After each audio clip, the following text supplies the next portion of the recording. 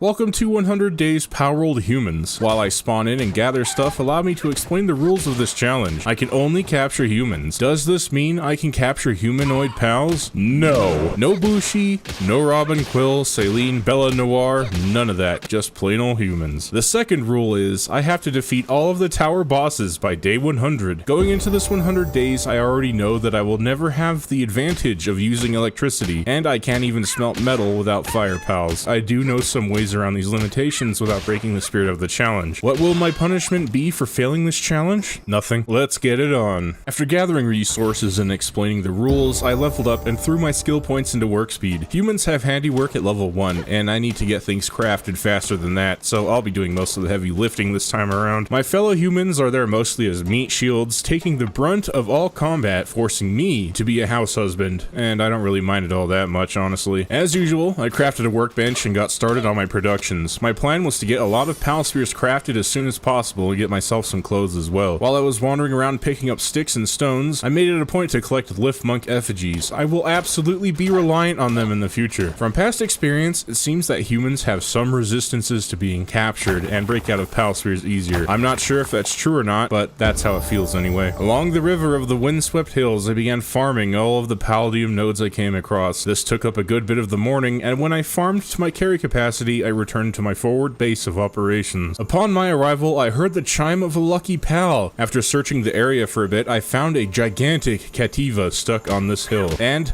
I began the attack. Whoa, this thing is a bit too strong for me right now, so I backed off. Then I unlocked some starter items and quickly fashioned myself a set of clothes for better protection. It's not much protection, but hey, it's better than nothing, I suppose. Afterwards, I placed a few campfires to make some food to stave off the inevitability of starvation. That lucky Cativa from a paragraph ago was driving me insane with its constant chiming, and I had to shut it up no matter the cost. So began my hunt to silence it. I eventually found it sleeping in the starter cave, and I once again set upon this Cativa with great conviction. My desire for peace and quiet sacrosanct. That Cativa had got the last laugh, however, as it punched me into the mesh. I was left with no escape, and I was trapped. The clock was ticking until I starved to death, so I took the easy way out and hit the respawn button. The lucky Cativa got away for now. When I collected my things, I still heard the siren call of that lucky Cativa somewhere, and after searching, I had found it and put an end to its tyranny on my ears. Learning from my battle, I crafted myself an overshield. By now, I'm sure you all know what this thing is. I hope so, if you clicked on a Palworld video. To put it plainly, this thing is designed to keep my insides from coming outside. I also crafted myself a glider. I, of course, wanted to make my way over to the most goated island on the map, and I needed this to traverse safely. I'm talking about Sakurajima. I love that island a lot, and it's my holy mission to build a base there every time I make a Palworld video. Until the new island comes out, at least. When my equipment was ready to go, so was I. I set out and farmed resources to get some pal spheres crafted, and then I ventured out into the world looking for potential candidates to join my army. My first recruit would be this woman, sitting stoically by a campfire, greeting players as they enter Palworld, gifting us wood and a cautionary tale. Bet she didn't see this one coming, did she? Some troll-eyed maniac waifu with blue hair and a lot of pal spheres to burn. As soon as the pal sphere had left my hand, I was assailed by PIDF, and they were not happy with my transgression against humanity. I dodged the barrage of lead coming my way, and I absconded with the angry palmerk, narrowly avoiding a trip to the respawn. With a leap of faith, I had managed to give the constabulary the slip and did a quick relog to drop the heat. To make some of these humans feel a bit more personalized, I decided to name some of them. This one was named Lisa Lisa. The band? Or from JoJo? Yes. Eager to see Lisa Lisa's skills in combat, I did a quick field test to gauge her abilities. Let's just say, I've seen a three-toed sloth with more enthusiasm. She wasn't very good at all. She didn't even use her shotgun for what it was intended for. Oh well, she's my first friend in this playthrough, and it's not so lonely anymore, I guess. I wanted more friends, so Lisa and I ran to a syndicate camp, and I caught a lot of them. I left mostly unscathed. I was built like Swiss cheese afterwards, and I couldn't hold a glass of water, but it was alright. Unfortunately, we did suffer a casualty. One of the syndicate guys I caught actually bit it quite hard. Rest in peace. I returned to base after a successful outing and made some much needed repairs. My clothes were in rags after that fight. After getting my stuff fixed, I did a quick resupply and I returned to the Syndicate camp. Just like on day 2, I caught almost everyone in the camp, except for this Syndicate gunner. He just didn't want to go with me, I guess. I wasted a ton of spheres trying to catch him, but I eventually did. At this point, I felt like I was ready to move on, and I decided that tomorrow I would run my way to Sakurajima Island. When I returned to base, I knuckled down and started farming a lot of stone and wood. I wanted to arrive on Sakurajima with a lot of spears. I think 122 would be good enough for now. Granted, most of the things on Sakurajima can't be caught with these, but I'd rather have them and not need them than need them and not have them, you feel me? Oh, here's a Syndicate thug petting a lamb ball, I guess. Day 4 had arrived quicker than I had anticipated, and thus, once more, did I set off to the promised land. I had spent most of the morning running in the direction I thought Sakurajima was. I've been there so many times by now that I don't even need to reference the map. Mostly. My travels took me to the small village that is tucked away under this gigantic bridge. I would be back here at some point, so me being future-minded, unlocked the fast travel node and continued on my quest. To shake things up for myself, I decided to take the scenic route to Sakurajima. I wanted to explore a bit and see if I could find anything interesting on my alternate route. I had found a desolate church, and I upgraded my PAL capture power and attempted to swindle this coin merchant. He really didn't appreciate my slight, and gave me a discount on the remaining days of my life. The start of day 5 was a complete disaster. Oh yeah, I got my stuff back by the way, only to lose it again. I got into a skirmish with more syndicates and a Tombat. There was a Depresso Wombo combo in there, and it put me in the dirt. I managed to grab all of my stuff not long after the incident, and I continued forward. My journey led me onto the bridge with Necromus and Palladius, and as soon as I had crossed the threshold into a new land, I was ambushed by the Free Pal Alliance. The title for these guys are a bit misleading. The only freeing they're doing is freeing local wildlife from the realm of the living, and I was next. And a group of them chased me all the way back across the bridge. Luckily for me, they gave up and retreated. Undeterred, I pressed on and found myself at the ancient ritual site. There, I managed to catch one of the Free Pal Alliance devouts. At the same time, I attracted the attention of this gang of Robin Quill. I wasn't about to stick around and find out what they wanted to do to me, so I legged it as fast as I could. After the pursuit, they lost chase and I was free to roam in peace. As the day wore on, I picked up more Lift Monk effigies and my path led me to the ocean. I began to tread water, not without great reservation though. I had no idea if I could actually make it across this bit of water, but I managed. Hey, it still sketched me out though. On the edge of the bamboo forest, I could just barely make out the boss tower of Sakurajima Island in the distance. As I was running, I saw a huge gang of Depresso, and I didn't want to tango with all that, so I kept my distance. Here's a cool Depresso fact, my Glahm fam. Did you know that Depresso can strip a chicken to bone in 3.5 seconds? Now imagine what an entire school of hungry Depresso could do to an adult human. Is this true? Sure, just don't ask Pocket Pair about it on Twitter. After running for some time without much filler content, I made it to the coast of the island I was on, and from there, I could see the giant mushrooms that were common in Sakurajima's swamplands. I was almost there. Tomorrow, I would swim across a small bit of water and be home free. When I seeked out a sojourn on the beach, I had a chat with this weary islander that told me a funny anecdote about a high-level merc being turned into a Denny's Grand Slam by a dire howl. He told me this exciting tale over the course of an 8-hour period, mostly because I went AFK to check on something. Bright and early on the morning of day 7, I swam across the water and arrived safely on the shores of Sakurajima. I was finally here. Almost immediately, I spotted a master pal tamer, and I had an idea to catch her. But before I could enact my scheme, I needed to build myself some insurance, just in case I died during the inevitable fight that was coming my way. With haste, I put down a pal box to act as a fast travel, and I farmed some stone and giant mushrooms for sticks, and laid down a snare trap. Ideally, the pal tamer would walk into the snare, and I placed down a campfire under her. The campfire would do ticking damage to her, and over time it would lower her health down for easy capture. A sound plan, a doable plan. So far the plan worked, and the tamer was snared. I placed down a campfire and waited for the right moment. First pal sphere was a no-go. And in retaliation, the pal tamer summoned a Relaxosaurus Lux, which in the moment was one of the scariest things she could have summoned. Relaxosaurus Lux were pretty strong, so I ran away, dodging a hailstorm of bullets and a hungry pal. With quick thinking, I managed to get the Relaxosaurus stuck on some mushrooms and double circled back to the pal tamer. With finesse, I caught her in another snare. Unfortunately, she perished and my pal spears weren't strong enough to catch her. Oh well, easy come, easy go. I decided while I was here to do a quick party swap on our fallen troops in the pal box for healing, and handpicked my strongest warriors to accompany me. I dug through 3 trash piles and got 3 legendary pal spears, and I would use these a bit later. You see, I was on Sakurajima for a few reasons. 1, because it's awesome. 2, because the trash piles on the island contained crazy endgame loot, saving me the stress of farming for it later. And finally, there are groups of ninja that wander the Sakura forest called Moonflower Genin and Moonflower Jonin. If I could capture either a Genin or a Jonin, I'd have the foundations for a smooth 100 days. Ideally, if I captured a Jonin, I'd have the makings of a boss soloing, katana-wielding weapon. So that was my plan. I'm gonna need a lot of lift monks for this. My searching continued into day 8, and I managed to find a few more legendary pal spears. I had 6 in total. Hopefully, it would be enough for when I did find a Jonin. I ran to the edge of the swamp and climbed up into the Sakura forest, and I didn't have to look very far for a few Genin and Jonin. I placed down a bunch of snare traps and lured them in with a pal spear. Time froze for a moment as I ran into position. Success! I had captured one of the Genin. 1 down, 2 to go. After catching both Genin, I was left with only the Jonin, and after a dance of death, I managed to capture him as well. I placed a campfire down and waited with bated breath as his health began to drop. After a few failed attempts at capturing him, I managed to get lucky with my last legendary pal spear. I was taken aback by my wild stroke of luck, and I would not squander this massive boost I was given. Quickly, I hurried back to base to swap him in with my team. I gave him the name of Tenchi. He has the Masochist perk, which lowers his attack by 15%, but increases his defense by 15%. I don't really mind this, it lowers him being overpowered slightly. We went back to my original camp to use the repair bench, and I noticed that Tenchi, when he attacks, does something like over 3,000 damage, and I wanted to test him out against something stronger.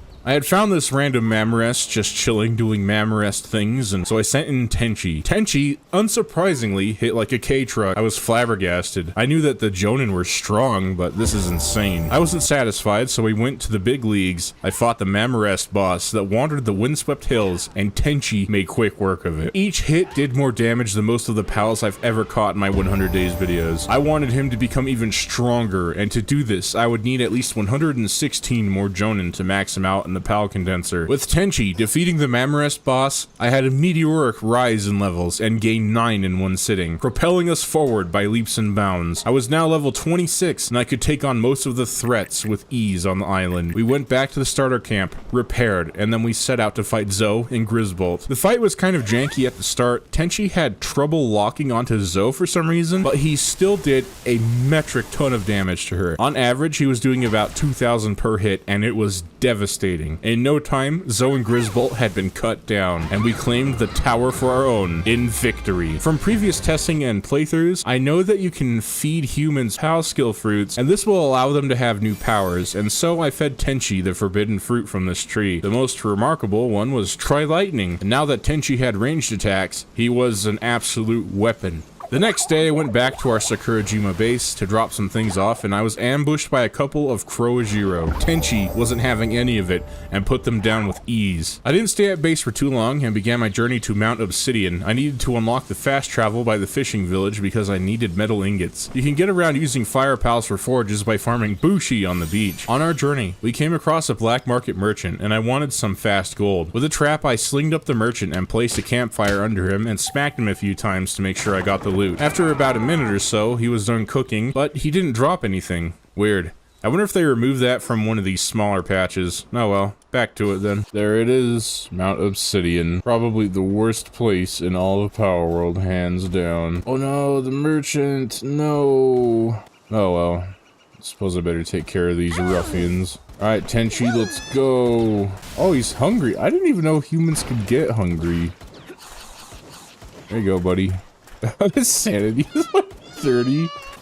Tenchi, what are you doing? There we go. Oh my goodness gracious.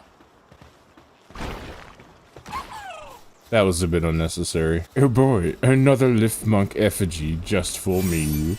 You know, suddenly the realization catching 116 Moonflower Jonin just hit me. I have my work cut out for me. I got a ton of metal that I need to farm. There's just so much to do, so little time. We're only on day 11 and I already feel exhausted. Hey, what's up, man? You know, I could use a trader back at base. What kind of spheres am I packing? I have an ultra sphere. Alright. Let's do this. Oh my gosh, I just threw my ult. I'm so dumb. Okay. I'll get you next time, wandering merchant. If it's the last thing I do. Yeah, for anyone who's watching this video, once it's out on YouTube, I absolutely cannot hit the broadside of a barn. Technically, I'm legally blind. Oh, they are after me. Oh my goodness gracious. Please leave me alone. I'm just a small anime girl that conveniently looks kind of like Rei Ayanami from Neon Genesis Evangelion. Alright, Tenchi, go get him. Tenchi, what are you doing? Defend me! He's just kind of standing there menacingly. Oh, he's got this.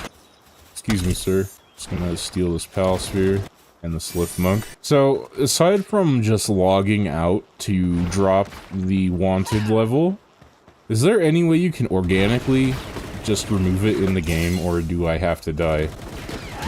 Alright, good job, Tenchi. There we go, get him. Bonkai. He's at half health. What are you doing? No! Oh, I wasn't even paying attention! Well, that's unfortunate. Gotta go all the way over there. Well, at least I got a fast travel at the church. Oh, I didn't realize I was that far. Oh, come on, man. Look at this guy. Just chilling. Moist, unbothered, staying in his own lane. Couldn't be me. There we go. Now I'm not naked anymore. That's nice. Hello, sweeper. Knowing my luck, I'm going to die randomly to something crazy. Never mind. Glahm, why do your Palworld videos take so long to get out? Well, my Glahm fam, this is the reason. I spent all day running towards Mount Obsidian. Yes, we must be getting close to Mount Obsidian. I feel an overwhelming wave of dread filling my body. Who's a good boy? Who's a good ninja? Oh, that actually is kind of sus. Tenchi, you are one crazy guy. Yeah, you know, looking at my current position and looking at that Lift Monk effigy, I just don't think that's going to happen. As soon as I arrive at the base of Mount Obsidian, I'm going to have to run like a maniac so I don't burn. Didn't bother making a tropical outfit because I'm stupid, apparently. Alright, Tenchi. Where are you at? Tenchi! Oh my goodness, where are you? He really is a ninja. Hold up, hold up. Here it comes. Wow, that's right on the way to a fast travel beacon. Alright, let's go. Oh yes, we have some opposition. Go get him! Tenchi. Oh, why are you shooting me? Alright, go get him, Tenchi. Just go. Use your sword. Tenchi, use your sword. No, no, no, no, no, no, no. Smash and grab. Smash and grab. Come on, Glahm. Come on. Playing with fire here. Run, run, run. I'm not gonna make it. I'm not gonna make it. No, no, no, no, no, no, no, no, no, no.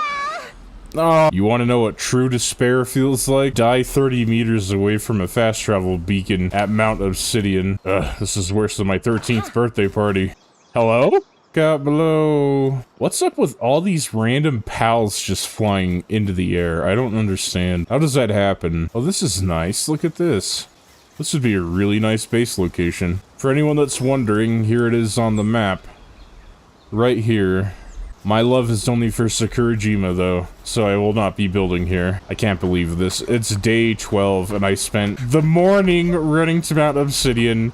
Now I'm spending another half of the day running back. Maybe if I just haphazardly climb this really high wall, and then climb that other one, I'll be able to get my stuff back. Still boggles the mind that I can climb a 90-degree angle with nothing but flip-flops and a dream. Really wish I put some points into stamina. Oh no.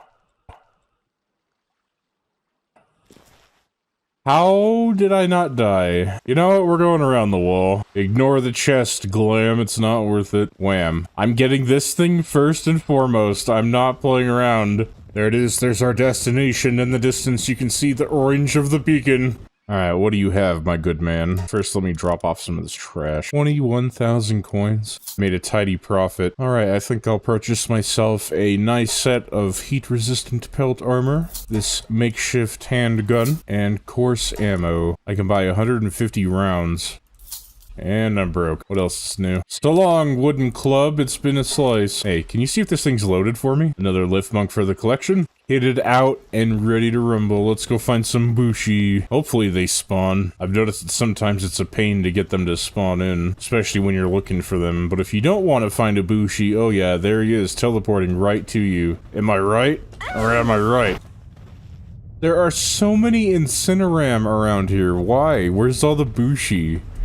I don't want to have to run all the way back to the bushi arena. Don't make me do this. So looking at all these skill points, I think the final last call for me is going to be this heat resistant metal armor, because I can't capture electric pals. I cannot use the power generator, which won't allow me to use any of these things, and foolishly I unlocked the Giga Shield without paying attention. I'm not going to be able to get any of this stuff, and I'm not one to clickbait my audience, so I'm sticking with just humans. I'm not even going to tame like farming pals or anything like that. It's kind of lame. Alright, go get him, Tenchi. Oh my goodness. No, you stay away from me. Tenchi! Tenchi, help me! Well, that could have ended horribly. Oh, I didn't realize these guys drop coins and flame organs. Okay. Usually I just avoid them. And so I spent the rest of the day on the beach trying to find bushi for metal ingots. Oh, look at that failure saw all the way out there. Or is that a Ragnahawk? I think it's a Ragnahawk. Yeah, it is. Sorry, everyone. My vision's going out. I established this, like, 2 days ago. I still have yet to see a bushi. Uh-oh. SpaghettiOs. Oh, Lord, he coming. Got him. I spent 100 days searching for bushi in Palworld. Here's what happened. There's one. Oh, first bushi. Go get him, Tenchi. Oh, he's hungry again? Even when hungry, he's an absolute unit. Excuse me? Eventually, I should probably get to Dune Shelter so I can purchase lettuce seeds and wheat seeds. Ah, a task for another day. I need metal right now. There's another bushi. Alright, go get him, Tenchi.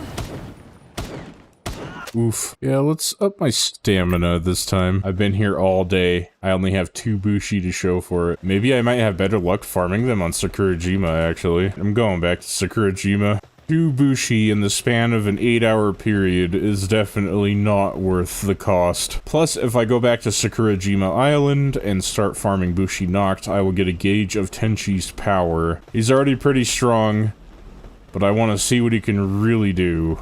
And so did our intrepid hero return back to Sakurajima Island to test out the might of his companion Tenchi. Ah, there's a saline over there. Wish me luck, my Glahm fam. So far, it's not looking good. Nope. I'm running. Whoa, that was close.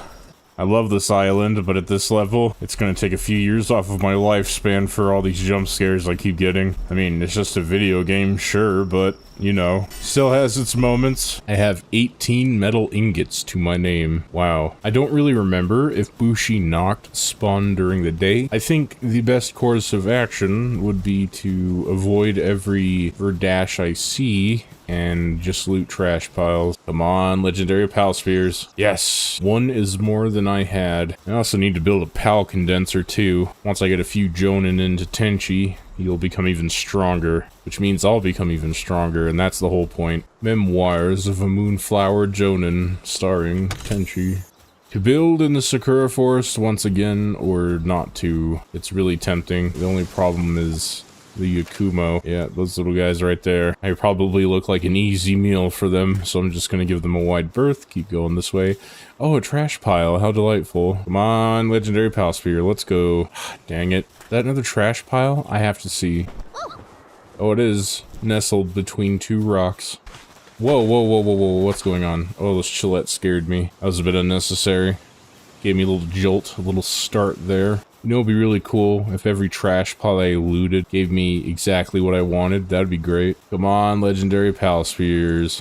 Dang it. Yeah, this is just a glimpse into what I do in my 100 days videos. I just run around Sakurajima looking for trash. Not the most exciting, wacky content, I understand, but you know, you gotta do what you gotta do.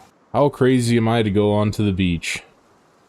Not very. I don't really want to go down on the beach. Is that a dragon egg or is that a dark egg? Nah. I'm not gonna go look, who cares? I don't know what they were thinking in Japan naming these guys Prickster. Means a whole different thing in English. Technically, I'm not on the beach, right? I'm just kinda on the outskirts a little. I refuse to go down there. No luck with the legendary Pal Spheres today. That's really unfortunate. I have 3 Ultra Spheres and 1 Legendary Sphere. I don't know if the Ultra Spheres can actually catch the Jonin. I have no idea how many of these things I've picked up. Seems like a lot. Okay, let's have a peek at this tree, see what we can get. Something good, a treat for me. Multi-cutter, okay. Dark Cannon, Blast Cannon. Oh, Tenchi, Bone Apple the Teeth. It's almost nighttime. One more trash pile. One more for the road. Still no legendary Pal Spheres. F in the chat, boys. F in the chat. By the way, let me ask you guys something. Do you prefer this narrating style over reading a script? Let me know, please. This is far easier than writing a script, and it's a bit more off the cuff. I'm just not sure what y'all prefer. I can go either way, honestly. Surely a legendary Pal Sphere in this one, right? Nope. Let's go find some Bushi Noct now. I'm feeling quite anxious. Kinda have my doubts. Oh, especially with Lisa. Oh no. Well, we're in it now. Alright, Tenchi. You see, the unfortunate thing about Nintendo being the way they are is that I can't throw Tenchi over the river to go confront that Bushi. Oh no. I was too busy complaining and I suffered. I'm sorry, Nintendo. I'll never talk bad about you again. Oh, there he is. I need to go. Goodbye. I'm running. He is not doing a lot of damage to this Bushi Noct. Not as much as I'd like.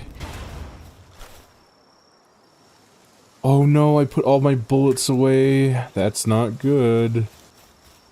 I thought that farming Bushi Noct here would be a lot easier, but I was apparently wrong. I said, oh yeah, maybe we can farm Bushi on Sakurajima, and here we are. There's a ton of Bushi everywhere, but they're way out of my league. I think I'm going to have to divert my plan. Oh no, oh no, no. Right, and I'm starving. You know, you think these things out in your head and everything seems like it'll go perfectly when you're thinking about it, but when you actually put it into action, it just goes so horribly wrong. Oh no, no way. Leave me alone. Yamate. Yamaro. Oh no, I'm stuck. I'm cornered. I'm dead. Sayonara. Well, this kind of puts a crimp in things, doesn't it? Wow, okay. Oh no, I'm dead. Oh, how did I survive? I'm running for my life. Oh, I thought for sure that would have my number. It appears that I've escaped. Would I even be able to catch a Jonin with an Ultra Sphere? I have no idea. I have never tried it. This is a nice area. It's pretty lovely. You got a view of the mountain, the big tree. I am in a legendary Pal Sphere drought. Please, just a small morsel. Oh, look at that. It's a huge dragon egg. That would have came in handy in my last 100 days video. But it is what it is. Well, it's almost lunchtime and I still have nothing to show for it. Unless... Alright, I see some Genin and a Jonin over by a trash pile. I might try to do this to my advantage. I have plenty of wood on me. I just need stone. Stone I see. Guarded by even more Moonflower Genin. They're everywhere. Look at that. There's Genin over here. Genin and a Jonin over there. I am spoiled for choice. Hopefully I can actually capture some Jonin though. Oh no, oh no. I got greedy. I'm paying the ultimate price. It's not worth it. I'm out of stamina. Anything bad can happen and probably will happen. I'm stuck. Oh no. It's just me and the Jonin. Oh, okay. I guess they're retreating? Sure. Oh, they're coming back for seconds. Whoa, that... These ninjas, I swear. They're very good at their training. So this is the art of shinobi. Please leave me alone. Oh no, please. Just leave me alone. What's that? Oh, that's a Yukumo. Great. Oh, the They're gone. Alright, they're fine. They finally left me alone. Finally. Now I have to backtrack. Is that another huge dragon egg? Why couldn't I have this luck in my last video, man? Come on. Who did I make mad to rack up such bad karma? So now that I have the materials for a trap, or 2, or 3, or 4, how many ever it takes, all the Jonin just disappear. And all I'm left with are Genin. Oh no. Oh no. I haven't captured a Genin. I don't know how strong they are, but... is that... It's a lucky Quivern. Wait, what did I do? Why are you attacking me? I like Quivern. No.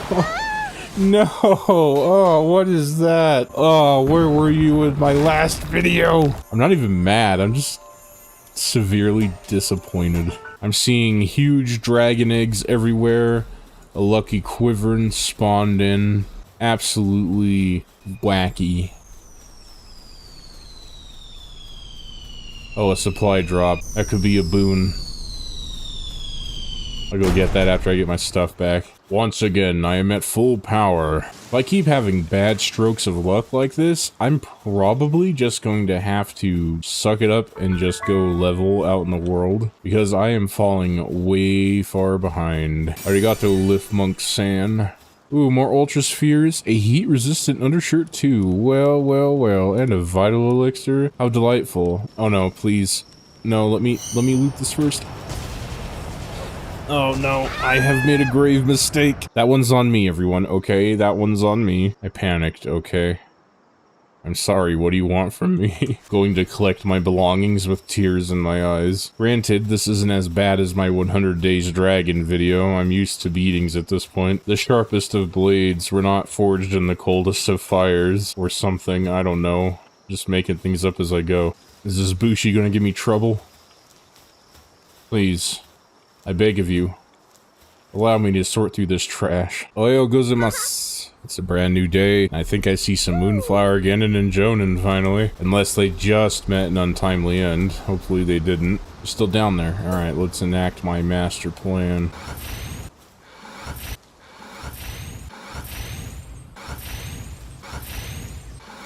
Alright, I think this many traps should be enough. Ew. Down there.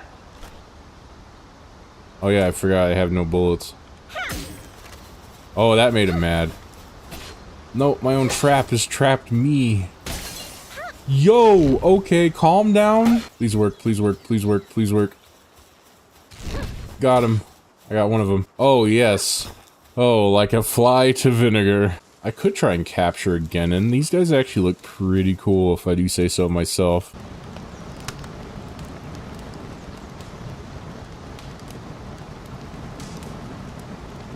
Alright, here we go. Really? Oh my goodness. I should have known. Well, great, now what do we do? You know, in hindsight, I've been collecting all these Lift Monk effigies. I could have just leveled up my capture power before engaging in this endeavor. You know, as they say, hindsight is always 20/20. Alright, Megasphere, go. Hypersphere, go. Ultrasphere? Really? You know, how about a Genin? Will the Ultrasphere work on a Genin? Nope, these ones don't have very good odds either. This has got to be illegal. This doesn't feel right. Maybe I could get lucky and find a legendary Palsphere somewhere around here. Wishful thinking, right? All I need is one trash pile. Oh, there's a trash pile. Sick. Oh, what? Yes. Oh, that is so clutch. 3 legendary Palspheres. Hail Mary.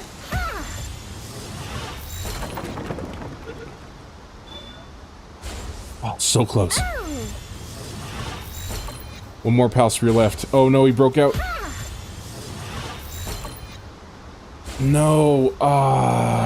Easy come, easy go, as they say. Pardon me, good sir, but what you are doing is ethically wrong. Yeah, and?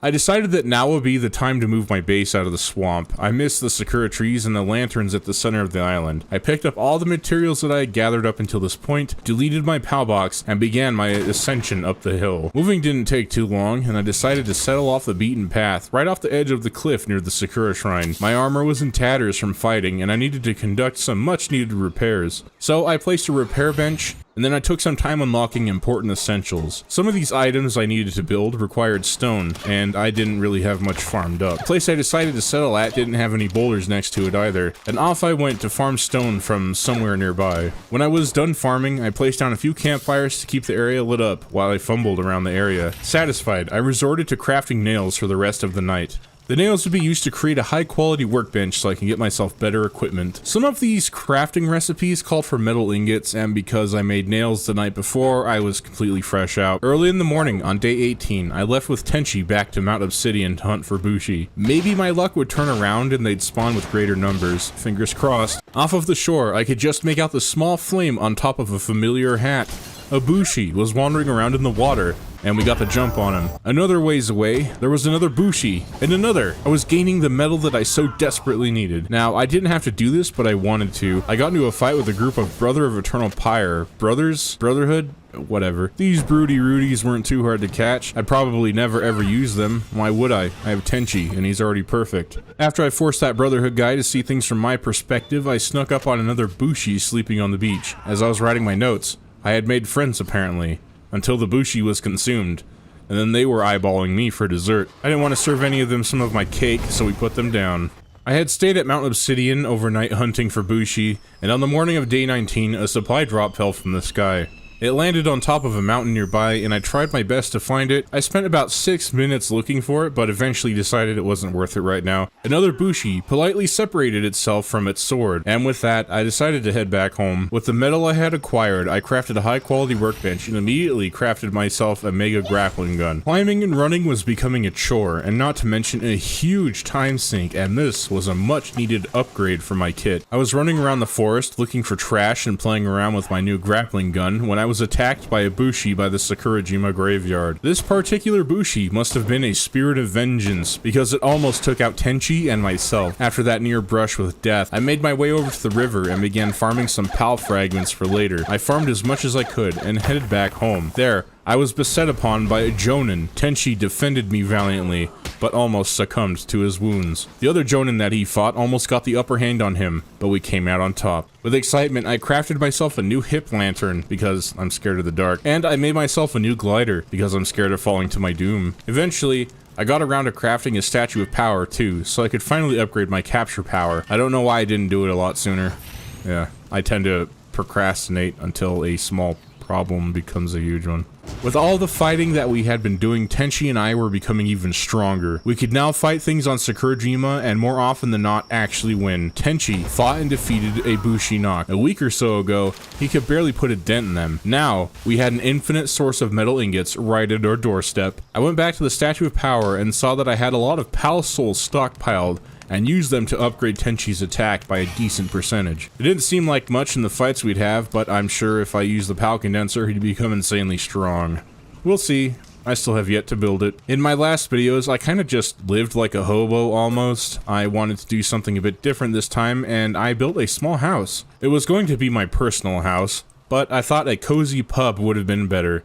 I unlocked some decorations and began shaping this small but humble shack into something with substance. The bar is kind of looking cozy if I do say so myself. Who knows, I might expand it a bit. Another late goal I set for myself is to build a small town here. I should have done this as soon as I moved here. Oh well, better late than never I suppose. I placed down some berry plantations to get a source of food going. Up until now we were sustaining off of raw meat and moldy bread from treasure chests. My stomach needed a break from the nutritional nightmares I had been subjecting myself to. A little ways from base, a Celine had graced us with its presence. I wanted to fight it, and I was disintegrated almost immediately. When I got my things back and went home, the syndicate decided to throw me a housewarming party. Luckily for me, Luckily for me, I had hot lead prepared as a party snack. The excitement from the evening got my blood pumping, and I spent the rest of the night farming Bushi Noct. I farmed Bushi until the morning, and my travels led me to a skill fruit tree that had some very powerful dragon fruits on them. Of course, they went to Tenchi. My quest for power wasn't done. I needed a special weapon to supplement Tenchi and myself. I could still craft a piece at the weapons workbench, but the Alpha Beacon boss had a chance to drop a really good legendary schematic. Ideally, I get it on my first try, saving myself the headache of putting it on farm, because that's how these things always work, right? I had a long trek ahead of me, so Tenchi and I left to hunt down the beacon boss. Along the way, I almost met an untimely end. I had misjudged the distance between my glider and the ledge, and landed right into the water with no stamina left. We cut it really close this time. I'm lucky things didn't end badly. After that scare, we stopped by to say hello to the Bushi boss, who was so excited to see us that he gave me metal ingots and a level up. Oh, how generous. The trip north took all night, so let's just hop into day 24. Day 24. The details for today are a bit sparse. All I did was fight Relaxosaurus Lux, because why not? And we made it to the Beacon boss arena. To avoid death, I had to jump around a lot to avoid any damage coming my way. But after a bit, Tenchi did manage to win, and guess what? No blueprint.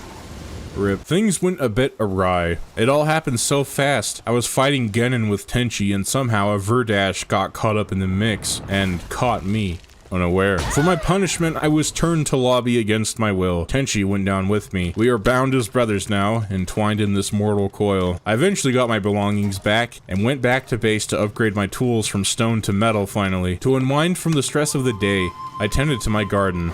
I adopted the ninja way. Be a warrior in a garden instead of a garden and a warrior. I actually forgot what that saying was. I'm just too lazy to Google it. In actuality, I was killing time waiting for Tenchi to mend in the PAL box. It was a 9-minute penalty every time he bit it, and boy did I end up feeling it at the end of this playthrough. It felt like eternity for him to heal, and I got bored sitting at base doing nothing, so I figured I'd be a bit proactive and farm some stone. With all that stone, I made a stone pit to save myself the effort of running around looking for wild boulders. This thing was a godsend. When I finished with my task, I was running around the Sakura forest when suddenly a supply drop fell literally right in front of me. I was flabbergasted. This was an amazing drop too. A blessing, to be sure. I don't have much to say about day 26, other than it was a day for legendary PAL spheres. Make it rain. Is that good? Yeah, okay, I'll leave that in the video. I spent all night rummaging through trash and my efforts were greatly rewarded. I had a cool 20 PAL spears. There is no way I can't catch a Jonin now. After setting up some traps, I lured in a Jonin with mild stress. When his health was low enough, I threw a barrage of legendary PAL spears. Would you believe that I blew through 14 of them just to capture one Jonin? It's true. And he had better passives than Tenchi. For a moment, I thought about feeding Tenchi to this other Jonin. I had a heavy decision to make. Give up Tenchi, the main man who has been with me through it all, or feed the superior Jonin Tenchi for a mild stat boost. Only time would tell. So I got a bit greedy and slid the wild PAL appearance rate all the way to 2, and today I fought 2 of the Alpha Beacon bosses. My thought process was, 2 Beacon bosses, double the chance at that blueprint. The plan in my head was foolproof, but as usual, wishful thinking, and I died. Twice. I managed to get one of the beacon down, but no blueprint. The other one disappeared into the aether, so with nothing to show for it, I returned home. At this time, I turned the appearance rate slider back to normal, or at least I thought I did. I guess I didn't save the settings or something because a huge fight broke out between myself and Tenchi and a few Bushi Noct with some Wixen Noct thrown in for good measure. And no, I did not survive the altercation. Tenchi didn't survive either, and since he was my hard carry, I had to let him heal in the PAL box. I used this time to reflect on the horrible atrocities that I've committed to get to this point. All the humans folded neatly into PAL spheres, their screams for help, once again, longing for release. On a more positive note, my berries were nice and red, probably the best in all of Sakurajima. I had enough metal to build a condenser finally. This would allow me to feed Tenchi other Jonin to make him stronger. When the condenser was finished, a wandering merchant foolishly wandered next to me. He was not safe, and I tried to catch him. He caught the lead with his teeth. Oopsie. I had a moment of silence for the fallen homie as I glanced over the interface for the condenser. By sheer chance, I discovered that I can use any type of human to make Tenchi stronger. I wasn't forced to just use Jonin Ronin. This one simple discovery was a complete turning point in this playthrough. All the humans I've caught, save for Lisa, were fed to Tenchi, making him even stronger. With this knowledge, I rushed over to the Syndicate camp and caught as many thugs as I possibly could. And apparently this stupid Gumas that got in my way. This one Gumas would ruin the playthrough and void this whole challenge. Nah, just kidding. I dropped it on the ground. It can think about what it did for eternity. By the way, full disclosure, this isn't the first time this happens. This happens at least twice in this video. Nearby, I ran into a cave to catch even more Syndicate, and did find some. When I had enough, I returned home and made a stun baton to catch humans easier. The tooltip for this weapon states that pals are easier to capture while they're stunned. I don't really believe that. I use this stun baton a lot, and it's kind of underwhelming. To make the stun baton, I needed a decent amount of metal, so once again, I returned to the base of Mount Obsidian with a bounty for Bushi. And I fought a lot of Bushi playing this game through all of my videos. This one, however, is the only Bushi to genuinely give me a jump scare, and he had to pay. One thing I've noticed with hunting Bushi here is that a lot of them end up walking around in the ocean. I'm not sure why they do this, but it's just something I've noticed. And you know what else I've noticed? Only 1% of the people that watch my videos are subscribed. Normally, I don't like to ask for a subscription, because I feel it should be earned, and I like to let you guys that watch the video decide. But when I do ask for a call to action, I've noticed that I get a huge boost in subs. So if you like my content, please consider subscribing. It helps my channel grow. YouTube likes it, and it makes me feel almost human again. And you can always change your mind later too, of course. But why would you? Who else is out here making some of the crispiest Palworld content on YouTube? Thank you! Alright, shameless plug aside, I spent the rest of the day farming Bushi for metal.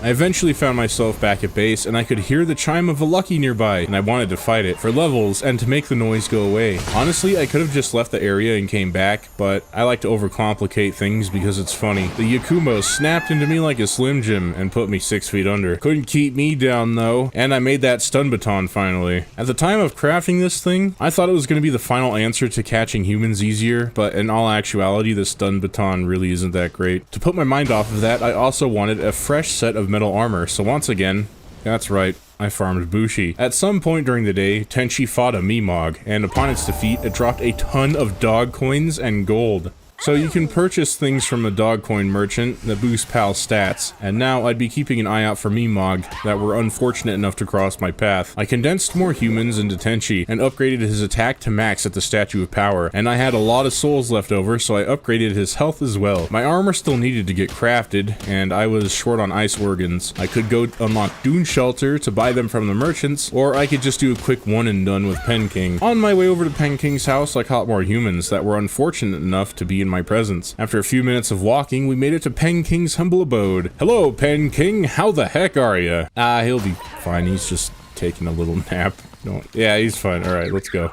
When I got home, a supply drop landed somewhere near me. I wasn't paying attention as to where, so I began running around to find it, dodging danger every which way. When I got to it, I tore it open and was greeted by a mild spread. I was hoping for work speed elixirs or a pendant of diligence. Oh well, beggars can't be choosers. After a few minutes of wandering around, I finally got to crafting my cold-resistant armor, and paired with a thermal shirt, I would hopefully be immune to most extreme temperatures, until I die at least, and then it's back to square one. Now that I had a mid-game set of armor, I was ready to fight the mid-game tower bosses. I had a few options. I could go back to Mount Obsidian to fight Axel and Orsurk. I could fight Marcus and Phalaris, or I could fight Lily and Lylene. Yeah, I chose Lily and Lylene first. As I was explaining who I wanted to fight to my Glahm fam, a wandering merchant made the mistake of interrupting me, so I caught him. I'm going to treat him as a butler, and Sebastian was the name I chose. Yeah, I'm sticking with it. I said goodbye to Sebastian, and ran to Lily's tower. This took a really long time, but at least I got some fire ability fruits for the up-and-coming boss fight.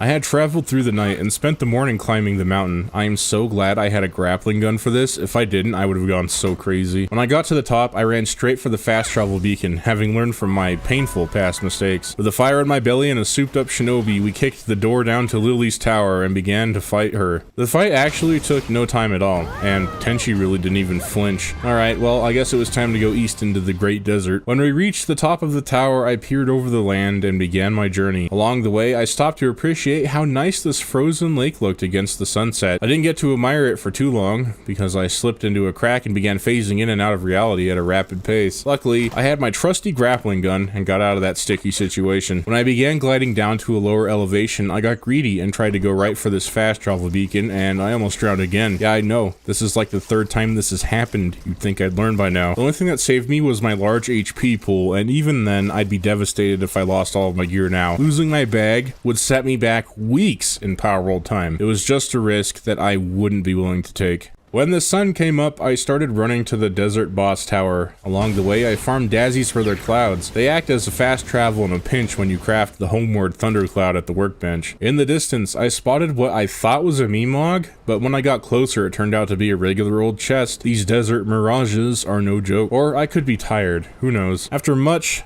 running, I was almost at the tower, except I was on the wrong mesa. In the blink of an eye, I arrived at the tower. Wow, editing sure is useful. A 10-minute trip took literal seconds. The massive journey that took place over the last few paragraphs had left me a little tired, so I just went home and cooked food to relax for the rest of the day.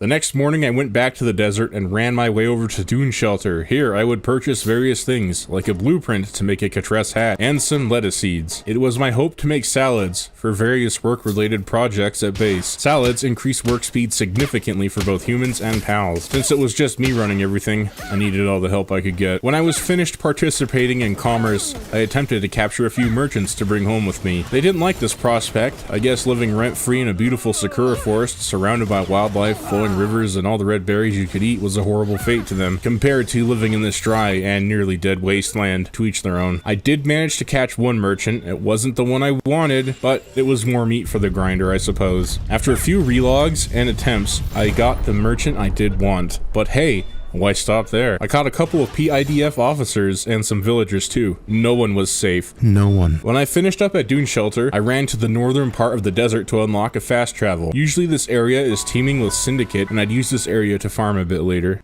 On the start of day 37, I fought the Chilette boss for no reason at all. I really did not have to be here. I was actually on my way to fight Catress to get some of her fur, so I can craft the Catress hat. I did get some fur. You know, as I type this, there is no way for me to say this without sounding hella sus. Yikes! A little distance from the Catress fight, I saw a huge mountain that I wanted to climb, so climb it I did. There was no reason to do this. From this great height, I could see a lot of Palworld. I could even see my base from up here. Well, not really, but let's just pretend. I could also see Liftmonk effigies scattered across the map, and I was due for a capture power level up. So back down the mountain I went, grabbed a Liftmonk effigy, and went home to upgrade. I'm not sure if I'd keep at this. The requirements are becoming more and more taxing, and without the aid of a flying pal, this would take up a tremendous amount of time to complete. But if I see an easy to grab Liftmonk, yeah, I'll get them. My base was looking a bit bland, and I wanted to build it up. I've noticed that most of my bases as of recent have been quite sparse, so I started laying down foundations for smaller houses. The idea was to have some humans live here and make it look like a small settlement. I didn't really have a layout for the village planned, so I just kind of haphazardly threw down in places I thought needed a house. With that being said, I spent most of the day just building. I'd play something like the Red Dead Redemption 2 house building song here, but I won't, so we'll just pretend.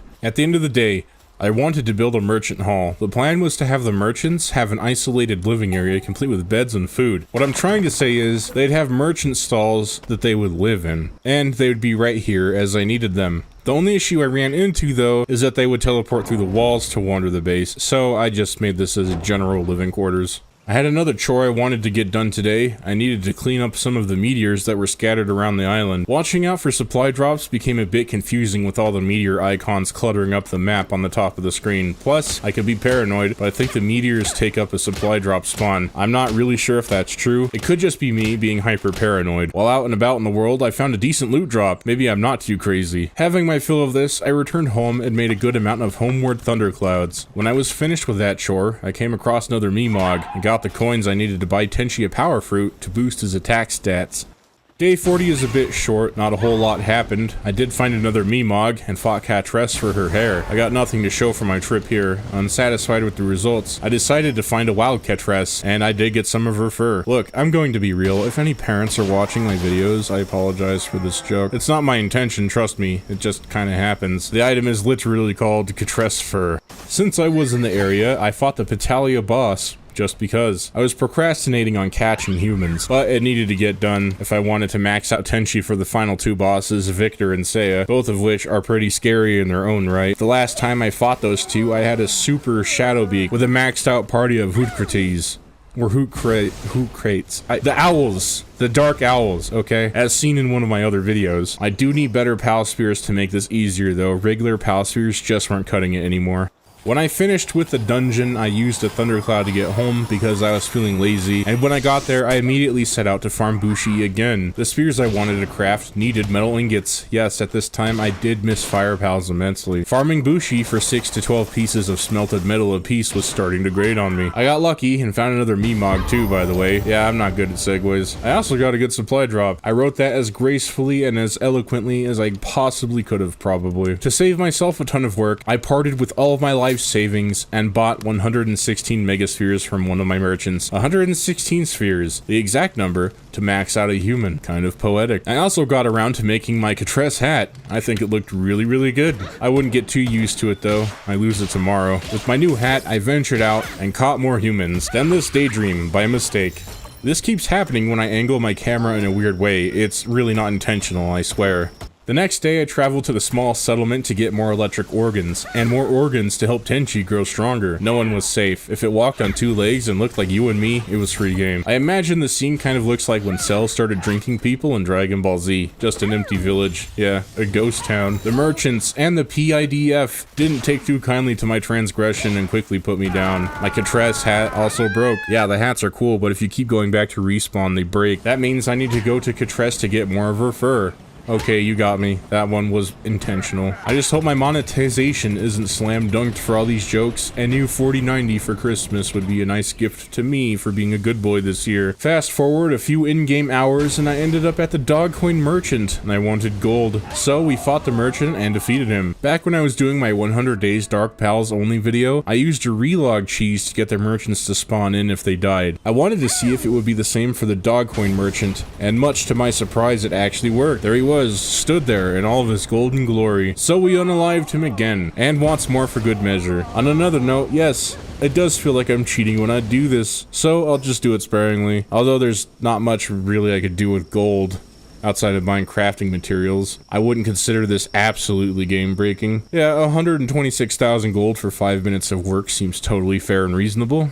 Back at the base, I made a Palsphere workbench to craft my own Gigaspheres, but in the meantime, I needed a quick fix, so I bought more Megaspheres. When I finished up, a raiding party was sent to my doorstep. This inconvenience would grant me more humans to use for later, and luckily for me, I managed to capture them all. I still wanted to craft Gigaspheres, and they needed a lot of smelted ingots, so back I went to the Sakurajima graveyard to farm Bushi for the rest of the day. After stealing as many Bushi swords as I could, I headed to the river to farm Paldean fragments. Gigaspheres also needed a ton of frags, and wow, now I'm farming stone. After all of that hard work, which looks like it took a short while, but I assure you it didn't, I was only able to craft 20 Gigaspheres. This really was not worth the effort. On my laundry list of things to do today, fighting Catress was one of them. I wanted to fix my hat again. This hat breaks so easily, and fighting Catress every few days was an exercise in futility. But this video needs a B-plot, and this is it. Of course, she didn't drop any of her hair. I just realized I've been calling it for this entire time. I don't have a follow-up joke. At some point during the day, I ended up catching even more humans, and just like that, I was back out in the world farming more Catress. I feel really bad for Meemogs. It's not their fault they're filled with tasty loot, but you gotta do what you gotta do to deal with the Palworld power creep. When I got home, I repaired my hat, but I just ended up breaking it a few paragraphs later. Across the world, I was out catching villagers again, and these guys are super slippery. This particular one was giving me grief, and he wouldn't go quietly, but I eventually did catch him. And this one too. When the settlement was cleared out, I moved over to the fishing village at Mount Obsidian. I had managed to capture most of the villagers, but regretfully, I had another run-in with the 5-0. Wow, day 46 sure was crazy, huh? How did I get out of that one? Anyway, I captured more humans, and to have them respawn faster, I would log out and in again to expedite this process. I eventually had enough farming done and returned home to upgrade Tenchi again, all the way to tier 3. To max him out, I would need to capture around 60 more humans. Catching humans with Palspheres was already difficult enough, now I need 60 of them. I'd have time to think about the consequences of doing a Palworld 100 Days Human video as I farmed Bushi for metal. Today marked a big day for us. I wanted to see if I could fight Marcus. We had high spirits, and this fight looked very doable. I just needed a decent water skill fruit for Tenchi, but yeah, we did die. So I spent the next few days searching for skill fruit trees. I had searched all day on day 49, and the best one I could find was Lightning Strike and Solar Laser. They weren't super good, but they weren't super terrible either. After about 2 days of searching, I was finally gifted with a single water fruit. It was Splash. I didn't know if it was any good though, but we're going to find out. I fought Marcus again, and this time we were doing a lot better. But since Solar Laser was a grass type PAL move, it didn't do a whole lot of damage to Phalaris. But Splash carried.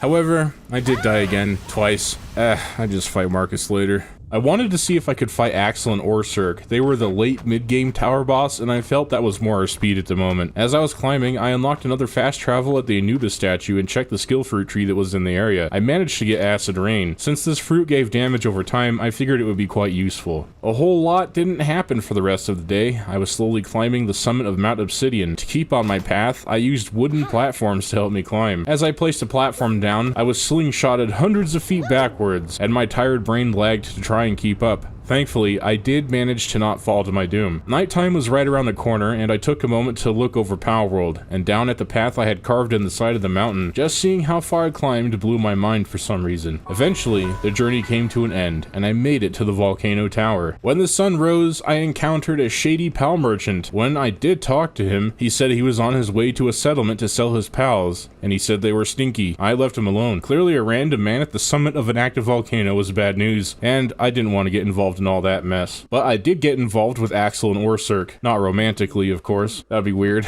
Imagine me. Axel, no, couldn't be me. Anyway, we were evenly matched in combat. We fought back and forth. Orsurk and Tenchi were pushed to their limits. Why is it everything I write sus? I don't understand. And the fight raged on for a full 10 minutes. It was down to the wire. Would it be Tenchi or Orsurk? Right as the clock struck 0, Tenchi dealt the final blow, but the PAL gods cheated me out of a hard-fought victory, and I died as well. Frustrated, I turned Palworld off and went to bed in real life. I once again fought the Alpha Beacon, and I once again left with nothing to show for it. I have some really horrible luck apparently. Since I didn't have much else to do, I went around and caught more Syndicate, mostly to pass the time. One thing I didn't realize when I initially started this challenge was that grinding to a halt mid-game is super boring. But for the sake of you guys, I'll try to make this as entertaining as possible. It's going to be a stretch, but we'll see if we can make this work. You think farming Bushi for metal would be fun and exciting, but it turned into one of the most mind-numbing chores in this entire 100 days. Armor breaks. Go farm Bushi. Stun baton breaks. Bushi. Need more PAL spheres? Yep, Bushi. I was living in my own personal Groundhog Day. The most exciting thing today was finding another water skill fruit called Wall Splash.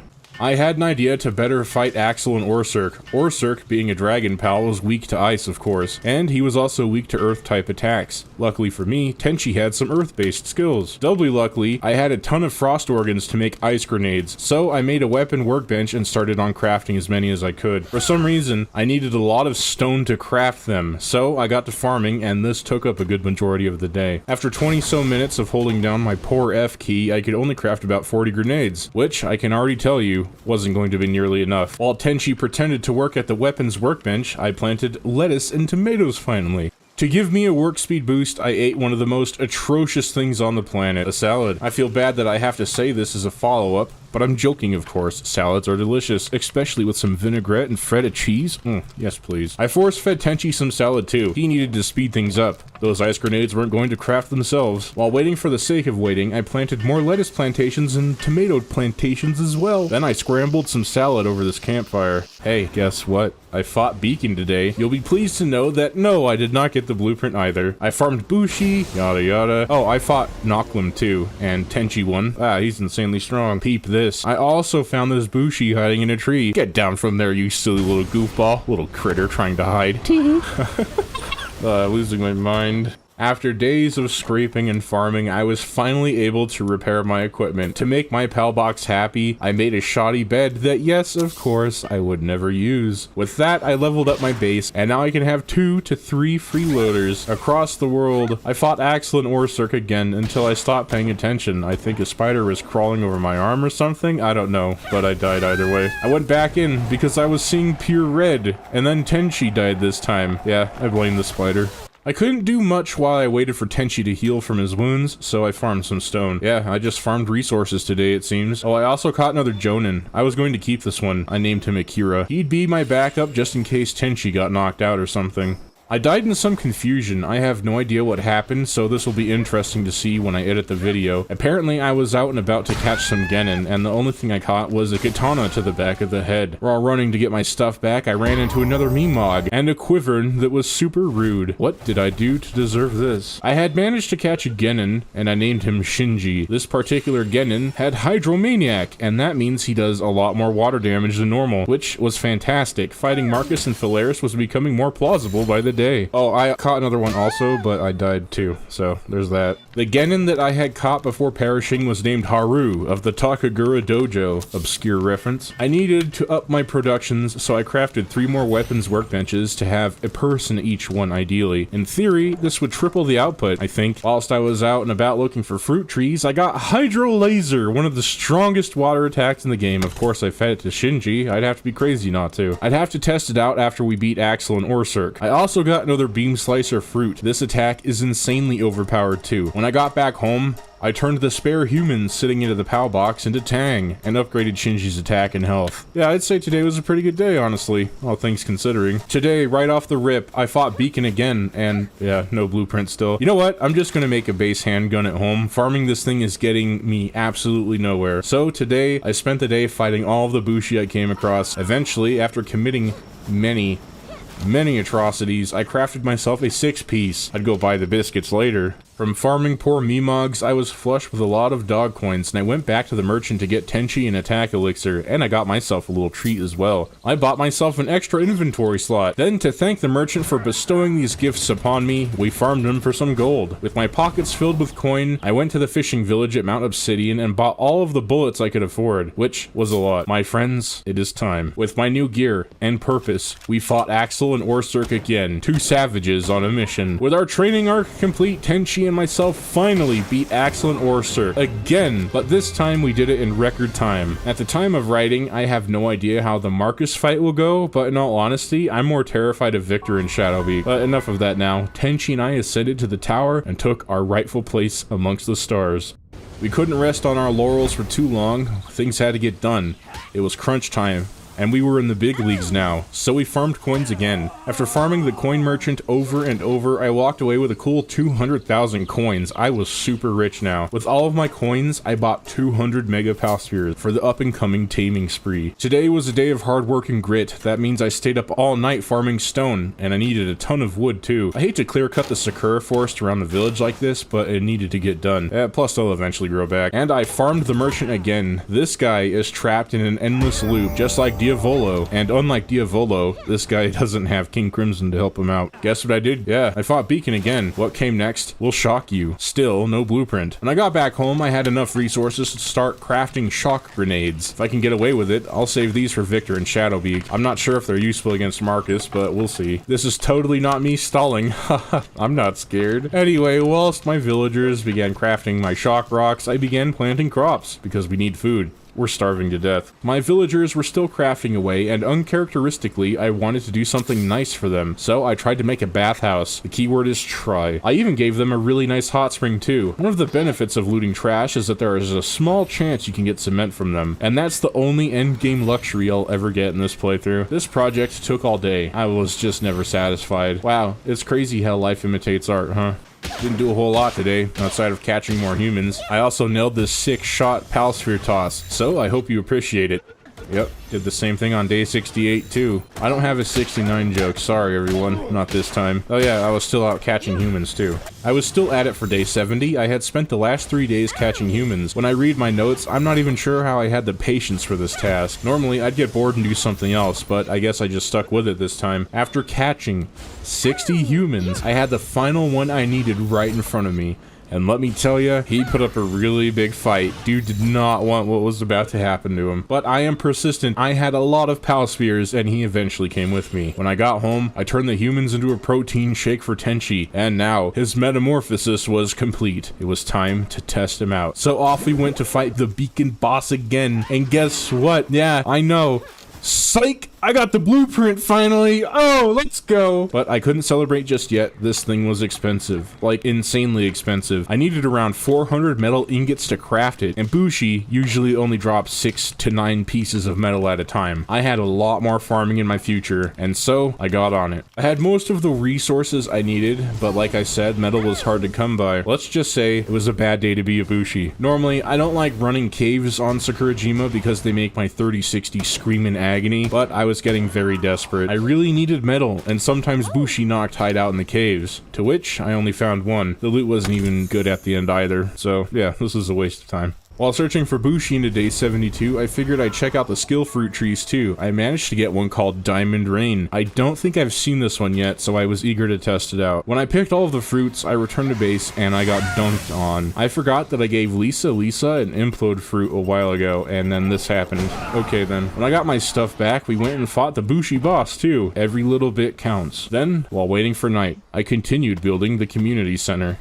I was running around a lot, and it was getting to the point where it took up most of my time. To remedy this, I made a few Dazzy thunderclouds. When that task was complete, I farmed metal from Bushis again, and got myself a cheeky level up as well. The only real thing that would help me in my future fights was to surpass the level of the boss, and honestly, I didn't know how I would achieve that goal. I had the idea to try and fight the Glahm again, since it outleveled me, but I got distracted by something, and I died. When I got my stuff back, Glahm once again did his super frisbee breaker on me, and guess what? I died again. So I meekly began to farm Bushi again for the rest of the day. I ended up at the Bushi boss again. With all the farming I was doing, I was making some decent progress, and I only needed about 100 more iron bars to get my super project underway, but it felt like it was taking forever. Since I couldn't do much else right now, I decided to farm stone until the sun went down, and then I would farm Bushi at night. In the early morning of day 75, I was scrambling to find as many Bushi as I possibly could. Unfortunately, not a lot of them were spawning in tonight. Well, I did my best, but sometimes my best isn't good enough. I needed something to take my mind off the mountainous task that I had to do, so I cleaned up the base a little, trying to get things tidy. In my notes it says I died. To what?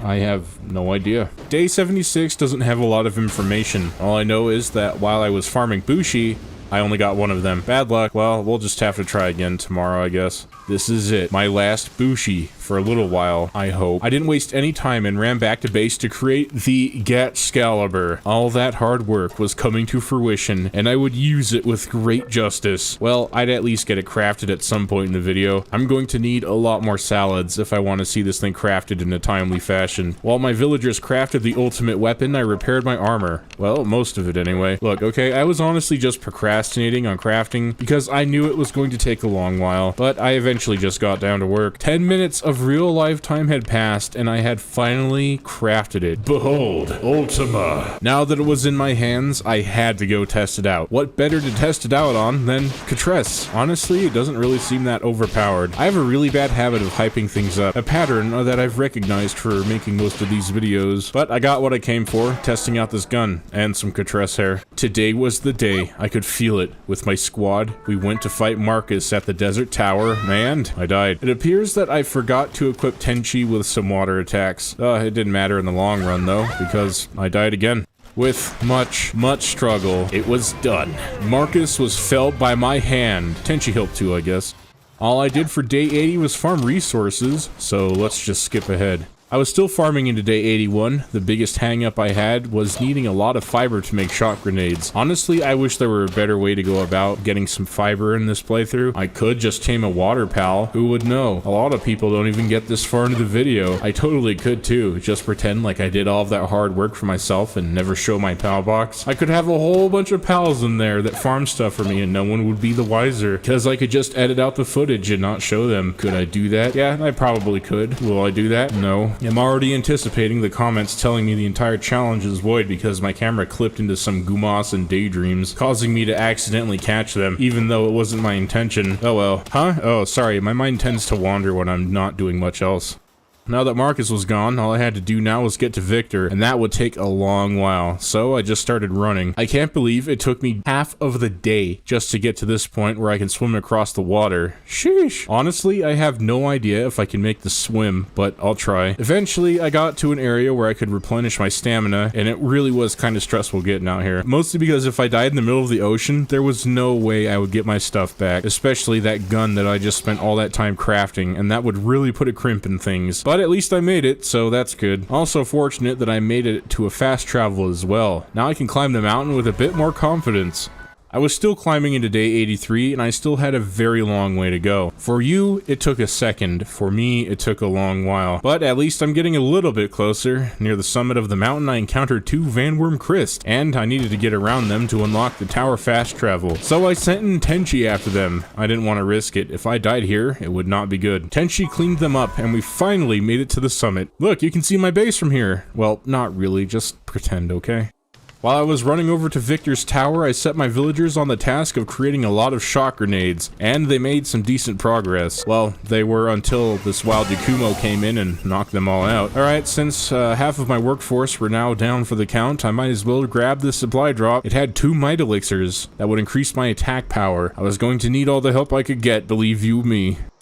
The next day, I fought Victor and Shadowbeak, and I got shredded. Absolutely shredded. I didn't even stand a chance in here. Tenchi was knocked out right away too, so with that, I'm heading back to base to let him heal. While I was farming, a small raid happened. What's up with the Syndicate always sending like 3 dudes and nothing else? Like, what's the point? Well, after that slight inconvenience, I went to the Great Desert to hunt Levender, and if you're a longtime viewer of mine, it's not for the reason you think. You see, I was after a potion that will let me reroll my stats. I leveled heavy into work speed, and since we were winding down on this 100 days, I wanted to convert those points into attack power. Enough yapping though, I didn't get that potion. When I went back home, I completely forgot that I could make omelets, and these increase your attack power by a percentage, about 10%. It's stacked with necklaces and your base attack stat as well. With my nutrition in check, and the most flames omelet I've ever eaten, we tried to fight Victor again, but I still died. But this time, I made it a lot farther than before, so this might be possible. When I got back to Sakurajima, I started checking the fruit trees that were around the island to see if I could get any more dragon fruit. Tenchi was my main hitter, but if I could at least get 1 dragon attack on each of my team members, I think it would help a lot.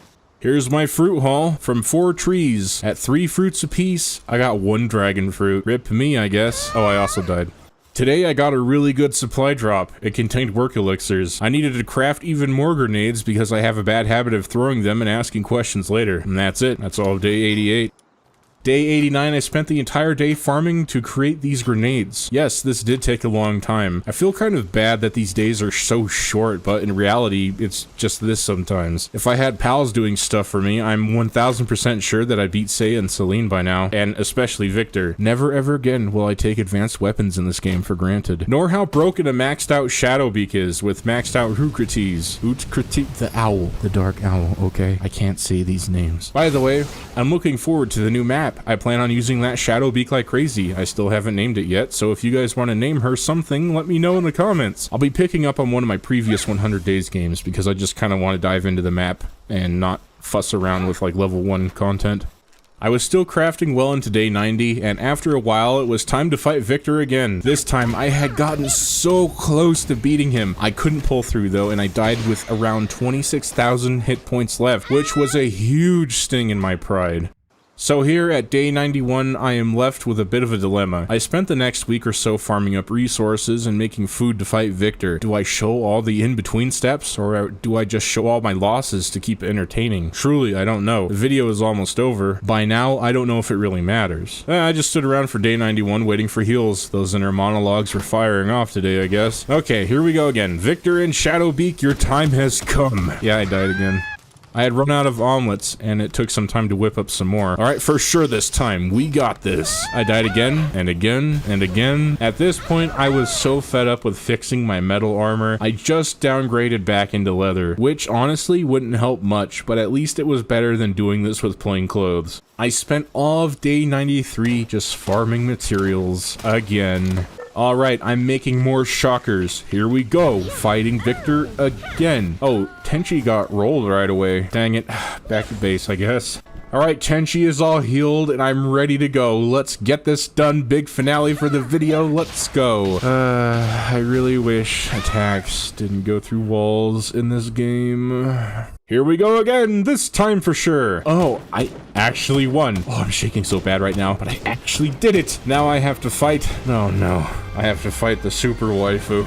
Yeah, you know what? I'm good. I already know that Seiya is going to be nigh impossible with just humans at my current level and gear score. So you know what? I'm just going to chill for the next 3 days. I earned this. I am going to retire. But let me say something before you leave. This was one of the most difficult Palworld challenges that I have ever done. Without a bit of cheese in the early game, I honestly don't know if I could have accomplished this challenge at all. Yeah, I know. I set all of the tower bosses by day 100. I know my limits. So to you, if you want to try this challenge, maybe you can beat Seiya and Celine? I would like to see it if it's possible. I'm not trying to be smug or nothing, it's just the way I sound, which apparently is really depressed all the time. Thanks for pointing it out, guys. I'm very well aware of it. You can stop pointing it out. Thank you, I know. In reality, I'm not even that good at Palworld, but I like to see what a Palworld master could do. Alright, but for real though. Day 98. I actually did try to fight Seiya. I can't say I clickbaited because here I am. I'm fighting her. As expected, I crumbled. She is so insanely strong and so insanely waifu material. Well, after that horrendous whooping, I decided to just relax and do chores. On day 99, I built this clock tower. I thought it looked cool. Can't really see the clock well, but hey, it's there. On day 100, well, it's actually day 102 because I was just having fun building up my base a bit, but who's really counting in these videos? Most people fake this kind of content anyway. I decided once again to fight Seiya and Celine. I fought as hard as I could and managed to get her health somewhat low, but I just couldn't do it. I could not clutch it out in the end. I tried again and nothing. Well, there you have it. I couldn't beat all the tower bosses before day 100. As punishment, here's me in a maid outfit. Enjoy. Alright everyone, thanks for watching. Oh hey there, you didn't skip to the end of the video, did you? You little sneak. Go back and watch it from the beginning. Yes, I stole this bit from Markiplier. No, I don't care. See you in the next one. Bye. Do you see this here? This is a cybernetic dragon that can fire rockets from its back. Do you see this here? This is a frozen nope rope, a dragon in the shape of a ferret who also likes rockets. Welcome everyone to 100 Days Palworld Dragons. The goal of this video is to use nothing but dragon type pals for 100 days. Join me as I not only try to survive, but thrive on Sakurajima Island. Here we go again. I spawned in and it was nighttime for some reason. Well, that's weird. I guess the game was using my settings from 100 Days Dark video. I have no idea why it's like this, but it does get fixed later. Just don't worry about it. I'm sure if we ignore it, it'll go away, just like most of life's glaring problems. Alright ladies and germs, I'm not going to bore you with the intro to day 1. You by now hopefully know the drill at this point. Axe, pickaxe, torch, weapon, got him. My first pal will be the Chillette boss, and let's just say I don't have very high hopes right now. For some reason, I thought I could tussle with this frozen dragon nope rope, but it got the best of me, and I was put on ice. The Chillette was like Raditz, and I was like Goku at the start of the Saiyan saga. I just wasn't built for this fight. Round 2, and it's gone. Well, I guess I'll just go do something else for a bit. And something else I did indeed do, like pick fruit from the skill fruit tree. I got a decent one. It was called Iceberg. I would never use it. I don't know why. With me picking fruit from this tree, that was a wrap on day 1. Chillette and I once again met on the field of battle, and since I've played about 200 hours of Palworld at this point, I thought that I was the big dog on the island. Yeah, I thought I was Mr. Palworld wide, but I was due for a reality check, and this Chillette taught me a very important lesson in humility. Again, and again. Clearly, I was trying to put the let before the chill, and I just had to get stronger. That was it. I was just too weak at this time.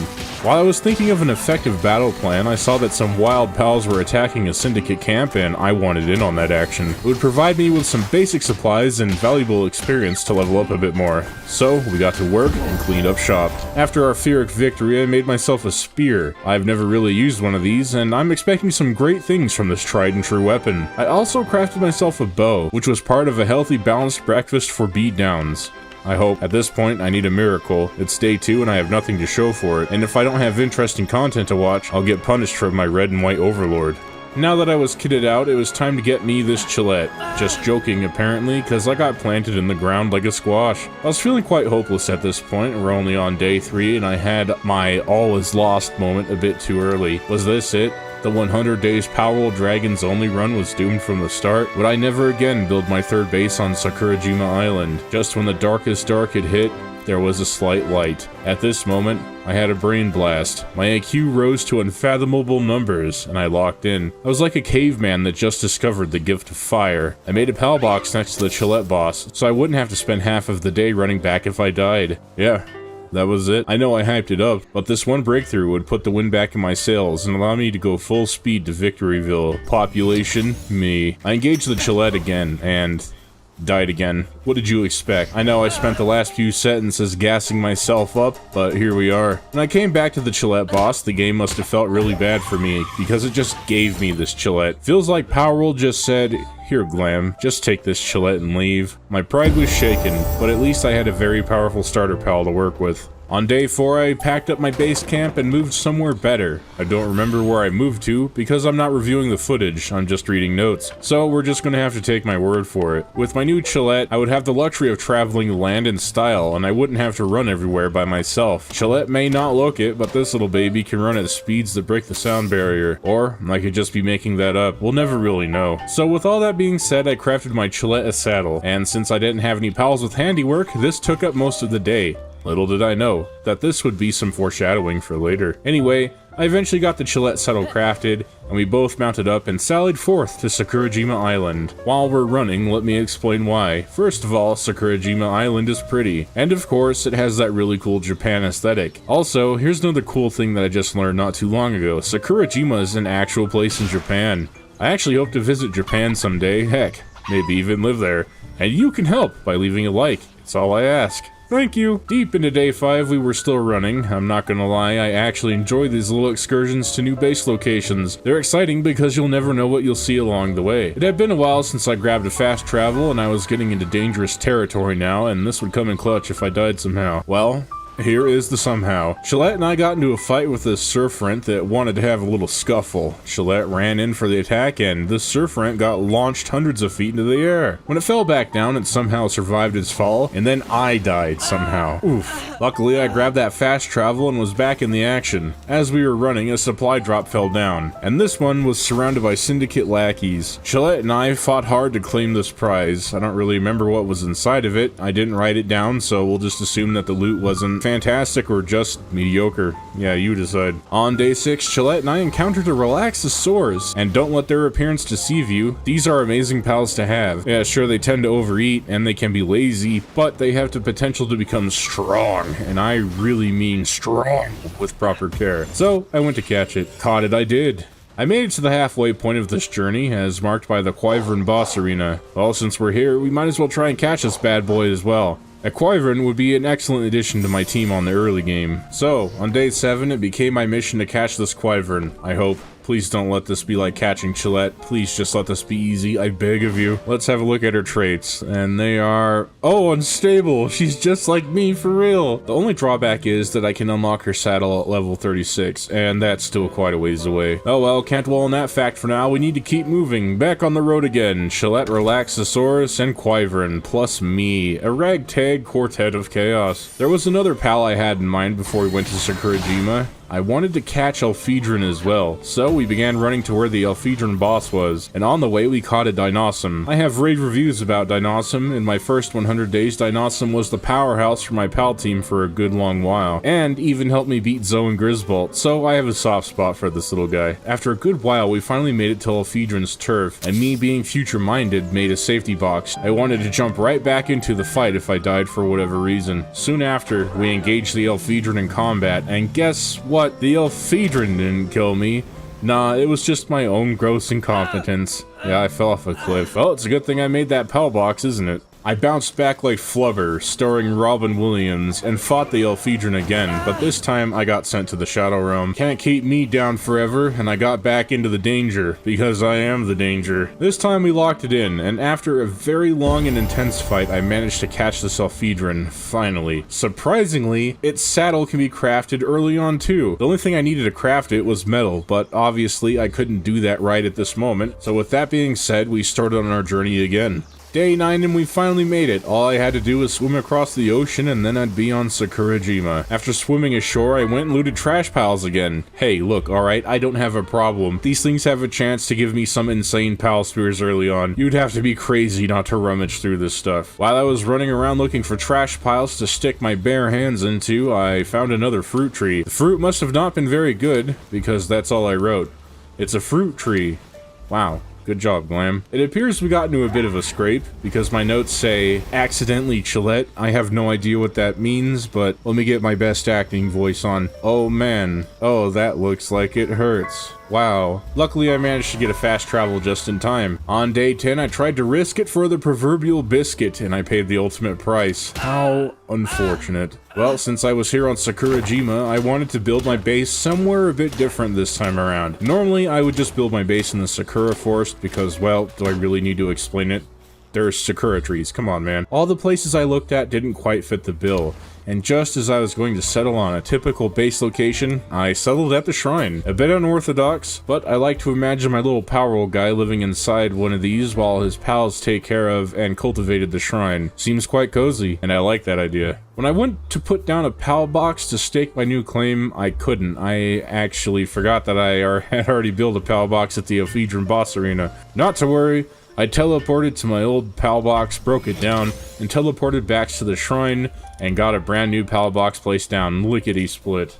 Now that we actually had a foothold here at the shrine, there was a lot of stuff to do. First things first, I placed down some storage chests to free up some inventory space. I'm not sure why I wrote it down with extreme importance, but oh well. Then I got to work getting our food established. The humble red berry would keep us fed for quite a while in this playthrough, so I hope my pals like the taste of... Actually, I have no idea how these things would taste. Raspberry? Strawberry? Who knows? It would taste like Kool-Aid that doesn't have sugar in it for all I know. Of course, we need a place to store all of our future berries we'd be subsisting off of, and I placed down a feeding box as well. Now that we had the essentials taken care of, like food and a place to store our goods, I needed to get myself clothed. I was starting to become a bit self-conscious about my body. I couldn't let all these pals see my absolutely shredded abs for free, so I made some clothes. After getting threaded out, the pal box demanded I made myself a bed that I would never use. As I was crafting the mattress, I was constantly looking over my shoulder at this Bushi knock that was wandering a bit too close for comfort. If he saw me, let's just say, I would be sliced into kombu before you could say, oh hey look, it's a Bushi knocked. So far so good on day 12. Everyone seems to be pitching in and doing their part to make this work. It would take some time for our berries to grow, and I needed a quick solution, so with spear in hand, I did how our ancestors did thousands of years ago, and hunted the beasts of the land to sustain us for the coming winters. Just pretend that I'm a Cro-Magnon man and these lamb balls and chickpeas are caribou. I had spent a good majority of the day hunting for game. When I got back home, I started frying up some berries for my pals. Cooked berries are slightly better than raw berries because they give a wee bit of sanity back. Think of it like throwing a molten hot pizza roll into your mouth right out of the microwave. You're gonna be sharp and alert after that, right? So yeah, I guess it's kinda like that. This took all night, so let's just dive right into day 13. I needed some pal fluids and trophies to make a bit of gold, so on day 13 I took Wyvern out to fight Penking. Penking and I have an ancient rivalry that dates back to the early videos of the Glahm cinematic universe, and I'll just say that he has this coming. Penking didn't stand a chance against Wyvern. Even with a type weakness, Wyvern still folded him like a bad hand in poker. And with the defeat of Penking, I now had enough pal fluids to build an onsen for my pals. Onsen means hot springs in Japanese, just in case you're not old enough to know that. This particular design is called a Goemon bath. I believe a bit of education won't hurt, and if you're interested in reading the full story, I'm sure there are better sources out there, but I'll give you a very watered down version of the story. In Japan's Edo period, there was a renowned thief named Goemon. He must have not been a very good thief because he was caught, and as punishment, he was forced to take a very hot bath. How hot? Probably really hot, because I don't think he walked out alive from that one. Of course, the full story is rich and goes into detail about Goemon's life, and I don't want the video to become too long. I'll have a link to the wiki article in the description. I also made a statue of power that I would actually use this playthrough, surprisingly. Usually I don't even bother with these. And finally, after a day's work was completed, I ran around with Chillette looking for potential new hires, like this Quiverin Botan. You know I had to catch it, but I ended up getting caught in the swift embrace of a permanent sleep. On the start of day 14, I got my stuff back, but I didn't get to keep it for too long because I died again. Like Sisyphus rolling the boulder up the hill, this will become a reoccurring theme in this 100 days playthrough. The silver lining was this dragon egg, and it was massive. I wonder what it could contain. Alas, I didn't make it out alive. I died to a Yakumo. When I returned to the world of the living, I ran across the ravine and picked up the dragon egg, but not too long after I died yet again to a Bushi knock. At this time, I felt ready to fight the first tower boss, and I know. I usually say, I don't know if we get to all the tower bosses, but I actually do fight other tower bosses this time. I know, it's crazy, right? As soon as I made it to the Rain Syndicate Tower, I realized that I forgot all of my pals. Oh my goodness gracious. I'll be right back. A few moments later, and I got my team assembled. We were ready to take down Zoe, and yeah, it was really easy. I kind of feel bad for Grisbolt. It's just a victim of circumstance. From that fight, I gained some ancient civilization parts and points, and with those, I unlocked the ability to create the egg incubator, and I got one made right away. I chucked the dragon egg inside and waited for it to hatch. Well, I couldn't just sit idly waiting for it to hatch though, now could I? No, stuff needed to get done. I had a legendary pal spear or two of them from chests and trash scattered around the island, and I tried my luck once again with a Quiverin Botan, and needless to say, I got turned into compost. I started off day 16 right, and got this awesome supply drop right off the rip, but of course there was something waiting for an ambush, and I died to a Verdash. When I ran over to collect my things, I saw some ninja fighting a Quiverin Botan, and me, being ever opportunistic, thought that I'd get in on this action. As you'd imagine, things really did not go well for me, and the QB met an untimely end too soon. I had it in the palm of my hands, and it just slipped away. On day 17, I had enough stone gathered up to make a stone pit, and I don't think I need to describe what this thing does, do I? You just get infinite stone from it. I still needed some stone for a logging camp, and I didn't feel like waiting around for my pals to get it for me, so off I went to farm some stone really quickly. Then I placed a logging camp with reckless abandon. I didn't even try to make this look nice, I just ended up moving stuff around a lot in this playthrough. Unsurprisingly, building my base at the shrine made things quite cramped, especially with how big some of these dragon pals can get. I'm looking at you, Yormintide. After I got some things settled at base, I went out again. I needed a pal with kindling to get some metal smelted, and as far as I know, there's only Chillette Ignis and Yormintide Ignis. I could find the Yormintide Ignis egg, but Chillette Ignis was here and plentiful, so I figured I'd try to catch them here on Sakurajima. I felt pretty confident in this decision, but spoiler alert, everything went horribly wrong. Usually people click off at the 20-minute mark, which is fine, but if you want to see a grown man suffer for the next 100 days, then stick around for a little while at least. Here, I tried to catch said Chillette Ignis, and well, I died. I ended up throwing in the towel today, and when I returned to base, I was blessed with a Quiverin Botan. It had mining, handiwork, and it can plant seeds for you. So it was a decent pal to have all around. Plus, I say this in almost every video I make on Palworld, that I really like Quiverin. I just think he's neat. I set out again to farm fox sparks for flame organs. I needed these in great number as the days progressed, mostly to craft furnaces and stuff. Naturally, I was in dire need of some smelted ingots too. Since I was way behind, I needed a quick catch up, and that came in the form of fighting Bushi. When I arrived in the Bushi arena, he sliced me in twain. And when I got back to the arena, I managed to get the jump on Bushi this time around and fought him in Mortal Kombat, meaning I just ran around while my pals did all the work for me, and I'd just sit back and take all the credit. In no time, Bushi was vanquished, and I got some metal ingots to get me started. I ultimately wanted to build a saddle for my Elfidrin so I could fly, and it took top priority in getting crafted for now. When I returned to base, I crafted a PAL gear workbench, and this would allow me to make specialized equipment for pals like saddles and other things. I didn't stick around base for too long today because I wanted to catch a Relaxosaurus Lux. They aren't too terribly remarkable starting out, but these things can become absolute weapons later on, especially if you unlock their rocket launcher saddle. This fight wasn't too crazy. Relaxosaurus Lux tried to chase me down a few times, but we eventually whittled him down enough into catching range. Looking at his traits, oh, he's clumsy. Yeah, you would be clumsy, wouldn't you? Well, I don't have high hopes for this particular Relaxosaurus Lux, but we'll see if we can get him whipped into shape. I also found a Lift Monk effigy stuck under the map. I don't know if these things are a random spawn, but if I were trying to get every achievement in Palworld, I'd go insane looking for this thing. I found this one by pure chance. Ah, here we are, the good old run to the fishing village at the foot of Mount Obsidian. I always look forward to this adventure because it marks an important milestone for every Palworld 100 Days video I make. It took up most of the day to get there, and when I did arrive, I checked the merchants and bought myself a nice new set of fur armor. I say this in almost every video, but I will never understand how wearing animal furs in a volcanic region can make you feel cool. You know, like temperature-wise. After I got armored up, I stuck around for a while and farmed more wild bushi for metal ingots and bones, and then that wrapped up day 20 quite nicely, I think. On day 21, I made a feed bag so I wouldn't have to manually feed my pals, so that's a plus, I guess. Then I went and farmed more bushi for metal. I was really close to creating my Alphedron saddle now. I just needed a bit more metal and I'd be golden. I still needed more palladium fragments as well, and I began farming as much as I could find. And when I got back to base, a ninja snuck in and wasted no time in going full Tenchu Z on me, killing me and all of my pals. When I spawned back in, I had no idea where the ninja went. He was too good at his job. Oh well, I didn't let that small setback hinder me for too long, and I finally made my Alphedron a saddle so I could become airborne. Been a long time since I last used Alphedron in Palworld, so I was curious to see how well it could handle itself in the air. Hey, so long as it was faster than a Nightwing, I won't complain. At the start of the day, Alphedron and I got an okay supply drop. Hey, free elixirs are free elixirs, right? I had an important mission today. It was to find a dragon egg at Mount Obsidian. I was in desperate need of a pal with the kindling ability, and Yormatite Ignis was perfect for my needs. Hey, go big or go home. Go home is what I should have done because I searched all day for a huge dragon egg, and I searched for so long that a lucky pal spawned in, and I wasn't about to go find out what it was either because I was too scared. Day 23, I was still searching.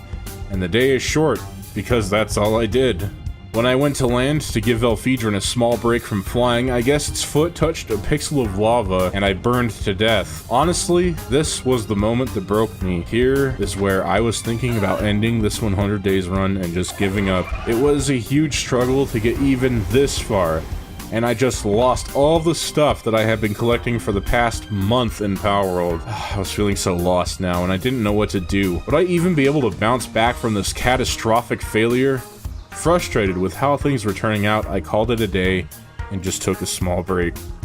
Chillette was also feeling a bit sad as well. So sad, in fact, that she developed depression. So today I went to a merchant and bought medication to help her feel a bit better. After giving Chillette the help she needed, we both went out and started terrorizing land balls for wool, and some fox sparks for even more flame organs. I needed to get my belongings back, and the only thing I could think of at the moment was to make a tropical cloth outfit, and that would hopefully stave off the heat from Mount Obsidian. And with my new outfit ready to go, I teleported and was attacked immediately by hooligans. Alphedron and I fled as fast as we could get away.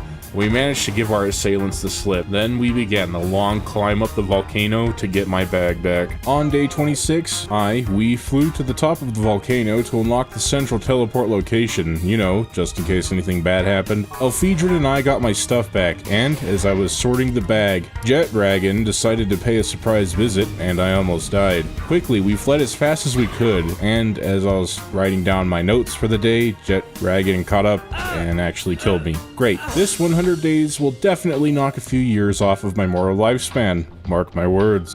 So I saw an interesting method on how to catch Jet Dragon easily, and the idea was to place a campfire down and let it burn itself until its health gets low enough to catch. This method at the moment was easier said than done, because as soon as the campfires were down, everything just went wrong and it did not work. Oh well, at least I got the supply drop to put me back on my feet, alright? The best part of this supply drop was the +2 heat-resistant shirt that I got, and you'd think something like this would help with pals that spit fire, right? Well, no, you would be wrong. I spent all day fighting this Chillette Ignis in the hopes that I could get lucky and catch it, but wouldn't you know it, I just couldn't. When I went back to the base to calm down from the events of the day, I noticed Relaxosaurus Lux phasing in and out of reality as we know it. You see, I told you that it had some kind of latent powers. We just need to harness it in the days to come. On day 29, I went out to try and catch myself a Chillette Ignis again. Let's just say that I didn't have the greatest of luck. They'd either end up cooking me alive, or they'd just end up running away. At this point, I was just over it. That's mostly what happened today. I was set on catching one of these things, no matter the cost, because I didn't want to go back to Mount Obsidian, understandably I hope, and the pain seemed very worth it at the time. Eventually, I was beaten down enough and just called it quits for today, and I retreated back to the shrine to rethink my strategy. I entered Zen mode and helped my pals with crops and did some odd jobs around the base to keep myself focused. For day 30, the only thing I have written down is I'm literally going insane, and we'll just have to take my word for it. Well, Glahm, chin up, and hit it again tomorrow. I will go on and say that these Chile Ignis are no joke when you're severely underleveled. Not even my dark playthrough was as rough as this dragon's only playthrough. Who knew that winged beasts that can spit fire and level castles on a whim could be so moody? Certainly not me. Ah well, tomorrow is another day, my glamorous people.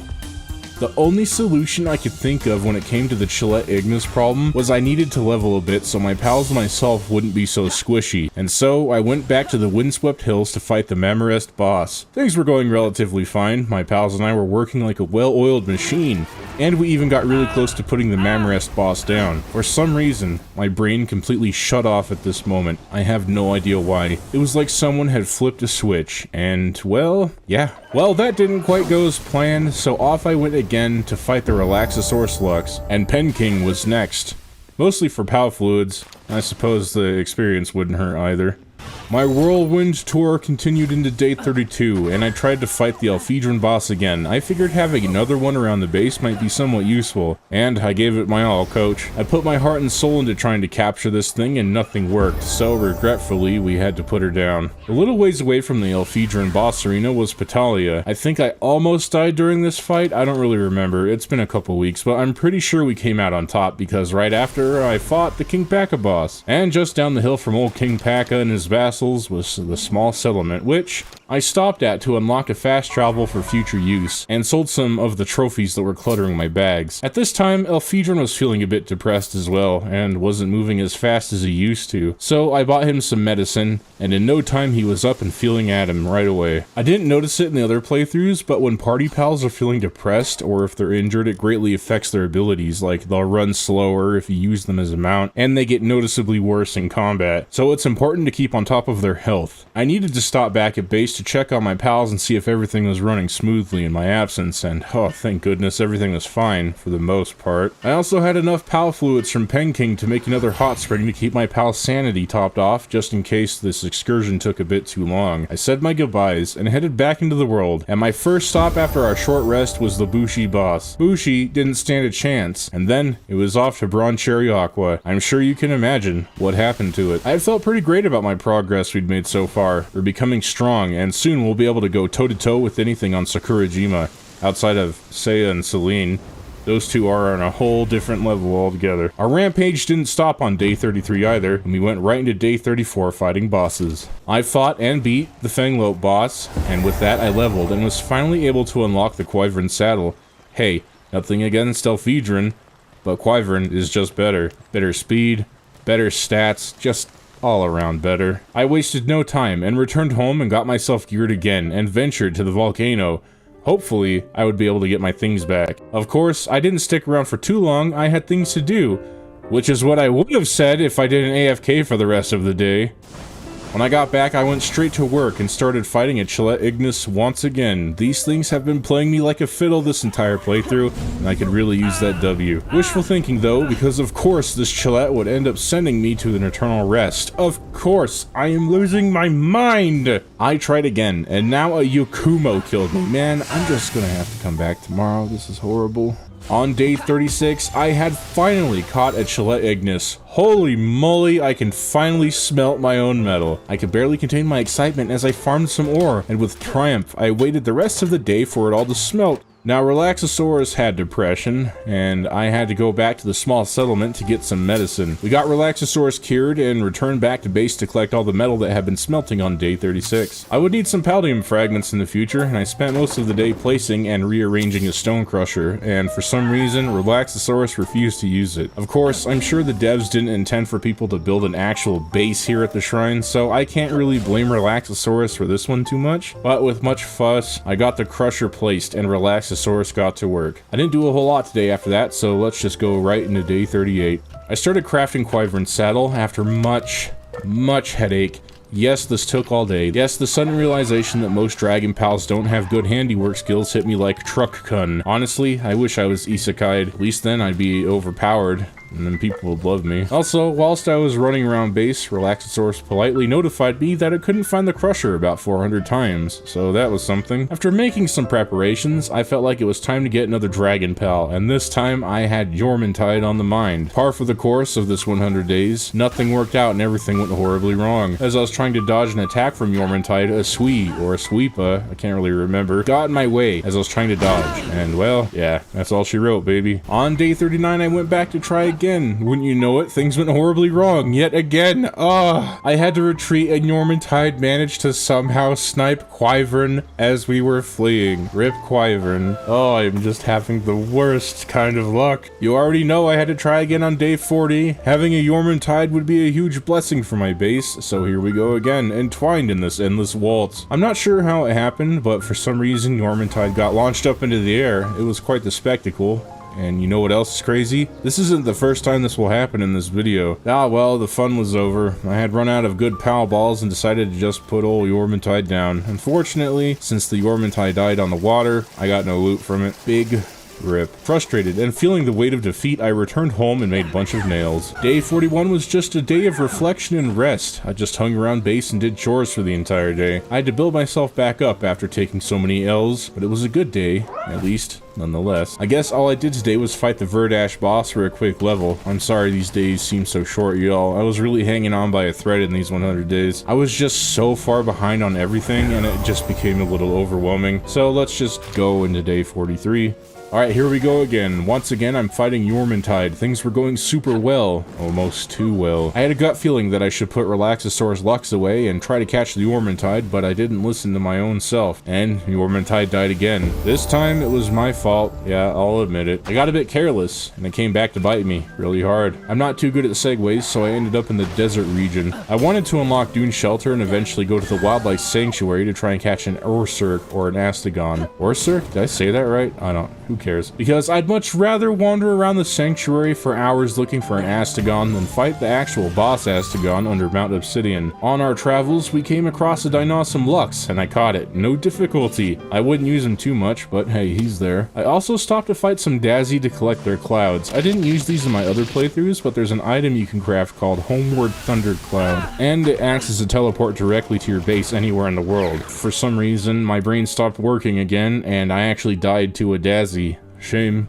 Shame befalls me. Night started to fall, and I'm just gonna be honest, I wouldn't be getting my stuff back tonight because you freeze in the desert when the sun goes down, so I just went home. The next day, I went back to the desert to get my stuff back, and I actually managed to get it. But this is 100 Days Dragons, and anything that can go wrong will go wrong. Out of nowhere, a stupid Toko managed to RKO me as I was sorting through my backpack. Well, I guess there's a silver lining. I got a pretty okay supply drop, so there's that. Night eventually reared its ugly head once again, and I tried my best to escape back to my base, or just anywhere but here, and regrettably, I actually froze to death.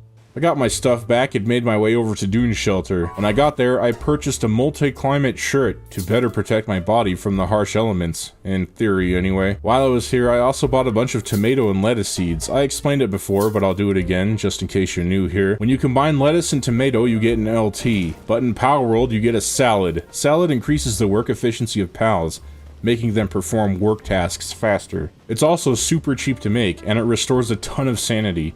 I'd argue it's one of the greatest foods in the game, you know, next to the Mozzarella cheeseburger, but who has the time to go farm all that? Certainly not me. Well, I do have all the time actually, because this is my job, but I won't. When I got back to base on day 46, I made a tomato plantation, and while I was getting things settled, a Bushi managed to sneak up on me and sliced me into yakitori. Well, at least I died at base, so I didn't have to spend half of the day getting my stuff back, so that's always a plus. I also managed to put down a lettuce plantation, and when that was done, I finally got around to making a high quality workbench, which allowed me to craft an overshield. Yeah, I know, it only took 46 days for me to get here, but what do you want from me, okay? I'm doing my best. This entire playthrough is super scuffed. Hopefully with the shield equipped, I wouldn't die as much. Oh, I also made a medical bench. I'm not going to use it ever, but the pal box told me to do it, and yeah, I obey. I went to one of the other wildlife sanctuaries to catch a Yormantide Ignis, since I didn't have any luck finding a large dragon egg at Mount Obsidian. I was getting pretty up there in levels, so this was likely the most logical thing to do. I don't know, I'm flying by the seat of my clown pants here. Eventually, I made it to the wildlife sanctuary and spotted the perfect specimen to catch. And I actually caught this one too, with little effort. Finally, something was going right for me. Sheesh. My plan was to stick around and try to catch a few Yormantide Ignis. Who knows, I might need more at some point. Actually, no I'm not. I used up all my pal spheres. Well, guess I'll just leave. I had completed enough missions from the pal box to get it upgraded, and I was allowed to have 2 bases now. I felt pretty good because I was starting to make some actual progress at least. And that was all of day 48. I know I just said that I was making some progress, but here we are, rooting around in trash again. I can't help it, okay? It's addicting, knowing that I can get legendary pal spheres for so little effort. I don't know why, it just fills my brain with some kind of primal dopamine. I only got 2 brain cells left and they're trying to figure out how to make a baby. I find this entertaining. So this is my life now, spending 22 or so minutes of my real life, or 100 days in game, sorting through trash piles. Yes, I did indeed do this all day. Day 50 started with me catching another Wyvern. I needed another pallet base, and after that little scuffle with Wyvern, I headed over to the small settlement to purchase some wheat seeds. I figured that I'd like to do some breeding a bit later. Not me, the pals. I already used that joke before. And no, I don't care. At least with Dragon Pals, there's one of every type just about, so I can actually make use out of most of the production facilities this game has to offer. When I got home, I made a wheat plantation and stared at it until it produced wheat. Watching wheat grow was boring, so I went into the world again with my sights on finally catching that Yormantide, and yeah, I actually did, wowee. But I did die in the process. At least I caught it, so I'm willing to put up with it. Yeah, it only took 51 in-game days, but like Mom's crochet projects, it's eventually all coming together, I hope. The only pal I really needed at this time was Astagon, and by now, if you've seen my other Palworld videos, we're gonna have some problems. Anyway, away I went, despite my better judgment, to try and catch an Astagon. Stay tuned. Yep, Astagon is going to be a complete ass-tagon. Just let me catch you for once. As soon as I got my stuff back on day 53, I tried to tango mana and mana with the Astagon again, but you already know how that went, I'm sure. So I just gave up and went home. My plan was to collect Lift Monk effigies for the rest of the day to raise my capture power, or something. All of the L's I've been accumulating are starting to pile up. When I got back to base, I noticed that things were looking a little cramped, and I considered moving. I don't know where I'd go. I like it here, but my dragon pals are getting stuck on stuff. I was still collecting Lift Monks on day 54, and I had no idea that Relaxosaurus were on Sakurajima. Crazy. I spent over 150 hours on this island across all of my 100 days accounts, and I never really bothered coming over here. Oh, the more you know. I also managed to find a few more legendary spheres from chests and trash piles. I will be sure to waste them on Astagon in the days to come, I'm sure. Which, on day 55, I stood in front of Astagon yet again. Maybe this time I'll actually catch it. Right? Please? Wow, I actually managed to catch it. All I had to do was ask nicely. After a long and hard-fought battle, I managed to catch Astagon with my last legendary pal sphere. With this moment, it was like a wave of calm washed over me, and I was in the zone. Yet, I was relieved at the same time. I would never have to do this again, until the next Palworld video at least. Maybe. You best believe I put Astagon to work in the mine right away. It's penance for putting me through so much stress. While Astagon toiled away, I was laughing and took a small break, waiting for iron to pile up. At the start of day 56, I opened up a supply drop, and I was gifted the stupidest, most brokenest, craziest pendant in the game. It's not an opinion, it's a fact. I got myself a Diligence Pendant +2. In my last 100 days using only Dark Pals, this thing single-handedly carried the entire playthrough. It'll do the same thing this time around as well. To celebrate this wild success, I farmed Dazzys in the desert for their clouds, and I even unlock the tower fast travel. Yeah, I'll fight Marcus, just not right now. Today I returned to the wildlife sanctuary in the desert. I wanted to catch another Astagon, or maybe an Orsurk if the Palworld gods would be gentle with me. This took up most of the day. The spawns here were not very good. On day 58, I had managed to capture myself another Astagon, but I was a greedy boy and stayed all day looking for another one. Yeah, I was doubling down when I should have just taken the money and run. The gacha-esque game of chance to have your desired pal spawn in was like fishhooks for my brain, and my brain was a silly little trout looking for an easy meal. I became hooked on the idea of owning 4 Astagons, and I wouldn't leave until I captured them. I don't have a problem. My little adventure would come to an abrupt end today. I spotted another Astagon, and I made the move to catch it. However, somehow, Wyvern managed to aggro 3 other pals at once. Things did not come out rosy for your boy. Wyvern had cashed a check, and it bounced. Do people even write checks anymore? Or did that die out lately? I don't know. I got rolled and eventually got my stuff back. Well, it's time to hit the showers, I guess. I was back with a vengeance on day 60. I'm glad I was here because I managed to catch an Orsurk. It was very stressful. It could have been. That's what my notes say. I couldn't celebrate for too long though because I had a date with Ibushi and it wanted to show me its cool katana. What I'm trying to say is, it killed me. Day 61, and I managed to catch another Astegon. Come on, baby, just one more and I'll call it quits. I swear this time. Well, someone was listening because it wasn't too long before I stumbled across another Astegon. I also opted into using the Jormuntide Ignis to fight it because this particular one has Mercy Hit, meaning that it can't reduce an enemy pal's hit points below 1. In theory, anyway, because the Astegon died. To make sure I wasn't losing my mind, I double-checked, and yes, indeed, this Jormuntide Ignis does have Mercy Hit. I guess she lit the Astegon on fire or something? Oh well, 3 is good enough for now, I guess. On another note, I don't know why I didn't just breed Astegon. It seems like a missed opportunity. I could have avoided all of this undue stress. But as they say, hindsight is always 20/20, and I'll just chalk this up to a learning experience. I know some of the more seasoned Palworld players in the audience, you know who you are just salivating at the thought of calling me trash at this game and brag about how they have 5,000 hours of playtime and their dad works at Pocket Pair or something, to which I say, no one cares, bro. Day 62, I swallowed my pride and went back to Mount Obsidian. Flying around the wildlife sanctuary was getting quite boring, and I was getting very impatient, and I wanted some guaranteed result. So here I was again at the Astegon boss, really wishing that I had just made a breeding ranch and just bred more Astegons, but I'm an idiot. On day 63, I was surprised by a Xenogard, and well, I caught it. Xenogard has Mining 3, and it's not as good as an Astegon, but it was leaps and bounds ahead of poor Wyvern. But the real main event was me fighting Astegon again. Of course it broke out of all of my pal spears, because why wouldn't it? This outcome was as predictable as the Jake Paul and Mike Tyson fight. So I just killed Astegon, or maybe I didn't, who knows? It's all in the surprise of not reviewing the footage. Oh, I guess I actually did manage to beat the Astegon boss because it knocked out Wyvern, and I had spent all day running on foot to a fast travel beacon. It's a good thing I had Orsurk with me, and that Orsurk is overpowered because I doubt I would have made this journey by myself. Of course, this could just be hyperbole. I've survived way worse before in this game solo, like surviving on Sakurajima as a level 15. Anyway, Orsurk and I spent the entire day running, so let's just go on to the next day. It says in my notes that Orsurk dunked on a lamb ball. I guess that was so important that I just had to write it down. So yes, here's Orsurk dunking on a lamb ball. I had a big project coming up that needed a lot of pal fluids, mostly to craft cement, and I was actually broke, so I had to do things with some elbow grease, like wipe out an entire ecosystem to get these pal fluids. Orsurk and I went to the Gobfin's turf, and we got busy farming fluids. I had logged out and upped the wild pal spawn count because I wanted to see the true power of Orsurk in action. And let's just say I wasn't disappointed. One lightning strike was enough to wipe out whole swaths of Gobfins, and it filled my brain with some kind of primal dopamine. Hey, it was fun to me. It was so fun, in fact, I stayed all day farming pal fluids until I hit this magical number that I won't say out loud for obvious reasons.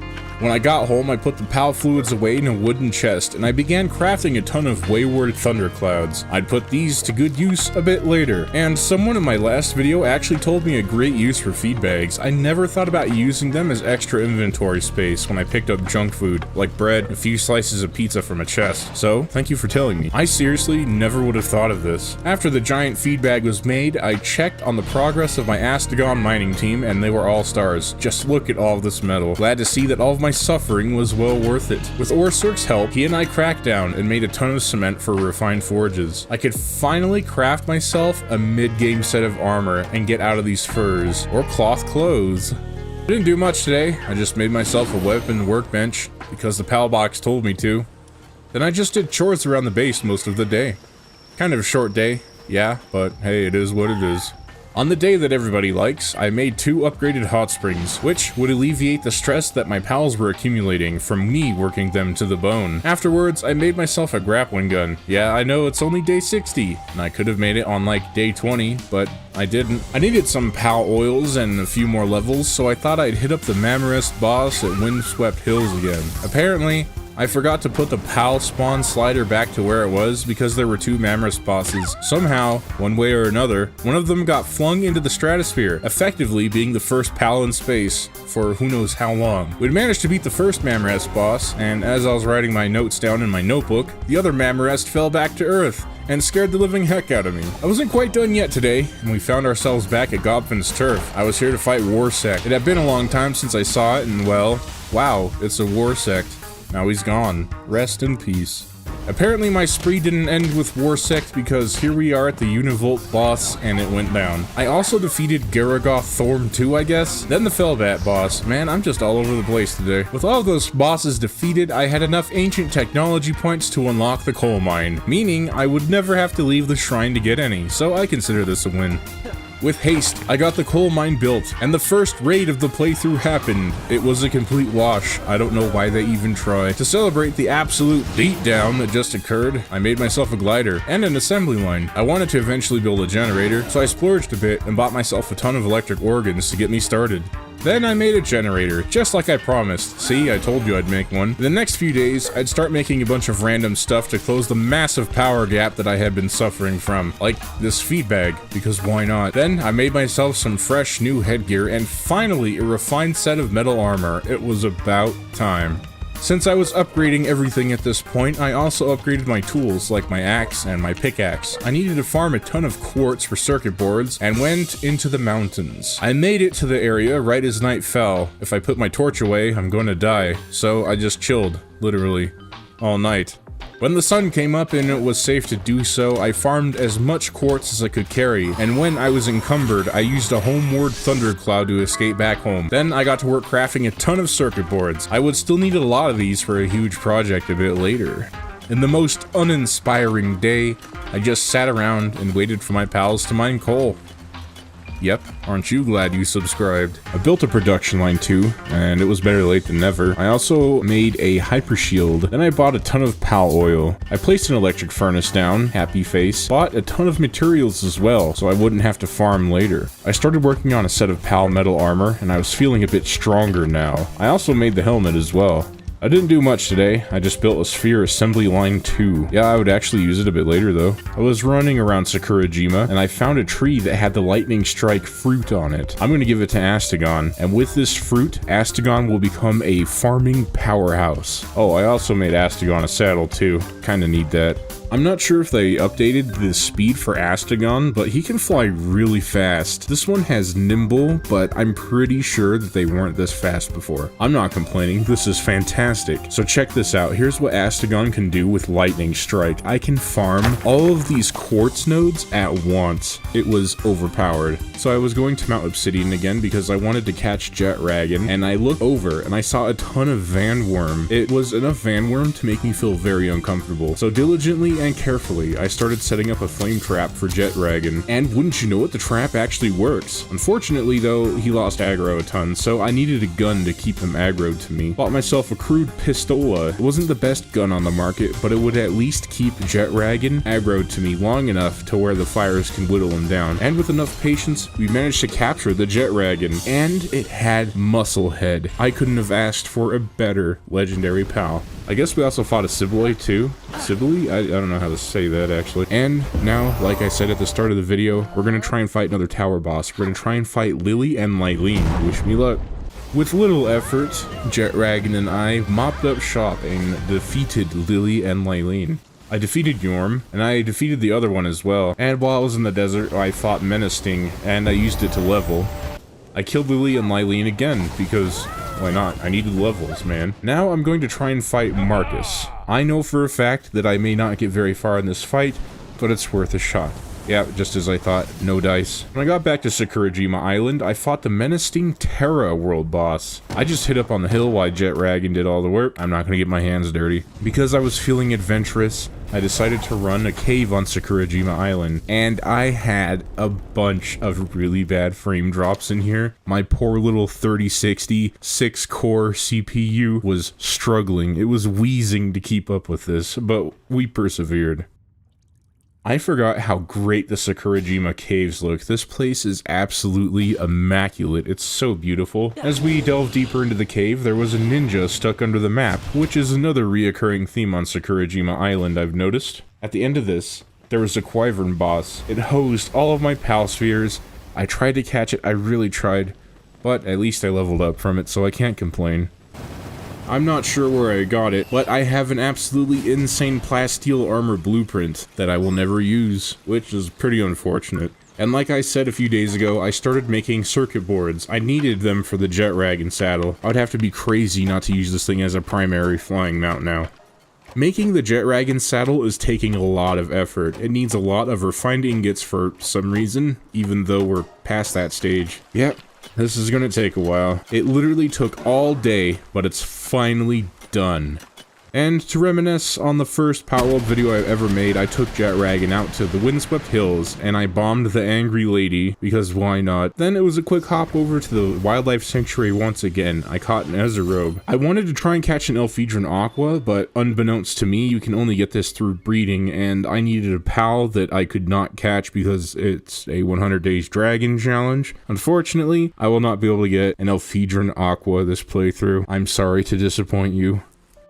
We're on the final stretch of this 100 days, and admittedly, there's not a whole lot left for me to do. So out of boredom and curiosity, I took Jetragon and we flew over to the big tree off in the distance, and you still can't go there, so this trip was kind of pointless. Oh, I also upgraded my PAL capture power. It's kind of too late to really have a huge impact, but oh well. I made a ton of refined ingots also to make a stove. I still had a bunch of extra materials lying around. I decided to give myself a little treat, and I made myself a Giga grappling gun. And then I crafted the amazing cooking stove. And I just spent the rest of the day exploring, cause why not? I never really actually took the time to appreciate the absolute size of the Palworld map as it is. Yes, I know it's really empty and there's not a whole lot to do, but it's still just fun to go out and have an adventure, because why not? I started crafting myself cold-resistant PAL armor, because I like this version better than the other one, and I also made my secondary base that we would never really use. I needed to build some oil drills, and holy moly, that's a lot of circuit boards. I flew to the wildlife sanctuary again to catch more Yormantide Ignis, but I was spotted by the fuzz, so I didn't stick around for too long.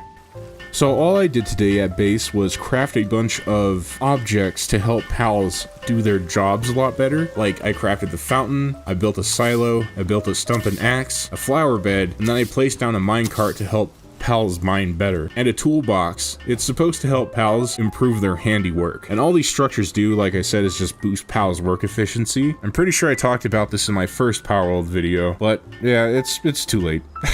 I'm hanging on by a thread here, okay? I'm also improvising, I'm not reading a script, I'm going off of my raw notes. Please forgive me if these days are short. Yes, I used my dog coins. Finally, in all of my Palworld 100 Days videos, I say that I'll use them. This video is the video. I bought myself a Cognito mask. And when I got back to base, I actually saw that the minecart that I had placed down actually does make a huge difference. Holy moly. Then I spent the rest of my gold on Pal oil, and after all of that work, I'm still no closer to crafting an oil pump. I made a weapon assembly line too, and I started to make myself a hyper grappling gun. I also made a large lamp, and it is bright. I've never made one of these before, but this lit up the whole shrine. I also made myself a Giga glider, just because. And while I was exploring Sakurajima, I found a master pal tamer. She made the mistake of calling me Kitten. That's what she gets for calling me Kitten. So I tried to fly out to the oil rig to have like some big grand finale for you guys. And I died on the oil rig. Yeah.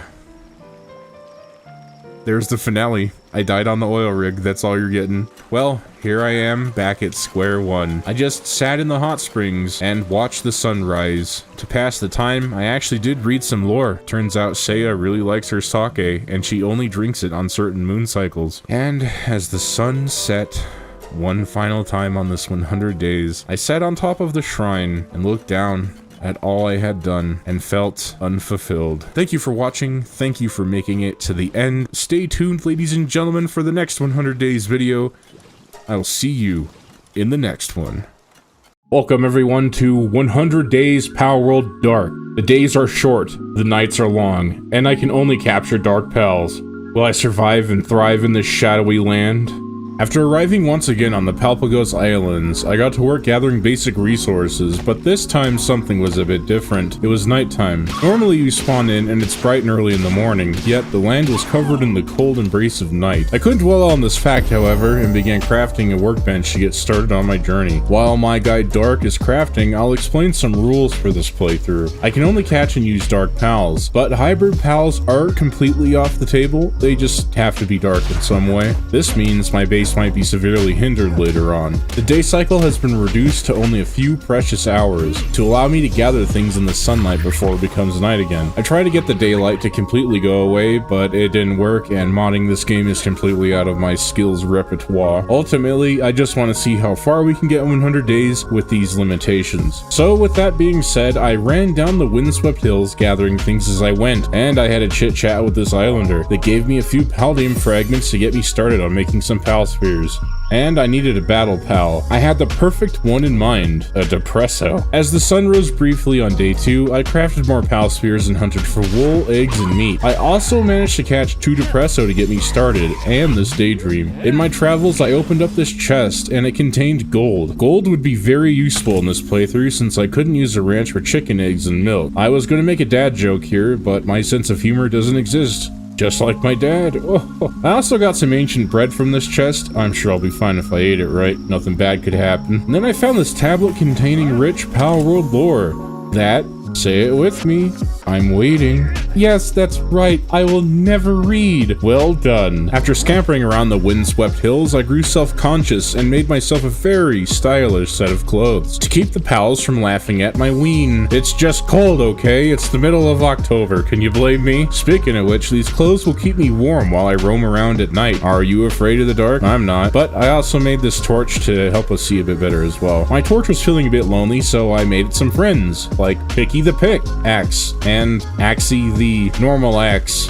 I don't even know what I'm writing anymore, okay? First thing into day 3, I crafted myself a feathered headband, and this would somehow protect my brain case from heavy damage. And after that, I was finally ready to venture into the world. While running along the beach, I found this cave and entered it, not knowing what I would find inside. Right at the cave entrance, I ran into 2 kitties called Meow. Meow? They're black cats, okay? And I thought they were cute, so I coaxed one into joining my team. And the other one got stuck on top of this rock, but that worked out in my favor quite well, and I caught this one too. So one thing I didn't mention in my last Palworld 100 days, there are these flowers that grow in dungeons. You pick these and convert them into serums at a medical bench. These serums raise your player stats permanently, such as like strength, stamina, carry weight, etc. But for now, it's just an oversized flower that I folded up and stuffed into my pocket. One pal I was keeping my eyes peeled for was a Kilomari. This little squid guy acts as a glider. I don't really care much for the crafted gliders in this game, so this little guy would come in handy for a bit later. I caught it. I spent the rest of the day running around this cave, and I got lost for a moment. But right as the clock hit day 4, I found the final boss in this dungeon, and it was an alpha Direhowl. It's a shame, because Direhowl are amazing ground mounts in the early game, but this Direhowl stood between me and my end dungeon loot, so Depresso and I got to work taking them out. After a few minutes of fighting and a few close calls, we claimed our prize. I didn't get anything too noteworthy outside of this defense pendant, and maybe some schematics I can sell. Later on, I ran across this Tombat, and this guy was a really cool Halloween aesthetic type pal, and I liked it, so I wanted to catch him. They also double as fantastic stone farmers as well. After catching that Tombat, I ran into this random syndicate thug, and he wanted to have a roughhouse with yours truly. So to answer his call to battle, I stole his Lee's punk and fed him to my Depresso. After picking that syndicate thug clean like a rotisserie chicken, Depresso wanted some dessert, so we stopped at this skill fruit tree. These give new abilities to pals. However, this time it didn't have anything too noteworthy growing on it. On day 5, I climbed to the top of this mountain to get an idea of where I was. You see, I wanted to make my base on Sakurajima, you know, the island. In my last 100 days video, I went there halfway through the video, but this time I wanted to settle there. The only problem is getting there. And since my map still had the fog of war, I got a bit lost. But from the summit, I could just make out the spires of Sakurajima in the distance, and began my descent back down. Unfortunately, I grossly misjudged the sheer steepness of this cliff and ate rock for breakfast. When I respawned back in, I rushed to farm some lamb balls to make myself a glider. I honestly don't know why I didn't make one before setting off, but we'll just chalk that up to a learning experience. Just ignore the fact I've played this game for 400 days. While I was here, I also made myself a swatter, also known as a baseball bat. The ultimate bonker. Gonna have to use it on me when I get near Lovander. Alright, now that my audience has left, the hunter has become the hunted. With my new equipment in hand, I ran most of the night to get my stuff back. Let me explain why I'm still wearing my armor after death. In a previous Palworld playthrough off camera, I had a full set of plasteel armor and a bunch of high-tech weapons like the laser rifle and other very expensive endgame stuff on me. I had died with all that gear, and my death bag ended up being in a place where I couldn't grab it. So, I enabled the keep armor and pals upon death. It just makes this playthrough a bit more bearable. Okay? Day 6 had quickly snuck up on me, and somehow I made it to the bamboo groves. This area seems tranquil on the surface, but deep in the bamboo grove lies dangerous pals, like Arsox, who charges you on a moment's notice, ready to pancake you into Okonomiyaki Osaka style. So I grabbed this fast travel just in case that did happen. A little ways, not too far from a fast travel location, a meteor crashed down to Earth. And that meant Xenovator. They're a new pal that came out with the Sakurajima update. Quickly, I rushed over and found some syndicate thugs fighting the Xenovators. There was some pesky Direhowl too. I did give them a hand, dealing with the syndicate lackeys, and narrowly avoided a swift trip to the respawn. But with ninja-like reflexes and absolute finesse, we managed to get both Xenovators, a male and a female, so that meant I could breed some crazy pals later. Maybe. Night once again crept over the land, and right away I saw a Cognito. These guys can harvest trees for you, so I wanted to catch it. When I engaged this little fella in combat, he pulled the most anime move on me and teleported behind me, nearly killing me in the process with an attack. This surprised me because I had no idea Cognito had a teleport attack, but I ended up catching it and quickly continued back on my journey. A bit further from the Cognito battle, I found a loot moon and decided to catch this guy too. He was keen on not coming with me though. I could tell because he almost killed me. But I am the main character, so of course I won this scrap and it joined my little ragtag team.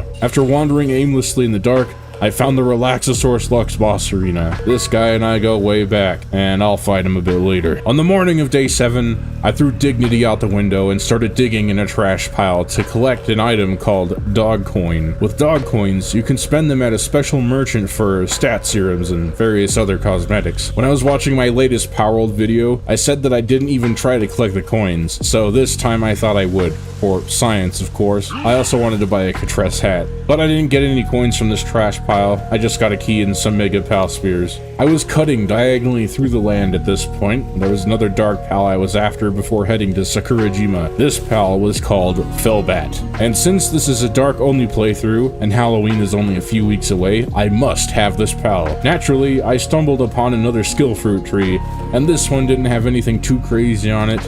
After harvesting the fruit, I continued on. I eventually made it to the Wyvern boss arena, marking the halfway point of this journey. I was near the coast of the island, and I would eventually have to swim across the ocean to get to the Fellbat boss arena. Finally, as the sun rose, the journey had come to an end, and I stood outside the Fellbat boss arena, but I couldn't engage it just yet. You see, I didn't spend the better half of a week in Palworld running across the Palpagos Islands just to die in a dungeon and reset back to the start on the windswept hills. Oh no sir. I needed to find a fast travel node before I fought this Fellbat. I swam across the sea and snagged this fast travel and went back to engage the Fellbat boss. Right as I spawned in, it was rushing at me, and it didn't give me much time to formulate a battle plan. So I just did what I normally do in these fights.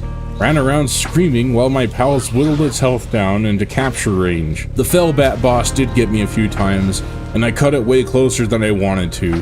In a panic, I threw a Hail Mary Pal Spear and managed to catch it. When the Pal capture jingle sounded, I breathed a deep sigh of relief and left the boss arena in high spirits. This fight took up most of day 8, so it's a bit of a shorter day today. Day 9, and I was almost to Sakurajima Island. I just had to make it to the coast and I was home free, so to speak. The only roadblock on my current path were the Syndicate. These guys were crawling all over this island, and I had to sneak by. I wasn't really scared of the smaller Syndicate guys, no. I was afraid of the Syndicate heavies, you know, the guys with the big machine guns, the large fellows with the Gatling guns. If one of them saw me and started attacking, they would just stun lock you to death, and there's really nothing you can do about it. But luckily for me, I made it past this camp with no issues whatsoever. I could see Sakurajima better now, and the sand dunes marked my arrival to the land of the Sakura trees and the angry moonflower Genin. I also ran across another fast travel beacon, which is fantastic because Sakurajima Island, for those of you who don't know, is is an endgame area. Most, if not the majority of pals and enemies on that island are level 40 and above. I'm only level 20 and some change. You don't need to do the maths to know that I would be sliced into bonito flakes. As I'm writing the script, in my notes it says I met a wacky dude. I have no idea what I'm talking about, so this will be a surprise for the both of us, mostly because I'm too lazy to look at the footage. So,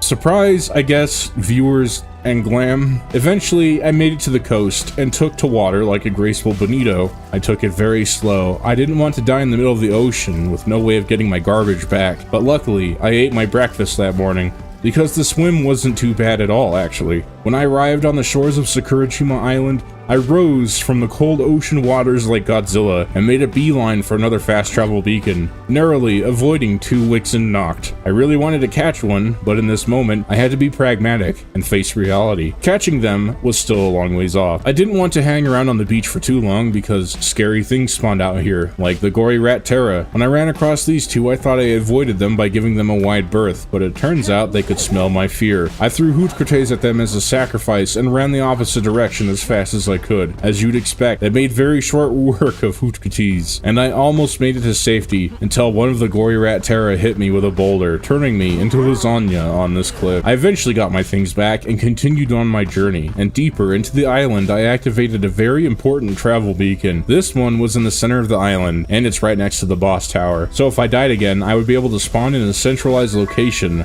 making a trip to my backpack much shorter. As I was running around searching for potential base locations, another meteor crashed down, and the way meteors work is that there's a chance a unique pal would spawn in depending on your location. On the mainland, you'd normally get Xenovator, which I didn't need at this time. On Mount Obsidian, you'd have a chance to spawn a Xenoguard, which is the dragon version of Xenovator. And on Sakurajima Island, there's a chance that a Saline would spawn in, which in this case it did. A huge level 50. The only problem is the Syndicate thugs that were supposed to spawn in didn't. I was hoping to swoop in at the last second to catch it when its health got low. With a heavy heart, I left the Saline and went to my favorite spot on Sakurajima Island, which was this shrine, guarded by wandering Bushi Noct and Yakumo statues. When I opened this chest on the porch, I was rewarded with 2 Ultra Spheres. Needless to say, this was insanely busted. These are the final tier of normal PAL walls before we get into the legendary tier. I wasn't complaining though. I'll take all the help I can get. Day 11, and I was doing what I normally do, and that's root around in a pile of trash, more than likely housing sharp objects. As they say, fortune favors the bold, and for my outstanding act of bravery, I was rewarded with 2 legendary PAL Spears. These are the end-all, be-all when it comes to PAL Spears, the absolute end game. At this time, I'm only level 20, so this was a huge boon, and trust me, I would be putting these to excellent use a little bit later. In my script, it says Winky Face. I don't know why I put that. You boils and ghouls can't even see my facial expressions. The wackiness of day 11 wasn't done with me. As I was running around looking for more delicious piles of refuse to pilfer, I ran across this Chillette hiding in a tree. I asked him for a pearl of wisdom. For a moment, the arbor-bound Chillette paused to think, before uttering the phrase, "Forgiveness is divine, but never pay full price for pizza." I don't know what he's talking about. I couldn't think too long on these words of wisdom. I had more piles of garbage to loot. Eventually, after running around the Sakura forest all day, I grew tired and decided to settle here. This place didn't really have any metal resources available, but it did have coal, so I think that's an acceptable trade-off. On the start of day 12, I spent a few minutes and took the time to unlock things in the tech tree that I needed to get my base established. I didn't realize I completely skipped making a PAL box. I very quickly fixed that minor problem and threw down some storage chests to boot. My inventory was jam-packed from garbage that I had been collecting up until this point, and I finally hit critical mass. After dropping off my trash, I took a moment to upgrade my PAL box a few levels and summoned my new employees. As I was taking stock of my situation, I saw a wandering merchant and perused his wares. Then an idea struck. In Palworld, it's generally frowned upon to capture humans, but having an on-call merchant/butler would be quite useful. I know I said that this was a playthrough using only dark pals, but humans aren't pals, so therefore it doesn't count. My palms began to sweat, my pupils dilated as I reached for the pal sphere. The merchant,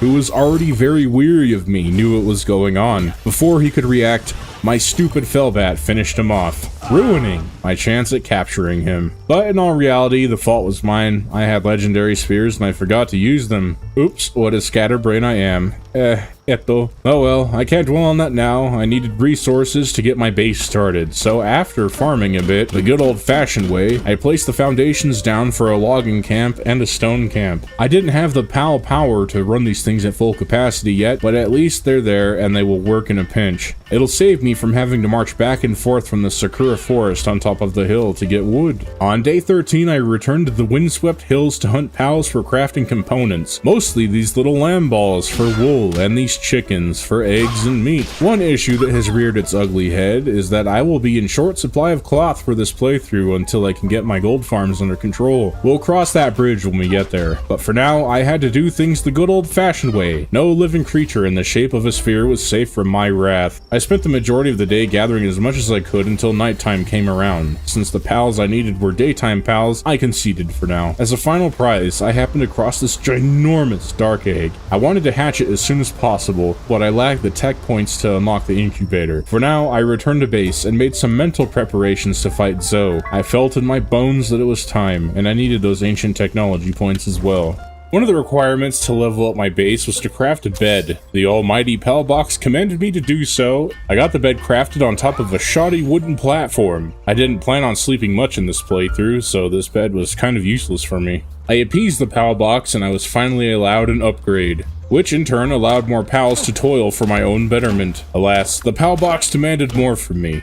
Turns out you actually have to feed pals, so I conceded and made a small feed box as well. Currently, I was running low on wood, and I had the perfect pal for the job, this Cognito, that I had caught almost a week ago. Wow, how time flies when you're having fun. I grabbed the Cognito and threw it at the logging camp, and it got to work. I had nothing better to do, so I just chilled at base until I had a decent stockpile of wood built up, and I crafted some pal beds. These are kinda useless too, since my pals were mostly nocturnal, but yeah, whatever. I just need to level up my pal box so it won't complain. I am a very compliant man. We also needed a stable food source, and with haste, I placed down a berry crop plot and began planting seeds and watered it. As I was scraping away in the dirt, I heard an all too familiar whistle from the sky. This signaled that good things were coming my way, so I watched the compass to see where it landed. I ran over to the spot where the supplies had landed and prepared for combat. Usually, a few Syndicate goons guard the supply drop when it lands, and since we were on Sakurajima Island, they would be at least level 40 plus maybe. Mentally, I steeled myself for the battle ahead, and when I arrived, there was nothing. It was completely unguarded. I absolutely will not complain, and this loot was fantastic to boot. It had some vitality elixirs, and if you guys remember the giant flowers that I got in that dungeon a while back, because you've been paying attention, right? These elixirs are those very same flowers that have been run through an electrical medical station, so getting them for free was a much welcomed boost. It also contained some oil, and a crafting pendant that boosts my own crafting speed by a little bit, so I'd say this supply drop was really worth it. I noticed that I was close to the meteorite as well, and I ran over to check if that level 50 Celine was still there. Luckily for me, she still was. And I'm a betting man as well, so I picked out my legendary Pal Spheres and threw a Hail Mary mother of all Pal Sphere throws. Could I actually clutch out a catch with a meager 3% chance of capture?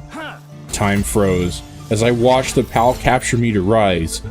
3%, 24%, 100%. No way I just caught that. Still, a level 20 Ragamuffin with a level 50 Endgame Celine, it's deliciously broken. I wonder what crazy things we'll get up to in the next few days. Just you wait, winky face. Since the fallen meteor wasn't guarded anymore, I helped myself with some of these fragments too. I still have no idea what they're really used for outside of ammo for a meteor launcher, but something compelled me to collect as much as I could carry. As I readied for the trip back to base, I peeked at my current levels and noticed that capturing Celine leveled me up 3 times. When I returned to base, I saw a Ronin walk in like he owned the place. I didn't want to lose my life or my bento box to this man, so I gave him a wide berth and stood aside as he cut through the center. Shaken by my brush with death itself, and fearing a sharp blade in my stomach, I decided that now would be an excellent time to build some protective walls. After waiting a minute or two for my wood farm to fill up, I began placing a few walls down. It's not much, but it's better than nothing, right? Usually, up on a hill, Yakumos spawn, and they're very aggressive little doggies that can harness the power of the sun to smite you down. And since I'm roleplaying as a vampire, that would not be good for me. At this time, I would imagine most of my pals are pretty famished, and I was too lazy to farm berries, so I decided to fry up some eggs for my pals. The more time that passed meant the higher the likelihood that my pals would turn around and eat me. That doesn't actually happen as a game mechanic, but it does happen in Palworld lore. Yeah, you see, I've actually been paying attention to the lore somewhat. These cutesy little guys eat humans, who knew? On day 16, I started off right, and I finally created a set of gloves to allow me the ability to use my Kilomari as a makeshift glider. Pals make for better gliders. Even better than the ones you craft. They also use significantly less stamina, I think. I don't know, I could just be making this all up. Convinced that I'm right, let me check Google real quick. Yep. From what I can read online, I am correct in all accounts. Wow, good job, Glahm. The stopped clock is right at least 2 times a day. Back near the Syndicate Tower, I decided to clear out a Syndicate encampment. They were a blight on the landscape, and quite frankly, I wanted to see what my newly caught Celine could really do. As it turns out, she's able to solo an entire camp in less than 10 seconds. When the coast was clear, I rescued this Nox from a holding pen, which is good for me because it saves me the time having to look for it out in the wild. We're deep into the video now, but I made a goal for myself to at least to attempt to catch all the Dark Pals. Bella Noir Liberio as the exception, of course. There's just no way I could do that. I could make a laundry list of excuses on why not and how come, but in all honesty, I'm lazy. Curious. I made my way over to Chilette to test out the Celine even further. With one moonbeam, she microwaved this Chilette in seconds flat. I really didn't even have to do anything, but I was not satisfied yet and decided to pay a visit to an old rival, Pen King. Let's just say, we committed regicide and put Pen King on ice. Look, that was a double pun, okay? If that doesn't deserve a like, I don't know what does. Also, if you made it this far in the video, leave a comment saying zoinks to keep up with the Scooby-Doo themed comments. It's fitting, since the best holiday is right around the corner. And I'll select one random winner to be the pinned comment. You will become renowned and loved by every stranger that sees this video, and you'll have my undying gratitude. What a win-win. Enough of that now. We have to pay a little visit to yesterday's waifu. Sorry, Zoe, nothing personnel, but Seiya is just better. I didn't really have to do much of anything for this fight either. Celine just mopped up shop with her beams and her fantastical lights, and we were one tower boss down. I will also just say right now that I don't know if I'll be able to do all the tower bosses, but we'll see. Day 17, and I started the day with the sudden realization, since I won't be taming any water pals in this go-around, structures like the Crusher would be all but useless to me. I would still need to build one to upgrade my pal box. I couldn't dwell on such trivial things like that for now. I had more important matters at hand. I needed to gather pallium fragments regardless of how far up the creek I was without a paddle. So I farmed some pallium fragments by an actual creek. That joke sounded way funnier in my head. After a grueling day of doing things the good old-fashioned way, I managed to painstakingly build a single hot tub. Usually I like to build 2 to accommodate multiple pals, but I just got this one, and they better be grateful. Those little back. Day 18. Cognito was suffering from a bad case of I don't want to work anymore, so I tried to remedy his outlook by throwing him into a hot tub. You know, add some carrots, potato slices, and a dash of bouillon, and we got ourselves a proper meal here. Anyway, that act of kindness saved my Cognito from having a mental breakdown, and he got right back to work. Today was mostly just hanging around the base for the most part. I placed down an Anubis statue to help us grow even stronger. Then I placed down this Crusher, and these structures would once again allow me to upgrade my PAL base even further. The omnipotent PAL box then demanded I build a furnace to smelt metal, which I can already tell will be a massive hang-up in the days to come. I'm writing the script as I play, so who knows what the next 10 days will look like. Also, note to self, hire an editor. I'm not the strongest of writers. Sometimes my script comes off as really hard to read even for me, but I'm glad you guys enjoy my videos regardless. Script padding aside, I was woefully low on flame wargans, which I needed to build said furnace. The only way to get these is to defeat fire pals or buy them from the market. I would put a pin in this endeavor for now,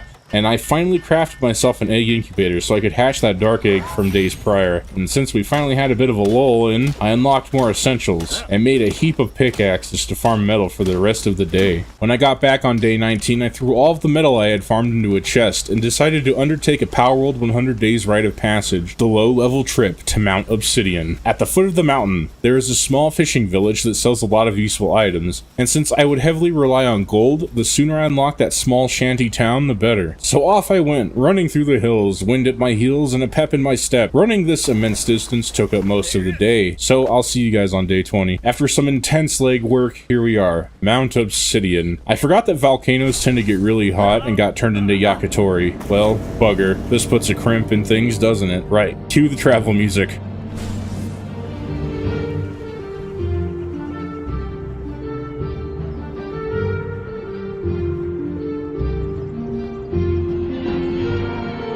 And just like that, on the horizon of day 21, we made it safe and sound to the small fishing village. Man, that took a long time. It's probably a few seconds for you guys at home, but when I look at the footage, this took around a good 40 minutes both times. When the sun came up on the small shanty, I procured for myself some heat-resistant pelt armor and an undershirt. Then I wade back to my base to hatch this dark egg that contained a tombat. Kind of underwhelming, I know. It had a huge buildup, but this is what it is. I didn't get to enjoy being home for too long, however. I wanted to unlock another trading post, and here I am gliding over to the small settlement in the hills. I didn't stay for too long, I was broke, so I went back to Sakurajima Island. Apparently, there was a supply crate that I had missed, and I decided to check it out. The loot was decent. I got a really nice thermal shirt and a rocket launcher blueprint that I would put to good use later. Spoiler alert, no I wouldn't. My pals were telling me that they were starving. Food was becoming a huge issue that would always rear its ugly head. I thought about breaking my challenge and just giving up and taming a water pal, but for you guys, I held myself accountable, and I didn't do it. With a little bit of elbow grease and some time, I got more berries planted and watered them. Hopefully, it would buy me some time until I can get our small famine under control. To alleviate the situation, I sought out to tame stronger pals. I still lacked one that had the kindling ability, and that would allow me to smelt metal, and it would help me cook berries. Cooked berries help restore pal sanity just a little bit. Normally, I would just feed them either toast with jam or salad, but this was very, very far away still. As I was running around the island at night looking for pals and trash piles to rummage, I found a Wixen knocked, and managed to catch it by a miracle. My palms were sweating really bad as I attempted this. I caught it with a 2% chance of capture rate. Now that is some insane luck. But that Wixen knocked was nothing compared to this Bushi knocked that I caught. I had no idea these guys could summon void tornadoes. This is one of the new abilities that came with the Sakurajima update, and as you can imagine, it absolutely wrecked shop. So getting hit by it would send me packing to an early grave. A little ways from that Bushi knocked, I tried to catch the Shroomer knock. I absolutely needed this guy at my base. He would plant berries for me as well as harvest them, so all I had to do was water my crops and forget about it for a little while. However, the Shroomer knocked planted me in the ground instead because I was dead. I really fumbled the bag with this one. On the way back to pick up my things, I found another egg that was sitting up here on the ledge. I made my way over to collect it and narrowly avoided becoming worm food yet again. I also tried to catch another Shroomer knock and failed quite stupendously. Just look at that wipeout. Honestly, I was just having a dog's breakfast of a time trying to get my stuff back. Like right here. Yes, I died yet again. I'm not having a whole lot of luck today, it would seem. I spent it in the days prior. Maybe we should just try again tomorrow. There was some silver lining on day 24 though. I got my little claws on another supply drop, and the best thing from this was a life pendant that would increase your hit points. I'm sure I could find a use for this. I even found another dark egg while I was roaming the wilds. Little did I know that my luck would improve drastically. I managed to finally catch a Shroomer knocked.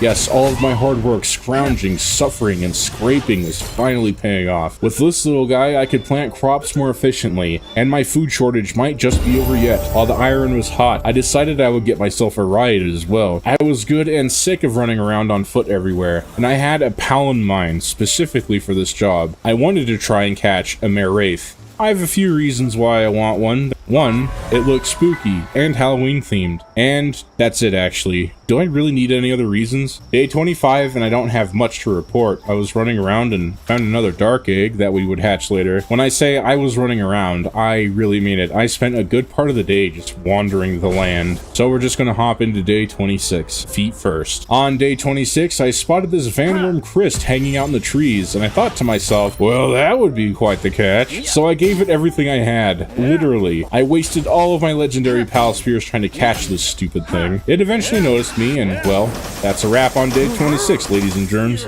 I had spent the entire day of night 27 taking constant L's, but through 10% luck, 20% skill, and 15% concentrated power of will, I managed to get a fast travel unlock in the mountains.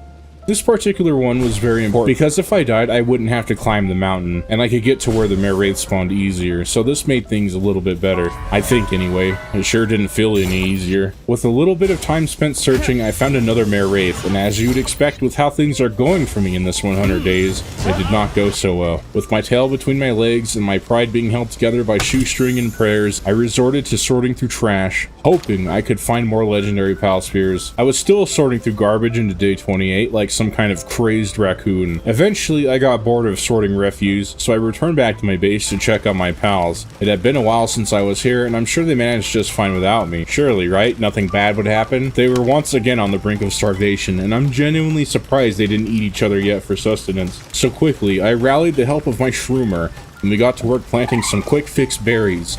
It wasn't much, but it would have to do for now. While doing chores around the base, a wandering merchant had carelessly wandered into my spider web, and I caught him. As I prattled on about my wandering merchant, this Bushi Noct wandered in, and this was the defining moment in my entire playthrough. This Bushi Noct activated his Bankai and set my entire base on fire, leaving me in ruins. The game pleaded with, begging me to let loose a water pal to quell the roaring flames that soon engulfed my base, but I couldn't. All I could do was watch as the fires of vengeance turned my base into a smoldering pile. Yeah, just kidding. I just entered build mode, deleted the structures that were on fire, and rebuilt them. No harm, no foul, no fuss, no muss. It's been an entire month in Palworld, and I'm just now putting up some defensive walls. That Bushi was the wake-up call I needed to get things into gear and lock it in. I started making good progress on my wall, but I eventually had to stop and wandered off and did something else, like getting my stuff back that was sitting up here in the frozen tundra for a few days. Really glad no one came by and stole it. Not that anyone would. This is a single-player world. Just in case anything like this would happen again, I unlocked another fast travel. And as you'd imagine, the same thing did indeed happen again. I died to another mare wraith. I'm about to forego taming this thing altogether if I'm being honest. It's just really starting to irritate me. All of my gear was in shambles at this point, so I retreated back to base to make some much needed repairs. I also wanted to drop off all the loot that I have been gathering over the last week or so, and get these dark eggs hatched finally. Maybe I'd get lucky and get a Hell Zephyr, or a mare wraith would pop out of one. Fingers crossed. Fingers crossed. At this point, I really didn't have much else to do, so I just started digging around in trash piles again for the rest of the day and the night. I should have called this 100 days video, I spent 100 days in the Alaskan Palworld, since the sun only rises for a few minutes and sets right away, leaving the cold embrace of the long night. I should really watch 30 Days of Night again. That is such a great movie. In fact, I might just do that while searching through trash piles. Right on the start of day 32, I hatched another Cognito. It sprung from the egg, eyes bright, ready to start its new life, full of gusto. So I crammed it into the PAL box and forgot all about it. Then I was back at it again, rooting through trash piles and opening chests, farming those good old PAL spears. I got really lucky today, but my luck would soon run out. When the sun went down, I headed over to the mountains to capture something. A mare wraith, a Vanworm Christ. I managed to catch this Vanworm Christ with one of the worst passives in the game. No matter, I have a few good pal spears left. Catching another one shouldn't be too much of an issue, right?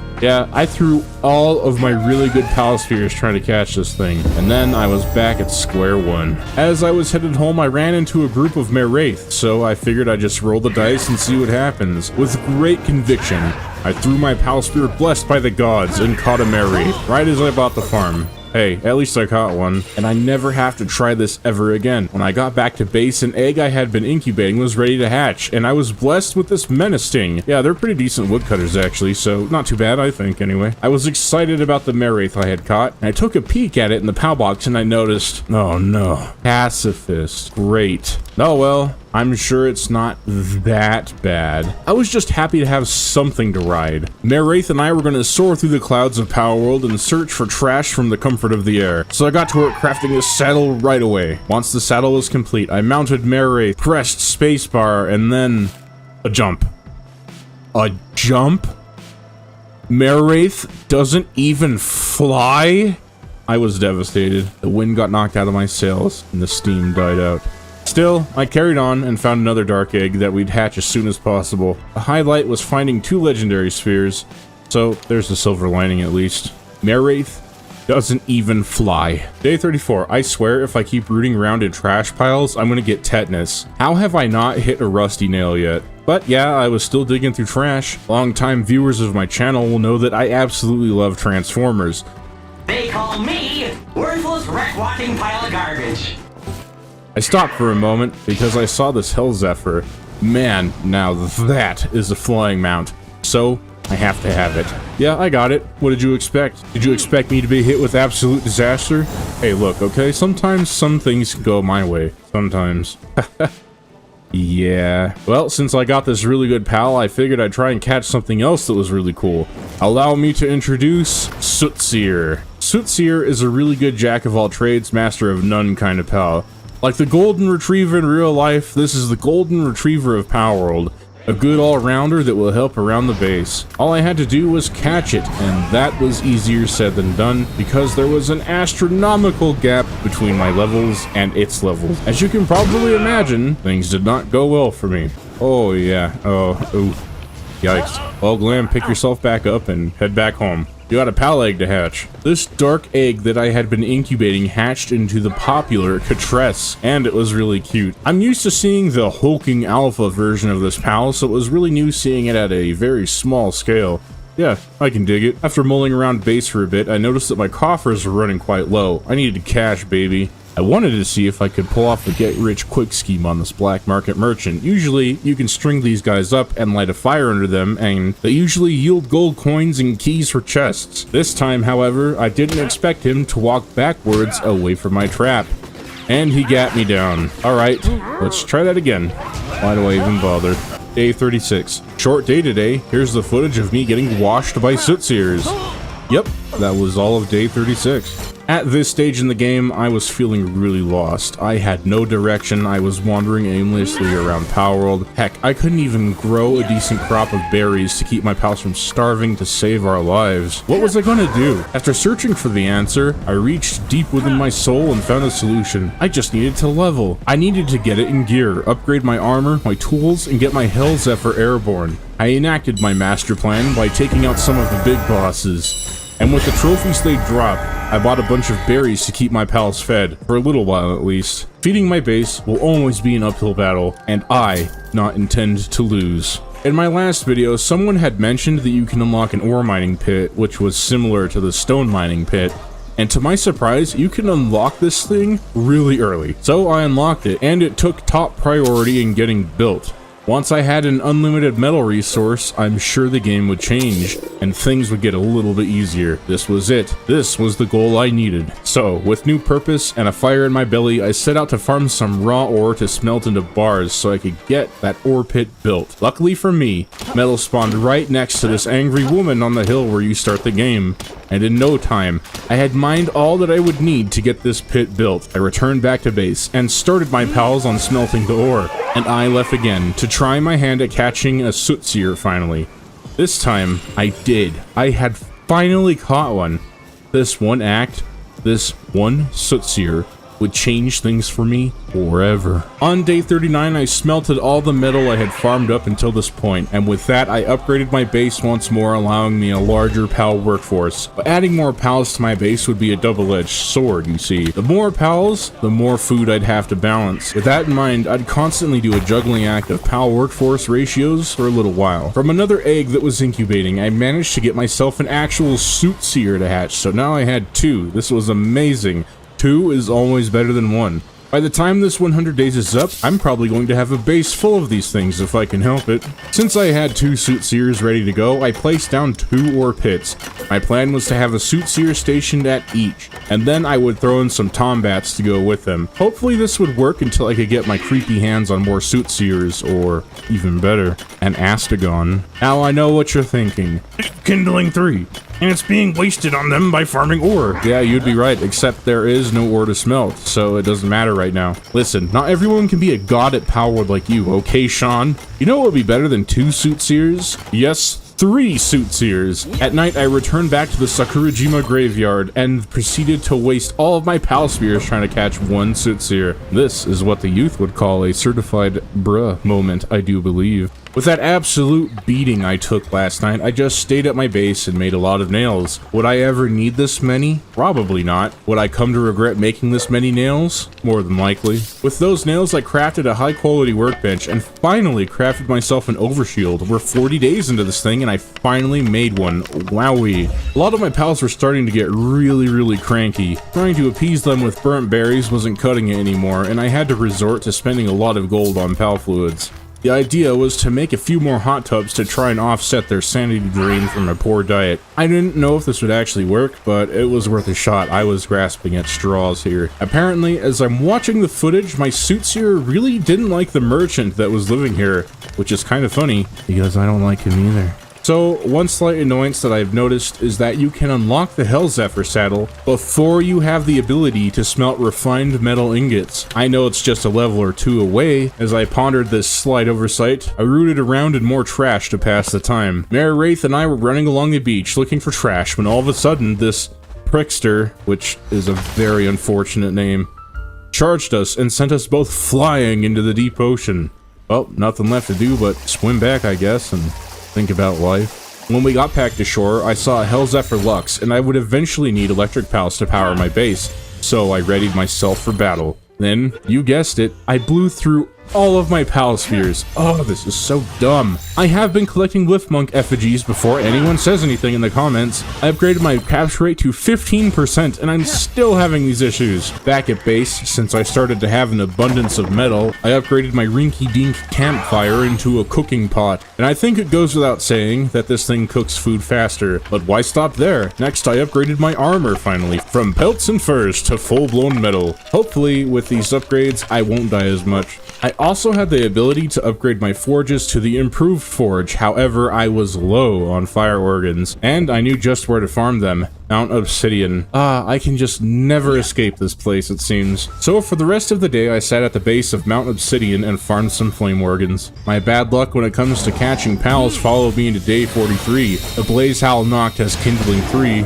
and since I wouldn't get a Yormantide Ignis ever in this playthrough, which has Kindling 4, this was one of the next best things. Of course, there's Sootseer too. I just thought he looked cool. Oh well, I guess I'll just try again later. Despite these setbacks, I finally crafted that improved furnace, and this would allow me to craft refined metal ingots, used for more advanced recipes, like my Hell Zephyr saddle. I was going a bit crazy too, because I needed coal of all things to make refined ingots, and I had none on hand. Look man, I just wanted to get into the sky. All these setbacks are hindering me. After running around for a bit and screaming, I found a coal node next to my base. Well, that was easy. And while waiting for Wixen to smelt the refined metal ingots, I upgraded my tools to metal finally. Hey, it took 43 days, but it's better late than never, right? Day 44. Apparently, I did nothing today.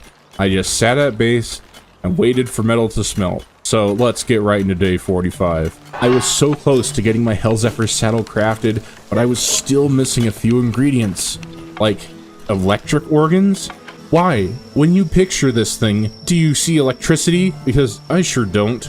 I guess maybe the designs on its wings? Oh well, I can just stand around at base all day complaining about it, or I could just go out and farm them, which is exactly what I did. I went to the area where Univolt usually spawn in, where they would spawn in abundance and I could farm all the organs I needed, but I made one crucial mistake. I came at night, and that means they're less likely to spawn. I was still searching for Univolt into day 46, and I found none whatsoever. On day 47, my luck would finally change for the better, and I found plenty of Univolts and began harvesting electric organs. After about a few minutes of farming, I had all that I needed to craft my Hellzephyr saddle, and we both headed back home to get it done. All that struggle, all of that suffering would finally pay off. My friends, this was the sweetest maiden flight I have ever enjoyed in any 100 Days video.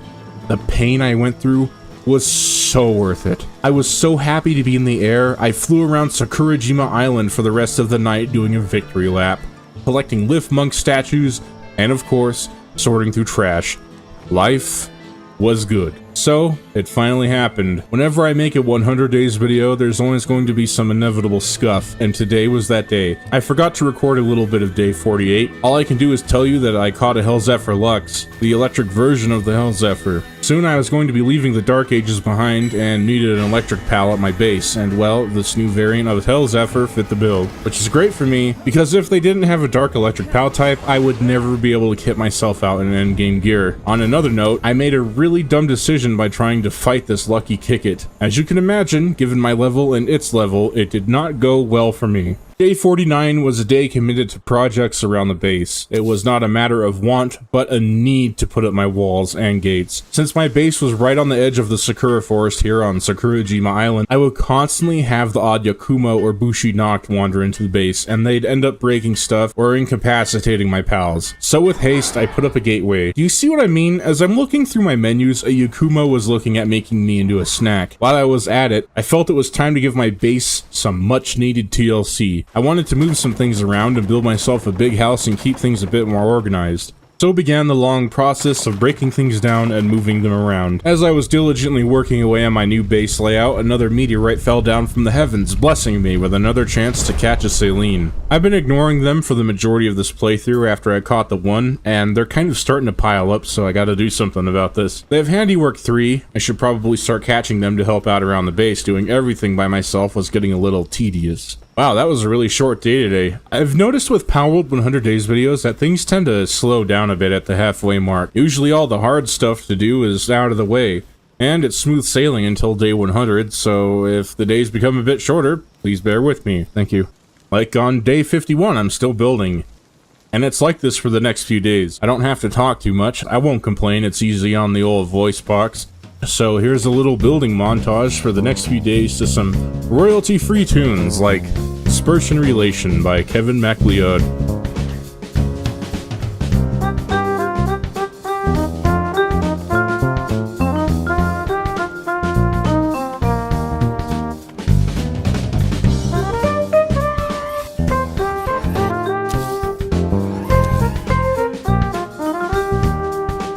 Well, that's all I'm going to do for now. I think my little man cave looks really cozy. I'd definitely read a book in here while sitting ominously in front of the fireplace for sure. Speaking of reading, I read the original Dracula by Bram Stoker. And did you know in the original story, Dracula gets inconvenienced by bread? Yeah, actual bread. Dracula also tried to steal another man's fiancée by turning her into a vampire. How crazy. I could be wrong though. I read the Dracula book like, what, 20 years ago at this point? Might be time for another reread, who knows. Also, on another completely unrelated thing, the T-Rex in the Lost World of Jurassic Park never went to San Diego. That was all fabricated by Hollywood and Steven Spielberg. In truth, both of the parent tyrannosaurs never left Isla Sorna. I thought you should know, in case you didn't read the book. I mean, I didn't. I listened to it on an audiobook. Alright, I'll stop waffling on about books. I'm sorry. I just get carried away in a tangent. So here's the base. All the building, and the base looks like, well, yeah, that's something, I guess. It's better than living in a small hovel in absolute squalor. Day 55, and I was so close to unlocking the coal mine. I was lucky enough to have a coal node spawn inside my base, but it wasn't enough to suit my needs. I was entering the refined middle age here at my base, and fresh coal would be a key ingredient to a lot of these recipes that were coming up, so I needed to unlock things ASAP. I also had a plan to catch one of the best mining pals in the entire game. You probably know him, the ever affable Astagon. You can catch him two ways. You can bang your head against the wall trying to catch him in Mount Obsidian, or you can try to catch him in one of the wildlife sanctuaries. I chose the latter, because every time I try to fight the boss Astagon, something always goes horribly wrong. With great interpretation, I began flying over the desiccated desert. While flying over the ocean, I accidentally ran into the Palworld combat arena. None of my friends play Palworld, so this area is kind of wasted on me. It's just Pokemon Stadium, basically. Alright, I'm just moving on. After flying all night, I had finally made it to Dune Shelter. I was here for two things. The fast travel was one of them, and another merchant to capture. One of these guys in here sells vegetables of all kinds and other stuff that will be important for later. Capturing the merchant was easier said than done. This merchant was just built different because he escaped 3 of my legendary Pal Spheres. Yes, you heard that right. 3. The quote-unquote strongest Pal Sphere ever created. These things were made specifically to catch godlike beings, and they can't even catch some dude named Terrence. A quick relog later, and here we are again. This time, I was going to make sure he went quietly. I hit him a few times to get him to cooperate with me, but this time the guards killed him. I relogged again, and tried one more time. Oh my gosh, they got him again! With enough Pal Balls and determination, I somehow managed to catch the extra merchant I needed, and I left this wicked den in the desert. I needed him because he specifically sells lettuce and tomato. While separate, these two ingredients are pretty unremarkable, but when combined into a simple salad, it turns pals into working machines. Salad gave a big boost to work speed and restored a ton of sanity, doubling work efficiency of pals and humans. And now, since we're well over halfway done with this video, it was time to kick things into a bit of overdrive. I still wanted to catch Necromus and Bella Noir before day 100, and we were cutting it really close. Slowly, I flew my way over to the Wildlife Sanctuary and unlocked the Desert Tower fast travel, because hey, you never know. I might take a crack at some tower bosses later still, who knows? Not me. I don't really plan these videos out, they just kinda happen. Before heading off into the Wildlife Sanctuary, I needed to replenish some of my Pal Spheres, and spent the morning of day 57 doing just that. Instant transmission! Here I was, in the Wildlife Sanctuary, looking for an Astagon. I don't really like catching the Alpha Astagon at Mount Obsidian because he gets caught in the walls, and it always never ends well for me. If you've seen my 2 other Palworld videos, you would know exactly what I'm talking about. So here I am, avoiding the situation altogether. It's like the Pal gods had heard my prayer. I didn't have to even look for very long for an Astagon. And yes, I actually managed to catch it. Surprisingly, this was very easy. Usually when I fight these things, it all just goes so horribly wrong. Something told me to hold my horses and stay at the sanctuary. And I'm glad I listened, because here was a Shadowbeak begging me to be caught. And friends, let me tell you, there is little in this life that tastes sweeter than a victory. I caught the Shadowbeak, the best non-legendary pal in the game. Oh, I also got an Incineram knocked, but that's not as cool as a Shadowbeak. My Shadowbeak needed a friend, so before packing it up and sending it home, I doubled down and caught another one. I flew around a bit longer trying to find another Astagon, but my pals were starving, so I headed back home. Yet I was content at the progress that I had made, and I won't complain. I put our new merchant friend to work and made myself a salad to fend off starving to death myself. And I took some much needed rest and relaxed for the rest of the day. First things first, I placed down a tomato plantation. I don't know why I highlighted it with such emphasis in my notes, but hey, here we are. As I've been leveling, I've invested some points into work speed, and it seems to help a bit with planting and the watering process. Since I was already pretty tanky, I had over 1,000 pounds of carry weight, I would just throw more points into work speed. Normally, I wouldn't even consider such a thing, but I didn't have any water pals, and the crops weren't going to, water themselves. Just don't ask where the water comes from. You know what's been bugging me for a while now?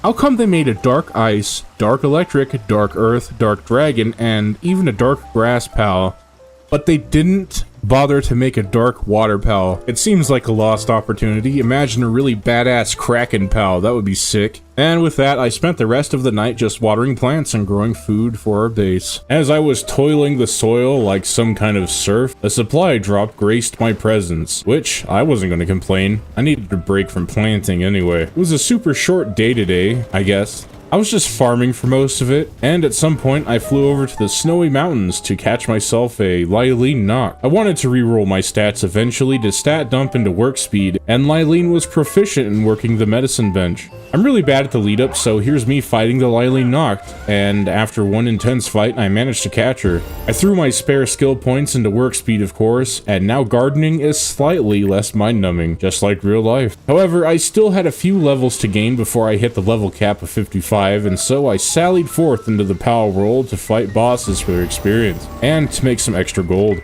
I was a monster hunter of sorts, I suppose. 100 days of monster hunter? Let me know in the comments. After spending the better half of 24 hours putting pals in the dirt, my inventory was becoming cluttered with a bunch of garbage. Off I went to the small settlement to lighten the load and fatten my purse. While clearing junk, I just remembered my pendant that I got from a supply drop at some point. I don't remember if I talked about it earlier in the video, and I'm not going to check, but basically, here's what this bad boy does.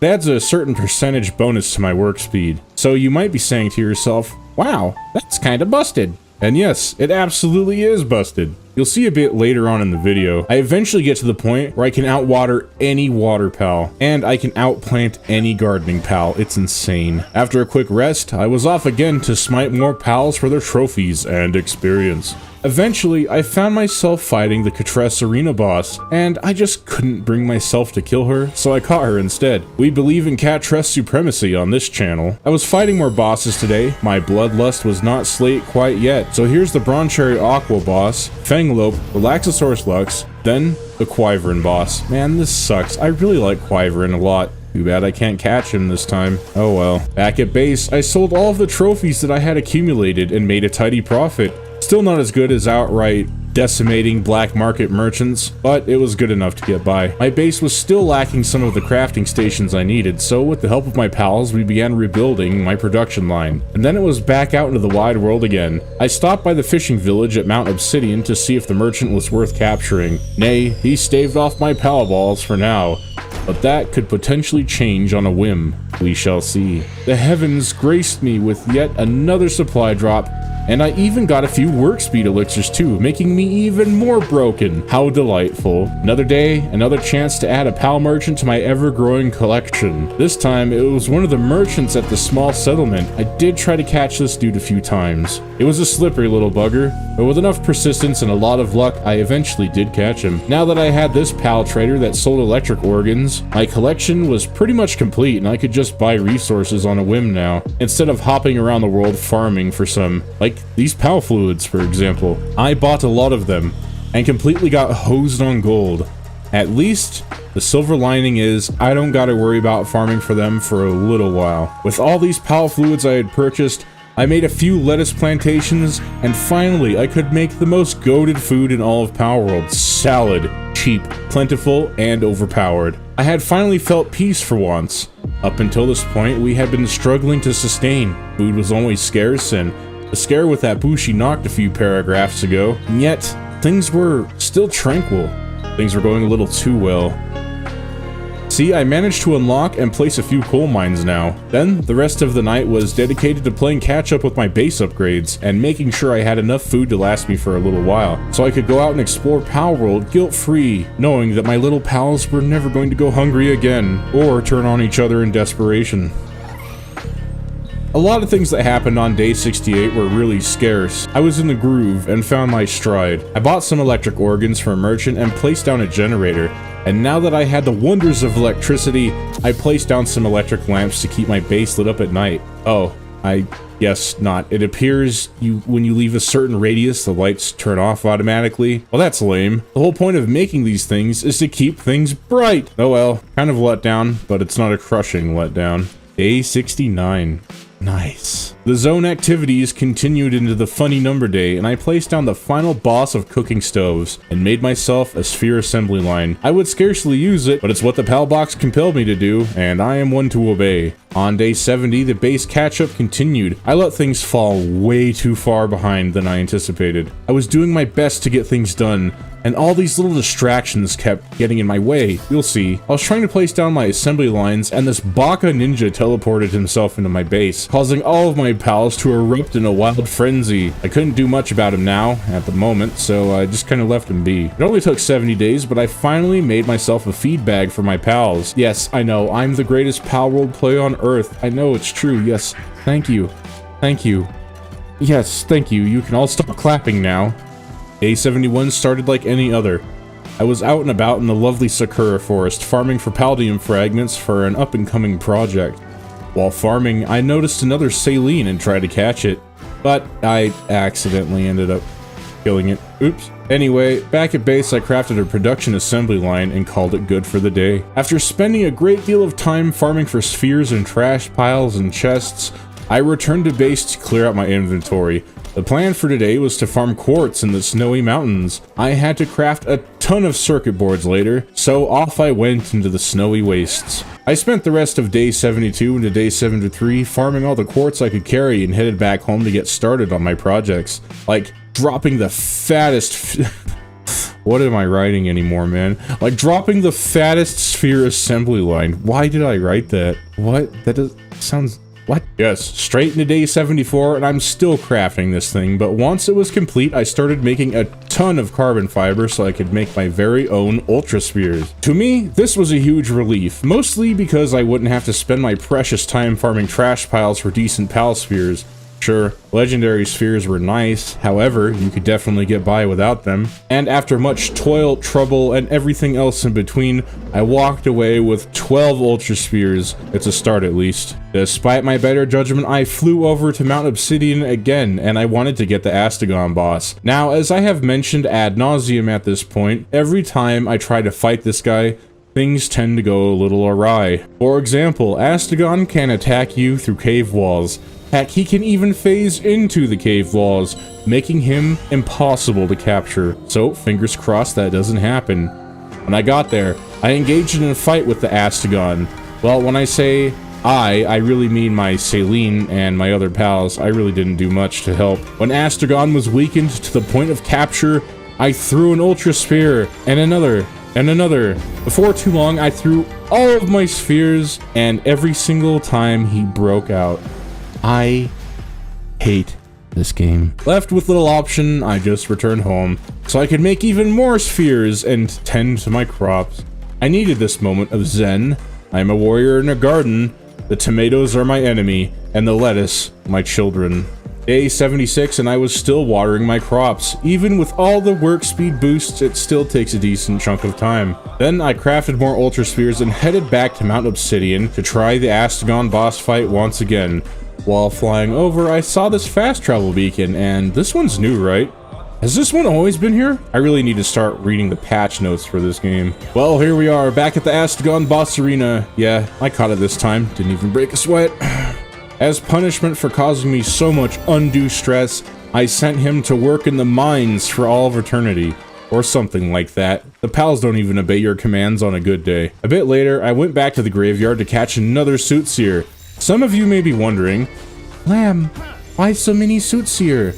I just think they're neat, okay? Come on, it's almost Halloween, you gotta get into the spirit. And they're ghosts with goofy skulls and torches for hands. What more do you want? Oh, I also caught another Saline, so that's cool, I guess. A whole lot of nothing went on today, I guess. My notes are sparse. I caught a Soothseer and just kind of sat around base watering crops, apparently. On day 79, I finally had accrued enough resources to build an ore pit, and I really underestimated the size of this thing. Holy moly, it is huge. But the bright side is that with all this metal I was now gathering, I could finally upgrade my armor to refined pal metal armor. Honestly, I feel like I'm a bit behind with this run, not gonna lie, gang.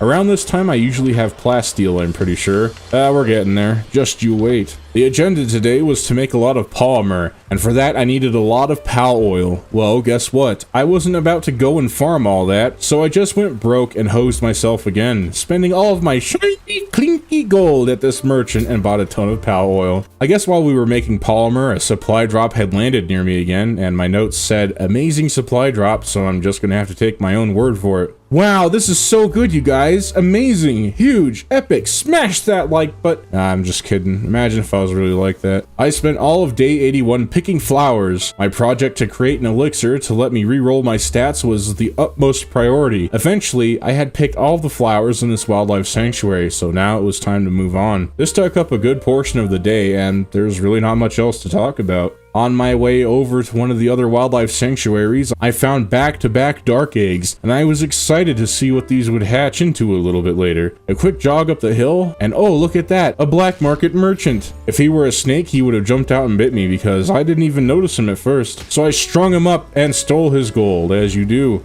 I also found this dog coin guy too. With these two master strokes of power, I was now the richest pal tamer in the land. I had a whopping 50,000 gold to my name, and I would put these coins to good use later. We weren't done winning yet today. There was a lucky depresso of all things. Today, I really did hit the jackpot. My travels eventually led me to the very top of Mount Obsidian, and I saw a Xenoguard, and I caught it. Much to my horror, I discovered that Xenoguard is, in fact, not a dark dragon pal, he's just a dragon pal, thus making my self-imposed challenge null and void, ruining 2 weeks of recording and dooming my YouTube channel back to the Stygian pit of small channel hell. Skirting around the base of the volcano, I also caught this Pyrrha Noct that I would never use. What a shame. Yeah, I'm back out here picking more flowers. Back at base, I crafted a hip lantern to see better in the endless night. Then I crafted 2 egg incubators to hatch the dark eggs that I had found a while ago. As I was crafting them, a supply drop fell from the sky, and it was great. Honestly, I haven't had a bad drop yet.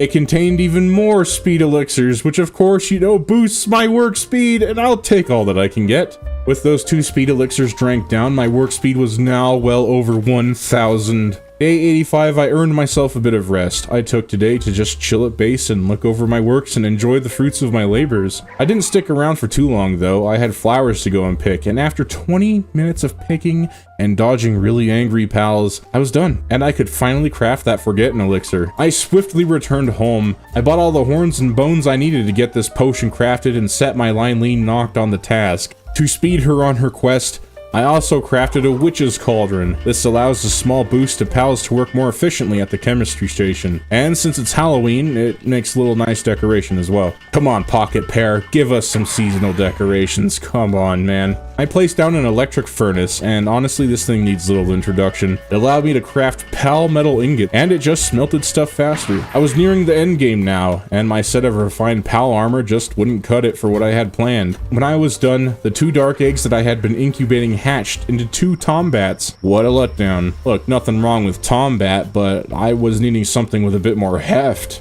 Tombat next to Astagon. You're gonna take the Astagon. Unless you're a contrarian who wants to be different for the sake of being different, then you're just being pedantic at this point. Today was also a day of relaxation. With the help of my pals, I crafted an upgraded hot spring and sat in it, enjoying the soothing warmth of the hot bath, letting the previous 87 days melt away, and I took a moment to just enjoy myself, armor on and all. Then I crafted myself a sword.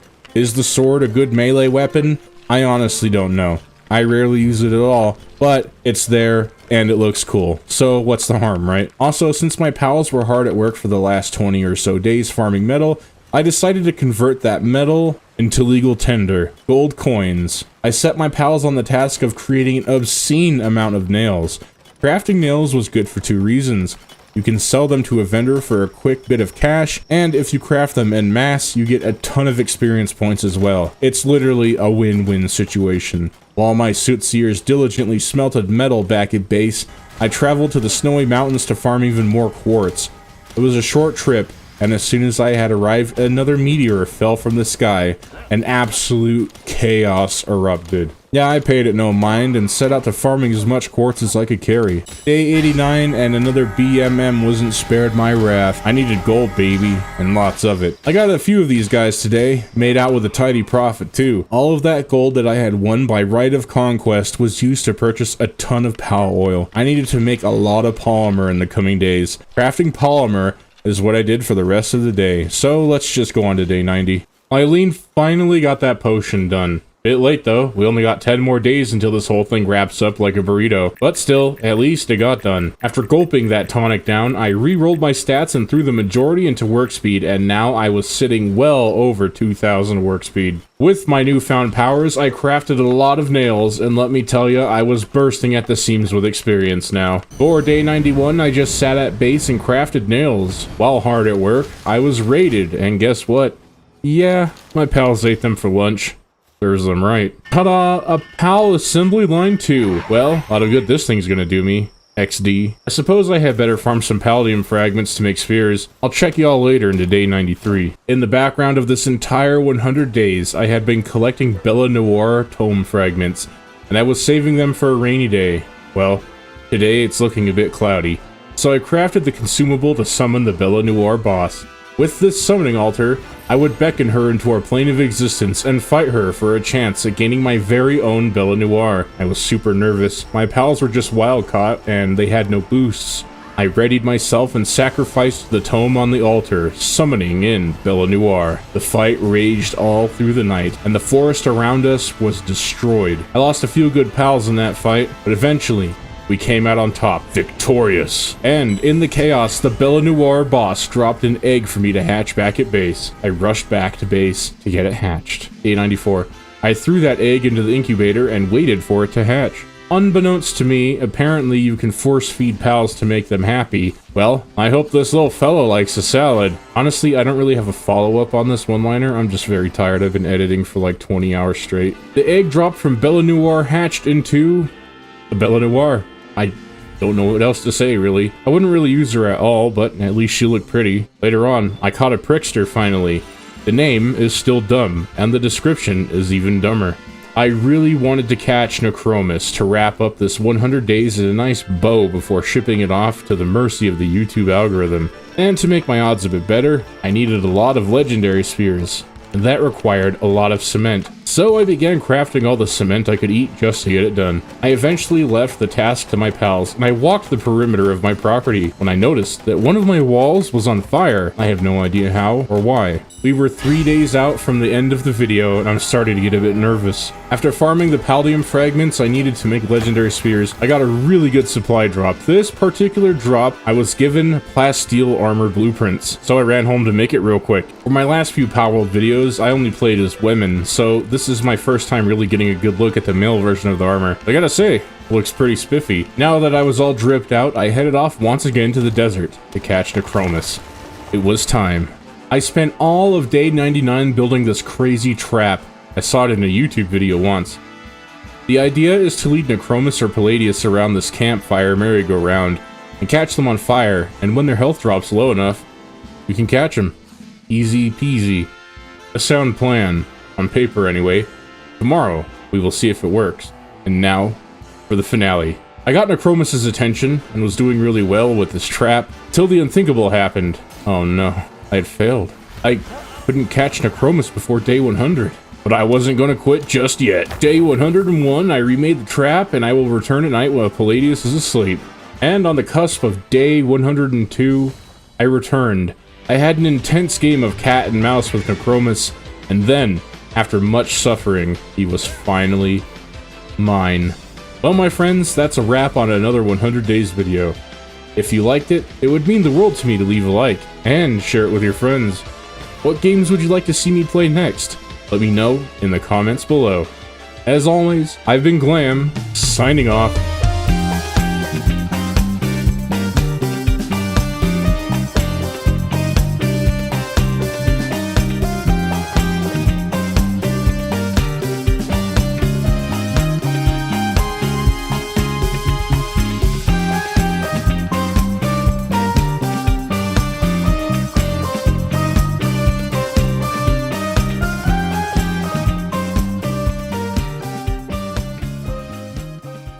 Did you know the human body is made up of 60% water? Did you know that there is more water in this one Palworld video than in your body? Crazy, I know. Welcome back, my Glahm fam, and I'm going to be spending the next 100 days in Palworld using only water pals. I hope to make it out of this playthrough with my sanity intact. Of course, on day 1, I spawned into the new water world and hit the ground running and gathered resources. By gathering resources, I mean taking out my frustration on small creatures that can't fight back. And with the wool that I had absconded with from this small creature, I made myself a new set of clothes so I wouldn't be naked. I just lost half of my viewership in that one sentence. I also made the starter tools, but I need to go back and tweak the world settings because a 13-minute day is just way too fast to get anything done. I made myself a bow and some arrows. While crafting, I thought about my life and what led me to this point. Needed some wool for cloth to make a glider, so I spent a bit of time hunting the lamb balls for wool in the area, and I guess I became really amused by them rolling down the hill. Look at them go. Isn't that fun? Wow. We all have fun on this channel, everyone. On my way back to base, I collected some lore, but I would never read it. After some time, I made myself a glider and was almost ready to venture out into the new world. The Palworld, I guess. Oh, hold your horses there, Glahm. First, we need some supplies, like these paldium fragments, so I can make an overshield. And by now, if you've seen all of my videos, I really should not have to explain what this thing does. You're all smart. We'll just keep moving. I have skirted on making one of these before, and let's just say the consequences were very dire. On my travels, I spotted a peculiar sight, a cativa and lamb balls all grouped together, so I went in for a closer look, and I was ambushed by the group. I was more worried about the cativa than the lamb balls, because they're lamb balls, let's be real here, and I engaged in combat. And yeah, I managed to win. Caught my first pal on day 3 as well, the very serious T-font. Wow, it's basically a tea kettle with legs. Crazy. What will they think of next? Eventually, on my travels, I wandered into a syndicate camp and fought them all. I wanted to rescue the Swee in the cage, but sadly, there it shall remain because it's not a water pal. I decided to catch this pen gullet too. I didn't know that they were water and ice now. I always thought they were just kind of like ice pals. I haven't played this game in months, so I really can't remember. Not only did I catch one pen gullet, but I caught 2 of them. They were kind of unremarkable, but hey, more bodies are better at this point. More employees, more meat for the grinder, another cog in the machine. And along the way, I threw down a temporary pal box to get my new employees to help me craft some arrows. We're going to need these in the upcoming days. Oh yeah, on day 4, I ran over to the Pen King Arena. And so I caught the Pen King, but I did die in the process. Ah, whatever. This is a W for me. Gotta take all the small victories. I also wanted to catch a celery. In the water, I saw some glowing fish, and I didn't know how to catch it at the moment, so I just kind of left it alone. But I did spot my target, and I did catch a celery by the beach. I also caught this Croagiro, but I wasn't too impressed with its passive. Ugh, geez, that's rough, buddy. On day 5, I watched the sun rise over Palworld. It was quite peaceful. As I was going to cross the bridge, I ran into a small situation with my Pen King's help, which I named Hefty, by the way. With Hefty's help, we both took out the rascal and carried on to explore. After clearing a syndicate camp, I found a damp egg. And spoiler alert, I would never hatch this. Eventually, my travels led me to the small settlement, which had grown in size. I found a pal ecologist. He wanted me to catch 10 pals. Okay, I guess. Why not? For a side mission, I delivered food to a cop, and he let me know it's cool to recruit him as a mercenary if I needed. But I won't, because that's a cowardly thing to do. I completed my first Palworld mission, and the rewards were pretty decent. Tomorrow, I attempt to fight Zoe and Grisbolt. You know, as I'm fighting Zoe and Grisbolt, or is it Zoe? I don't know. I get a lot of arguments in my comment section on how to pronounce this girl's name, and my argument against you is it doesn't matter. She's a fictional character. Get over it. Anyway, this pink-haired girl and Grisbolt were defeated and would never terrorize these lands again. Although I have no idea what they did wrong, because I never pay attention to Palworld lore. Started running to Sakurajima, of course. It wouldn't be a Glahm video without my favorite island, now would it? And I ran into this absolute nope of a Relaxosaurus. Yeah, I just kinda snuck around him, it wasn't too big of a deal. I found a building I've never seen before, so I will go to it soon, and this random kelpsie swam right up to me, practically begging to be caught, so I caught it. I've never seen them zoom that fast, so it kinda caught me off guard. I did catch the Azarobe, and it seems that water pals are weak against ice attacks, which I honestly didn't know. Or I probably did. Who knows? It's been like a year. I brought back the milk, by the way. I hope you enjoy it. It's a bit warm and curdled now. So yeah, going to that base was a bit of a mistake. They were over-leveled for us, and they almost took out Hefty. So I ran away, and things got a little dicey, but I managed to slip away in the confusion. And I noticed that my gear was broken, so I made a repair bench to repair my stuff, since you all so politely remind me in my comments to repair my gear. This one's for you. You can't say Glahm hasn't done anything for you, his fans. Yeah, I just spent day 9 standing around. Yep, that's all that happened. I did try to fight Bushi, but I misjudged my timing on this roll, and he did get me. Oh well. Maybe next time. Ran into an hombre that breeds pals. He needs 5 cakes to do it. But do I look like the Muffin Man to you? That sounded funnier in my head, I'm sure. Yeah, I caught some surf rent. One of them was a swimmer. I don't know what that is, but it sounds like it could be useful. Went to the Shoal mine shaft to catch a bronze cherry aqua. At the time, I had a suspicion that this thing might be able to plant crops for me, and I would learn out the hard way that that is simply not the case. This is strictly a water pal that uses grass attacks. I have been lied to and cheated once again by Pocket Pear. Thank you. Yes, thank you. Oh wait, never mind. This thing is level 30 and will absolutely destroy us, but maybe there is a chest with food in the back? Nope. Well, looks like another day of starvation for me. Oh, I also managed to catch myself a flack. Cool. Yay. Along the way, Hefty was starving to death and got taken out in a scuffle with the Syndicate. And a really angry Loot Moon, apparently. Rest well, my friend. Soon, you will be with us again. Made it to the Relaxosaurus Lux boss arena, in case the worst happened. You know, like me dying. Yep, this fast travel beacon will come in handy in a pinch. After once again repairing my gear, I came across a Relaxosaurus and wanted one for my team because they're kind of strong and cool. I think they're pretty neat. Let me know in the comments what your favorite pal is. I read all your comments, even the really hurtful ones. Y'all can be so mean sometimes. I wanted to revive Hefty, and instead of waiting the 9 minutes for her to heal in the pal box, I made a temporary camp and let her rest in the bed for a moment. I am very kind to my pals, as you all have seen in my past videos. I eventually found a wandering merchant and sold all of my trophies for gold, and bought 200 or so eggs, because they're light and cheap, except for eggs in the real world. They're still kind of expensive, which is unfortunate because they're delicious. Oh, after what felt like forever, Sakurajima was on the horizon. Soon I would build a base and become established and get the ball rolling for the next 90 days. I made it to the shores of Sakurajima, but at the time I didn't see the small islands I used to swim to for a break. I also watched a Kativa go for a swim.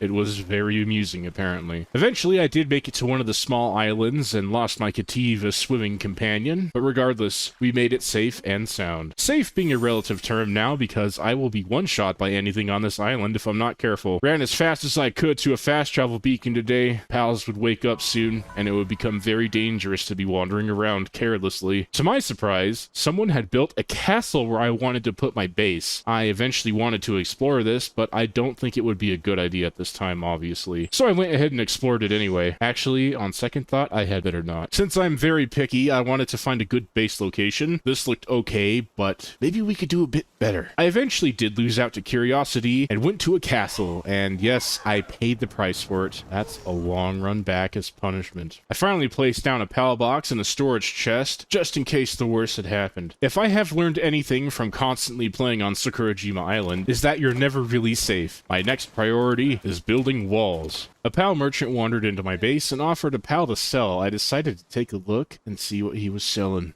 And he was selling a gobfin, which is okay by me because I don't want to go to the gobfin area yet. After buying the gobfin, the man took off quicker than my dad 33 years ago. Somehow, I found out that you can sleep in pal beds with your pals. I don't really know what to make of this. By the way, would you like to see a playthrough of the Palworld dating sim game? I'm not gonna play it. You know, you can watch it on some other channel. I ain't about that life, chief. I unlocked a few things. Mainly pelt armor, so I can get out of my now destroyed cloth armor. And I unlocked the surf rent saddle to get around a lot easier. Never really rode on water pals before, so we'll see what lays in store for me. Well, once you know it though, this thing needed a lot of cloth, so I went back to the starter zone and farmed some lamb balls. For a moment or two. I can't will a saddle out of the aether. I don't even know if cheats are possible in this game. Eventually I did get what I needed and started crafting surf rent saddle. And then I planned on crafting Celere's gloves so I can use it as a glider. I spent a minute jumping around trying to use my Celere as a glider,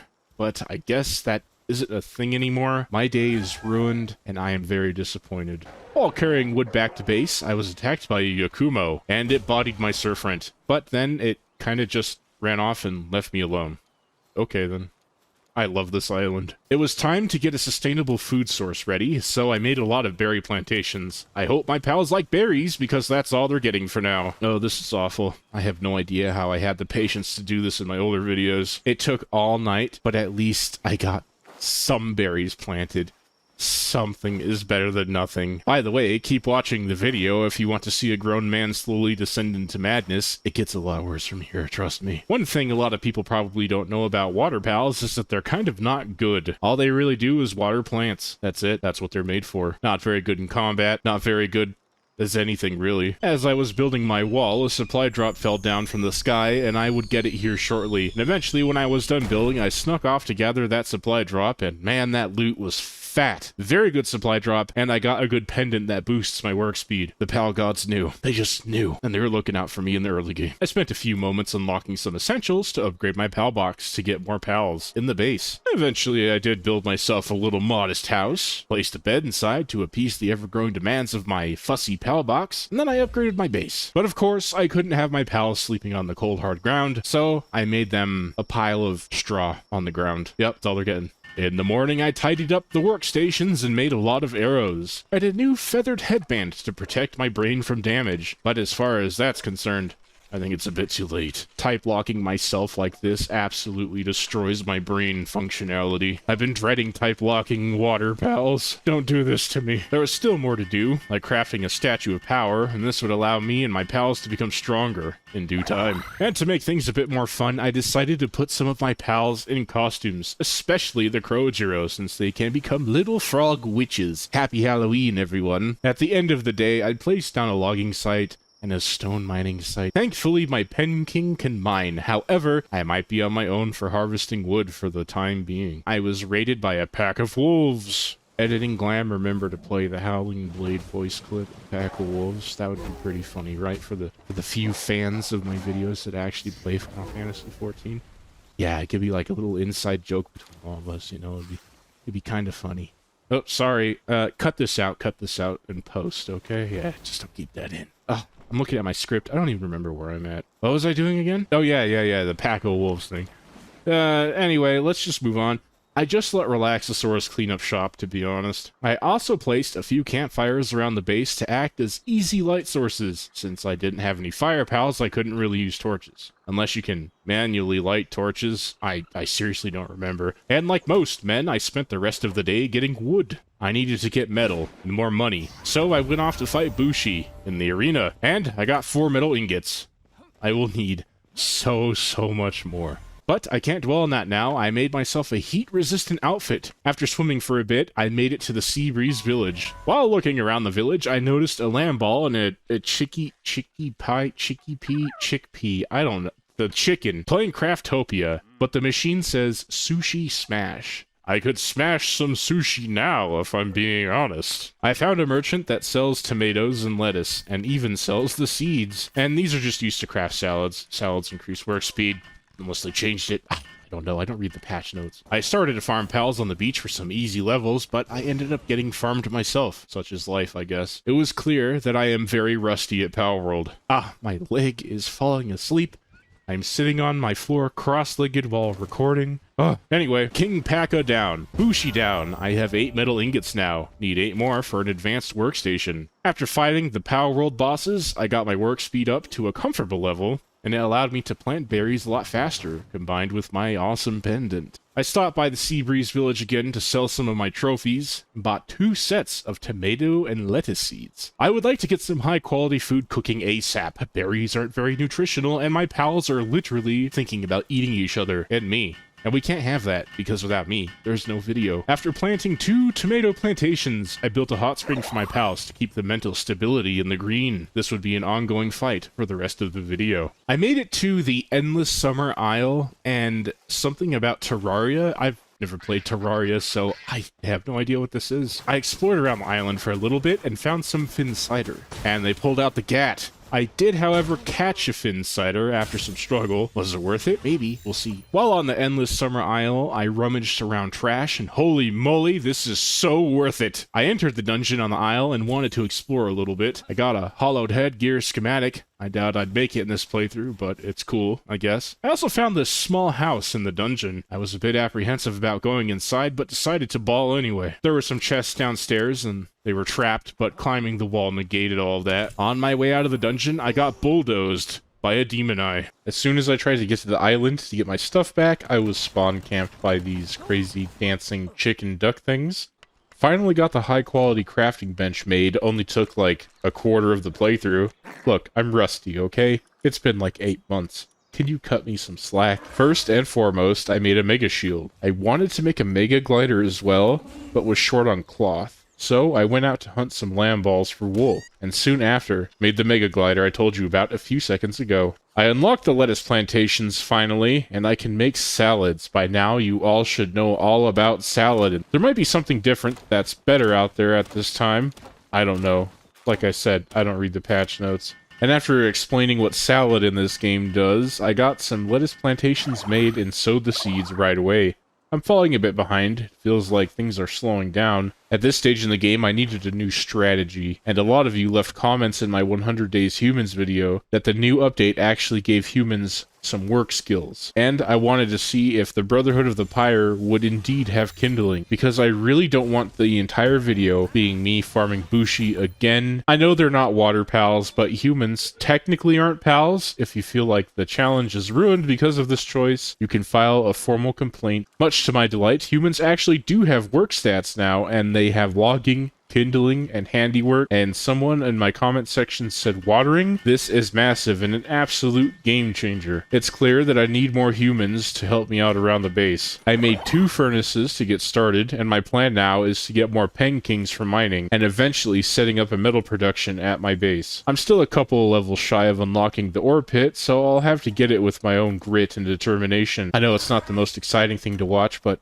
hey, you know, it's important. Since I could capture humans now for basic tasks that require specific specializations, I decided to unlock a few extra structures, like the human hamster wheel. This will allow me to generate electricity without the use of electrical pals. Hooray! I will call it the Wheel of Pain. Anyway, after unlocking a few things, I built a crusher and then upgraded my base post-haste. You guys have no idea. This is so nice. Having humans that are able to actually help out around the base, that was the downside to all these challenges. The constant grind for metal. And now, in this moment, I am free. I will probably never have to farm Bushi again. So I went out and fought the Bushi again. I needed trophies, and I needed some bone. Look, okay, I don't really need the metal. Consider this my final hurrah. And honestly, you remember that Finsider I caught a few days ago? This thing is insanely busted. Holy moly. I went to the bamboo thicket. I needed electric organs for the Wheel of Pain. And this area is flush with Univolt. Things, as they always do, got really hectic. But this is when Finsider really shined. She not only took out all of the Univolt for me, but she even went toe-to-toe, fin-to-fin, with an over-leveled Mammorest.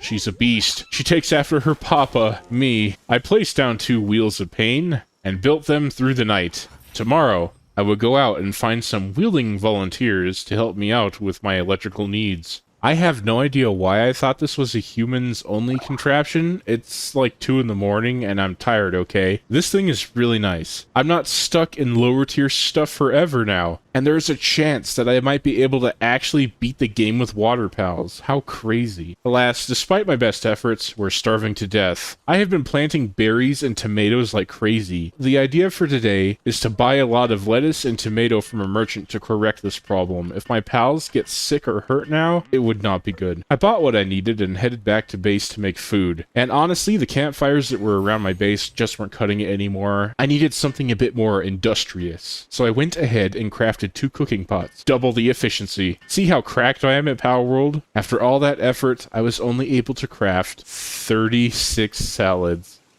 Wow.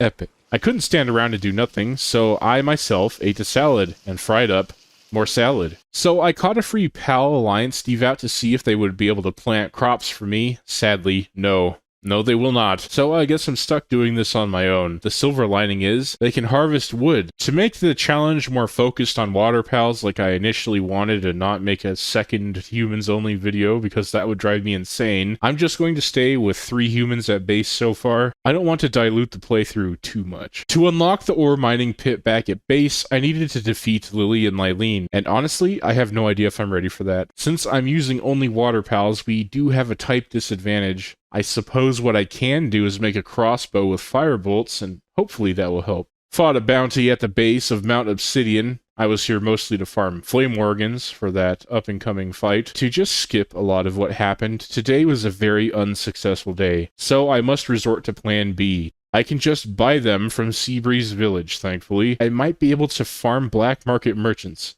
unless they patch that out. If they did, I'm in for a world of hurt. The next day, when I arrived at the church, I saw this girl that everyone argues with me about. To get her to join you, you must complete a quest chain that requires me to go out and catch Grisbolt, so that won't happen. But I'm not above trying to catch her later, maybe. I'm worried if I attack the coin merchant, she's going to retaliate against me. I need to kite the merchant out of the church to get him into a sling, and I don't want to deal with her and him at the same time. And true to Palworld fashion, you can now throw the greatest pal sphere in the entire game at her, and she'll break free. I guess this plan's a bust. I thought I could fight the beacon boss to see if I can get that special blueprint for a handgun and get some sellable trophies, but it used a move I have never seen before, and it caught me way off guard, and I died. After running around aimlessly, I found a lucky lamb ball and got some trophies and a level from it. And because I didn't know what else to do, I farmed Fanglope. I tried to take on Broncherry Aqua as well, and yeah, that didn't go well, now did it? I was still fighting the Broncherry Aqua, and I was getting very frustrated at this point. I decided to go back to base and get my Peng King, because clearly this team was not cutting it. After a long battle, I had managed to finally get the Broncherry Aqua. I know I was supposed to be out farming flame organs and coins, but this could be a boon. As the sun rose, I spotted a predator Lovander, and the irony really isn't lost on me. And I shouldn't have to explain the joke to you, please keep up. And I died. What a surprise. At least to make up for it, a supply drop landed not too far from my stuff. The best part of the supply drop was the burden remedy, and that just raises my carry weight slightly. I returned back to base to check on that Broncherry Aqua that I had caught, hoping that it had some form of built-in planting. Alas, it did not, much to my disappointment. Anyway, I needed money still for flame organs, and I needed pal fluids to rebuild my lettuce plantations because they vanished randomly. I have no idea why. There's always so much to do, it seems. Very Muzakashi. If I sound bored and frustrated, it's because I am. This playthrough has been nothing but agony. I was constantly running out of food, so I spent the first part of the day harvesting berries. After wandering around for a bit, I managed to find another dilapidated church, and I'm not even going to lie, I don't know if I'm close to Gobfin's turf or not, but tomorrow I'd find it and farm pal fluids. Looks like all I did today was fight Grintail. I'm pretty sure I'm close to Gobfin's turf now. We gotta be. After wandering aimlessly, I finally made it to Gobfin's turf. It turns out that I was actually nowhere near the area like I thought I was. Crazy, right? At the Seabreeze Village, I bought more seeds for crops and 150 flame organs. After farming for a bit, I should be back on track. I hope. The next day, I started farming Gobfins and forgot how dangerous it was, apparently, because I died. Since I was still far too squishy to deal with all these Gobfins, I resorted on getting more pal fluids from Penking and his Pengolets. And to be honest, I was tired of lagging behind, so I started farming metal. This took a very long time. You know, one of the things about Palworld that I've noticed is that you constantly have to handhold your pals. If you're not present to do any of the work, things tend to go awry. Oh well, it looks like it's a base maintenance day. Through much pain, I made a medieval medicine bench, finally, and it allowed me to upgrade my base. So with enthusiasm and gusto, I made metal tools. After like 40 days, but hey, we made it. I finally made a fire crossbow. This is huge for me, okay? And with the completion of this goal, I feel hollow. To celebrate, Hefty and I made 150 fire arrows. Would it be enough for Lily and Lylene? I truly don't know. To finish the day, I unlocked the cold metal armor upgrade, and then I crafted it. I know what I said. I wouldn't catch any more humans. I'm just going to use these guys for logging. I placed a sphere workbench, mostly to upgrade my pal box again. I find so many pal spheres out in the world, this thing really isn't necessary. My pal box also wanted a pal expedition station, but this thing is so ridiculously large, I really don't know where I'm going to put it. All I had to do was break down my pals' beds to make it, but hey, here we are, I guess. Sorry guys, you're all going to be sleeping on the grass for a while. Here it is, this giant eyesore. The last thing on the list was to build a cooler box, so I did. I never use these things, so it's kind of a waste of space, but the PAL box demands it, so I comply. I feel confident. I think I'm ready to take on Lily and Lylene. They only have around 60,000 health, and it should be easy peasy lemon squeezy, right? Then I can unlock the metal pit and live a stress-free life until I have to fight Marcus, or Axel, or Cirque. After climbing to the summit of the Frost Peaks, I was flashbanged and blinded for a few seconds, but we made it. All I had to do was make it to the fast travel node, and then we're laughing. All of that suffering I went through in the previous days paid off dividends because Lily and Lylene got kinda rolled, I'm not gonna lie. And I was feeling a huge boost of confidence. Maybe all the tower bosses are doable after all. I started the day by farming metal to get the ore pit underway, and I would eventually need more PAL fluids as well to get better crops going again. But this time, I might go out and catch a lot of kelp seed to do that instead of farming gobfins. You could stick kelp seed in a ranch and they drop PAL fluids, but we'll see. I had built that ore mining site. That was one less stressful thing to deal with. After all of that, I took all the money I had and headed to the small settlement to get some wheat seeds. At least I wouldn't be living on berries, so bread would be nice. And after moving some structures around, I placed down a lot of wheat plantations. How many? I don't remember. And I didn't write it down. So it was a lot, so you can be sure of that. Yep, just take my word for it. The plan today is to get as much food as I can so I don't have to stay here all day, every day. After getting my crops sorted, I resigned to building mills. I needed a way to turn all that wheat into flour, and this was it. My PAL box was ready for another upgrade, so I got that done as well. I needed help harvesting all of these crops. Badly. My PAL box now wanted me to build a PAL research facility, and from what I can tell is that this thing makes your PAL's crafting capabilities better. I'll have to mess around with it to be sure. I've never seen this thing before, so this is all new to me. I literally did nothing today outside of planting, gathering, and cooking, and repeating. I have no follow-up joke, that's literally all that happened. I needed to make new PAL beds, of the fluffy bed variety, so I went to the small settlement and bought a lot of wool to make cloth. After much toil, I got my PAL base to level 13, and honestly, I think that's good enough for me. I have stable food sources, helping hands, and bodies, I guess. So yeah, good enough. I noticed that I could make a katana, and you already know that I need this in my life, so this was my top priority. I started making that katana finally, and with this, I would fulfill my dream of being an anime protagonist like Mom always said I would be. And I tested out this katana, and yeah, it's cool. It's really fun. I know it sounds like sarcasm, but I'm being genuine. I unlocked more things to make life a bit easier. The real gem was the production assembly line, and it would let me craft advanced technologies. I needed a lot of cement for it, and thankfully I have just enough to get started. I needed at least 100 metal ingots to make the assembly line,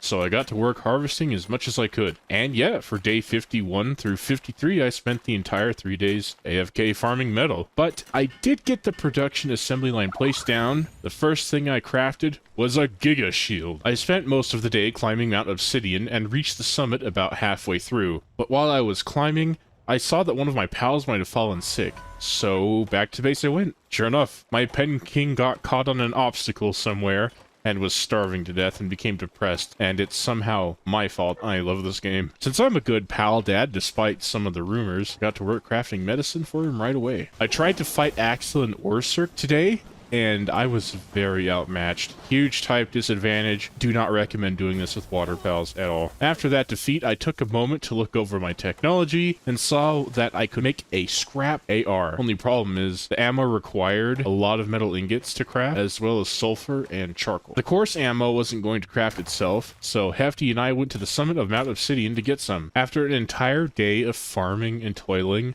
I could only make 29 pieces of gunpowder. Yikes. Alright, so I might have underestimated the amount of coarse ammo this would yield, and this might just do the trick for dealing a decent amount of damage to Axel and Ursirk, but it's taking a very long time to craft. And I found a really good supply drop, and apparently now you can increase PAL's affinity and things. Like in this case, I got a book that can increase transporting affinity to 1. Can we go beyond 5? Imagine a handiwork 10 Anubis. That would just be insanity. Anyway, I'm digressing. Honestly, I have no idea what I was doing. I was kind of stressing out about defeating the rest of the tower bosses that I tore down my base in the hopes to distract myself from the looming task. So I didn't really get much done today. I spent 3 days getting my base cleaned up and tried to make it look somewhat nice. I know it seems like I'm stalling for time.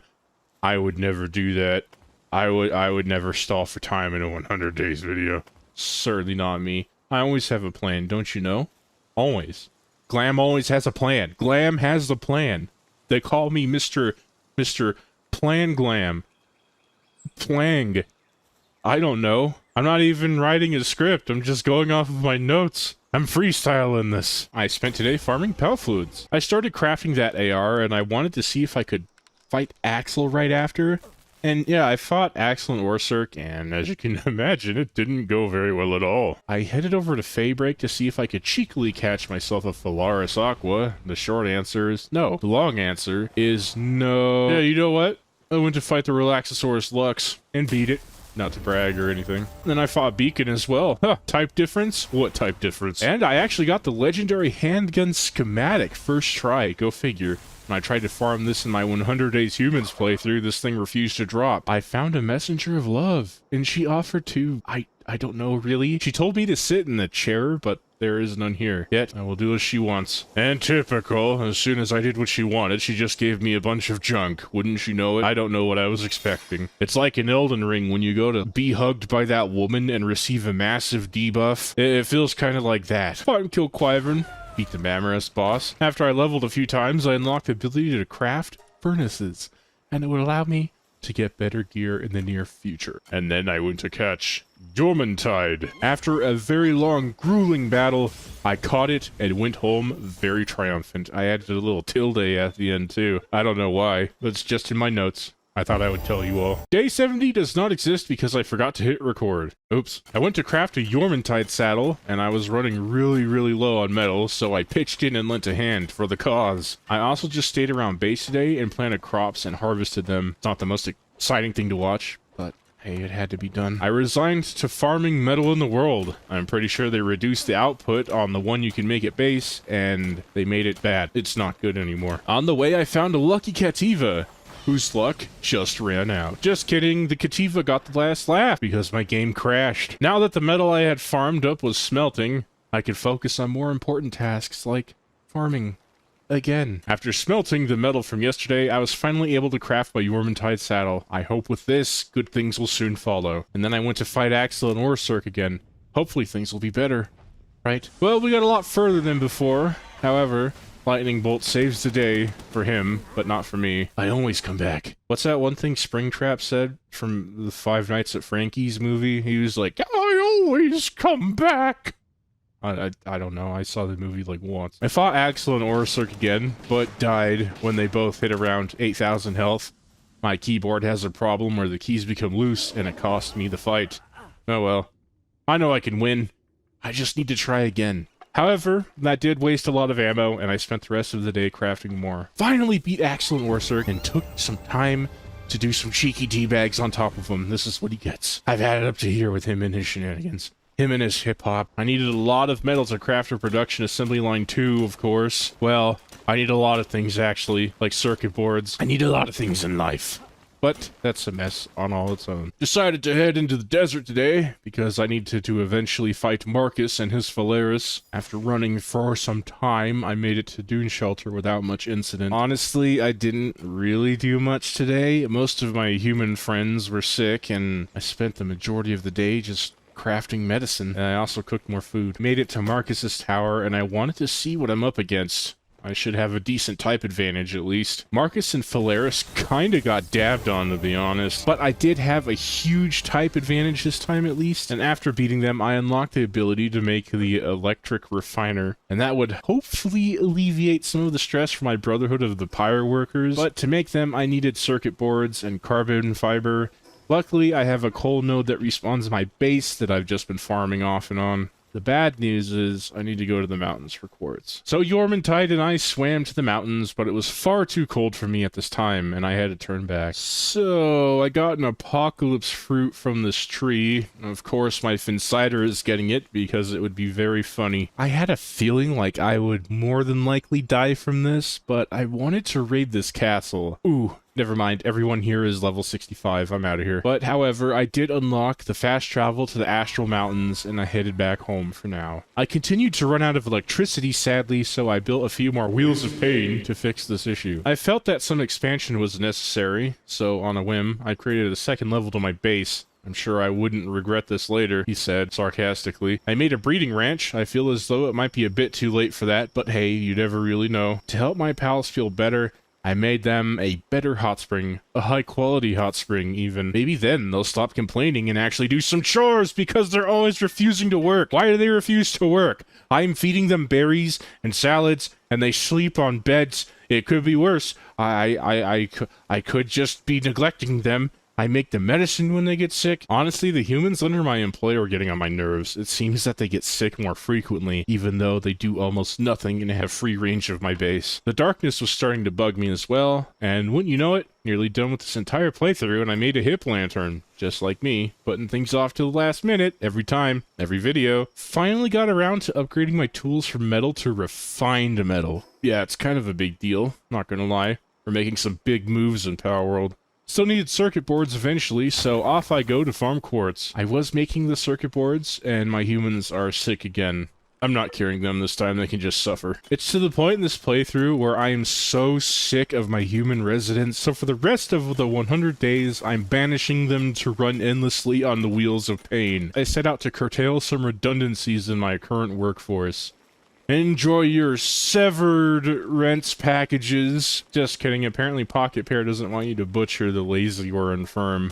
Thanks. Well, I guess I'm stuck with these humans for the time being. I was a bit frustrated with my circumstances, so I went to Faybreak to catch something new. Something better. I had my eyes set on that Phalaris Aqua. Is what I would have said if I didn't get bodied by a Gildane. I was running around Faybreak fighting pals when all of a sudden Jormungandr got a bit too close to a Faybreak warrior and, yeah, he didn't make it. So I had to retreat. I realized that I have leveled up enough in this playthrough to have over 1400 work speed, and it was still not enough to hard carry this run. I really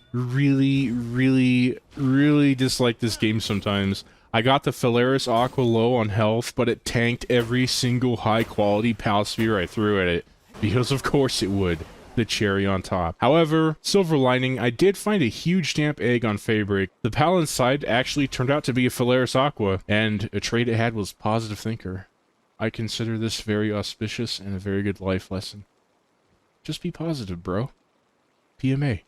Positive mental attitude. Sadly, I'm going to need a few materials to craft a saddle for it, and that just will not be possible before day 100. If at all in this playthrough. Quite bittersweet, I would say. It's a bit late in the game, but I built an ore mining site too, so that's something. Oh my goodness. Oh my goodness gracious, this is nice. Very nice. I should have made this thing a while ago, but hindsight's always 20/20. And yeah, I just spent the entire day farming ore. Refined ingots are getting made, just slowly. What I wouldn't give for a Jormungandr Ignis right now, I actually want to see if these guys can smelt all of these refined ingots before day 100. I stopped one of the furnaces from producing refined ingots to produce charcoal. I wanted to see if upgrading the kindling skill at the PAL research station would make a difference or not. And unfortunately, gamers, from day 90 and beyond, my footage got corrupted, but I did spend 100 days using only water pals. I am so sorry this happened. Sometimes things happen. This is one of them. So, yeah, this video will be 100 days using water pals, but it's only 90 days. That's okay, because a lot of other YouTubers don't even actually play out 100 days, and at this point I'm just coping. I just kind of want to move on from this project. Playing with nothing but water pals has been absolute misery. I do not recommend doing it. So, thank you for watching. I'll catch you in the next video, and my upload schedule should be fixed. Y'all have a good one. Happy Halloween. I'll see you in the next one. You see this here? This is a funny dog wearing a hat. And this is a crazy ninja ready to cut you into sashimi at a moment's notice. And this is the greatest waifu of our time. Welcome, my Glahm fam, to Sakurajima Island, a brand new addition to the game Palworld. Before we get into today's video, I have some goals I'd like to achieve. I'd like to actually play 100 days and not rage quit. And that's about it. So, make yourself uncomfortable, don't grab a drink, and let's get into the video.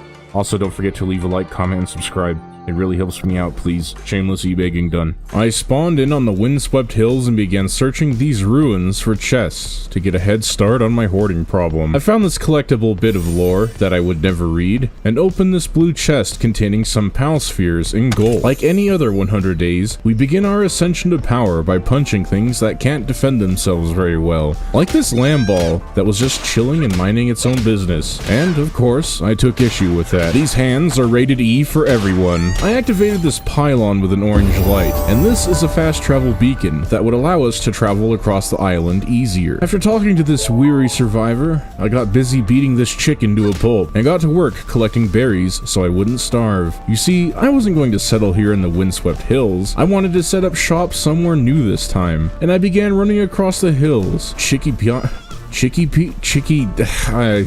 This chicken at my side. In my travels, I found this fox sparks and caught it. The fight with the fox sparks left me on death's door, and I made the very smart decision to immediately engage a fight with this pengullet right after. The pengu didn't take kindly to my slight and fought back. I heroically ran away to hide and let my pals fight it for me. And I eventually ended up catching it. As the sun began to set on day one, I unlocked another fast travel beacon and found this depresso that was giving me funny looks. So, I did what I had to do. With a handful of pals I caught today, I was feeling great about my progress, and I decided to rest for a little while. I was still running the next day, and by the coast I found one of the new pals in the Sakurajima update. This little guy was called Croajiro, and I wanted to catch it. At the time, I didn't know these guys were very aggressive to players, so I swam out to push it back to shore, and it ended up unaliving me. After I got my stuff back, I tried again. This time, I had the help of my depresso. My first fear toss was laughably bad, but the second one was right on target. I decided to catch his brother too, so he wouldn't be so lonely. In the hills, I saw another pal tamer walking around, and then I talked to him. This man was a level 10 with a heater and some decent armor. I was a level 3 with some sticks and rocks. He wanted to fight me, of course, and somehow I managed to beat him. But the gobfin that he had summoned smeared me all over the grass. During the day, I encountered another pal tamer, as you can probably guess. He wanted a piece of me, so I gave him the whole enchilada, and after he went down, I wanted to try something. Can I actually catch this? No way. What? You can just capture their pals. I should just put these guys on farm. I guess it makes sense now that their master is, you know, not in the realm of the living anymore, I suppose. They would need a new home. I was kind of tired of running around all the time and decided to just settle down in the marshlands. I don't know why. This wasn't a very good base location.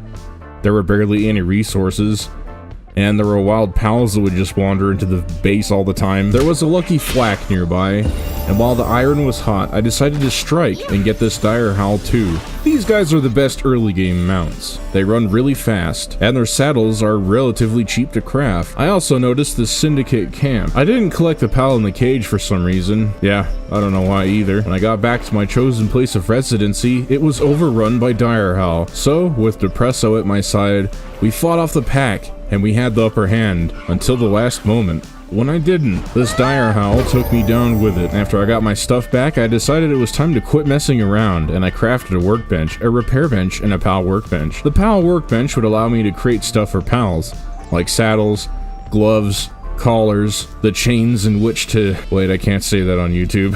I had no wood though, so I bare-knuckled this tree and made myself an axe, a stone pickaxe, and a fresh set of clothes. Now that I was completely dripped out, I could focus on what really mattered, like farming resources for the rest of the day. After some time, I got my little base set up, completed with pal box, beds, and some berry crop plots so my pals wouldn't be tempted to eat each other while I'm not looking. And the next day, I placed down a couple of hot springs to keep my little Amazon workers happy. I am nothing if not benevolent. And I noticed that the depresso, well, my boy was looking a little blue.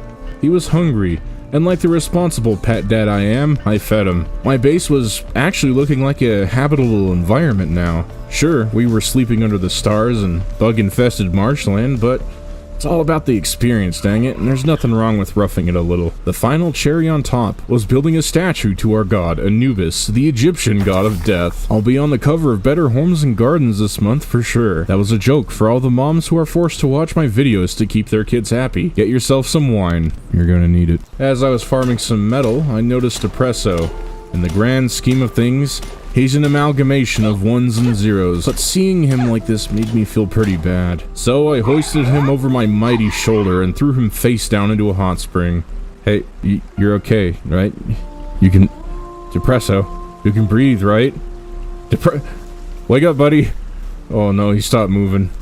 I'm just gonna walk away. Toward the end of the day, I built myself a grinder, and this would break down materials into base components, like wood into fiber, and stones into palladium fragments, and I was ready to enter the metal age, so I crafted a smelter as well. The next day I spent the morning farming up metals, and began smelting the ore into ingots. I wanted to upgrade my harvesting tools as soon as possible. Later that day, I was ready to build myself a high quality workbench, and this grants me the ability to make better tools and armor, and instead of getting some much needed upgrades, I farmed a lot of stone. And built another hot spring too, apparently. By the time it was finished, I had enough metal smelted and I crafted myself a metal axe, and it would allow me to farm wood faster. And I also made myself a new metal pick. Walking around everywhere wasn't very ideal for the long game, so I gathered the resources to craft a dire house saddle finally. My man, Flack, assisted me in this project, and in no time at all, we were ready to hit the road, and I began exploring the land, when all of a sudden, a meteorite crashed down. At the time, I had no idea what this was, and I was excited to have a look. When I arrived at the crash site, I saw two new pals named Xenovator attacking some Syndicate lackeys. It took a long time to climb to the summit of this hill, and the Xenovators were standing still guarding the meteorite, so I threw out my Croagero to fight them. That was a mistake, because they hit like an absolute space truck. Thinking quickly, I cheekily ran in and rolled over the fragments to collect them, and then I ran for my life. I managed to escape my pursuers with the help of my dire hell, and we cut it pretty close. When the sun rose, I spent the morning farming chickens for meat and eggs, and ran over to catch some Vixie. With this new update, if you put Vixie in a ranch structure, they will harvest pal spheres, arrows, and other goodies for you. You can rank them up as well, giving you better rewards. But that's a lot of work, so I probably won't be doing that. Direhall and I ran into a Syndicate camp and began clearing out the riffraff, and I managed to catch the Syndicate man by complete accident. This wasn't intentional on my part. My finger had slipped on the controller, and he just kinda happened to be standing there at the time. And we left as quickly as we arrived. And I found myself in this neat area. There was a black market merchant in this mine shaft, so I marked the location. I ran down this mine shaft tunnel to try and get some easy money from the black marketer, but to catch him I couldn't build a sling under his feet. Let me explain what I'm doing here. So basically, you can sling these guys up and build a campfire under them and they'll take damage. When they perish, they drop stuff like gold and keys. It might work in other areas, just not here I guess. No matter. I'd farm these guys later on with stronger pals. The next day, Direhall and I were out and rooting around for trouble like a couple of hungry hogs, and I found this gory rat that bodied these two Free Pal Alliance dudes. He was the chosen one. I caught him and added him to my collection. I felt in my soul that it was time to return home, for now. So I grabbed another fast travel and headed back to base. I was ready to build myself a few ranches now, and get my production underway. With the help of my pals, we began to lay the foundations to Ram Ranch. I also apparently caught this rush orb, but I don't remember doing it. Oh well. My Vixie started producing materials, and I returned back to that fallen meteor and began harvesting the space rock. I had no idea what this stuff would be for, but it must be important, right? In Palworld, I become a very bad loot goblin and hoard so much trash later on. Direhall and I traveled further than we have ever gone, and I was in no man's land. To say I was lost would be quite the understatement, so naturally I looked for water, and found water I did, as well as a surf rent that I had fought tooth and nail to capture. I climbed a mountain to get my bearings on the land and stumbled backwards into another Syndicate camp, with a Toko asking politely to be rescued, so I obliged. Direhall and myself were in dangerous territory now, here Relaxosaurus roam, so I had to catch one. Heroically, I hid behind cover while my pals fought the water balloon dinosaur bravely. I managed to capture one of them, and when the chips are down, you hit and go for double or nothing. So I got myself another Relaxosaurus while I was here. Relaxosaurus is quite the versatile pal. Through clever use of genetical finagling, you can get one of the best worker pals in the entire game, the Anubis. Around this time in game, it's around day 7-ish. Day 7 Anubis is pretty busted. As the sun began to settle, I ran across this lucky Ribbunny and caught it with a 1% chance. Yeah, it was pretty goofy. Not too far away was another syndicate camp, with a Flambelle this time. I freed her and dipped. The next morning, I got a dose of American-style breakfast and got a one-way ticket to the Shadow Realm. I'll save both of us some time and snap right to the part where I free the Arsox in the cage and got my stuff back. I ran as fast as my shapely legs could carry me and jumped off of a cliff, 90s action movie style, and headed back home to heal my pals. My Vixie farm was working like a charm, and I was flush with pal spheres. I'm not even gonna lie, this is so much better than farming for Paldium fragments. Plus, you can sell them for a tiny profit, which is exactly what I set out to do. I headed to Mount Obsidian to unlock the fishing village fast travel. The trip would be dangerous, fraught with peril, and powerful pals. Fanatical psychopaths that set themselves on fire for some reason. Look, I'm just trying to build up the drama and suspense, okay? The run over here was really uneventful. After checking out the shops, I had my fill and headed back home. I felt like now was a good time to fight my first alpha pal, the wild Chillette boss. An icy ferret dragon thing? For some reason, my brain completely shut down during this fight and Dire Howl managed to get the killing blow. I guess this is what happens when you're distracted by video essays on the other monitor. By this time, I was around level 17 and I could finally unlock the incubation station to hatch my pal eggs. But my quest for power wasn't sated yet. I wanted to capture a personal favorite pal of mine, Catress. The fight against Catress wasn't too insanely difficult, but I was still kind of underleveled, so this fight would be an uphill battle.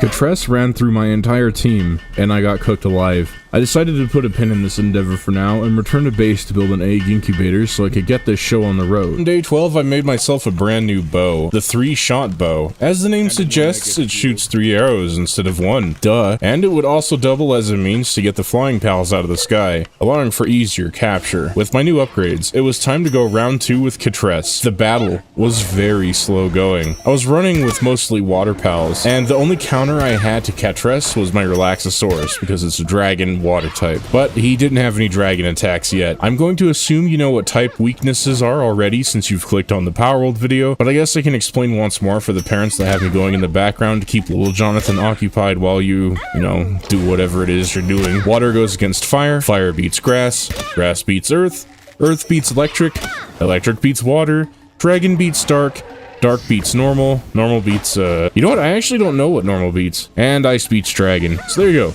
A crash course on Palworld rock, paper, scissors. Anyway, I managed to catch Catress after throwing my pals at her like a brick wall. Eventually something stuck, and Croagiro was my MVP. Catress was useful at night, since it didn't need to sleep like the other pals. And, with its help, I crafted myself a glider, so I wouldn't break my legs falling from high places anymore. I also made a Foxparks harness to use it like a flamethrower, and honestly, I don't think I ever used it. I also crafted myself a new set of armor as well. When the sun came up, I saw Tombat flapping near my base, so with Catress, I set out to catch it. And catch it, I indeed did. I also wasted a lot of pal spheres trying to catch these lamb balls. I noticed that a Nightwing, a giant bird pal, was actually eating the carcass of a lamb ball that mysteriously passed out and I had nothing to do with, no really, and I used the opportunity to attempt to capture. It refused to play ball, so I made it see some reason, and I had it come home with me. At some point, I also captured this Ecthyr deer, and I would never ever take it out of the pal box again. This would be the absolute last time this creature will ever see the brightness of the sun. And after exploring the marsh for a bit, we ran across this Studio Ghibli looking pal named Grintail, with Catress lending the assist. We caught it as well. Much like the deer, this pal will never see daylight ever again. After a pal taming spree, I returned back to base and hatched this fire egg that I found a little while ago. I won the lottery, and it became a Pyronoct. These guys ain't too super rare, but for my current level range, they were actually pretty good. And to finish the day, I placed the foundations for a logging camp and a stone quarry. They produce unlimited basic resources over time. I caught up on leveling my base today. This allows me to have more unpaid employees at my disposal, and depending on the base layout, this could be a good or bad thing. They changed a lot of things with this new Sakurajima update, but the pals Whew, buddy. The pals are still dumb as rocks sometimes. You'll see what I mean later. Since I've played a lot of Ark, I'm used to really bad AI. And don't get me wrong, this must be a mega pain to program, but it does get really frustrating sometimes. And for some reason, I spent most of the day today AFK. Yeah, I'm not even really sure why. When nighttime happened, I placed down some walls to my disheveled hovel so I could sleep safely and soundly while my pals slept outside. And the next day, I got to work right away crafting a Nightwing saddle. I had an important mission coming up, and that was to get a Yormantide Ignis, the best fire pal in the game. I know it sounds like I hype these things up, but it's true. All you need to do is just head over to the volcano and get yourself a huge dragon egg. But before I could do that, I returned to the Chillat world boss and caught it right quick to fill out my pal deck, and then I returned home to craft myself a pal sphere workbench. This would allow me to craft more pal spheres to hunt bigger and badder pals. I hatched a verdant egg, and an Eliza bee popped out. I mean, I don't want to sound ungrateful, but the smaller bees are better because they produce honey when placed in a ranch. And when I was ready, I left the base and headed over to Hypocrite Hill. As soon as I spawned in, a meteorite fell to the ground, and now that I was around level 20, I could try my luck at capturing a Xenovator finally. Nightwing and I flew up, and the Xenovators were dunking on the people in the camp. I used the confusion to my advantage, and caught them both. After catching the Xenovators, I ran into this Gale Claw that was too legit to quit, and I was the one getting dunked on this time. I returned to the camp and gathered my stuff, and then headed over to the meteor to harvest fragments. I got lucky, and the meteor broke apart right away as my inventory hit its weight limit. Since I was in the area, I decided to fight this Petalia. I wanted to breed it with another pal to get a Lylene later. I gave it my all, coach, but it wasn't enough, and the Petalia put me out of my misery. Round 2, and I bit it again. I guess I decided it wasn't worth the effort and just collected my stuff and left. I headed over to my second base location that was rich in metal resources and placed down a fresh pal box to get things ready for later, and then I headed back home. I made myself a few more egg incubators. Oh, I also crafted a small feed bag. I'm not sure what the difference is between all the feed bags, but I got by with just this regular feed bag for the rest of this playthrough, so I didn't really bother with the rest. And it just makes it so your pals eat passively. I'm not gonna talk about it too much. The next day was the day I head to Mount Obsidian and get myself a dragon egg. But first, I needed to make myself some heat-resistant armor. I honestly don't know how you can make heat-resistant armor with pelts and furs, but hey, I guess in Palworld you can. I crafted up a grappling gun to get around easier, and headed to the volcano. When I arrived, I pet Xenovator for some reason, and ascended the summit of the volcano. Nightwing, to put it bluntly, was a very poor flyer. Of course, I don't expect it to be a very good one. It's an entry-level pal. But it moves so darn slow. It made me want to tear my hair out. Eventually, though, I made it to the summit. I unlocked the fast travel, and like a goofy goober, I attacked a herd of Kelpsie Ignis and paid the ultimate price. When I got my stuff back, I saw a Wixen, and Wixen is one of my all-time favorite pals. Hashtag not a furry. So, I sprung into action and began fighting it for capture. I died, it rolled me, cooked me, flambéed, broiled, sautéed, crispified, and deglazed me. I tried to get my stuff back, but this wild Pyranoct did the same thing. I decided to just rush in and grab my stuff before fleeing like the coward I am. I wasn't about to have a conversation with this Blaze Howl that was giving me funny looks, and when it was safe to do so, I doubled back and headed home for now. I get that dragon egg a little bit later. After taking a break back at base, I was back at it again at the volcano. I flew around collecting the odd egg here and there. I searched high and low for a dragon egg, and I actually managed to find one. Mission accomplished. I left the volcanic region to rest over at this old castle, and found more Wixen. I once again tried my luck at capturing one. The other Wixen didn't like this idea and gave the assist to her brother. I managed to catch one, but sadly, the other one didn't make it. I saw a fast travel beacon in the distance, and made my way over, and I headed back home. I made myself a few more egg incubators and started hatching all the eggs I've collected up until this point. Before too long, the first egg was ready to go, and I got at least Punk Ignis. But I didn't stick around at base for too long. I headed out to the bamboo forest to capture some new pals. And right away, I found these two Mammorest fighting for territory, and me, being the ever-opportunistic scavenger rat that I am, I wanted to try and catch one. The first one died right out of the pal ball. The second one, it was a home run. A slam dunk. I couldn't believe it. A Mammorest at level 22. I was in the bamboo forest for another reason. I wanted to try and capture the Beacon World Boss. The fight raged until the next day.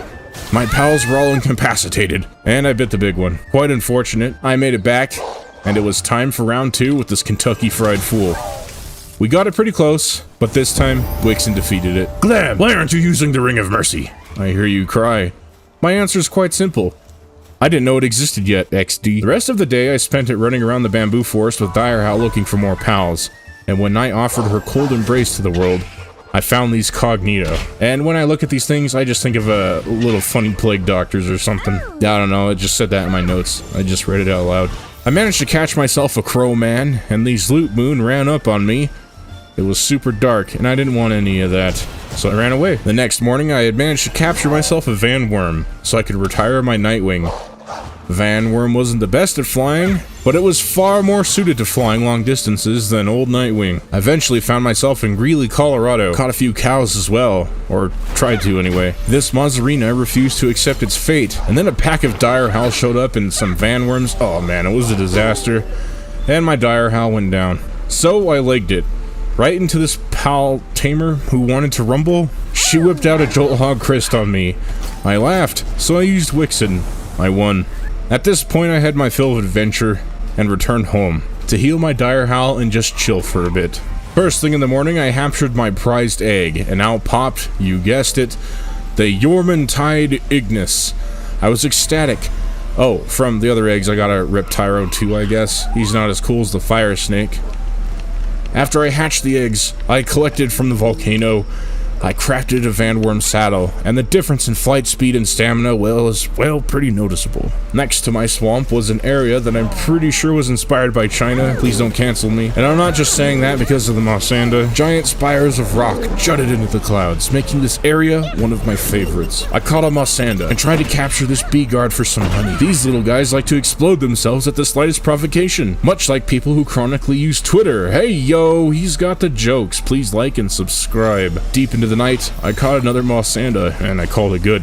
I needed to get myself a bee guard. These little fellows produced honey, and honey would be very crucial in the rest of these 100 days. Honey was the key component to making cake. Cake helps pals, you know, get in the mood, for lack of a better term. I don't know how cake makes pals feel that way, but it just does. My first expedition for Bee Guard ended in disaster, again and again, until I got lucky and managed to capture a couple. And when I caught enough for a small honey farm, I flew back to base. I noticed this Hellzephyr flying around, and I thought to myself, oh wow, what a great upgrade to Van Worm. I engaged it in combat, and then this stupid gobfin got involved and ruined the entire thing. And I didn't leave that fight alive. Naked and afraid, I went back to get my stuff, and died again. But I eventually did get my stuff back, and headed back to base and let my freshly caught bee guard loose into producing golden, silky honey right away. The base ingredient for cake is obviously flour, so to complement my freshly planted wheat farms, I made 2 mills to convert raw wheat into ground wheat,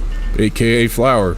I made more wheat crop plots and started to clear out some trees for future projects. The next day, I saw this lucky Gumas, please don't laugh, hanging out next to the base, and I had to have it. So I got to work whittling its health down and caught it no problem. The rest of the day was slow going. I spent it mostly wandering around the base, waiting for my water pals to produce the flour I needed to make cakes. So I upgraded a few things like this cooking pot instead of a campfire. The cooking pot would automatically cook food for you, regardless if you had a fire pal or not. On top of that, it made cooking a bit faster. After the entire day, I managed to craft 1 whole cake.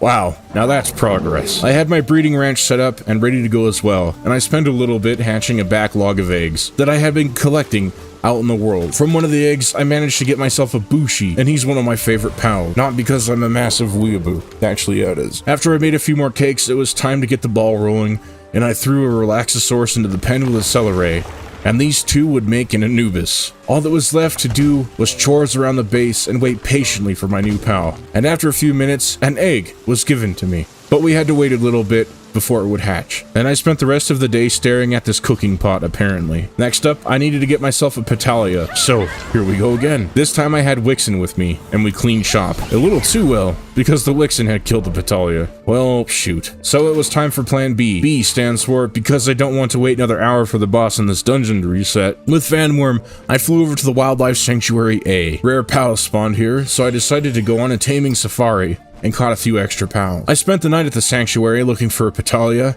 and my patience was eventually rewarded.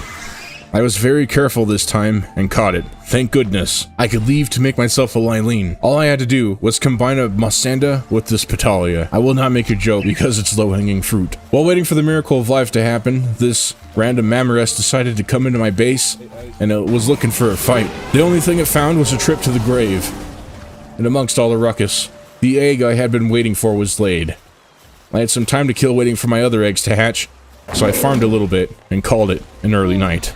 Bright and early in the morning, I heard the siren's call of a lucky pal, and I began my search. This time, it was a lucky lamb ball, and I caught it. Another one for the pile. Pals took forever to breed, so I went out into the world to see what I could find, and I ended up back in the bamboo forest at the Syndicate camp. This was my first time encountering a Meemog. They are just pals that look like treasure chests, and they run away at super speed. And I gave chase, and eventually cornered it on the edge of this cliff. One cheeky pal ball later, and this little critter was mine. After flying around for most of the day, I ended up by the mud flats and caught myself my favorite pal, a Lovander. In my last Palworld video, there was some interesting comments about me being obsessed with Lovanders. I apologize for absolutely nothing. She was tricky to catch, but we eventually got it, after wasting a lot of pal spheres. When the sun rose into its zenith, I flew my way over to the Wyvern boss arena and engaged in life or death combat with the white dragon, and captured it. Wyvern is also one of my favorite pals too. So this was a much welcome breath of fresh air in this playthrough. I rushed back to base and hatched the earth egg that was holding an Anubis, and finally I could begin to actually just play Palworld normally instead of like a sweat. My genetic tampering wasn't finished, however, and I threw Wyvern into the ranch and gave it a Relaxosaurus, and proceeded to play Palworld normally by AFKing for the rest of the day. I became bored of my base layout and decided now was a good time to upgrade Ram Ranch into something better. My plan was to add another breeding ranch, so I wouldn't have to wait around all day for the pals to, you know, get done with their business, and I could keep the production going. And as we were tidying up, I hatched a common egg that contained a Lunaris. That was some insane RNG, if I do say so myself. They're the next best thing to an Anubis, as far as labor goes, I'm pretty sure. Looking at the layout of my egg incubators made me kinda sick, so I broke them down and moved them closer to the breeding ranches, so I could just chuck the eggs in instead of hobbling all over the base. Amidst my home renovations, the Syndicate decided now would be a great time to attack. They were promptly turned into pal chow. Later on, I started to build my new house from stone this time. I earned it. I wasn't too sure of the layout, so I just started throwing stuff down and changed it around as I saw fit. I'm not a super good builder. I'm more of a utilitarian type of person. If it has 4 walls and a roof with common amenities in it,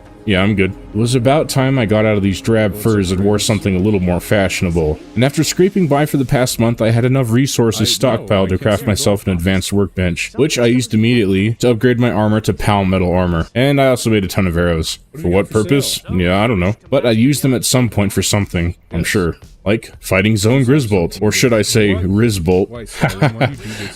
Brain rot joke. Anyway, in my last video, I had some people screeching in my comments about me making an inappropriate joke about Zoe sitting on my mighty shoulders like some kind of neckbeard waifu combiner, so I won't make that joke again in this video. I was really overleveled for this fight, because I have a weird obsession with overkill when I play these types of games. Yeah, I don't know why. So we just mopped the floor with Zoe and Rizbolt, and I claimed her tower as my own. That left only 5 bosses. Which boss would I fight next? The answer may shock you. It was Penking. Penking in my last Palworld video gave me a ton of grief, and it died way more times than I care to admit. It was kind of embarrassing, honestly. But this time, it was a joke. I caught it in my first try. Wow. My next tower boss target was obviously Lily and Lylene, so I started making my way up north to fight them. I was feeling pretty confident that I would win. I entered the tower, and man, let me tell you, I was absolutely not ready for this at all. I managed to get them down just to half health before they mopped the floor with me and sent me packing home. When I spawned in at base, it was too late to go back and get my stuff, so I just hung out and dealt with this raid while I was waiting for the next day.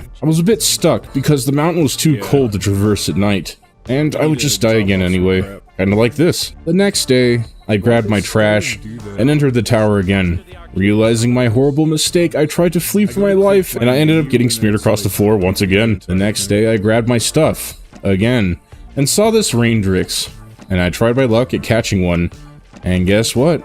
I died. Again. I died a few more times before this too. I'm just too lazy to edit them into the video. But yeah, trust me, it was a lot. After returning back to base with my tail between my legs, I went into Gobfin's turf to fight a war sect, and hopefully catch it. After a super long fight, I got his health down enough to capture him. In the background, I was breeding pals to make a lot of Anubis, and hatched a ton of eggs.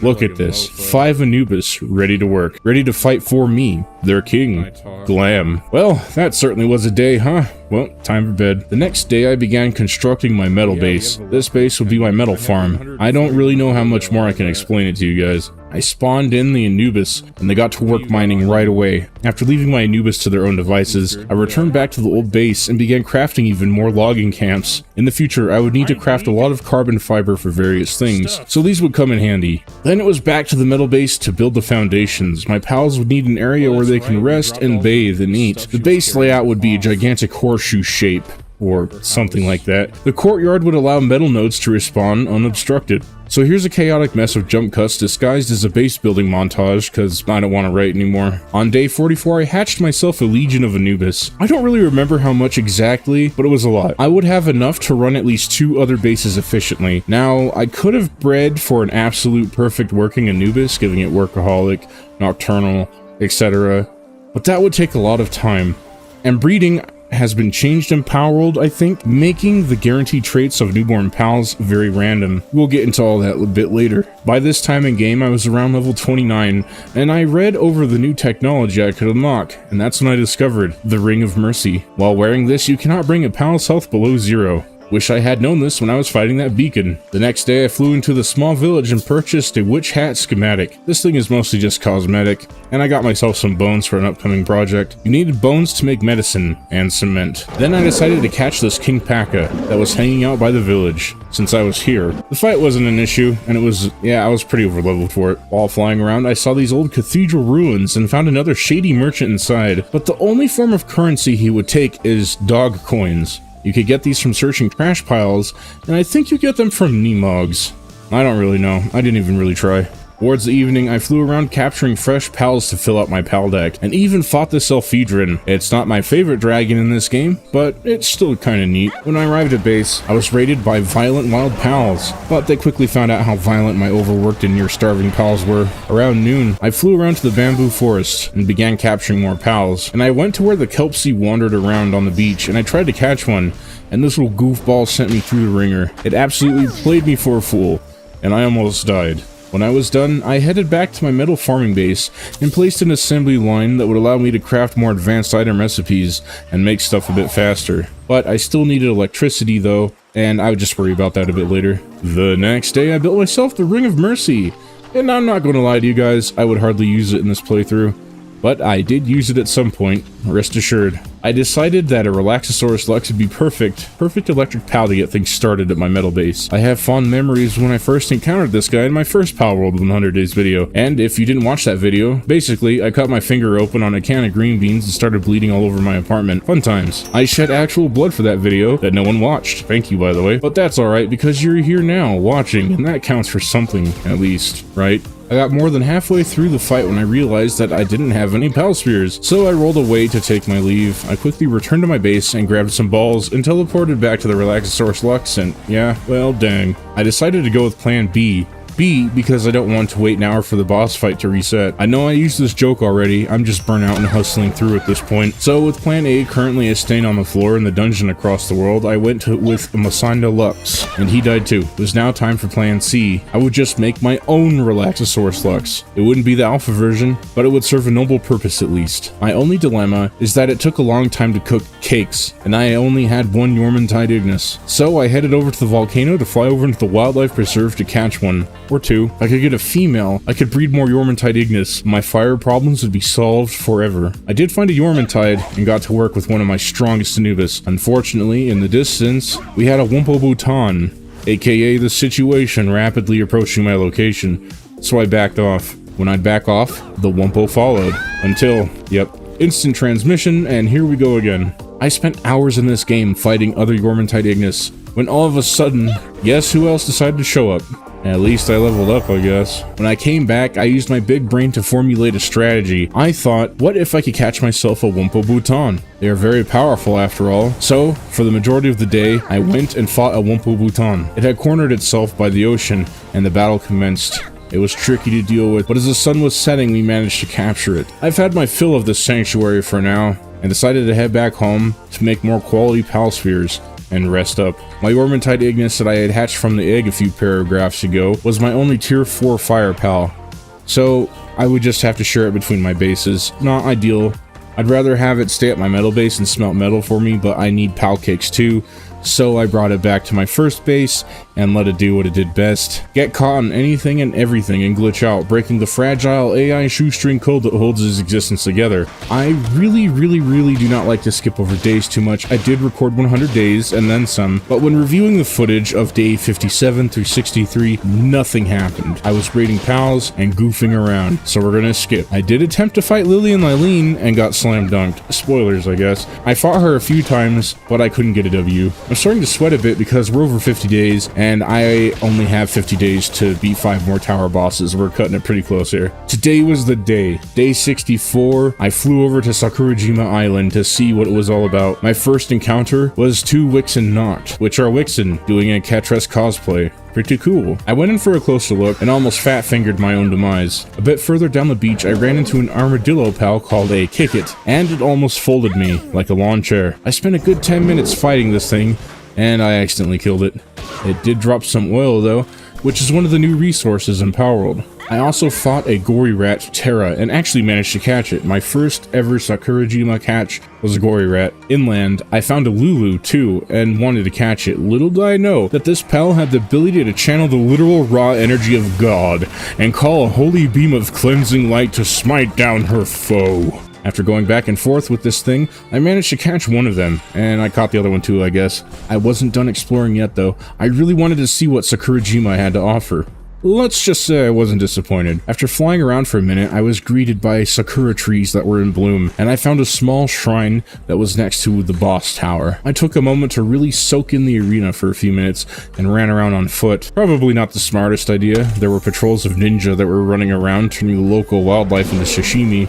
Eventually, I ran into this really cool dog pal named Yakumo, and he has one of the most busted abilities in the game. Basically, you can breed a Yakumo with passive traits that you want, and there's a chance that a wild pal, when captured, will mimic those passive traits, saving you hours of mind-numbing pal breeding. I would use this ability later to catch a certain kind of dragon. For now, I had my fill of exploring Sakurajima and headed back to my base to rethink life. Didn't get to think for too long though. I was back to making pals breed to create the perfect warrior. Then I was off to fight the Relaxosaurus Lux, and I actually caught him this time. When I went back to base, I did a quick pal party swap and noticed that I had a beacon, but I have no idea where it came from, so I guess I either hatched it from an egg or I caught it. I don't know. Look, I'm not combing through over 200 hours of footage. I'm just not doing it. With Beacon and my other pals, I flew around catching the rarer pals to fill my pal deck. The next day, I wanted to ride my Quiver around because he's cool. So I crafted him a saddle and began flying on him for a bit, celebrating this huge personal milestone. I eventually found myself in the mountains. I needed to get some quartz from rocks. Oh, I'm also riding on my Kitsune because it helps me resist the elements. I eventually arrived at the Crystal Promised Land and had to fight off some cryolinks. I caught one for good measure and helped myself to the precious resource. I would need quartz to craft stuff like circuit boards and other cool things a bit later. The next day, I took the fight to Lily and Lylene again. This time, I had a few more levels under my belt and my boy Wixen to see us through. Wixen was useful in this fight not only because he is a fire pal, but he also has an ability to make it so I do fire damage with my pistol. After a few minutes of fighting, we got a W. I was feeling confident that I could take on Marcus and Phalaris. I'll just say this right now. I wasn't ready. I gave up on that prospect for now and headed back to Mount Obsidian to catch the one, the only, Estagon. Mostly because it was a fantastic pal that could mine minerals super fast. I died. On day 74, I went to the wildlife preserve to catch something nice, like this shadow beak. However, I didn't see that Ibushi cut my Wixen in half, and brother started making a beeline for me. Spoiler alert, I didn't get away. I also made a pistol apparently. I don't remember making it, but here we are. At some point, I found myself at Mount Obsidian again and ran into the new palace called the Xenoguard. I thought it was a jet dragon that got away from its programming and escaped. I fought with it for a few minutes and I caught it though. I wanted to fight Marcus again, and this time, I brought a meteor launcher. This thing just hurls meteor fragments at high speeds to cause maximum devastation. But they lied, because it doesn't do much damage at all. And guess what else? Yeah, I died again. I wanted to get some levels into Xenoguard, so I took him out to fight world bosses for a bit. The highlight was this Alpha Yormantide. Just pretend quivering in Xenoguard, I guess. My grind continued for most of the week. Marcus was a brick wall that I intended to knock down. My path led me to catching this menacing I would hardly ever use. But hey, at least I got it right.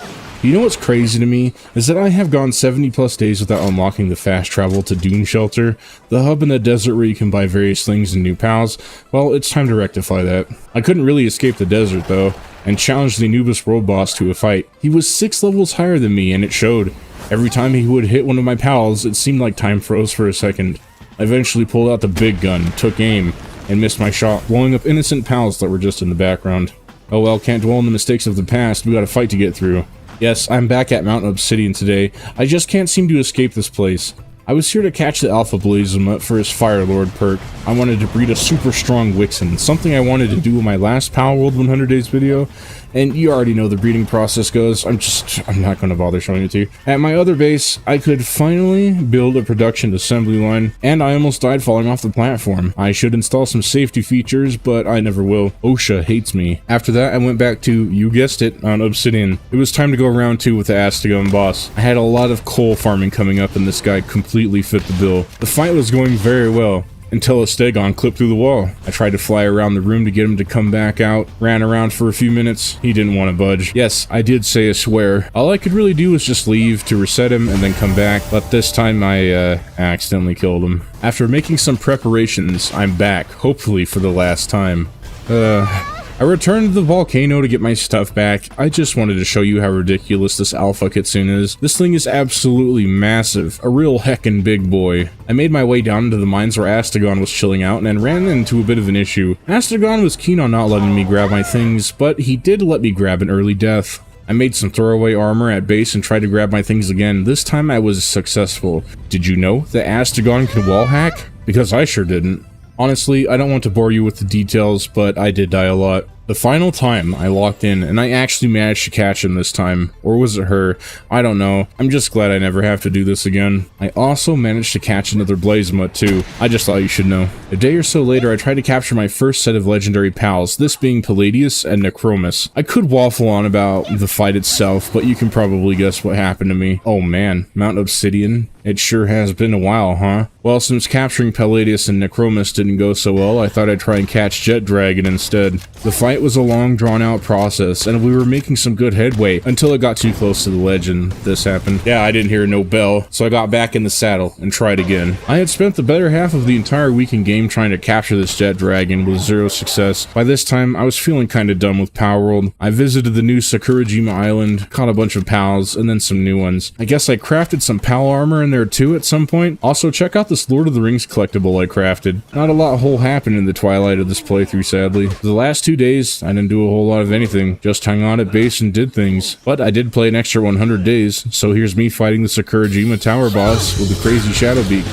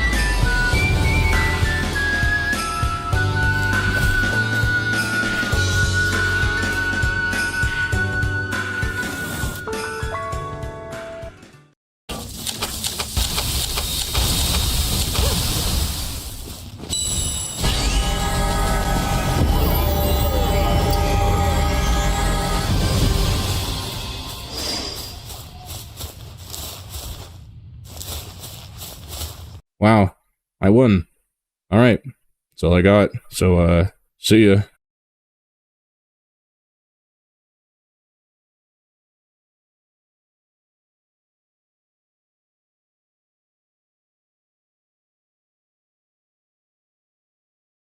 Good morning and hello everyone, welcome to a new 100 Days video by your boy Glahm. Oh, that was a terrible intro. Okay, whatever. Alright, to kick things off, this is the Faebreak update, but I'm going to pick up on a save file so I can just get right into the nitty-gritty of Faebreak. I'm very rusty at Palworld. I spent a little bit playing Final Fantasy XIV to kind of take a break from Palworld to reset, but now I'm ready to get back into it. And what better way to do that than fight Seiya and Celine once again? I get to see my favorite Palworld waifu, Kumpai.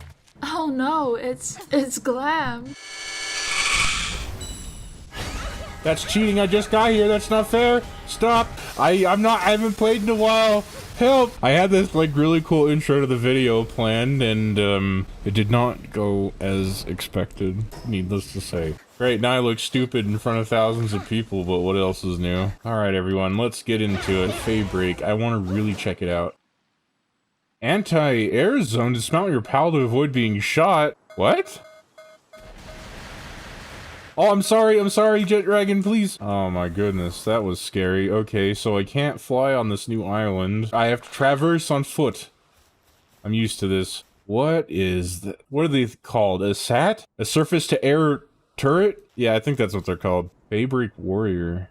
What's in that cage down there? I'm gonna go check it out. Celine, help! Help!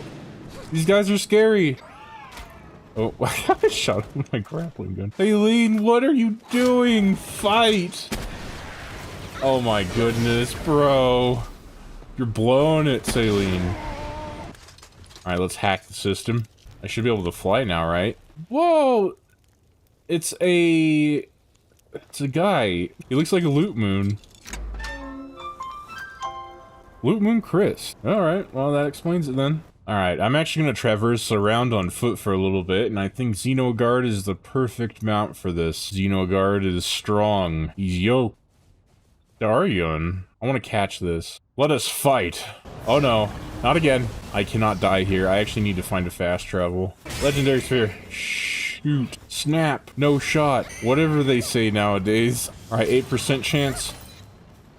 No.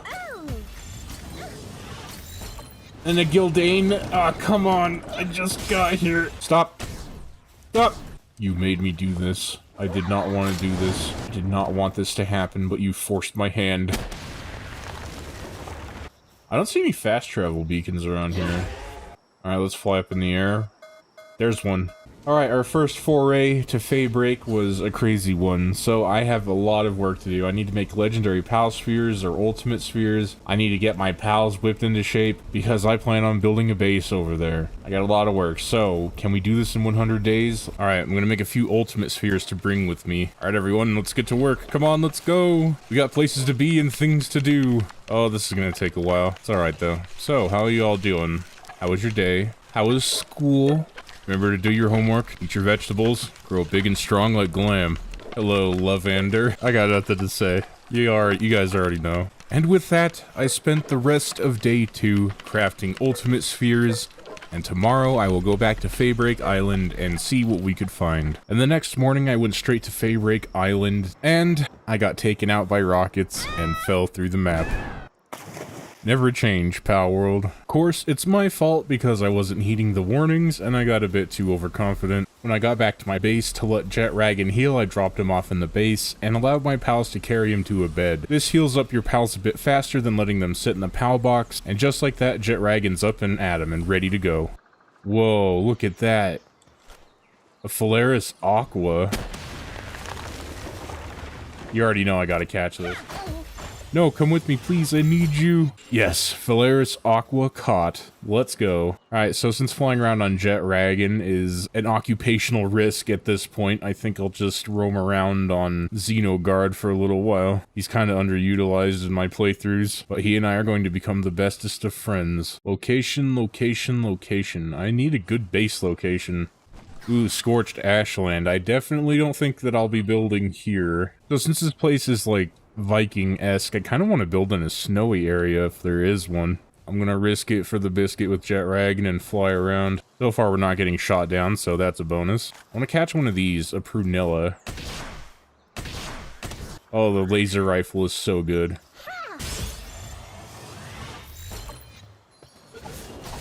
Uh-oh. I seem to have made this other one very upset. We'll catch this one too, why not? Whoa, that was insane. There's a lot of poison. Yeah. Finally, okay, good. I thought I was gonna waste all my ultimate spheres trying to catch this thing. They are very expensive and they take a long time to make. Maybe if I fly low to the ground, it'll be okay? Ooh. Jet Dragon accidentally murked these guys last time I found them. So I'll be doing most of the fighting. Oopsie daisy, I ran out of ammo. Really? It kicked away my Palsphere like a soccer ball. Yeah. Just let me catch the emo cat girl, come on. Give this to me. I have to go back to base already and make more Palspheres. Please, please. Okay, good. I was gonna absolutely lose it. Strongly dislikes anyone catching a glimpse of its concealed eye. If you insist on trying, it'll burst into tears and ignore you for 2 weeks. Wow, just like all the other women in my life. Well, I am out of Palspheres. I am at a loss of what to do now. Those took so long to make, and I already gotta go back. Well, I don't want to go back just yet, so I'm gonna explore a little bit more. Here's a mountainous area. I'm gonna fly up and see what's up there. Hopefully I don't get shot. I spoke way too soon. Oh no, no, no, no, no, no, please. Oh my god, no. Oh, the missiles are following me. I'm so sorry, Jetragon. I am so sorry. Oh, I am the worst pal dad ever, I swear. Shadowbeak isn't the fastest flyer in the world, but she's gonna have to do. And just like that, it's day 4. A Tarantris. Oh, it's a spider pal! Oh, that's so cool. I like it. It's so cool. I like spiders. They're cool. I know they get a lot of flack. As long as they don't crawl at me and scare me, we're good. I'm not even flying. Calm down. Look at that. There's the boss tower over there. You guys see that? Look at that. There's an entrance down there. I'm gonna go underground. I'm gonna see what it's like. What is this? A nightmare? Look at these guys.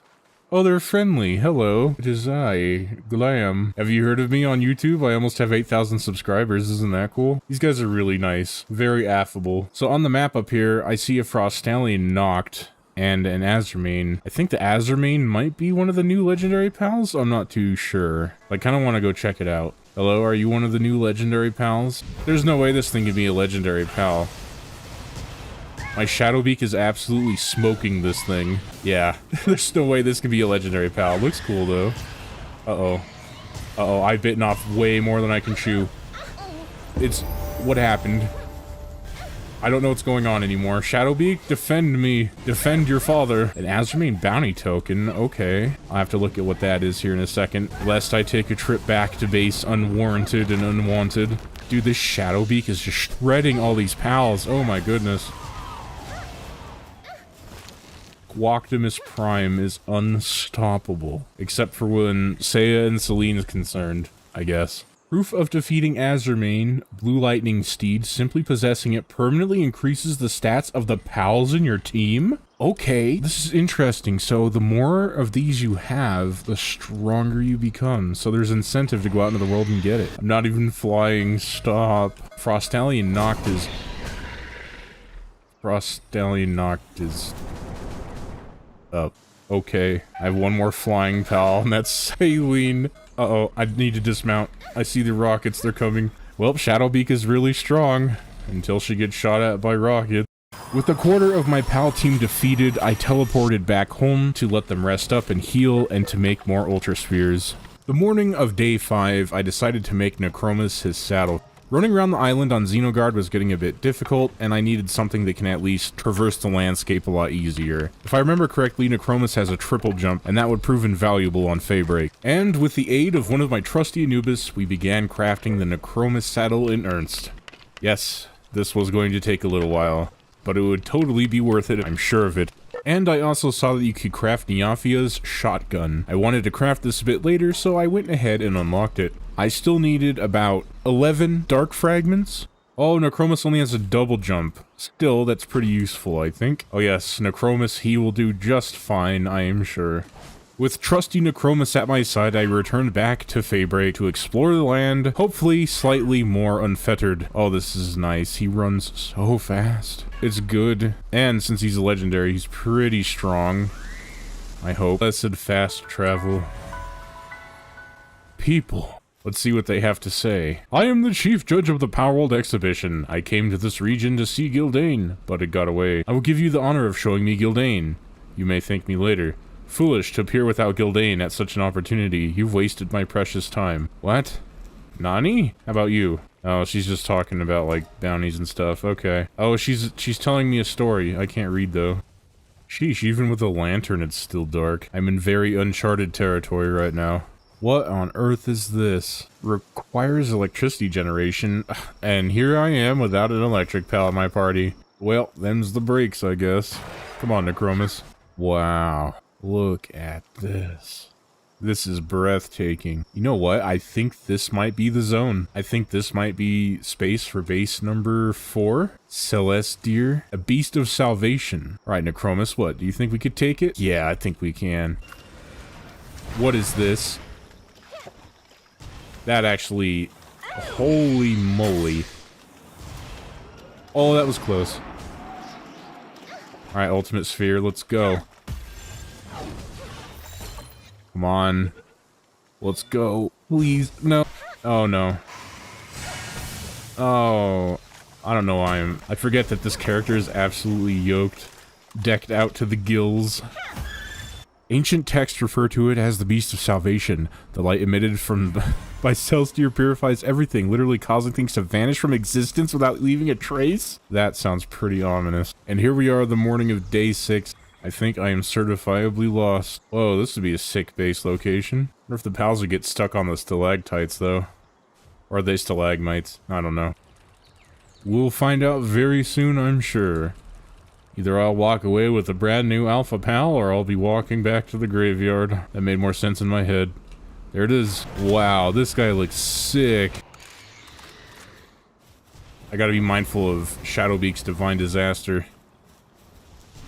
There it is. Alright, let's try. 13%, 18%. Try again. I'm not leaving without this pal. Stubborn. Oh my goodness. Really doesn't want to come with me. Oh my gosh.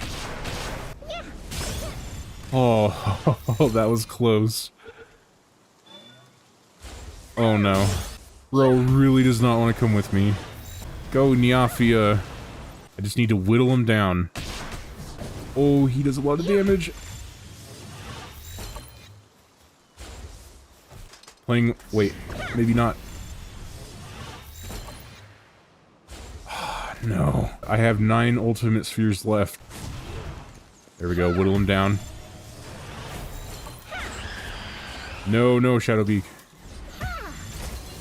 What was that? That was like a shield charge. This is like Reinhardt from like Overwatch or something. Yes! Oh, and a little prize.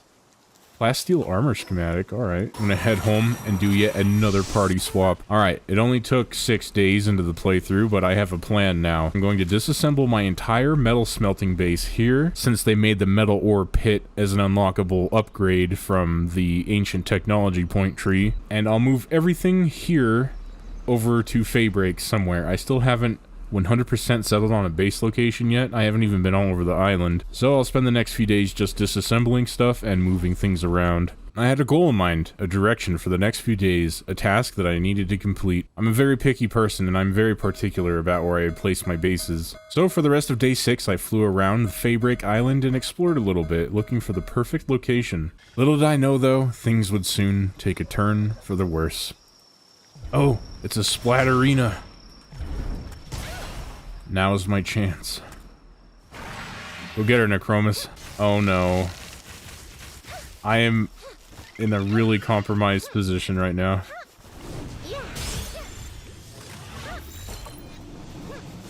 How do you break out of a 45% capture chance? How?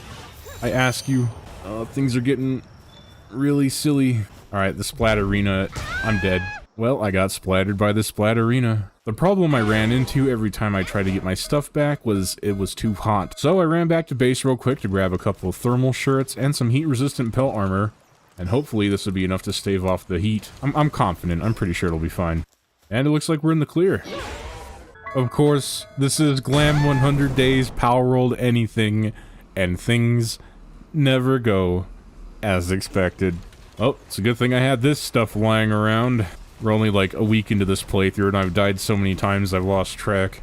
Nope, this is not enough. Well, fellas, it seems like we're in a bit of a pickle here. Oh yeah, you guys are gonna think I'm silly for this, but I actually forgot that ice pals make it so you take less damage in heat. I forgot, okay?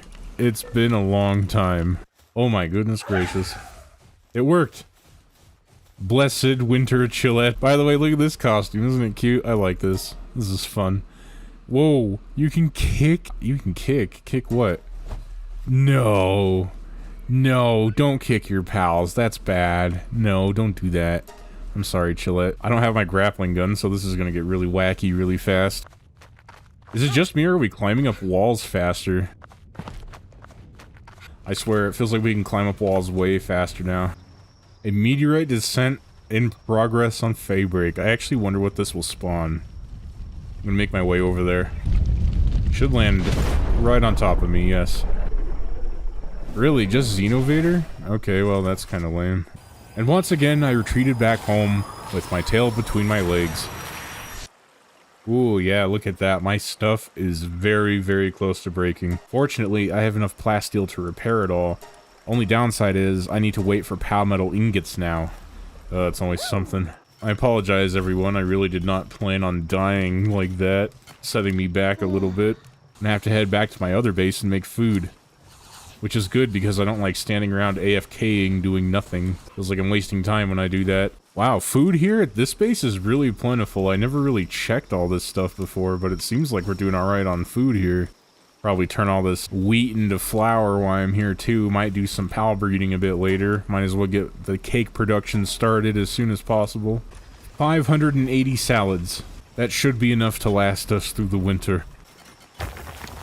Look at that. I kind of miss it, though. Not complaining that they added the ore pit into the game, but it's really fun to watch all your pals just ascend upon a ore node and gather it like that. I don't know. It's like watching ants, I guess. Like an ant colony, if that makes sense. It's just fun. It's a little fun thing. So look at that. You can't tell me that's not satisfying to watch. Watching all the Anubis just pick up ore like that. Ideally, I'd like to repair my stuff before I head back to Faybreak, because I think I have a base location found. Well, they added sound effects when you repair your armor now. That's nice. Wow, this game just continues to get better and better. Time to go back to Faybreak. Alright guys, I think down there is where I'm going to settle. There's an oil resource right there, and I'm going to need oil, so it makes sense to me. The area looks pretty flat. And it's really scenic, so that's good too. Yes, I think this will be the spot. I would like to build in here, but I feel that it would be really cramped if I did. Whoa, my goodness gracious. You think I would learn at this point? Well, it shouldn't be too terribly hard to get my stuff back, in theory. At least I'm not in a volcanic zone or a freezing zone, so there's that. Well, it took me a day to get my stuff back, but at least I got it back. Alright, so I had a bit of a change of plans. This is my breeding ranch here on Sakurajima Island. What I think I'll actually do is destroy this, because I'm not really using it right now, and I could just convert another base into a breeding base or whatever. And I'm going to take this PAL box from this base and move it over to Faybreak, and that way I can keep my metal base while I get things situated and moved. It sounds like a solid plan. Can't wait to see how I mess this one up. Thus began the disassembly of my breeding ranch, dismantling it piece by piece, one by one. This project took up most of the day, so I will see you on day 11. I apologize for the delays. I think I said this in my last video. I'm not super good at Palworld, but I try. I just edit out all the parts where I do horribly. To avoid the risk of being shot down once again, I'm just going to patiently and meticulously climb up the side of this cliff. I've been taking too many unnecessary risks. I've been paying the price for it every time. Haven't really used Necromus much for fighting, but he is a good mount. It's just he runs out of stamina a little bit faster than I like. I forgot to disassemble my other PAL box. Dang it. Why do I do this to myself? Guess I just got too excited. I just wanted to build this base already. Okay, now I can put my PAL box down. Oh well, mistakes happen. I'm only human. But now, I can build on Faybreak. Oh, it was such a chore getting to this point. And now begins the long process of rebuilding a base. I need some security while I move, so I entrust the base to Necromus, Squawktimus Prime, and Jetragon. I have the utmost faith that you guys will defend this base with your lives. This is our new home. We must fight to keep it. Oh, I love you, Squawktimus Prime. You're so cool. Easily my favorite pal in this playthrough. Don't tell Jetragon. She gets kind of jealous. Japanese style structure set, Japanese style furniture set. Well, I have a new thing I need to do. I gotta beat some bosses. I want that furniture set so bad. It's a good thing I have an army of Jetragons at my disposal. I'm gonna collect some of these bounties that are hanging around here. Says there's a guy over here named Shadow. I think I see him. Yes, that has to be Shadow over there. Alright, Jet Ragon, let's go. Hello, Shadow.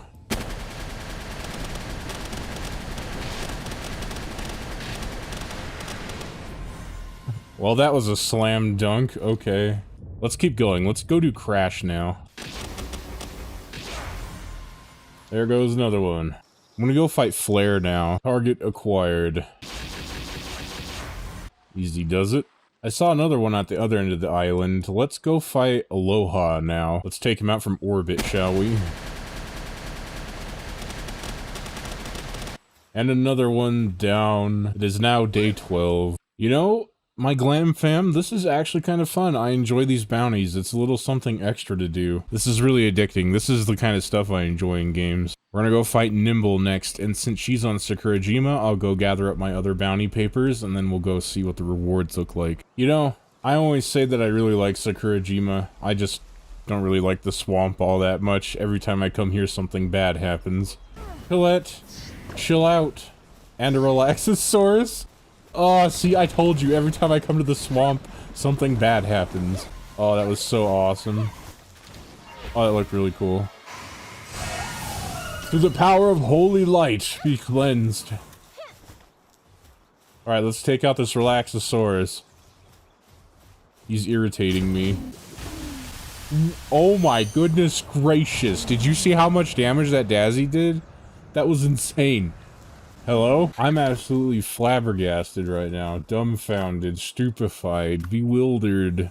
Hello, my good man. I have some requisition for you. An ancient PAL manuscript. An ancient manuscript written on PAL hide. It may be found by PALs during expeditions. Required for advancing research. Alright. I'll take these. These could be very important. 117 ancient PAL manuscripts? Okay. I don't know what these do yet, but we'll find out. Finally, I can unlock the Japanese-style structure set. No. No! I was gaining ancient technology points, and I thought I was gaining technology points. Oh, I have to level, actually. Rummaging through my chests has yielded me 3 innovative technical manuals and 2 ancient technical manuals. I'm so glad I am a hoarder. I'm so excited to see what this Japanese stuff looks like. I've avoided spoilers thus far. Everything you're seeing in this video is just a raw experience. I gotta say, so far, I am very pleased with how this looks. Of course, it's no secret that I eventually would like to visit Japan, and it's stuff like this that helps me keep that dream alive. I was still building into the morning of day 13. I was having an immense amount of fun placing down these Japanese-style structures. It was much nicer to look at than the shabby stone and the wood. There was a certain kind of elegance about it that I really appreciated. Of course, we'll just ignore the bush sticking through the floor. I'll find something to cover it up. Well, this is what I have so far. I'm not exactly the best builder, but I'm quite happy with this. I'm perfectly fine with a very small base. Later on in the day, we had an uninvited house guest see himself in. How dare you! How dare you get out of my house! You are ruining everything, get out of my house! Oh no, not another war sect. Sigh. Stop. Alright everyone, this is what I have so far. Here's the entrance to the house. There are stone lanterns leading you up into the house. I have 2 entrances, so either or you could choose. And then as soon as you get through the door, here is the main living area.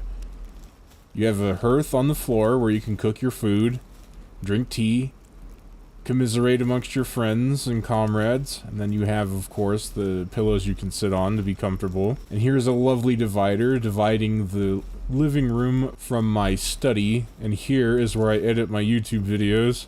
And around this corner, I haven't really decided what I'm going to do back here quite yet, but you walk down this hallway and open this door, and it leads to my bedroom. Or you can come through this door too. I don't really plan these videos out, I just kind of roll with it, so today I think I'll just go disable as many of the turrets as I can, because I am getting tired of turning into a fine red mist every time I decide to ascend to the clouds. When the sun rose on day 16, I was still attempting to get to these pesky Faybreak turrets. Whoa, you can actually destroy the turrets? They actually take damage. Okay. I don't think I'm going to waste all my rockets trying to take it down, though. I think hacking it would just be easier. We're making some great progress with these things. I consider this a part of chores. These turrets have to come down eventually. I miss the luxury of flying. Thank goodness these guys are really incompetent. Another one down. And that was it. For the half of day 16, I was just going around disabling turrets as I saw them. How? It got my jet wagon through the ground. How? Okay. I think I only have 2 of these left to take care of. I hope. It's good. It's good. I took out most of the turrets around the island, so I'll be able to fly now, hopefully, in peace. Right, so I think the next course of action would be to spend the next few days disassembling my metal smelting base and then moving it over here so I can start farming hexalite. It's going to take a little while. Hopefully the turrets don't respawn when I do this grand move. Really frustrating if they did. Day 17, what I need to do is move all of my materials from both of my bases to my new one. I don't know how long this project is going to take, but I can tell it's going to take a little while. Yeah, I'm just throwing chests wherever at this point. After I cleaned out my main base from all of my building materials, I moved on to my metal base, and I prepared for the immense task of the tear down and move. This base has served me well, but now it's time to say goodbye. Day 18 and I'm still moving. The title of this video is gonna be, I spent 100 days playing Palworld Faebreak and all I did was just move. I've laid down so many chests. All of these chests are already at capacity, a lot of them. I didn't realize how much trash I accumulated over the last, 100 days in my last playthrough. Jeez. Whew, finally, I think that's it. I think that's all the chests from both of my bases moved over to the Faebreak base. Now I just have to tear everything down. Right, so the move is now complete. But before I do anything even remotely close to building a new base, I am putting up a wall. And that was it. For the rest of day 18, I was building my defenses up. Didn't have to look pretty. I just had to keep all the war sect out. The next morning, I made a crude oil extractor. I don't know if this thing is relevant anymore, but it wouldn't hurt to have one lying around just in case I needed it for anything. That took a little bit, but it's done. And I'm not going to need oil right away, so I'll just worry about it later. My main focus right now is getting that hexalite base built. Oh, here we are. The terrain's a bit uneven, but I think we can manage. This guy's gonna have to get the hints, though. Wow, everyone's making short work of all the resources around here. It's good to see. In no time, I'll be decked out in full hexalite, just you watch. And for the rest of the day, I leisurely watched my Anubis gather resources from the surrounding area. Just watching them made my brain shut down. It just happens sometimes. Look at them all go. Oh, this is amazing. I took a few days break from playing. I think the last thing I was doing was making a base, so I'm just going to put up some walls real quick, just so I don't get attacked by tarantulas or anything like that. I'll also have to put some beds down eventually so my pals don't go crazy from lack of sleep. Since this area is kind of relatively flat, I might put all my workstations over here, like my conveyor belts and my sphere assembly lines and all that, all the wacky doodads that I have to rebuild. So that's going to be fun. Another few days of moving stuff over. I already made this joke in one of my other videos, but aren't you glad you subscribed? Wall is now built. It's not the prettiest thing, but all it has to do is just keep me safe. And first thing I'm going to do, I'm going to make all of my pals some beds because I want them to be comfortable. Some people seem to think that I don't care about my pals, which is only partly true. Truth is, I care too much. Sheesh, pals are so moody. You don't bend to their every whim, and they'll throw a tantrum and just refuse to work. That's not pretty, but it'll do. And most of day 21 was spent building up my production base. I needed to get back to full strength as soon as possible. So far what I've built is a working platform where I'll place all of my assembly lines and construction equipment. I have a large power pylon here for when I eventually get the ore circuit in here. And because my pals are being particularly moody, I put down a few hot springs. Hopefully this will keep them from going insane. I was going to need the gigantic furnace at some point, so I went ahead and unlocked that. And then I rushed back to my other base on Faebreak to search through my chests diligently for any plasteel that was lying around. The recipe called for a lot of them. And me, being completely unorganized, really regretted this search. Good, the hexalite is respawning. Excellent. I was kind of worried that I built a bit too close to them, but it seems everything is working out quite nicely. I really like this war sect Terra. He reminds me of Hercules Kabuterimon from Digimon. One of my favorite Digimon. Next to Greymon, of course. But everybody loves Greymon. And Garurumon. I like Digimon. I like them. They're cool. All of them.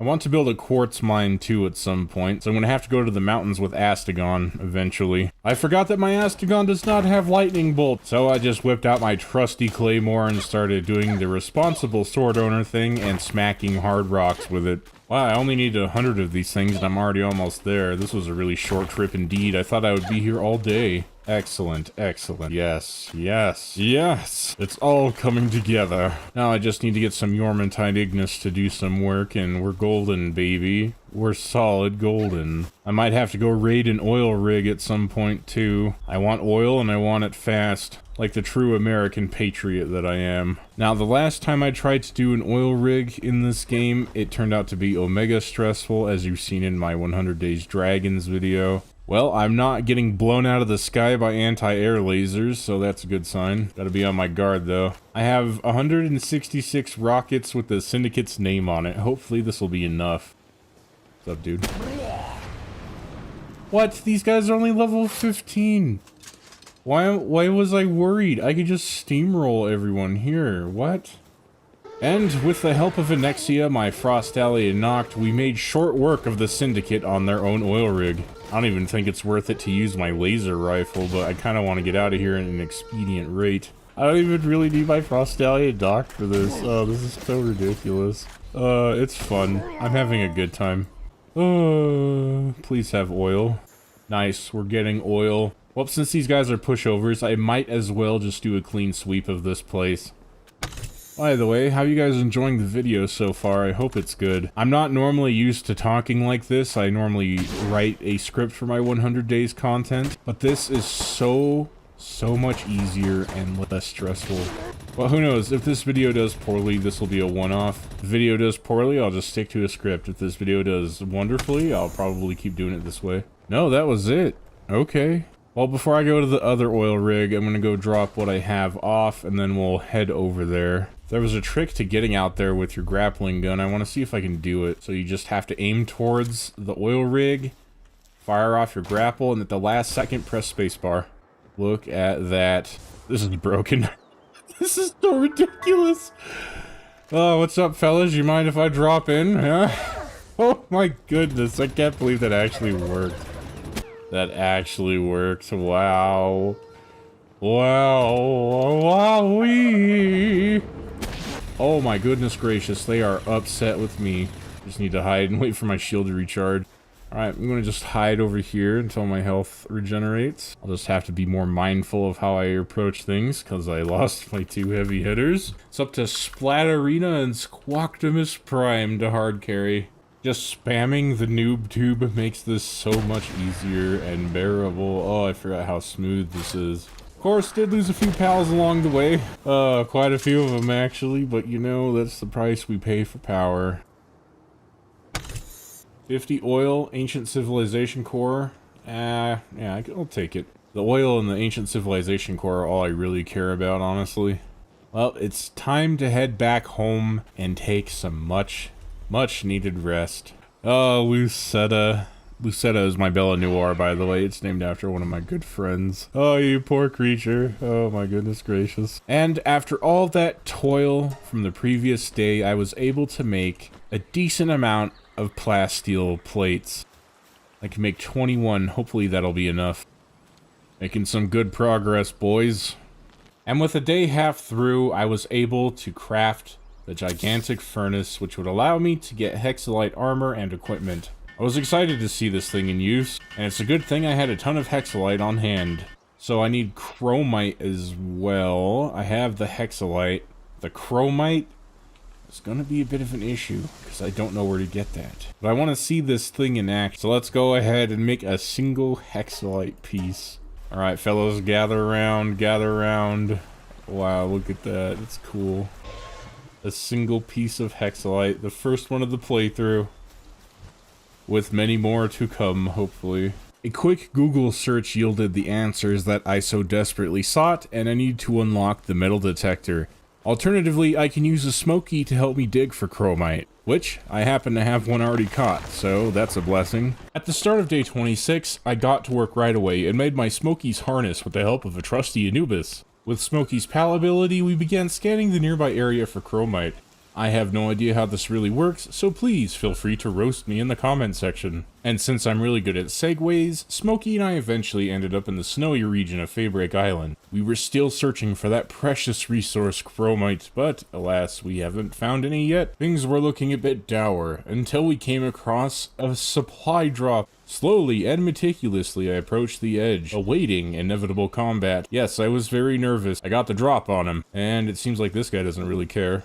Okay. Look at all this chromite. Well, it seems I'm going to be opening supply drops a lot more frequently in these playthroughs because hot dog. Wow, and some hexalite armor schematics? Let's go. When I tried to sneak over here with Jetragon, I noticed another tower that I'm going to have to deal with. I'd like to be able to fly in this zone unabated.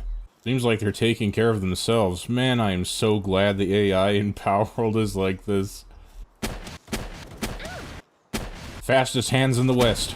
He's not crazy enough to blow us both up, is he?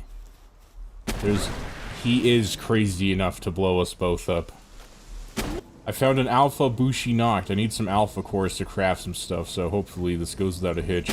He one-tapped Jetragon. Wow, he is scary. 12 Predator cores? Wow, okay. As I was saying before I was so rudely interrupted, there's another supply drop that landed next to my other base, so I'm gonna go collect that too. If there's free chromite, I mean, I might as well. Alright, let's see what's inside, shall we? Oh, even more chromite. Perfect. Well, now I have a ton of chromite and a ton of hexalite, I might as well get to crafting something cool, right? It's safe to say that I'm a little bit off from this awesome cold-resistant hexalite armor. I still need about 99 more hexalite to go. Yikes. And I also wanted to make the double air dash boots. Unfortunately, I need Nightstar sand, and I have no idea where to get that. But the silver lining is I can make a large pouch, and I did. I can always use more inventory space. Well, that's kind of a bummer that I need a lot more chromite than I have to make hexalite armor. I guess in the meanwhile, I could just fly around and go look for turrets to disable.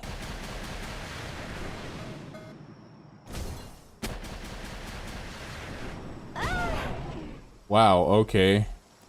Been a little bit since that happened. This is gonna be another segment for, oh, I'm going to spend half the day getting my stuff back because I died in some random place on Faybreak, huh? Sigh. Well, it's day 28 anyway. Well, it looks like I'm not going anywhere until it gets warmer. And if it sounds like I'm kind of upset, that's putting it mildly, let's just say. But this video is already long as it is, and I respect your guys' time, so I'm just gonna cut to when I get my stuff back. And then we'll work on getting that tower disabled. And another one down. Seriously, another one? What, they got like back-to-back anti-air towers out here? It do be like that, unfortunately. Yes, as predicted, this turned into a segment where Glahm spends half the day getting his stuff back. What happened to all the in-between? Well, I died about 4 or 5 times on my way to get this stuff back, mostly by freezing to death. So I'm just gonna edit out all those parts, and yeah, we're just gonna keep rolling. We're just gonna continue. Every time I die in this game on this island, it makes me scream internally. That's neat. Look, a shipwreck. Oh, what's going on over here? Nightstar sand. I needed these to make the boots. The air dash boots, so that's helpful to know that you can find these on the beach on Faybreak at least. Suddenly my mood has elevated. Listen, Starion, I'm really not in the mood right now. I'm just really not in the mood. I'll send you back to My Little Pony where you belong. Well, at least my suffering was for naught. Got another tower disabled, so that's something. And for the rest of day 28, to while the woes away, I hunted for Nightstar sand on the beach. I think that wraps it up for most of the towers on the island. I think I have one more to go and then they're done. Which is great because I am so sick and tired of being shot out of the air. It's not even funny at this point. Well, it's probably funny for you all watching at home, but for me it's quite irritating. I'm just vibing, minding my own business, chilling. And then all of a sudden, kablamo. Goodbye, Glahm. Truth be told though, I do play this game so recklessly. That's why I could never do a hardcore run. And there's another tower down. Well, I've got nothing better to do. Might as well try and find some chromite with Smokey so I can upgrade my armor at least. So it takes 5 chromite to make 1 hexalite bar. I'm going to need, if my estimations are correct, a lot of chromite. Wow. Well, Smokey's cute, and it kind of has a useful ability, but using it is getting me nowhere fast, so I think I might just have to pony up and actually make the metal detector. There is a silver lining in this playthrough, though. I have to go back to Sakurajima, my homeland. I need to farm a ton of pretty flowers. The method I'm going to use to farm a bunch of pretty flowers is just take out Quiverin Botan over here in the forest. I found out they dropped pretty flowers by mistake, actually, in one of my other playthroughs. You know, just in case nobody knows that, but at this point, Sakurajima's been out for like, what, half a year, so it's probably common knowledge now. I was gonna farm Quiverin Botan, but since there's Lulu aplenty, I think I'll just farm these lovely gals. Sorry, ladies. It's nothing personal, I just need a mind wipe tonic. Every time I see a Moonflower Genin and a Moonflower Jonin, I get sick to my stomach now. Unsurprisingly, my 100 Days Humans Only video did really well, thank you by the way. And with not much else to say, I spent the rest of the night on my beloved Sakurajima, farming Lulu for their precious flowers. I'm still missing horns, bones, and PAL fluids, all of which I can just buy from the merchant, so guess what? For those of you who have seen my other videos, I'm going to farm the dog coin merchant.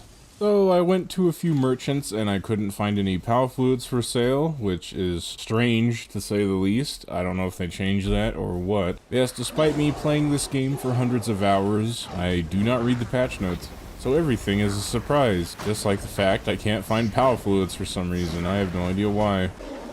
I can already tell this is going to take up most of the day, so I'll just see you on day 31. On day 31, I started making my memory wiping medicine. It was going to take a long time, so in the meanwhile, I went back to Faybreak Island. Oh, there's an oil rig over here by Faybreak. That's way out there, and it's weird because I saw the PIDF officer just standing there and I had no idea what he was doing. So what I might have to do is I might have to build a saddle for a Yormantide and swim out there, or I could try and do the grappling gun trick from here. It's worth a shot, I mean, why not? Can I actually make this? I almost made that, surprisingly.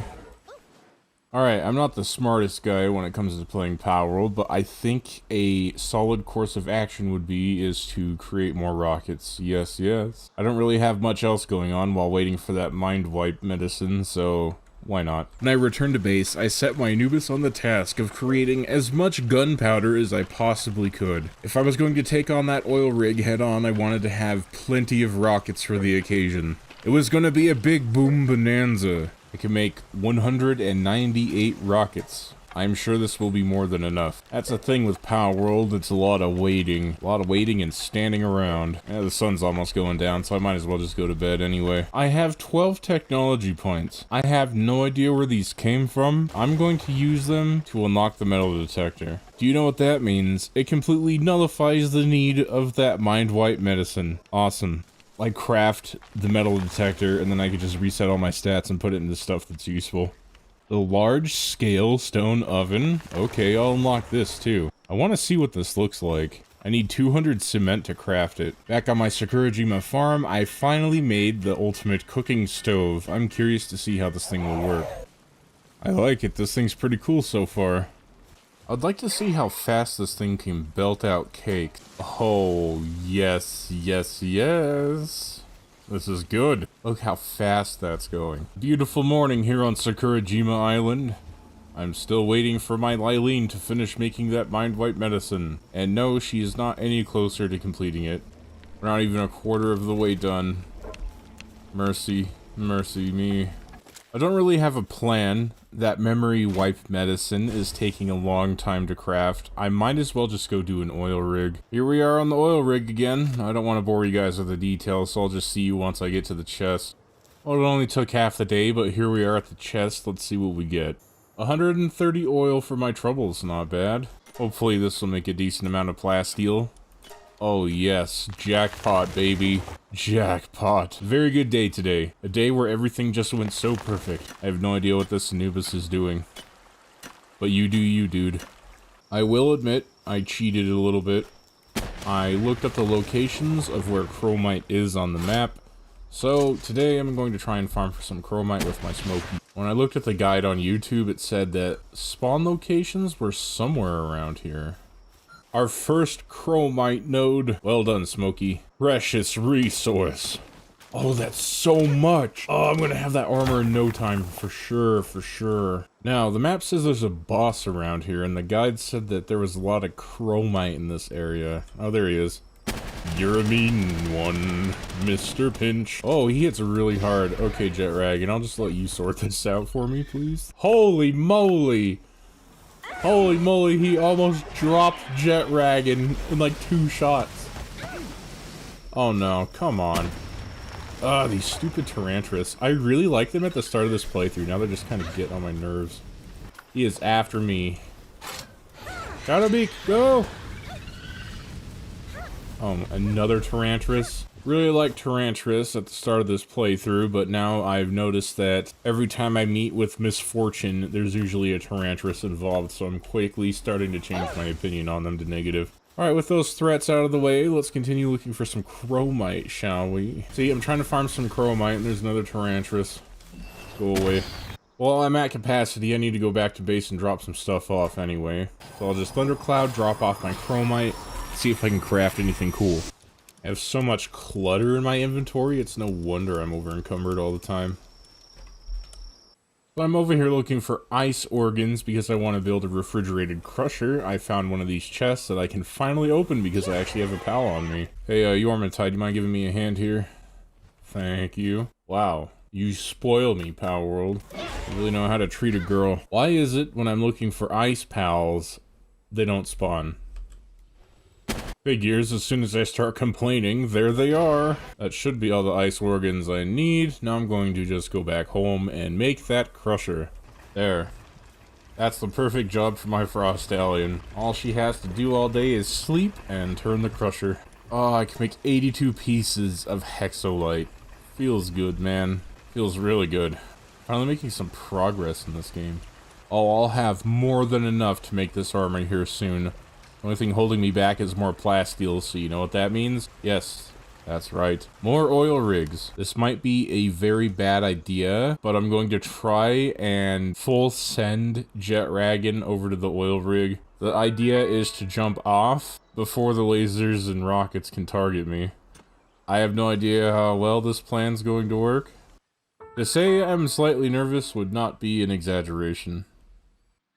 I wonder if the devs knew that people would try this, so they made it far, far out here. This is so awkward. I really fumbled it. I might as well just swim. Hop on either Shadowbeak or Jetragon to regain stamina. And hope I don't get shot down in the meanwhile. I have no idea what awaits me on this oil rig, but I can tell you that it is probably nothing good. Yes, if I take this very slow, I should come out rosy. First order of business when I get up there, though, is to disable that turret. Good thing I have my rocket launcher on me.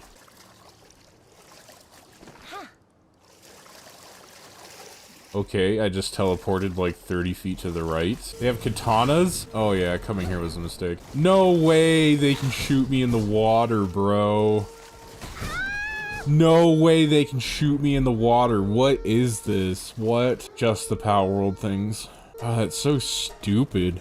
Well, rip. I'm not getting that stuff back. And now to make Yormantide's saddle. I need to go get my stuff back, and I actually want to try that oil rig. I'm not scared of it or nothing. I just think I need some good armor first. But to do that, I need oil. Well, I got nothing better to do. If I set foot off of my base, I'm more than likely going to freeze. It's moments like this that really make me miss Sakurajima. Not saying there's anything wrong with Faybreak or nothing. Wow, even 2 heaters, I'm still freezing. Even with 3, I'm still freezing. That's insane. After extensive testing, placing down 4 heaters, I'm just not going to walk over there. Just as I suspected, Faybreak being what it is, As soon as I leave my base, I start freezing to death. Good thing I have extra armor lying around. I hope it's enough. I mean, it should be. I have +6 cold resistance on me right now. It better be enough. What I think the best course of action would be is to get up somewhere really high and just do AoE with a rocket launcher. I have to Metal Gear Solid my way up to the top of the oil rig. That's insanity. That is insane. I just shot that guy in the head with a rocket and he tanked it. The devs must have got sick and tired of people just speedrunning the oil rig, so they made this one a lot harder. Look at that. That's insane. This is an upgraded rocket launcher, too. This is not the standard one. I got a blueprint. That is nuts. Alright, Yafia. Wow, this is totally worth it. That was totally worth the dark fragments. All she did was a little dance. Mercy me. Well, oh, they can still hit me up here. I'm going back down. Alright. I'm going to forego this place. I don't want to be here anymore. That stuff's gone forever. Well, I certainly am quite stumped on how to proceed. Just make myself another hyper shield to get started, I suppose. That's my thoughts anyway. The devs got tired of people speedrunning the other oil rig, and they're like, oh, no, no, no, no. You want to come in here with a rocket launcher? The audacity. Well, we'll show you. And show me they did. Alright, I'm going to make another set of cold-resistant metal armor. It's not the greatest, but it has +2 cold resistance, and I have a multi-climate undershirt that I can work with. So I have +3 frost resistance now. Hopefully this will be enough to keep me warm while I get my stuff back. Is this a meteorite or a supply drop? Maybe I can get another shirt out of the supply drop, if it is one. Oh, it is a supply drop. Good. Oh, that's unfortunate. Some good hexalite, though. Vital elixir. Yes, yeah. There, I have 4,745 health after taking those potions as well. I should be super tanky. Hopefully this will be enough. Oh, no, that's not good. My stuff is on the upper floor of the oil rig. Does sneaking actually matter in this game? I thought not. Just gonna yell. What hit me? What? That's insane. This place is insane. Okay. You win, Palworld. I'm a broken man. I'm not gonna go get my stuff back. Oh, that's so busted. Way overtuned. I had 4,000 health. I still got shredded. And I even had hyper shield on me. That's insanity. Like, just absolutely bonkers. Well, to be fair, I could just honestly make another rocket launcher. Oh, I had my laser rifle on me, though. It's alright. It's not like I was really using it anyway. First things first, make another sword. All's not lost. As I was digging around through chests looking for that rocket launcher blueprint that I had, I found my old set of plasteel armor before I got the upgrade. So, we're slightly back, baby. So what I have on me now is a shotgun, a sword, a grappling gun, with a set of the unupgraded plasteel armor and a PAL metal helmet. We could make this work.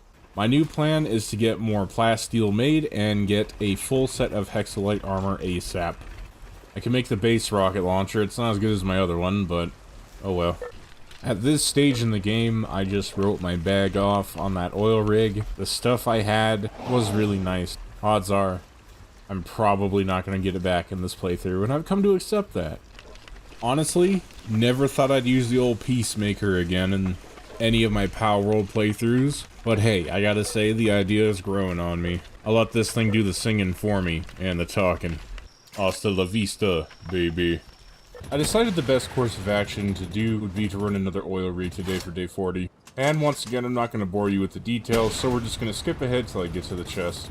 Alright, let's just get this stuff and get out of here while the getting's good. 140 oil. Excellent. I don't appear to have any dazzy thunderclouds on me, so what I'm going to have to do is slingshot my way out of this one, boys. Mission success. I might as well do the other one since I'm out and about. And I think it goes without saying that I made very light work of the syndicate that were on the low-level oil rig. And the chest was up here right away too, so I didn't have to fuss around with it. That's good.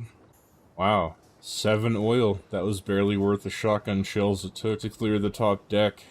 And my jet dragon fainted off camera, so I'm gonna have to get back there doing this. I don't mind it. Just as fast, if not faster, than using a jet wagon, surprisingly. I can make 34 pieces of plasteel from all that hard work, which means by the time that's complete, I should have a set of hexalite. Like, another side thing I want to do today is find another alpha pal. I want to make the Meowmere sword just to see what it's like. Alright, I cheated again. I looked at a guide. I can't be fussed finding these things on my own. There's one, a level 55 Shroomer.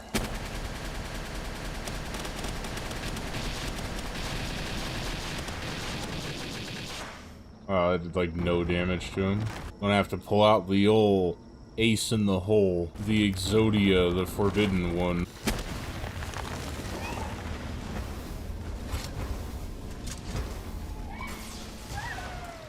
And once again, Shadowbeak makes very light work of literally everything. Squawktimus Prime is my absolute last resort. I've only managed to find that one Predator Pal. This map lied to me. Unless they're just random spawns, then that would make a bit more sense. People seem to be under the misconception that I'm a super Palworld expert because I play this game a lot. Truth is, I don't know what I'm doing. Not gonna lie, that was pretty satisfying to watch.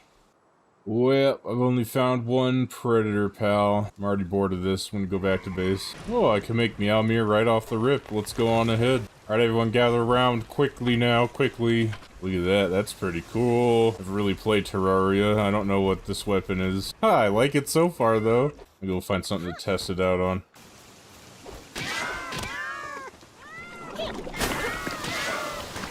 That's right, you got beaten by a sword that meows. How does that make you feel? I imagine if you stat stack into attack, this weapon would be crazy. Uh-oh. I might die, though. Oh, wow, that has some range on it. I like this. This is nice. It's got some bounce, it's got some range. I think I found my forever weapon. That was a lot of fun. I needed that. The only thing I'm missing now for my cold-resistant hexalite armor is an ice organ or two. I probably could go to a merchant and buy these, but honestly, I could probably just take out one or two ice pals. 95 should do. This is what I should have done in the first place. Ladies and gentlemen, it's time. Time for a well-deserved, hard-earned upgrade. The cold-resistant hexalite armor. Heck, just to get this done even faster, I'll even pitch in and lend a hand. It's done. Hey, where did it go? Hey, no, no, no. What are you doing? Give that back. Oh, look at that. The cold-resistant hexalite armor. Oh, it looks so good. I earned this. We're making some progress, finally! It's not quite day 43 yet, but I hear the ominous hum of a Predator Pal close by. There it is. It's a Splatterina. Oh, I have no idea what's going on. And Meowmere came to the rescue. Rip Jetragon, though, for like the 100th time in this video, at least. Yeah, aside from that Predator Pal earlier, all I really am doing today is just hunting for more chromite. I'm just killing time until the sun goes down so I can get some star sand. Now that I have a new sweet set of hexalite armor, I think a weapon to go along with it would be just the cherry on top. And I have that bow in mind. So, wish me luck, fingers crossed. Well done, Smokey. It's only one, but hey, it's better than nothing, I guess. Looks like there's a lot of star sand here tonight, which is a very good thing. Yeah, I know this isn't exactly the most exciting stuff to watch, but it is very necessary. And I don't want the day to be too short, so it's still going in the video. Had a pretty good night farming star sand. I only need 20 more to craft the bow. And I'm sure you know what that means. Yes, I'm gonna go back with Smokey and farm more chromite. This is right next to Pinch, the super boss. I don't know, this is gonna be awkward. There we go. 2 divine disasters in a row got him sorted out. To put a pin on day 44, I once again harvested star sand on the beach. The good news is, I'm done farming star sand. The bad news is, I don't know how much more I'm going to need in the near future. So I've made a discovery in my hexalite base. I have an oil node and I didn't even realize it. Wow, such a scatterbrain I am. Pretty sure I'd lose my feet if they weren't attached to my body. Alright, my bow is made. What's a bow without some arrows? These things are expensive to make. Awesome. I can make 82 hexalite now. You remember a few weeks ago when this stuff seemed really impossible to obtain? Yeah, me too. For those of you who have stuck around with me for like the year that my YouTube channel has been alive, you guys will know that I enjoy bows. I do enjoy a bit of archery in real life as well. So I want to test this out, see what it can really do. Whoa, that is a decent amount of damage, actually. This is more than my shotgun.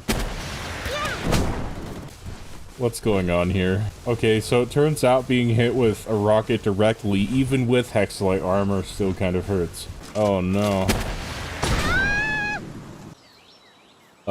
Note to editing, Glahm. Edit that part out of the video. Alright, so I've been hinting at doing some pal breeding for quite a while. What I want to do is make a Bastigore. There are two ways you can get a Bastigore from what I read online. You can get it from an egg, or you could breed for it. All you need is an Anubis and a Frostallion, which I have both. Here goes nothing.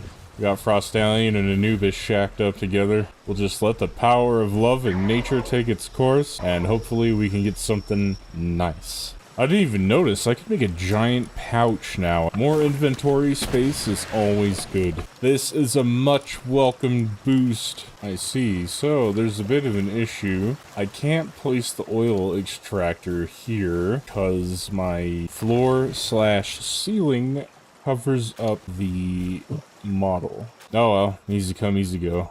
I don't know if I mentioned this earlier in the video, but I destroyed my other oil extractor because I thought I needed the resources at the other base, but I really didn't, so here I am rebuilding it at this base. I might as well start building up this other base too. I'd hate for it to go to waste. It doesn't look too pretty now, but give it time. Now that I got the ore circ here, things can really get cooking. Yes, yes, it's working. Yes. We're gonna need a lot more electricity than this.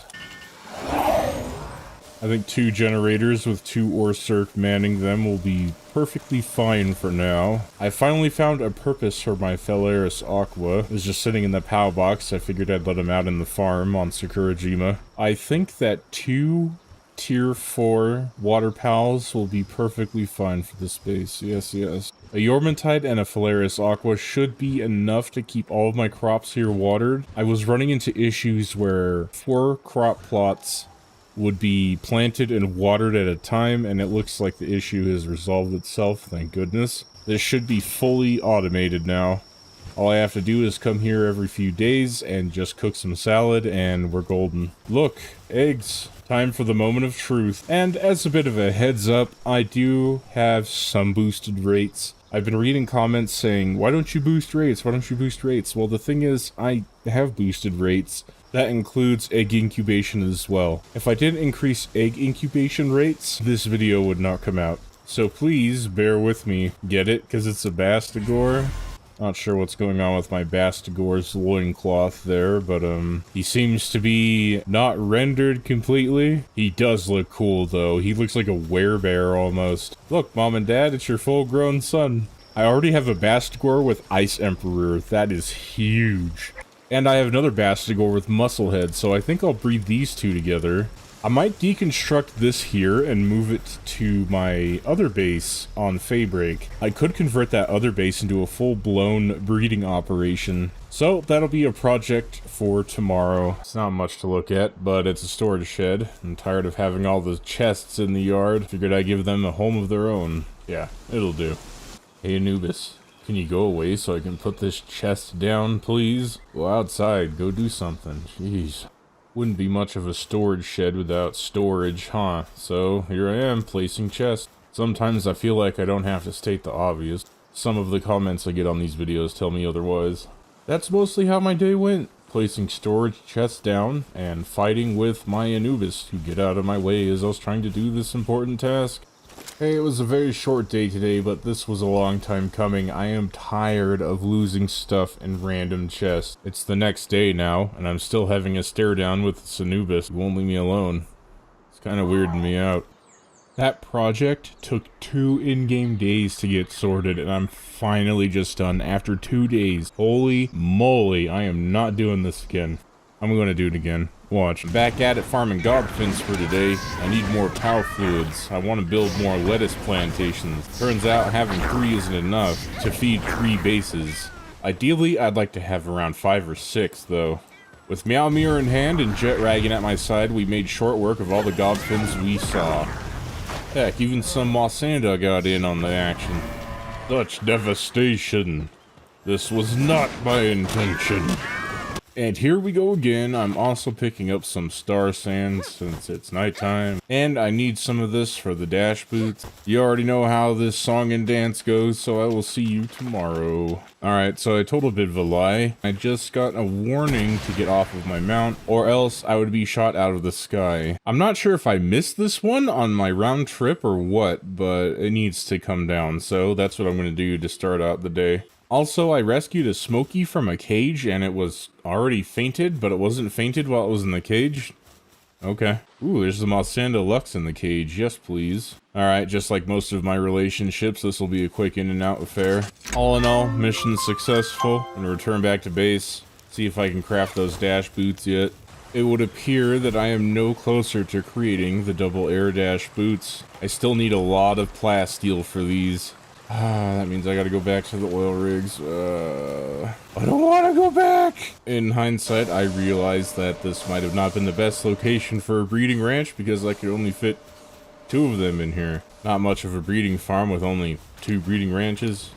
Oh well. Before I get too sidetracked with it, I need to go back to Sakurajima and place down more lettuce plantations. It appears my Brawn Cherry is stuck inside of my house. That could be a problem. Oh, that Alpha Splatterina wandered into my base. Oh, this Alpha Splatterina is taking out all of my pals. Oh, when the fighting's over, I'll have to survey the damage. I really did not think that she would wander this close. Wow, that Alpha Splatterina just ran through my entire farming base like it was nothing. It doesn't look like anything was too damaged. Wow, Jet Raggin, that was incredibly rude of you. That was really unexpected. I'm awake now. Thank you, Palworld. Legend Musclehead. Ooh, we're off to a great start. Swift Serenity Ice Emperor. Oh, these are actually really good. Those 2 glowing pillars of light are mocking me. Maybe one day in this playthrough I'll actually get my old stuff back, but at this point it's really redundant. I have better armor and better weapons now. It's not like it matters anymore. And I found the rocket launcher blueprint that I was looking for. So I can just make another good rocket launcher. Honestly, I just think that stuff is as good as gone. There's a man over here named Mimic. So far, we're just taking care of him in short order. I have so many of these bounty tokens, I should probably turn these in. I have 51 of these successful bounty tokens. I'm gonna go to a bounty collector and see what we can get. I only looked at the rewards briefly and I bought a stack of papers that I don't think I can use because they're for PAL expeditions and I don't know how to do that. Ah, I see. A high-grade technical manual. I can get 10 of these. I wonder how many technology points they can get. Honestly, this would have saved me so much time earlier in the video. I'm sure those of you who haven't watched this far will be quick to comment on my error. I understand. It's okay. We can fix it now. 1 technology point. It said a few technology points, but I think 1 is the very definition of few. When it said a few technology points, I was under the wrong assumption that it would be around like maybe 2 or 3, not a whole 1, a singular, not plural. Oh, I can unlock more stuff at least. That's good.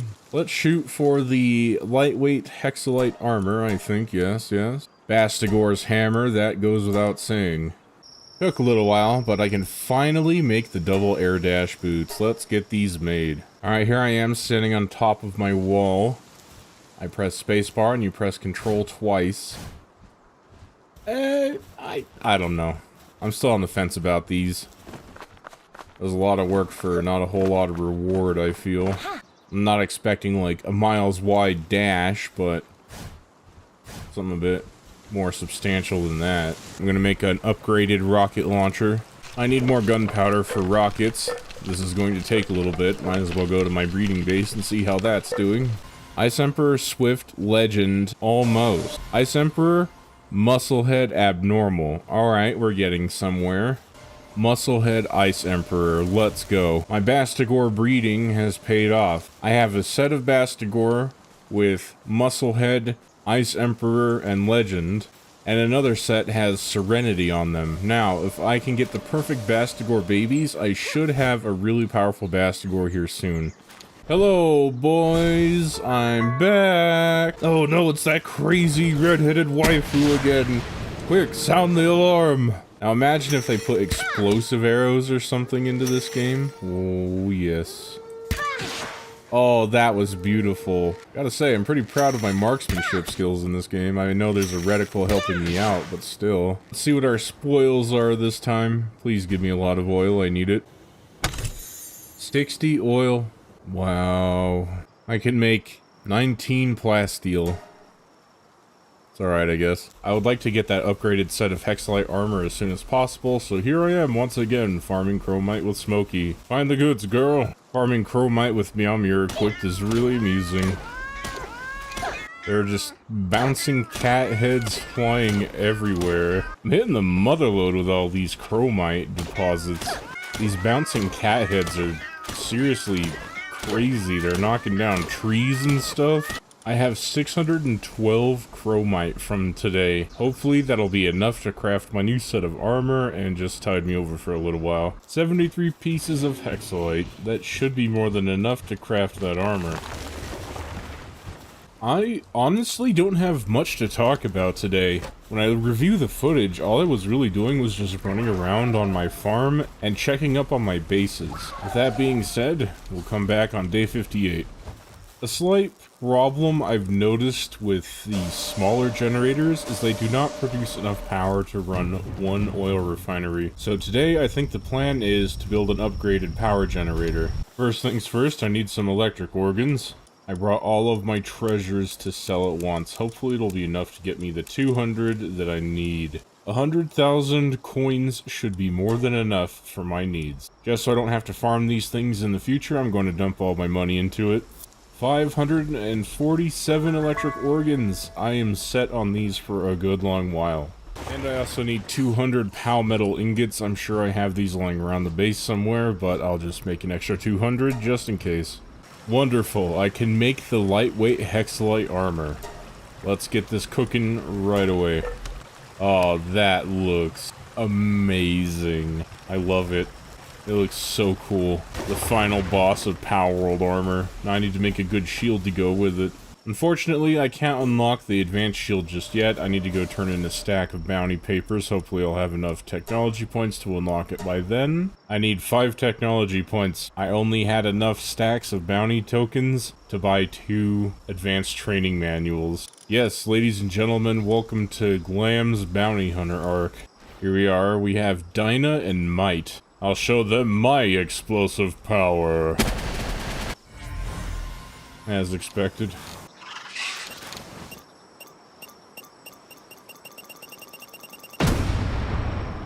Wow, that was a bit of an overreaction, don't you think, Toko? Here's another guy called Phantom.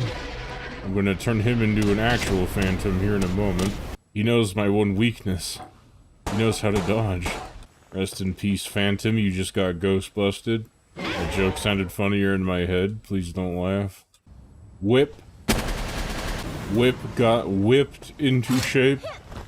Wow, you can get star sand in the desert? I didn't even know that. Whisper. I would make a Fable joke, but I don't know. He just kind of stood there. This place has all the star sand you can eat. Speaking of eat, hello, Lavander. Will this joke ever get old? No. Smash that like button for Lavander. I have found another predator pal. It's a Vandworm. I ran by this guy by complete accident. I actually wasn't looking for that predator pal. I was looking for a bounty that's hiding over here. There he is. Dart. Like, you know, from Legend of the Dragoon. Who remembers that game? If you can't remember that game, I'm getting old. I almost one-shot him myself. I didn't even need you, Jet Dragon. Wow. I found another bounty. His name is Fumble. I've already made a few relationship jokes in this video. You probably already know my luck with women at this point, so I'm not going to make another one. What are you doing from Sakurajima? I'm actually really curious, but I would like to see if the double dash boots prevent fall damage, so here we go. This is for science. It does. I take back every bad thing I said about the dash boots now. These things are goated. I'm being shot at by a bounty. I don't see it, though. Where are you? Oh, there you are. Ego. Let go my ego. Get it? There are so many bounties dotted across the map. They're kind of hard to keep track of. I'm kind of going in a grid pattern here. Just sweeping the land. I found a chest that requires electricity to open. I have an Orsurk with me. Let's go. Come on, Orsurk. Thank you. I don't even know why I bother with these things, honestly. Alright, Skim, you've scammed your last. There's another bounty up here in this frozen city. Why someone would be hiding up here, I don't know. How they survive up here, I also don't know. Because I'm decked out to the nines in the most technological advanced armor in Palworld currently, with a stack of thermal shirts, and I just almost died by freezing to death. I guess this man out here just survives by sheer willpower. Alright, it's been fun. I think I've had my fill of bounties for a few days. Before I head out, I could try and fight Frost Alien, see if it drops anything cool now, or if it's just the same as it always was. Frost Alien's giving Squawktimus Prime a run for her money. So all she drops is ancient civilization parts, which are kinda useless to me right now. Before anyone's like, "Oh, Glahm, why'd you kill the Frost Alien? Why?" I have one already. I don't need it. There it is, Sakurajima, the land of the rising sun. Kind of. Time to collect my bounties. Let's see how many books I can get. I can only get 12. That was a lot of work for 12 manuals. I have 15 technology points. I will get the Hexalite helmet. I should have done that a while ago. I'll get the beam sword, even though I have Meowmere. Beam sword is a beam sword. And I think I will top it off with the advanced shield. Quite expensive to make. 30 ancient civilization cores. As I was looking through the skill tree, I noticed a PAL expedition station. And I remember I bought a huge stack of PAL expedition papers, so I'm going to get this thing built and see what it's all about. I'm trying to finagle this thing, it's just not working. I might have to disassemble a lot of my Sakurajima base to try and get this thing in here. But that'll be a project for tomorrow. Meowmere's great, but it only has 200 attack compared to the Beam Saber, which has an overwhelming 2,000. Never bring a sword to a gunfight, huh? Well, what about a lightsaber? Yo! I'm like the Jonin and the Genin from Sakurajima, but I'm gonna... There we go. I was gonna die, but not now. Uh-oh. I died. Oh, no. That wasn't supposed to happen. I'll edit that out. I'm trying to find a really good spot to put the PAL expedition station down, but something has reared its ugly head. I've built on very uneven terrain over here for my Sakurajima base. I don't know where I'm going to put this thing.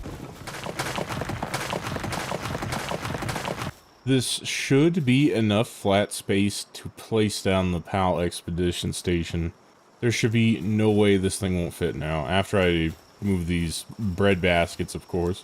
Well, I got the thing placed down. I didn't expect it to be so insanely huge. I don't know how else to describe this. Look at the size of it. Holy moly. One problem, though. I put it backwards, so I'm gonna have to flip it around. Now we're having a good look-see at the menu here. The items that can be obtained: a Xenoloord slab fragment, ancient civilization cores, and crude oil. Well, hot dog. The requirement type for this one is water pals, it appears like. I have no idea how any of this works. I clicked on Celestial Sakura Cavern since we're here on Sakurajima, and I'm just gonna auto-assign. 100% completion rate, it'll take 49 minutes. Total firepower completely exceeds what the requirements are. I'm pretty confident.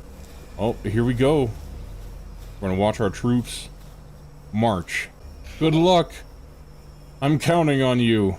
We needed all the oil we can get. Farewell. It's kind of like watching your kids leave off to college or something almost. I'm so proud.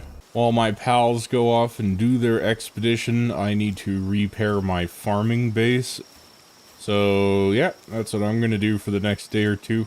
Oh, there's that scary splatterina again. I think I will actually spend the next day or so building a wall, cause yeah, that predator splatterina is nearby and she respawns frequently and she's a pain to deal with.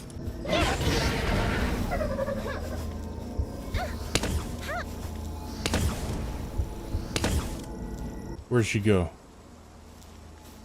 I went to hide behind a hill to recover, but she just disappeared. I was trying to get them to not fight in the base, but I guess it just can't be helped.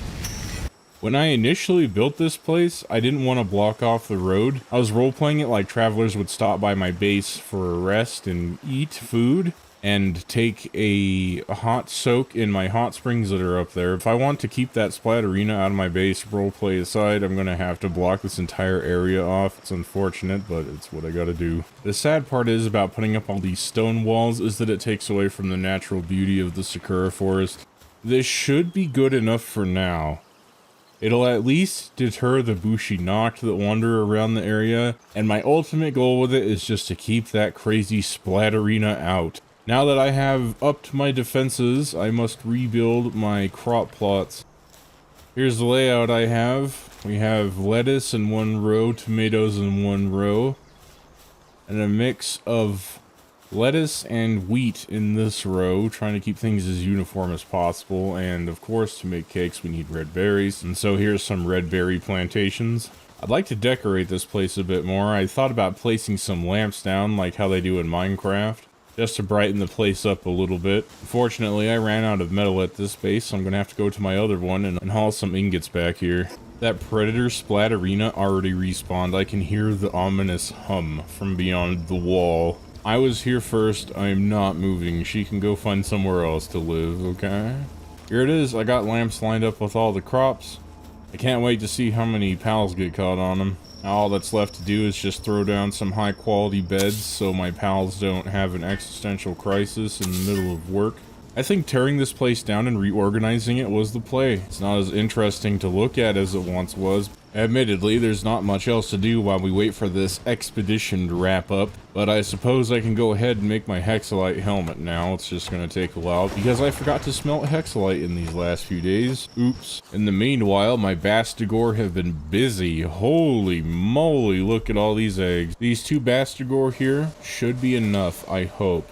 This female has Ice Emperor and Serenity on her, and this male has Musclehead Legend, Ice Emperor, and Abnormal. I want to get rid of the Abnormal. Hopefully the Serenity transfers over to a wee babby. And if I can start breeding a bunch of crazy Bastigor and converting them down into the perfect pals, might be able to try and take on Xenolord. I know he's slower than Jetragon.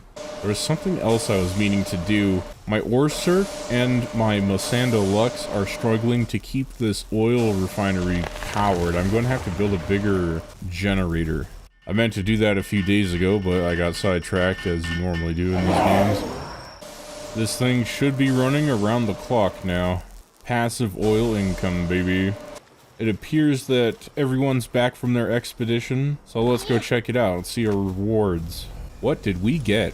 I'll take the lot. Wow, that was really worth it, actually. This thing's pretty great. Before I send any more pals on an expedition, though, I'm going to make sure all my farming pals stay in the base this time. I realize that I don't have enough Bee-Guard to fill up a ranch, so today I'm going to go out and catch 2 Bee-Guard. I could easily breed them, but I'm lazy. Well, this went a lot quicker than I anticipated. There's a predator pal nearby. I don't know where it's at, though. Oh, it's a Rayhound.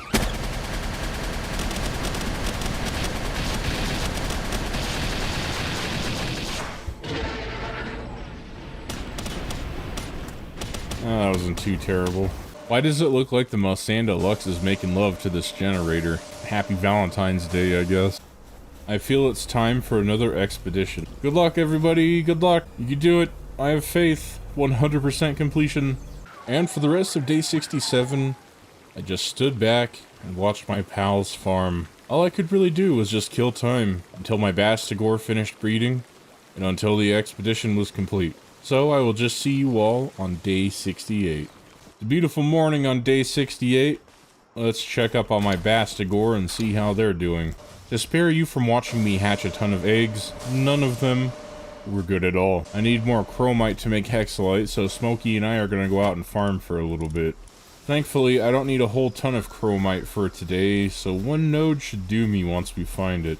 I realize this may not be the most efficient way to farm chromite, but boy is it entertaining. It's a nice day today. A nice day to take oil.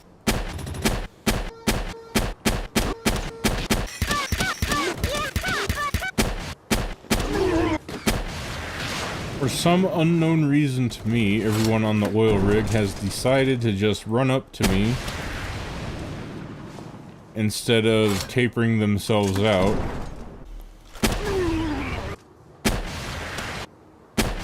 I can't even say that, I'm gonna get age restricted. You know, I have the sneaking suspicion the chest didn't respawn yet, so I guess I'll just come back at some later date. I'm getting raided by a bunch of Relaxosaurs, it looks like. Says they are very hungry. Well, let's feed them some rockets. And just like that, that's all she wrote. GG, no RE. We can make 31 hexalite. That should be enough for my new helmet. But this is Palworld and stranger things have happened. Will today be the day? Will I get my perfect Bastigore baby? Stay tuned to find out. Ice Emperor, Serenity, Legend, Musclehead. There it is. Here it is, the perfect specimen. I have no idea what his IVs are. I might have to go rescue my old pack. It had the IV reading glasses in them, and I need to go get that. I'm a bit apprehensive. The last 2 times, as you all are aware, that I've tried to come here, did not end in my favor. In fact, I'm pretty sure this place will be etched into my memory for years to come. The dudes on the oil rig can shoot in the water, whereas I can't, so they have a very unfair advantage. They can shoot through walls, whereas I can't, another unfair advantage. Needless to say, the deck is a bit stacked. Or they could spot me right away, that's cool too, I guess. I have enough rockets, slow and steady wins the race with this one. This is a war of attrition. I'm here for one thing and one thing only, to get my stuff back. If anything, the IV reading sunglasses. I'm trying to throw Shadowbeak down so we can attack this guy, but, you know, you can just politely drop your power ball down instead of actually throwing it now. Thank you, Nintendo. That's cool. I'm not really scared of these guys down here. I'm scared of that pile up there.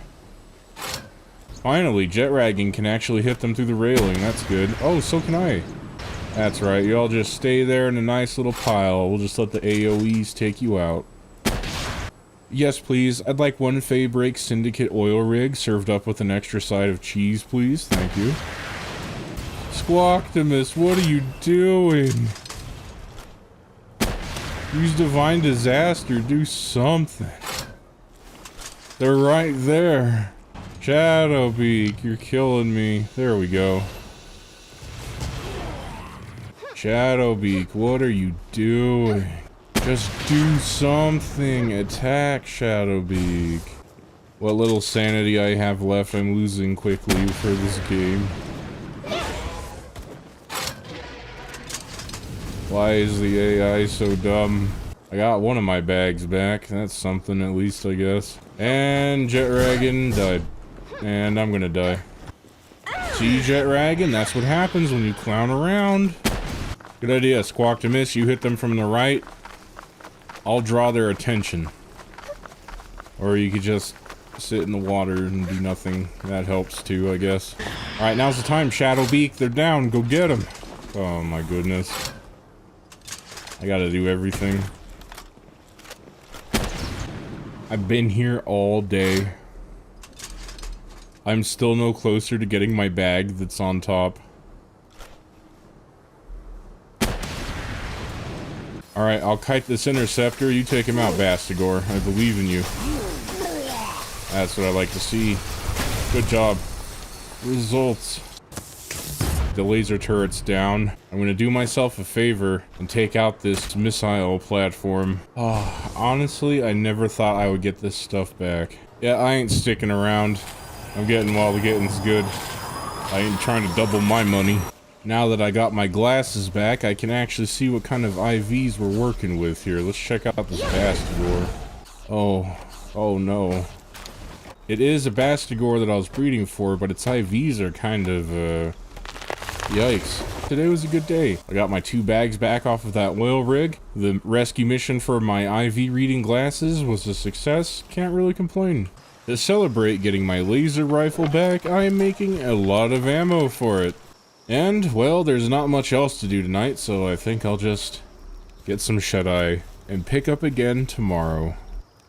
Oyasumi!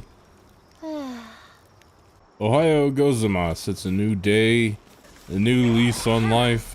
Time to check up on our expedition and see how it went. What's this? What's going on?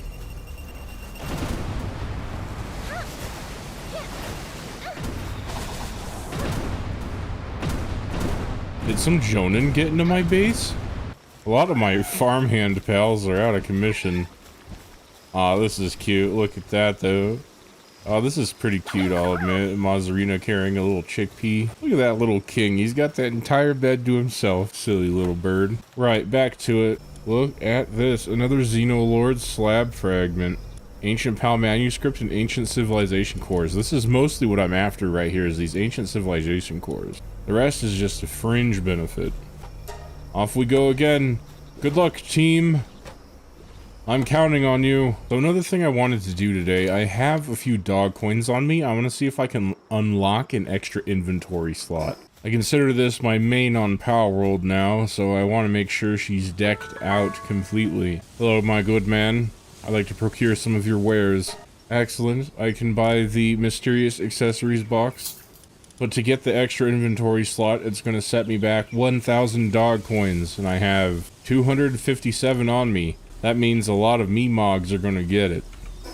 Well, my Glahm fam, I think it's safe to say I am nearing the end game.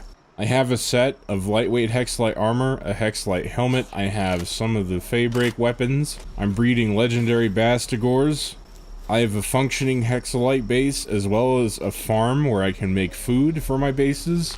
There's little else I can do. I will attempt to catch every single new pal, that goes without saying, but I feel really great about this progress. Heck, we even dabbled into the oil rig a little bit here on Faybreak. Didn't get too far, but you know, it's something, I guess. And while we were out and about, my oil pump produced 261 oil passively, plus whatever I got from the oil rigs. So that means I can make a ton of plasteel. Tomorrow I will go out and farm some ice organs and we'll craft Bastigor's hammer. I want to see what it does. I have all these ultimate spheres just chilling with some legendary pal spears. I think today will be the day I go out and actually catch stuff. I need to fill out my pal deck. And it took a little bit to get my stuff back. So I'm starting to wonder if the turrets actually do respawn eventually. Unless this is one I missed, which could be possible. I have no idea how many of these things there are. Anyway, I need to catch a Nightmare, and I figured I'd just capture the alpha one. Excuse me? Polaris Aqua bounty token, Starion bounty token, Loot Moon Crisp bounty token, Fanglope Lux bounty token. What is this? What? I gotta do chores now to fight alpha pals? No thanks. Well, today was a bust, unfortunately. Ah, it is what it is. You can't really control the things you can't control. Who knew that there would be a missile turret just waiting for me after I spent the good majority of half of this video clearing them out? I'm gonna quickly go to sleep. Don't tell me I'm gonna have to get some crazy doodads to fight this Frostallion Noct that's here. Ah yes, more nonsense. Hard pass. I don't want to sound like I'm too pessimistic or anything, but No. Hey fellas, you mind if I just like swoop in and... Oh, I already captured one a while ago. Whoops, I guess I forgot. Yeah. Alright, excellent. I caught a nightmare. Too bad I couldn't capture that alpha one, Palworld. What is that? Oh, you need to go get the Fuill trophy, and then you're gonna go get some other doodads and knickknacks? Nah, I'm good. No thank you. Hello, almost school. Whoa, whoa, whoa, hey, whoa, whoa, what's all that about? Nice, an Alma school with logging foreman, let's go. Wow, okay, well, the laser sword really doesn't do anything to him. I'm reminded of that scene from Venture Bros when one of the agents of the Monarch bought a laser sword. And he's swinging it at Brock Samson, and the sword's going right through him, and he's like, I've been gypped. That's how I feel right now with this laser sword. I play the Monster Hunter theme song, but, you know, I don't know how Capcom is with copyright, so... Yeah, we're just gonna put a pin in that. So I've been fighting this Cryolink's Terra for, I don't know, probably like 2 minutes, just using the sword. There's just something... I don't know how to explain it. There's just something so cathartic about just shutting your brain off and just wailing on something with a sword. By the way, Monster Hunter video soon. Look forward to it. Your boy needs a break from Palworld. I hope you all understand. And if you made it this far in the video, please do me a favor and leave a like. You might as well if you've got this far. Heck, maybe even subscribe if you want to see more of me. Blammo. He's gonna break out. Called it. The immovable object meets the unending force, or whatever, I don't know. Nice. So I was checking out some things to unlock with ancient technology points, and I just noticed the anti-gravity belt. I kinda want to build it. I want to see what it's about. Yeah, that's actually a pretty noticeable jump difference, too. I think this has some interesting applications to it. Certainly make getting up on ledges a lot easier. Before this playthrough wraps up, I would like to unlock the advanced sphere assembly line. I need 5 technology points, so I guess I'm gonna go out and farm bounties once again. I'm not feeling really punny right now. I'm just wanting to get in and get out. He summoned a Mazzarina. Oh my goodness. You're a funny guy, Lasso. I'm gonna turn his Mazzarina into a hamburger later. Whoa, who's this? Dr. Braun. My name is Dr. Braun. I'm a genius scientist pushing boundaries of PAL science. I've been waiting for an eager test subject. Collaborator, like you. Would you let Jet Ragon undergo the latest Braun surgery? If it succeeds, the result will be absolutely mind-blowing. Maybe? So, what do you say?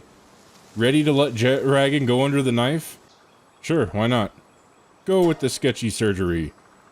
If by some twisted miracle, the surgery goes wrong, Jet Ragon could end up with a permanent, irreversible, and absolutely terrifying side effect that'll haunt them for life. But I know you. My trusted partner in science, you'd still be all in for the sake of progress, right? Here goes nothing. Let's get started. First, the state-of-the-art transformation ray. Click, click. Oh, these readings are... Oh, well, no problem. Zap, zap.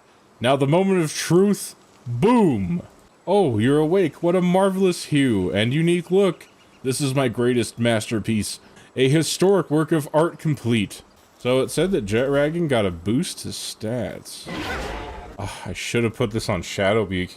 So this Jet Ragon, the one I've been using the entire playthrough, pretty good stat boosts. It feels a little bit faster too. I'm not sure if it's placebo or not, but it certainly does feel a bit more zippy.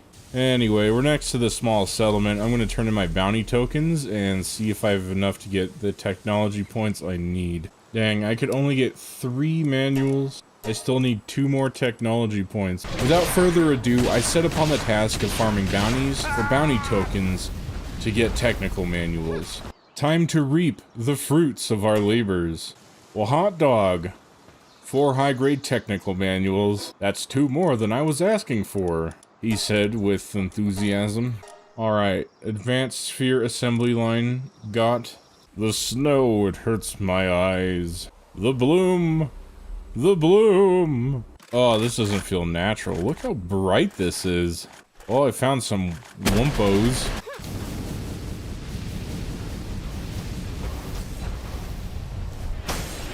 That's new. Did the Wumpos always do that, where they roll up snowballs and charge at you, or is that a new thing? Alright, for real this time, I should have enough ice organs.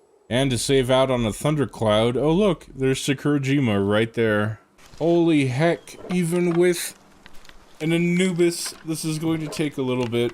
I wouldn't be surprised if this completed halfway through nighttime. I was almost right. Either way, that took a long time. Alright, I'm riding around on Mean Queen. I want to find a target to test this thing out on. A little bit difficult to control.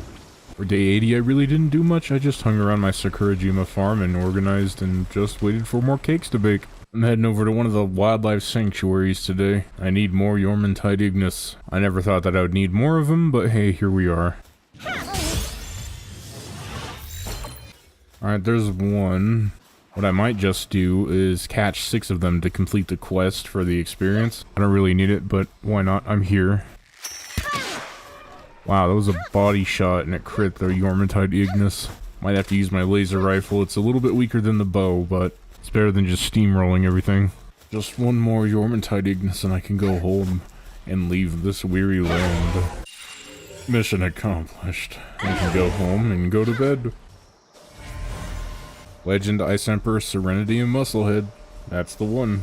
77 attack, 70 defense, and 66 health. That's not terrible. We might be able to build upon this. I have 2 more breeding Bastigor. Hopefully we'll get what we need here soon. I realize the day 100 is approaching very rapidly and I am not prepared. One solution I can think of is building more breeding ranches, but space is limited here because I'm up against a cliff. I might just build a platform and build a few more breeding ranches on the platform. Yeah, why not? Don't really have much else going on. That's how a lot of these 100 days videos end up. You eventually get to the point where it really slows down. This is what I have so far. We'll build more upon it later. It defies physics. 2 support beams are holding this entire thing up. I am 1000% certain this thing is not built up to code. I cannot sleep at night knowing this thing might collapse in an alternate universe. This thing will never fall over, but still, could at least try and make it look nice. There. This is roughly a 10 by 10 platform. Hopefully it works well enough. We're gonna need some stairs to get up and down from the first floor to the second floor. I have no idea what I'm doing, so please bear with me. This may look like a gigantic mess. Well, that's because it is. This is what I have to help the pals get to the top of the platform easier. It's not pretty. Oh well. Why are these breeding farms so huge? Why? I could only really fit 1 up here. By a complete divine miracle, I was able to place another breeding ranch up here, so 4 will be plenty, I hope. Function over form, mostly. We'll call it a day. 15 days left, I hope I can do this. It's only been a day, and this giant platform is already disrupting the flow of my base, making my pals upset. Oh well, they don't have a choice. They don't pay me rent. I honestly have no idea what more they could possibly want. I have 4 hot tubs, 2 of the high quality variety, 2 of the normal variety. There's plenty of food. They have comfy beds. I don't understand. I think they're just being picky for the sake of being picky at this point. Cake production has slowed down significantly. I need to make a few more wheat plantations, it looks like. It is crunch time here. I unlocked the large electric incubator a while ago, and we're still short on some ancient civilization cores, but I wanted to use the ancient civilization cores to build myself the advanced shield. This is quite the dilemma. Another expedition has been complete. Hopefully the rewards are worth it. 2 ancient civilization cores. Everything looks fine. I just need more of the ancient civilization cores. Alright, here we go again. Goodbye, goodbye, blah, blah, blah. All I can do is just keep grinding out expeditions. I've placed down a few more wheat plantations. Hopefully this will solve the shortage. So far so good. All of my crops are still being watered. I I wasn't sure if the extra workload would be too much for the pals to handle. It seems like a really simple thing to worry about, but, you know, sometimes you underestimate the AI in this game. In the meanwhile, what I can do is split my cake stacks that I have here and just put them in breeding ranches. Look at all of these eggs. There's bound to be one good Bastigor amongst them, I hope. I say I hope in these videos a lot, because if there's one thing I've learned from playing Palworld and breeding tons of pals, it's always to subvert your own expectations. First round. First round is a complete bust. Second round. Third round. Ah, ding ding ding ding, we have a winner! Third time is always the charm. Out of all of those eggs, only one of them was good. Oh me, oh my. Whoa, Musclehead Ice Emperor Serenity Ferocious. That's actually a really good Bastigor. Holy heck. I realized I say holy moly a bit too much. I gotta switch it up a little bit. These were some really good Bastigors from this batch. Wow. It has 80 health, 23 attack. Ah, that is so unfortunate. It has the perfect traits, but it has the worst attack. You were the chosen one. I let some Selene loose in the base. I need some cargo, pals. Tired of having sticks and logs and rocks and whatnot lying all over the base. And they have 3 cargo. And some handiwork. Things are very, very busy today. I've been mostly spending it on my Sakurajima base just making food for all of my pals. I have them set to hard work mode to make them go a little bit faster, and it's making them eat more food. I gotta keep on top of it. So it begins. The pals are starting to get stuck on the lampposts. Alright, that's enough hard work for my pals for today. If I keep pushing them too hard, they'll likely get broken bones from just watering plants. At this stage, it's just the waiting game. It's all up to my Bastigor now. It took a very long while, but I am now able to assemble my advanced sphere assembly line. That's one major goal accomplished. Too bad I'm pretty much done catching pals at this point.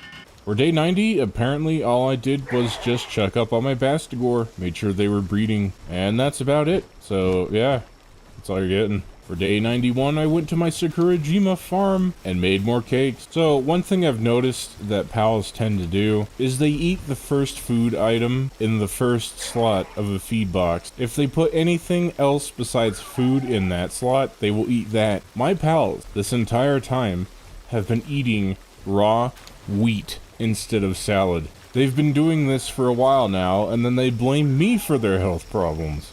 I'm not the one who told you to eat raw wheat for an entire 90 days, have I? No. I've kicked things into overdrive here. I plan on walking into the Faybreak boss tower with enough rockets to turn it into a parking lot. I have 28 ancient civilization cores. I am so close to making that shield. Hopefully in the next few days I can get it done. As it stands, I currently have an expedition in the works. We'll check on it tomorrow. Excellent. 2 ancient civilization cores, exactly what I needed. Since this is going to take a bit, I might as well go check up on my Bastigor and see how they're doing. It's still crazy to me that I could have Bastigors with my ideal traits and still get some RNG like this. Not gonna lie, gang, it's not looking good. It's the next day and my pals are still working on my advanced shield. Well, guess what? It's another day of AFKing. It's done. Sing joy, it is done. I have 197 advanced arrows, 387 rockets, 245 energy cartridges, a questionable at best beam sword, 28 wood, 12 fiber. I am ready to fight the Faybreak Tower boss. All that's left is to assemble a crack team of pals. So, an important development that I just realized. I don't think I've ever made Niafia's shotgun. A bit too late now. Good job, Glahm. I just hatched a few more Bastigor. None of them were good. None. Yeah, we only have 4 days left before day 100. I'm in a bit of a state of panic right now. Good night. Oh, I don't know what to do. Okay. I think the breeding is over. This Bastigor right here will be the one I take into the Faybreak Tower. I'll just call her Iced Tea. Why not? Why not? Dr. Braun doesn't appear to be in the area anymore. Where could he have gone? It appears that Dr. Braun is just a random encounter, because I don't see him in the area. A side quest I'd like to do is check all the skill fruit trees to see if I can get any decent fire attacks. The Faybreak Tower boss will never see it coming. A Bastigor with fire attacks on top of ice attacks. But Glahm, you gave the Bastigor the trait Ice Emperor. It won't do that much fire damage. Yeah, I kinda wish I put Ferocious on it, but oh well. It's not that big of a deal. I'm gonna take a slight rest on the oil rig real quick.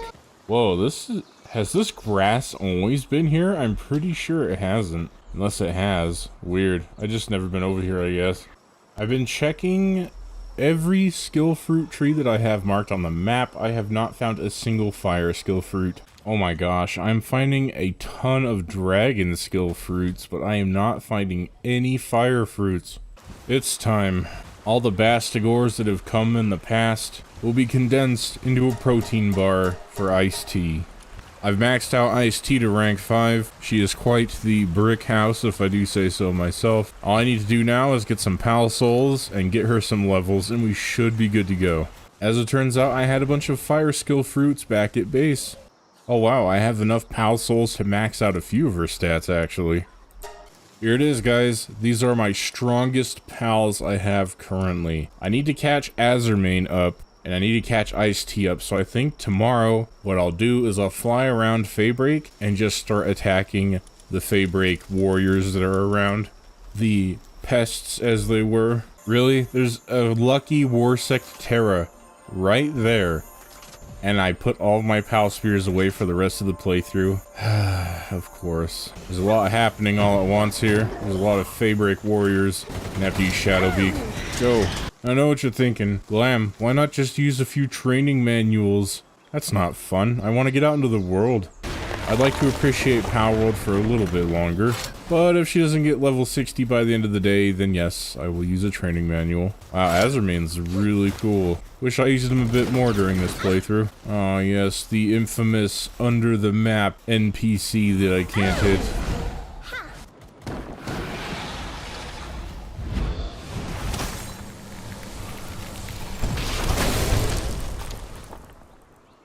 Wow.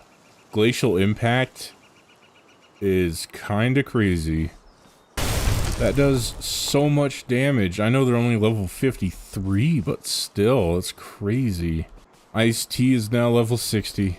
Now what else is there to do? I guess we'll just hang out until day 100. Sorry guys, I couldn't get to Xenolord in this playthrough. But if I do a 300 days with this character, you best believe I'll do some raid bosses. Just let me know in the comments. I still need to beat Bellanoir Liberio, Blazimet Ryu, and of course Xenolord. That could be a whole 100 days in of itself. All this time I forgot to make food for my pals for the up and coming battle, so omelets will have to do. I can make 298 of them. We'll fry up some omelets and then head off to the boss tower. Good night, everybody. Wish me luck. This is it. No more sappy goodbyes. Let's just dive right into it. Oh, I just got in here and I'm already getting dunked upon. This is great. We're on the back foot.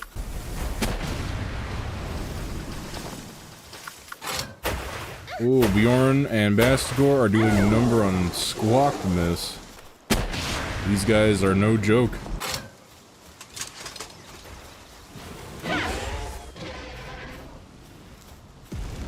Good job, Jetragon. You got them. This is a big ice AoE. Oh, it's so scary.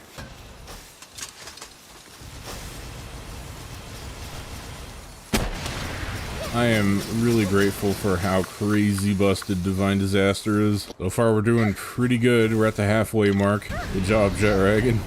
You attack that pillar. You'll bring the house down. Got him halfway down. I don't know if I'm doing enough DPS. Thank you for your service, Squawkies. We're 2 pals down. I don't think we're doing enough DPS to get him. And he got Azermane too. We're not gonna make it. Darn. We'll try again though. I have a plan. It might just be crazy enough to work. Alright, I have a trick up my sleeve. I have a Frost Alien that I have given the Spirit Flame and Flare Storm. And my Frost Alien Noct, her daughter, that has Flare Storm and Ignis Breath. I also realized one crucial mistake I made during that fight is I didn't switch out my Bastigor's abilities. She should have been using Flare Storm and Fireball. But that's my mistake. I'll own it. Our DPS is much better this time. Much, much better.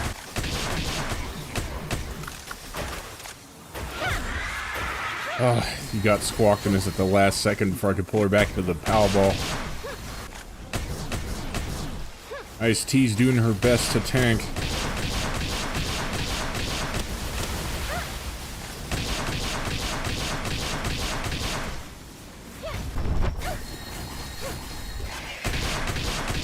Oh, we got Frostallion.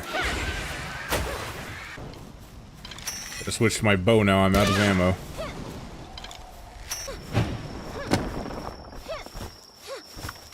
No, I'm almost dead. I just have to survive until my shield can regen.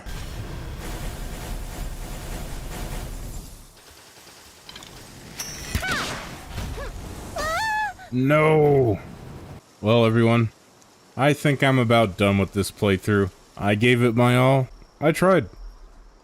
That's all I got. See ya. Until next time. Bionic dragons that fire rockets from its back. Demigods from the night that can coat the land in a permafrost. These are just some of the magnificent creatures in Palworld, the game that has taken the internet by storm. It's Pokemon with guns. But when people say that, they conveniently forget that Digimon exists. Don't worry, Digimon, you're still near and dear to my heart.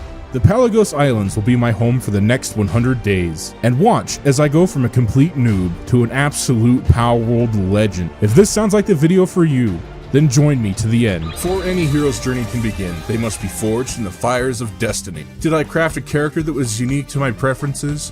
Did I create a character that was so unique that he would carve out his own story in these new unexplored lands? No! I created a generic anime girl. Welcome to Palworld. I gave her heart-shaped eyes because I have a brain parasite that compelled me to do so.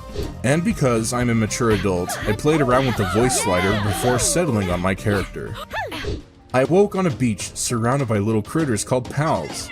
Are they Pokemon? No! I encountered this lady who hates pals because they ate her friends alive or something? She did give me wood, however, in-game. With that handful of wood, I crafted myself some basic tools, such as a club and a pickaxe. And I began harvesting the resources in the area. With those resources, I crafted my first pal balls. I understand why the woman on the hill was so afraid. If I saw this thing coming at me with a wild look in its eye, I'd fear for my life too. I used my cudgel to give this precarious poultry a bonk and used a pal ball to capture it. After capturing that chicky pie, I'm just gonna call it a chicky pie, I had an idea. Can I capture a human? I had to know. So I returned to the angry woman on the hill and bonked her over the head. So in response, she filled me full of lead. When I went to get my stuff back, I threw down my freshly caught chicky pie by accident. I thought it was kind of funny. I give this woman one last scare before I rolled off into the sunset. It was time to settle down on somewhere more permanent. And I picked this place between my initial spawn point because it had a fast travel node next to it, and I would be using it quite liberally later on. I crafted a PAL box, and what this is, it's basically like a PC terminal in Pokemon. Look, I swear I'm trying not to make too many Pokemon comparisons, okay? Work with me. What this did is it allowed me to make my home more permanent and allowed me to control my pals around the base. And it also acted as a pal storage. As I was building my base, I saw this mighty Memorist, and I knew I had to tame it. But for now, I was still too weak. As night fell on day one, I finished up building my starter home when I noticed this dude just walking around. I honestly thought he was a player at first, so I had to investigate. Yeah, turns out this man here is a wandering merchant. My stomach began to rumble and I was hungry. I placed down a campfire next to my house, and with the eggs I collected from my chicky pies, I made some breakfast. I also made some grilled chicky pie. Don't worry, they aren't for mine. While taming some yesterday, I had a few accidents. Nothing to worry about.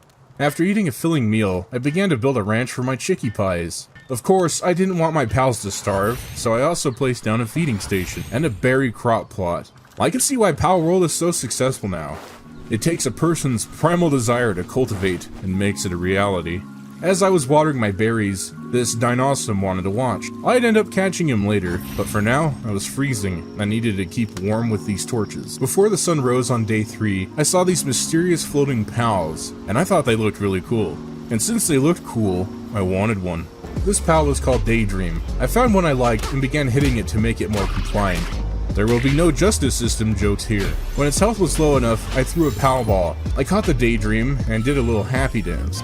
With my new pal, I approached the sleeping dinosaur and I hit it over the head. With one attack, he crippled both me and my Daydream, so I began running for my life. The dinosaur chased me to the second half of the island, and it eventually lost interest. Now that I was off the hook, I was free to explore at my leisure. I found a treasure chest and another fast travel waypoint. I also found some lore that I didn't read, because reading's hard. I found this dude just chilling by a campfire. When I talked to him, he says that pals make you good. So, cool I guess. The more pals you have, the stronger you become. After talking to the skilled islander, I found a fire egg, and I couldn't hatch it at this very moment. I'd need to craft an egg incubator first. I saw in a promotional video that you can ride these things, and hey, walking wasn't really that much fun. So, I figured I'd try my luck. I hit it with my club and began fighting with it, and that didn't go very well at all. After getting my stuff back, the Ekdir that I was trying to tame ran away. But, with luck, I did manage to find a herd of them. Once again, with club in hand, I tried my luck. It was at this point that I discovered that you can dodge roll. My elite Dark Souls skills did not save me, and I died again. When I respawned at base, I tended to my berry farm, when all of a sudden, an alarm went off. I was being raided by hungry pals. I had no idea what any of that meant, so I steeled myself for battle. A group of hooded hoodlum lizards called lease punks started to run up the hill to my base, hoping for a free meal. I was feeling quite charitable, so I fed them some knuckle sandwiches. I don't know why I didn't tame it at the time. I was probably filled with adrenaline. My chicky pies fought off the other lease punk. Before I knew it, the raid was over, and I could leave to collect my dropped gear. I returned home to capture some lamb balls for the tutorial quest. It wanted me to get 5 of them, and I got to work. I discovered that if you're too close to a pal, your pal ball will go right through it, which is quite unfortunate. I had some wool laying around from the lamb balls, and I fashioned it into cloth so I could make my first set of clothes. Looking cute as a button, as usual. Well done, Glahm. There were some lamb balls across the bridge to my base, and for some reason I hesitated on capturing this one, and my chicky pies finished it off for me. Thanks, I guess. And I placed down a shoddy bed. I've slept behind dumpsters before, and under debris on cardboard. Nothing about this bed looked shoddy. I would sleep on this bed. Now that I had my own bed, my pals needed some beds of their own, and I got to crafting a few. With the tutorial tasks completed for now, I upgraded my pal box, and I could summon more pals from the inventory to help me around the base. After that, I planted more berries, and this chicky pie decided to show me its cool dancing moves. Nice. And while waiting for my lamb balls to shed their wool, I made a tasty lunch for myself. Before long, I had enough wool to convert into cloth to craft myself a parachute. When night fell, I left my base to tame some nocturnal pals, like these hoot-crities. I liked them because they were wizard owls, and hey, you know, that's good enough for me. I found a group of them, and I said hello by smacking one over the head with the bat, like a normal person, and we got into a huge fight.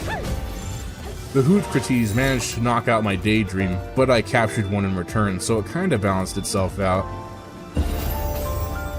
While fleeing from the remaining hoot-crities, I found a Depresso, and I liked them a lot, so I captured this one as well. When I got back to base, I put Depresso to work, and he was really efficient. He even started to gather resources around the base, and began placing them in a storage chest for me. Depresso was a bro. A real pal, if you will. If you place a down pal in the pal box, they will heal in about 9 minutes or so. And since I had time to kill, and pal balls to burn, I went out on a pal taming spree. I started off with this cute little fox Sparks, a fire fox, white on the nose, and I'd chase these Cativa around with an axe. With the help of my hoot-crities, I engaged this Ekdir. and with the skills I've learned after playing Palworld for a few hours, became a master of the dodge roll. We got the X tier, and that was one of my biggest wins. On my way back to base, I saw Nightwing flying lazily above, and I wanted to catch it, but I couldn't quite yet. My travels led me to this small rundown settlement, and I had a small chat with a down-on-his-luck PDIF officer, saying he'll do anything for a buck, and I mean anything. Speaking of doing anything for a buck, I've opened up channel memberships. If you like me and the content that I do, consider becoming a channel member today, with cool perks like private art streams when they happen, early access to upcoming videos, and a viewer poll where you guys can vote on the games you'd like to see me play, and even Discord access when I finally get off my butt and make one. Every dollar spent keeps the lights on and the funny flowing. Consider becoming a channel member today. Alright, shameless plug over. When I got back to base, I found out that you can make a string of the same type of structures, so I placed down a few storage chests, and my ultra pal, Depresso, started crafting them for me. Honestly, I don't want to tell the other pals, but Depresso is my favorite. I let my Fox Sparks out of the pal box to stretch its legs, and much to my amusement, it helps you cook food. The more I play this game, the more I realize how in-depth a lot of these game mechanics are. You'll see for yourself later on in the video too. A herd of what eating pals? Well, it's a good thing I'm a small anime girl. Alright team, defend me with your lives. I know I'm the one that enslaved you to do my bidding against your will, but defend me. Defend me and my honor. Defend me they did, because that raid was over before I even knew it. I'll admit though, not a whole lot happened today. I was stuck at the PAL upgrade bench making my Daydream a collar. This collar would allow her to synchronize attacks with me in combat. After the collar was crafted, I began constructing a forge to smelt ore into ingots. Slowly, I was clawing my way out of the Stone Age. One of the coolest things in Palworld is that your forges run off of fire pals. Fire pals have the kindling ability, and they go around your base lighting torches, cook food for you, and smelt your ore into ingots. Stuff like that just tickles me pink. I started day 7 by crafting myself a feathered hairband. It said it was armor, and it protected your head from damage slightly, just like a napkin protects the inside of your house from tornado projectiles. I had enough metal ingots to craft a saddle for my Deer, and Depresso gave me a hand, and then he just left me hanging seconds later. Thanks, man. This one task alone took up a good chunk of the day. But I got the saddle crafted. I was now free to explore the island at a decent pace, and run over small pals because it's funny to watch them roll around. More resource gathering was in my future. My pal box wanted a stone pit to be built before I could upgrade my base again, and I am one to deliver what the almighty pal box commands. With the help of my pals, we assembled a rock quarry, and like a duck to water, Depresso resigned to his fate and began mining. While I was on the ball, I made a lot of arrows. I would use them for an up-and-coming boss fight a little later, and I needed them to lure the Nightwing out of the sky. I noticed my Depresso was feeling quite depressed, so to help remedy the situation, I tried to get him to sleep.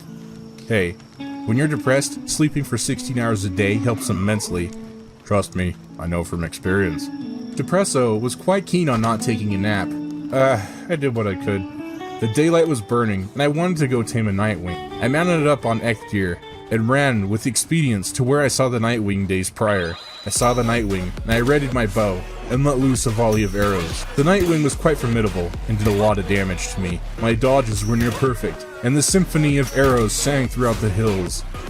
I tried my luck, and threw a pal ball at the Nightwing, unbeknownst to me at the time, but I just threw my last pal ball. I had no other choice but to disengage. Up on the hill, I found a pal ball, and as soon as I picked it up, the Nightwing shot me down again. After collecting my stuff, there was another free pal ball on the ground, and a fast travel. I collected them both, and then I was back at it. I was in Gosu mode, and wasn't leaving this valley without that Nightwing. We went back and forth, until success! My first Palworld flyer was obtained. My armor was damaged, but my spirits were high. I decided to run back home on foot to see what I could find, and I managed to find a couple more Depressos. I caught one, and Deer went down. With my travel slowed, I ran to the nearest fast travel beacon and went back to the safety of my base, triumphant. While I was checking out stuff around the base, I saw the shiny Daydream floating around my house. I was actually panicking behind the screen a little bit. I really didn't want to screw this up. I ran inside to craft more pal balls, and when I mentally prepared myself, engaged the shiny Daydream. The range on my pals at base were insane, because they started to attack the Daydream too.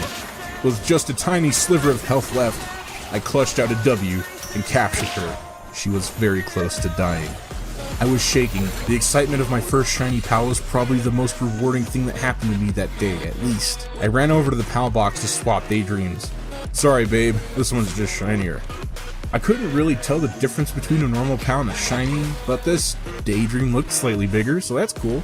With my shiny new PAL, I was feeling confident and decided to take on this Dinosaur that was patrolling the base. I shot at it with an arrow, then it proceeded, without skipping a beat, to one-shot my Daydream. My other pals didn't quite like that, and they all jumped the Dinosaur, leading to an easy capture. I was going a bit stir-crazy, and decided to leave the base for a while and explore, as well as farm pals for resources. I unlocked another fast travel, and saw this fellow floating along. Me being a naive Palworld player, I thought this guy was a mini-boss or something, not realizing that he was just a regular old pal. I threw 2 PAL balls in vain, and as I got closer to him, he shot a poison bolt at my X-Deer, and deleted himself. Big rip. As morning rose, I found another fast travel, and decided to head back home. I wanted to fight my first world boss today, so I organized my pals and set out for adventure. Using the fast travel near my base, I traveled to a crumbled castle and caught a T-font, climbed a literal mountain, and met my foe face to face, a Chillette, a ferret dragon thing that shoots ice. My X-Deer charged at it and got stuck on the cliff, causing the Chillette to break for a moment. But it was crafty and used the bug to get me to come closer. Clever. Before I could pull out a PAL ball, it got nuked and I lost my chance. On my way home, I tried to glide over to the mainland and didn't quite make it. I also found out that you can drown if you run out of energy. I did get my stuff back and ran across a pack of dire howls. They looked cool, so that means I had to tame one, right? Well, that's what I would have done if my pals didn't microwave them in seconds flat.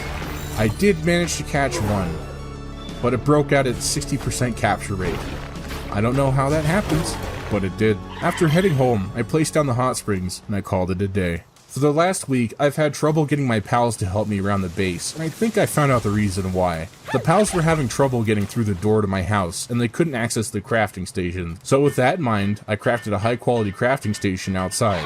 This structure would allow me to craft advanced armor and tools, like metal axes, picks, and armor, which I upgraded. The pelt armor looked really good, I think. I was very concerned with my Depresso's health, so I tried throwing him into the hot springs to relax, and he just kind of floated in air. I don't know why he did this.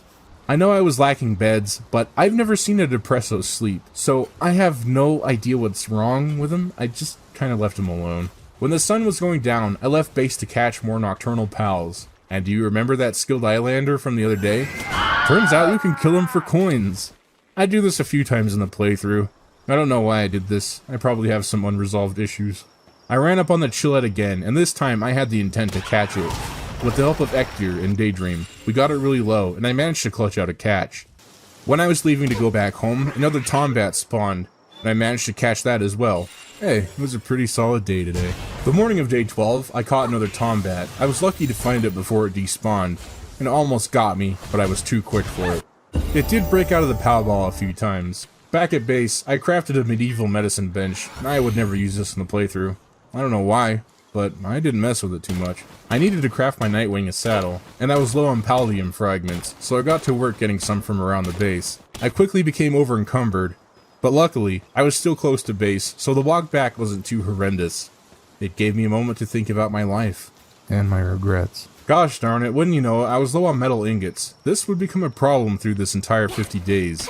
I would always be behind on my metal production. I have never once looked at a guide or a YouTube video. This is my first time playing Palworld, and I wanted to see what I could accomplish on my own just by playing the game. You know, like the good old days. You may also notice that these days are getting shorter. You are correct. I spend a lot of time farming and mining metals and chopping wood. To me that's boring to watch, so I'm not going to focus on it too much. Yeah, I'm gonna be one of those I farmed off camera guys, but you guys are just gonna have to take my word for it. We're working on the honor system here on Channel Glahm. I started working on my Nightwing saddle today.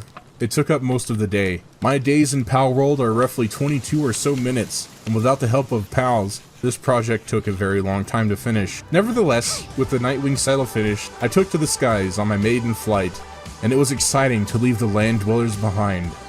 I admit, I got a little too big for my breeches and tried to take out this 38 Mamarest boss. It nearly one-shot my Chillette, and I began to run for the safety of the travel beacon. Luckily for me though, it lost interest and went back to its normal patrol. When I got back to the safety of my base, I began preparing for the boss fight at Rain Syndicate Tower. As I was crafting a fresh set of PAL balls, the Syndicate itself decided to raid my base. My Dinosaur took it really personal, and flattened their entire raiding party in one shot. Dinosaur didn't take attitude from no one. Dinosaur scared me. Today was a very big day. I was leaving home to fight my first boss battle at a tower. I was kind of nervous because I didn't know what I was getting myself into. And if I messed this up, I'd look stupid in front of thousands of strangers on the internet, and nobody wants to look stupid in front of strangers. We arrived at the Rain Syndicate Tower and teleported inside. Our first fight was Zoe and her massive pal called Grisbolt. I was kind of jealous of Grisbolt. In a way, I too wanted to have a spunky anime girl sit on my back, but alas, we covet most in life what we cannot have. Grisbolt was like a dad after a few glasses of funny juice. If you got too close, he'd hit you really hard. I let Dinosaur sort out the majority of it. During the fight, I discovered that if you cycle through pals, they will heal in their pal ball until you use them again. I would use this to my advantage and cycle between my heavy hitters, like Dinosaur and Ektir. After a few minutes, Zoe and Grisbolt went down, and I had my first major boss completion. I was feeling quite ecstatic. Dinosaur even teabagged Zoe. What a savage. After the fight, I was transported to the top of the tower, unlocked a fast travel, and noticed the settlement down below. I parachuted in for a closer look, and engaged the Syndicate goons below. In a cage, there was an imprisoned pal that I set free, and in return, it joined my party. This fellow was called Arsox. When I returned home, I felt invigorated, and tried to take out this Mammorest and face the consequences of my actions. After I got my stuff back, I went AFK to use the restroom. I wanted to see what would happen when I was away, and apparently it wasn't much. When I took a look at the skill tree, I noticed that I could use points in an ancient technology tree and unlocked a feed bag. And a grappling gun. The feed bag would automatically feed your party pals for you. The next day, while I was looking over my pals, the Syndicate decided to launch another raid on my base, and were quickly dealt with by angry, probably overworked pals. After the beatdown, I began crafting my Chiletta saddle with the help of Daydream. With her help, the project took half the time the Nightwing saddle did. And after a job well done, I began crafting a PAL egg incubator and plopped that fire egg that I found a few days ago into it. I had a few minutes to burn, so I ran into the world again, mounted atop Chillette. I wanted to fight a dungeon pal to see if I could catch it. This one was called Pen King. As soon as I set foot in the dungeon, I was gunned down, before I could even react. So began the run of shame back to the dungeon to collect my things. This took a while, but with the snap of a finger, here we are. Back at it for round 2. I'm gonna be real with you all. I don't know why I was using an ice pal to fight another ice pal. I realized my mistake as I'm editing this video, especially when I had Arsox in my pal party. I think it's a good time to mention that I played this game for 24 hours straight to make this video. I did not sleep hardly a wink, and I didn't eat or drink. Please leave a like, it goes a long way. But I got what I deserved. Instead of doing the smart thing and leveling my freshly found Arsox, I decided to do the roundabout solution and craft myself a fire bow and some fire arrows. When I finished with those tasks, I checked up on the fire egg in the incubator, and when it hatched, it turned into another Arsox. So now I have 2 decent fire pals that I would never use, because I'm an idiot. Day 16, and I was ready to face the day. I wanted to fight Pen King once again, so here we go. I died. I tried again, and used Arsox this time. I remembered that I had him. And he got crumpled in seconds. I fought my little heart out, but I got crumpled too. While all of that was going on, I had an ice egg incubating back at base, and it turned out to be another Chillette. After collecting my stuff from the dungeon entrance, I decided I'd go out and explore the world a bit more. I used my Nightwing and flew across the water to another island and collected a large electric egg. In the distance, I saw the sparkles of another shiny pal. This one was called Robin Quill. I thought I'd try my luck, and it one-shot my Nightwing, and I was next. It despawned. I never saw it again. I didn't have a fast travel to the new island, so I had to get my stuff back the good old-fashioned way. Chillette and I fought, rock climbed, ran through the fields of pals, and snuck around an all-out war between humans and pals. I got my stuff back, and without skipping a beat, I unlocked the fast travel just in case this time. Back at base, I threw the egg into the incubator and made the decision to upgrade my base. I was tired of living in this shack, and I started tearing down my old house and placed new stone foundations down. I was still in the process of upgrading my base when I was hit with yet another Syndicate raid. These guys really hated me. After that little interruption, I boxed up my pals to let them heal from work-related injuries, and I continued to build. I personally liked the aesthetics of stone and wood, and had a combo of both for my base. Unfortunately, there were gaps between the walls and the door, so my quick fix solution was just to place sandbags to block intruders. I tried to make my pals' living quarters as comfortable as I could, given my limited resources. I let some pals out of the box to help with the workload, and by the time this was finished, it was day 18. To keep my pals nice and fed, I placed down a few buried crop plots, and a wheat plot to keep myself fed. Right away, my pals got to work cultivating the land by planting seeds and watering crops. Oh, I also hatched this beacon. He looked really cool. I guess I spent the first bit of day 19 AFK, I don't know why. I think I was eating a sandwich or something. When I stepped out of the base, I noticed a shiny land ball out of the corner of my eye, and I had to have it. I mounted up on Ektir and took care of its entourage. I caught it at the last moment before my pals could kill it.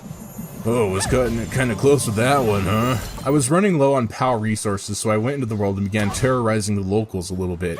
And I caught a few for good measure as well. I can always use a larger workforce. The economy runs on those who are underpaid and overworked. I didn't get settled in for too long because I was raided yet again, this time by the Palworld mascot, Relaxosaurus. I thought these guys were really rare at the time, and I took this raid as an opportunity to catch one. Good thing too, because the other Relaxosauruses got wrecked. After a successful day, I placed down some fresh crafting stations to build tomorrow.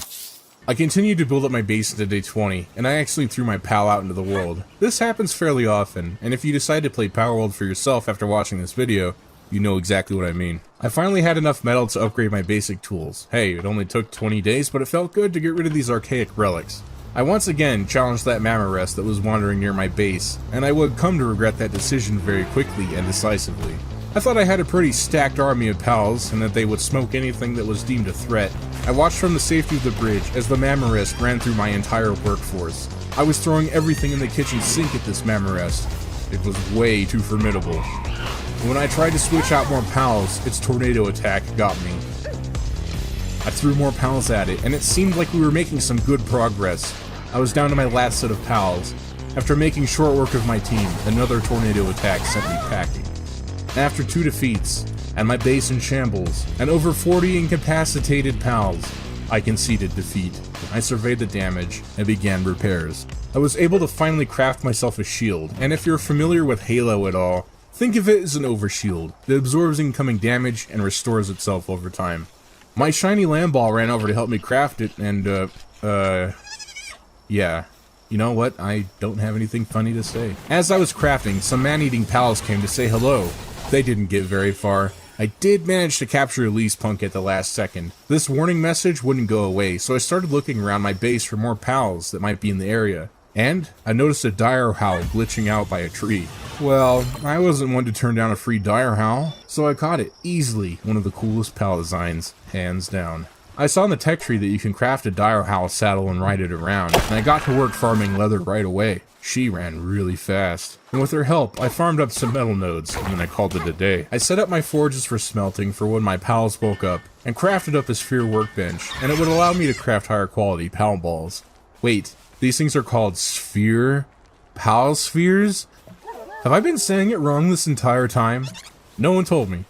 Well, we can't dwell on mistakes of the past. Making an upgrade cooking station was the next thing on my list. I was going a bit crazy just sitting at base all the time, and I wanted to go out and explore. I teleported through the fast travel beacon to that new island I discovered a few days ago, and immediately was beset upon by really aggro pals called Gale Claw. They knocked out my dire howl. I summoned my Relaxosaurus to help fight, but I got unfortunately. As I was running to get my stuff back, I was being shot at, and I dodge rolled for my literal life. I got my stuff back and made a daring escape over the side of this cliff, where I found a floaty in distress. I took out the assailant and captured it. Yeah, I'm sure it wouldn't mind. Later on, I was exploring a bit more and went to collect a crate that I found on the ground, when all of a sudden, I was attacked by a robin quill. We got into a scrape, and it almost took out my Nightwing, but we prevailed, and added it to our growing collection. Much to my amusement, the Relaxosaurus just pukes up water, and it looks like it's in a lot of pain. With my base chores secured, I decided to do a little ore farming for the rest of the day. Was back at it again on day 24, out into the world and catching more pals, like the Smelpaca. I noticed these giant bones and decided to have a closer look. After flying around for a bit, I found a cave and wanted to go in. At the time, I didn't realize that it was a dungeon. You might remember, I asked a question on day 1. Can I capture a human? Turns out, yes you can. You can capture a whole dude. The game tells you that's inhumane, but I consider it a rehabilitation program. After wandering around for a bit, I found the end boss, and well, First time didn't go so well. With the power of editing, here we are, back at the end boss again. This time, it was a Jolthog. When I got it low enough, I captured it. Checked the end dungeon chests. I got a defense pendant, which would be helpful, and a ruby. I have no idea what this is for. And the skill point book. Pretty decent for 5 minutes of work. When we left the cave, I also captured a celery. I was able to craft a musket finally. I just needed to clear this dungeon first. After fighting my way through swaths of goons, I found some sulfur and mined it. This would be important for gunpowder. Before long, we were at this cave's end boss, a large rush roar. The smaller rush roars surrounding it didn't do much, and we caught the big one super easy. The end loot wasn't anything to write home to mom about. I got a seed ability, and I have no idea what this does, and I never used it. If you guys know what these are for, please let me know in the comments. After leaving the cave, I ran along the river and stumbled upon this porcine old man. He gave me a spiel that he was a cop, and he ended up in Palworld after a work-related accident. After saying goodbye, he gave me, a small, impressionable girl, a slice of pizza, and I was on my merry way. Further into the new island, I flew into a syndicate camp and freed a flambelle while they were distracted with some hoot crities. And then I headed to the fast travel beacon. I had full intentions on going home, but I got distracted by a pair of loop moon. The one I tried to capture kept breaking out of its palosphere. The game recommended that I use a better palosphere, but you know what? Anything can be solved with brute force. I swear I was trying to leave when I got distracted by this cognito, and I had to capture it because they looked like funny little critters. You knocked out my Nightwing, and I was over encumbered from random stuff that was on the ground. I was too nervous to drop anything out of my inventory, and I cut it really close. As the sun rose into day 26, I did capture the cognito. Right on the start of day 26, I found some cow-looking pals called Mazarina. They looked silly, so I decided I would try and catch one, or both if I could. They were pretty docile, and the first one I captured didn't seem too pleased about the current situation it found itself in. After capturing the Mazarina, I found this huge Brachiosaurus-looking pal, and of course, I was compelled to tame it. Why? Because it looked cool. With the help of my dire howl, we got this gentle giant to cooperate, and it became mine. It did take a few tries though.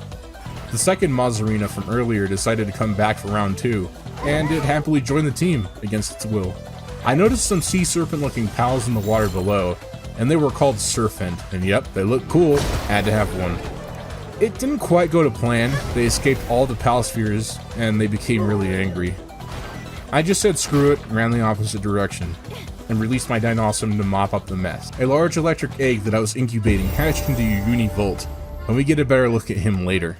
I started crafting my Univolt a saddle, and my touchy Lamball gave me a hand. Between us, Syndicate guy was giving me the creeps.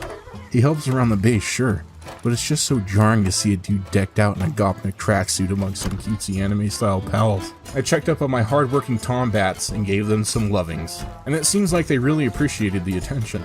With their hard work, I was able to craft Megaspheres, and these would allow me to capture more powerful pals. Oh, I also tamed this duck thing at some point. I don't remember doing it, but hey, it's here. The name skirts the YouTube content policy, so I won't be saying it out loud. It was boss day. I wanted to fight some bosses and tame them. First, I started with a cat witch called Catress, the phantasmal feline. I just ran around and let Dinosaur fight her. Dinosaur's seed mine attack does a stupid amount of damage. Holy moly. He eventually went down. I was really tired, and I wasn't firing on all pistons for this fight, so I was quite sloppy. I let out Flambelle, and as luck would have it, Catress got stuck on a broken pillar. I was very stupid and got too close, causing her pathing to reset, and she almost one-shot me. I let out Nightwing, and he fared a lot better. Catress was gunning for me, and all I could do was run around the arena screaming, while Nightwing chipped away at her health. Before I could capture her, Nightwing wombo comboed her, and that was that. I was mildly upset. Luckily for me, I could repeat this fight after a very reasonable cooldown timer. I went home and crafted a 3-shot bow, and a healthy amount of arrows. 600 should be enough. Then I swapped out my party pals and headed out again, this time to fight a boss called Bushi. Bushi was a pal that reminded me of Yojimbo from Final Fantasy, and I really liked him. Thus, I wanted to capture him.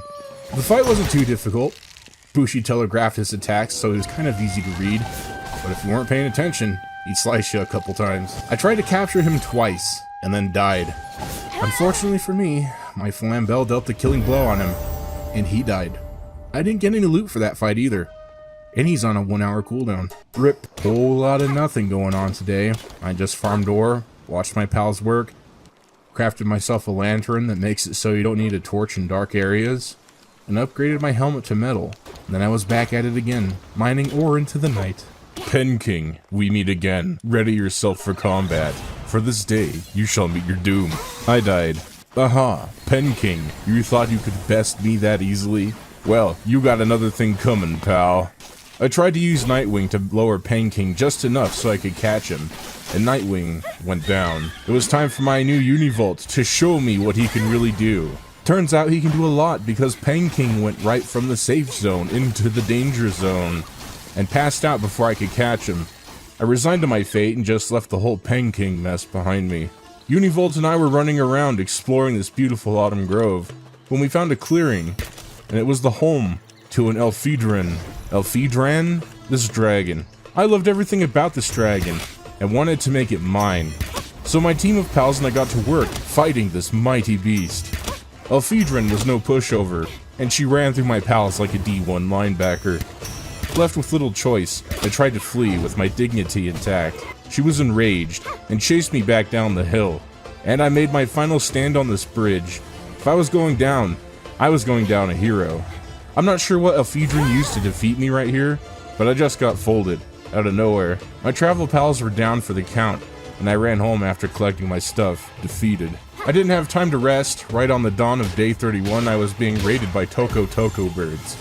I figured I'd be proactive and stop them before they got to my base. They didn't get very far, and I managed to catch 2 of them. Yeah, I'm cooking again. I was just using this opportunity to show off how cute my character was, nothing more. I started crafting a weapons workbench, finally, so I can create better weapons. I saw the upgrade for the Toko. You can hold them and shoot eggs from them like a grenade launcher. I was all over that. I needed it. I got the gloves crafted and took my Toko out for a test run, and let these pals have it. With a spank, eggs began to fly like the 4th of July. The only drawback was a very short window to use the ability and a super long cooldown to use it again. So you gotta make it count. I crafted another ranch for my pals as well today. Univolt and I ran back to where the Ephedran was waiting, and we started round 2 with this fairy dragon. I dove in and got to work. With Toko's help, we began to bombard the Ephedran. Unfortunately, while quite the spectacle, it didn't hardly do any damage. I did try to juggle her though.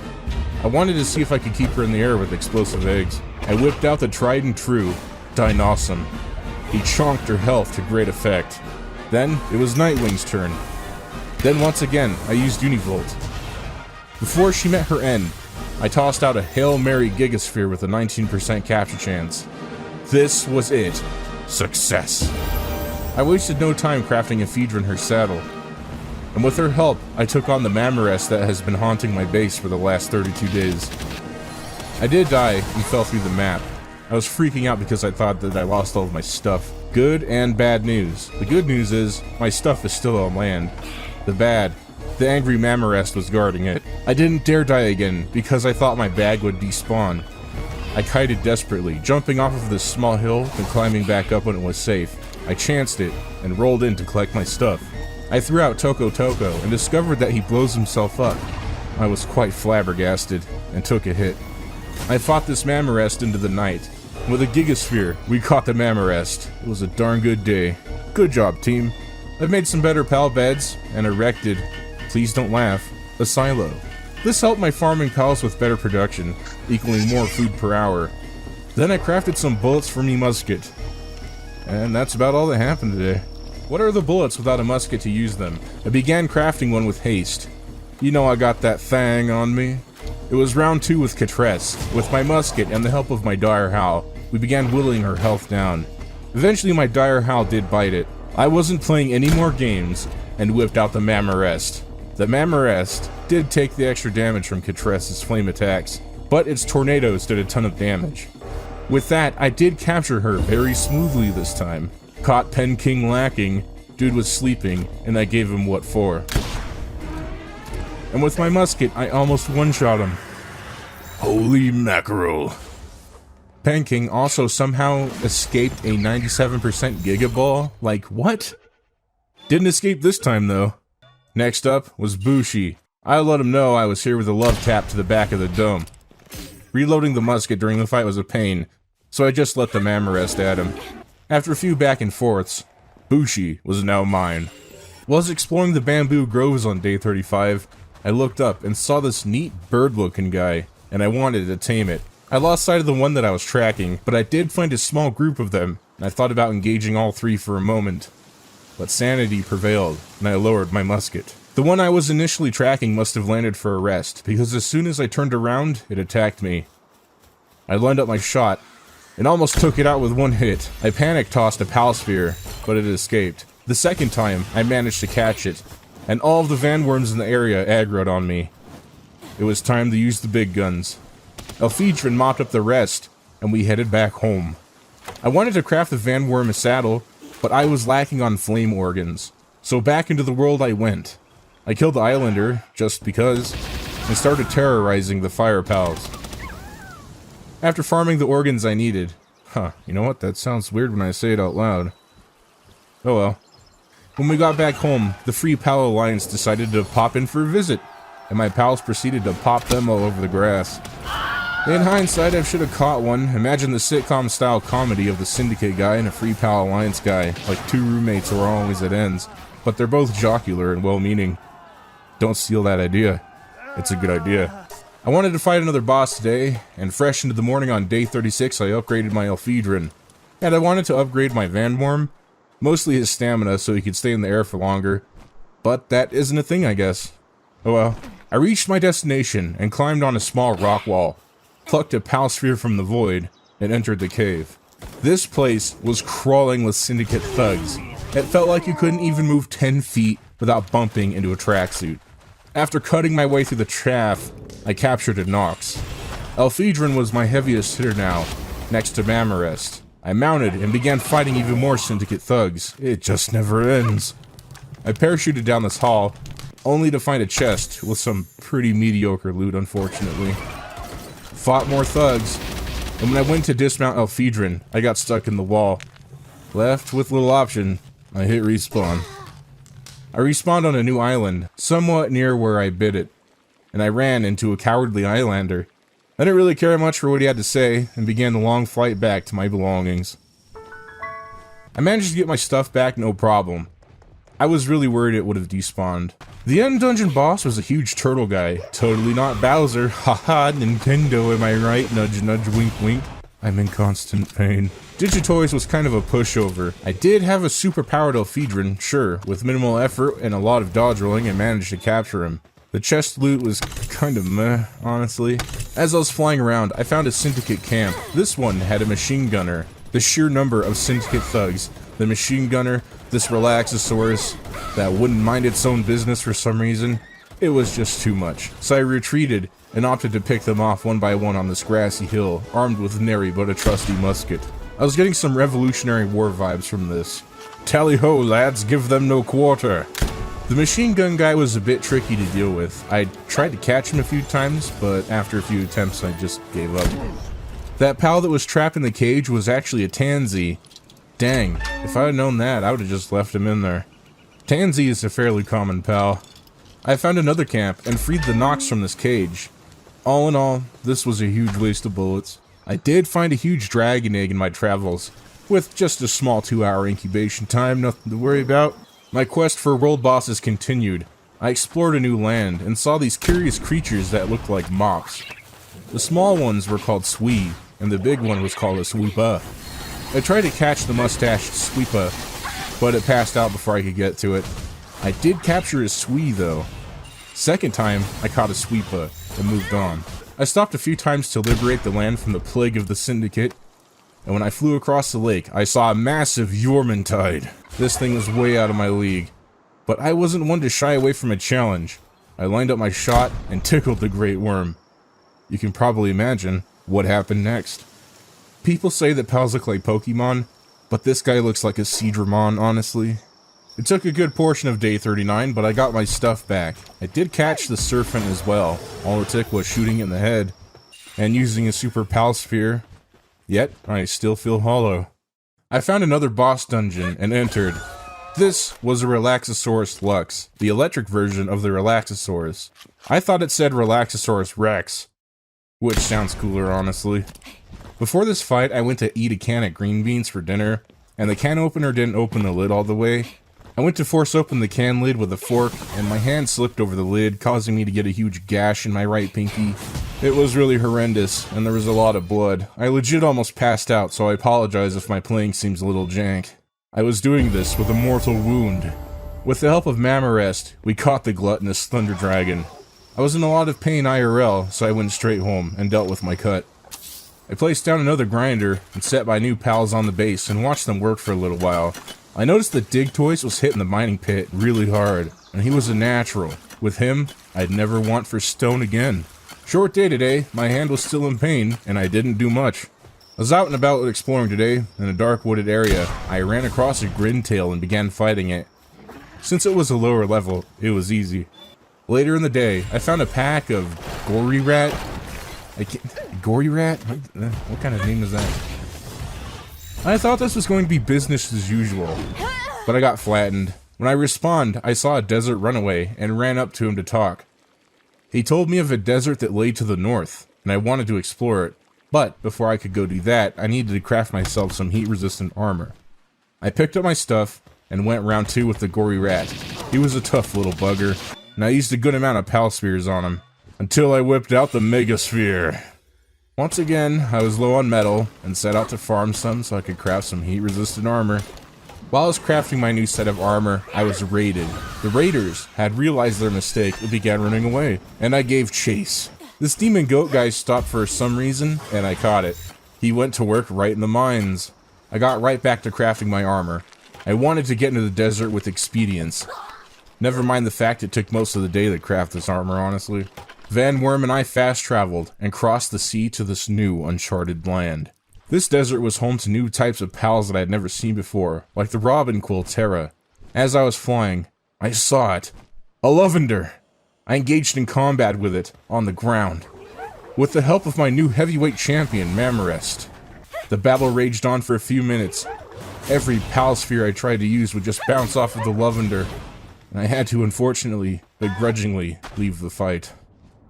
But I did leave with something, the knowledge of where they spawned. So that was a victory in its own way.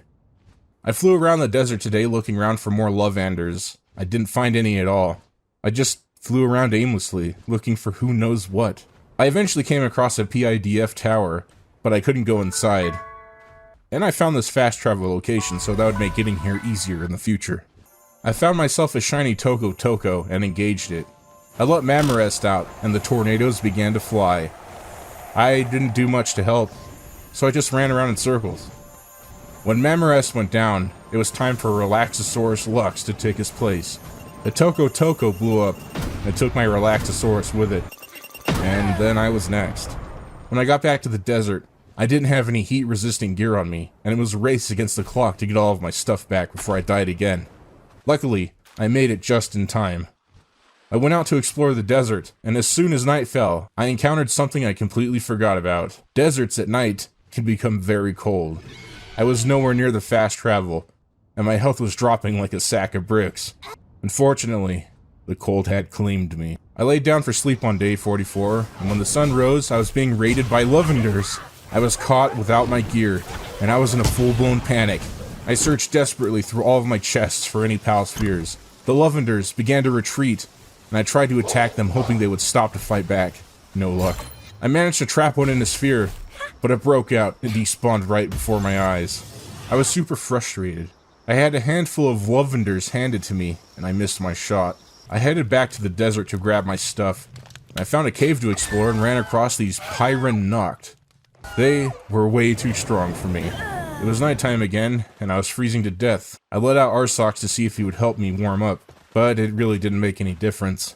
I was once again too far away from the fast travel beacon, and I died once again. I needed a break from the desert, and I decided to stay home today and spend time with my pals and catch up on some chores. As the sun went down, once again, I headed into the desert, but I was cold again, which is weird because when I first came to the desert, I wasn't freezing to death at all, so it doesn't make much sense. But it is what it is. I went back home and started farming the ore needed to make some cold-resistant armor. I slowly watched my Incineram smelt ore into ingots. I couldn't do much else, so I just chilled. When the sun came up, I made a lot of hatcheries to hatch all of these eggs that I had collected in the past 47 days. After all this time, I was swimming in ancient civilization parts, a key ingredient to make specialized structures and equipment. I finally crafted my cold-resistant armor and headed back into the desert. After flying around most of the night, without any luck, I did spot a lavender and fired off a shot to get her attention. A huge fight broke out, and I used a mix of pals and gunfire to fight this lavender. She was tough, and we were barely making a dent. We fought well into day 48. It was approaching noon. This random beacon shows up out of nowhere and began to fight the lavender, and managed to knock her out. My blood boiled. I saw red. We triple-teamed this beacon and knocked it out of pure spite. In hindsight, I should have probably caught it and made it work for me forever. That would have been the better revenge. Oh well. For the rest of day 48, I spent most of my time farming the materials to make a sphere assembly, which would allow me to craft more powerful pal spheres. I will say, I got it crafted, but I never used it, so I'm going to move straight on to day 49. I got the assembly line placed, and saw all of the requirements to get this thing running, so I turned 360 degrees and walked away right into day 50. Since megaspheres were out of the question, I did craft a decent amount of gigaspheres. I headed back into the desert at night, and I didn't find any lavenders at all. I checked the entire coastline for them too. Nothing. The sun rose into day 51, and I went back home. Well, no lavenders, but I did feel powerful enough to take on this Mammoth boss that we've been seeing for the past 50 days. I kited it with my musket and cycled between all of my strongest pals. Seeing a Mammoth that's the size of a semi-truck chasing you fills a man with a primal fear. My Mammoth was a real trooper, and was the MVP of this entire fight.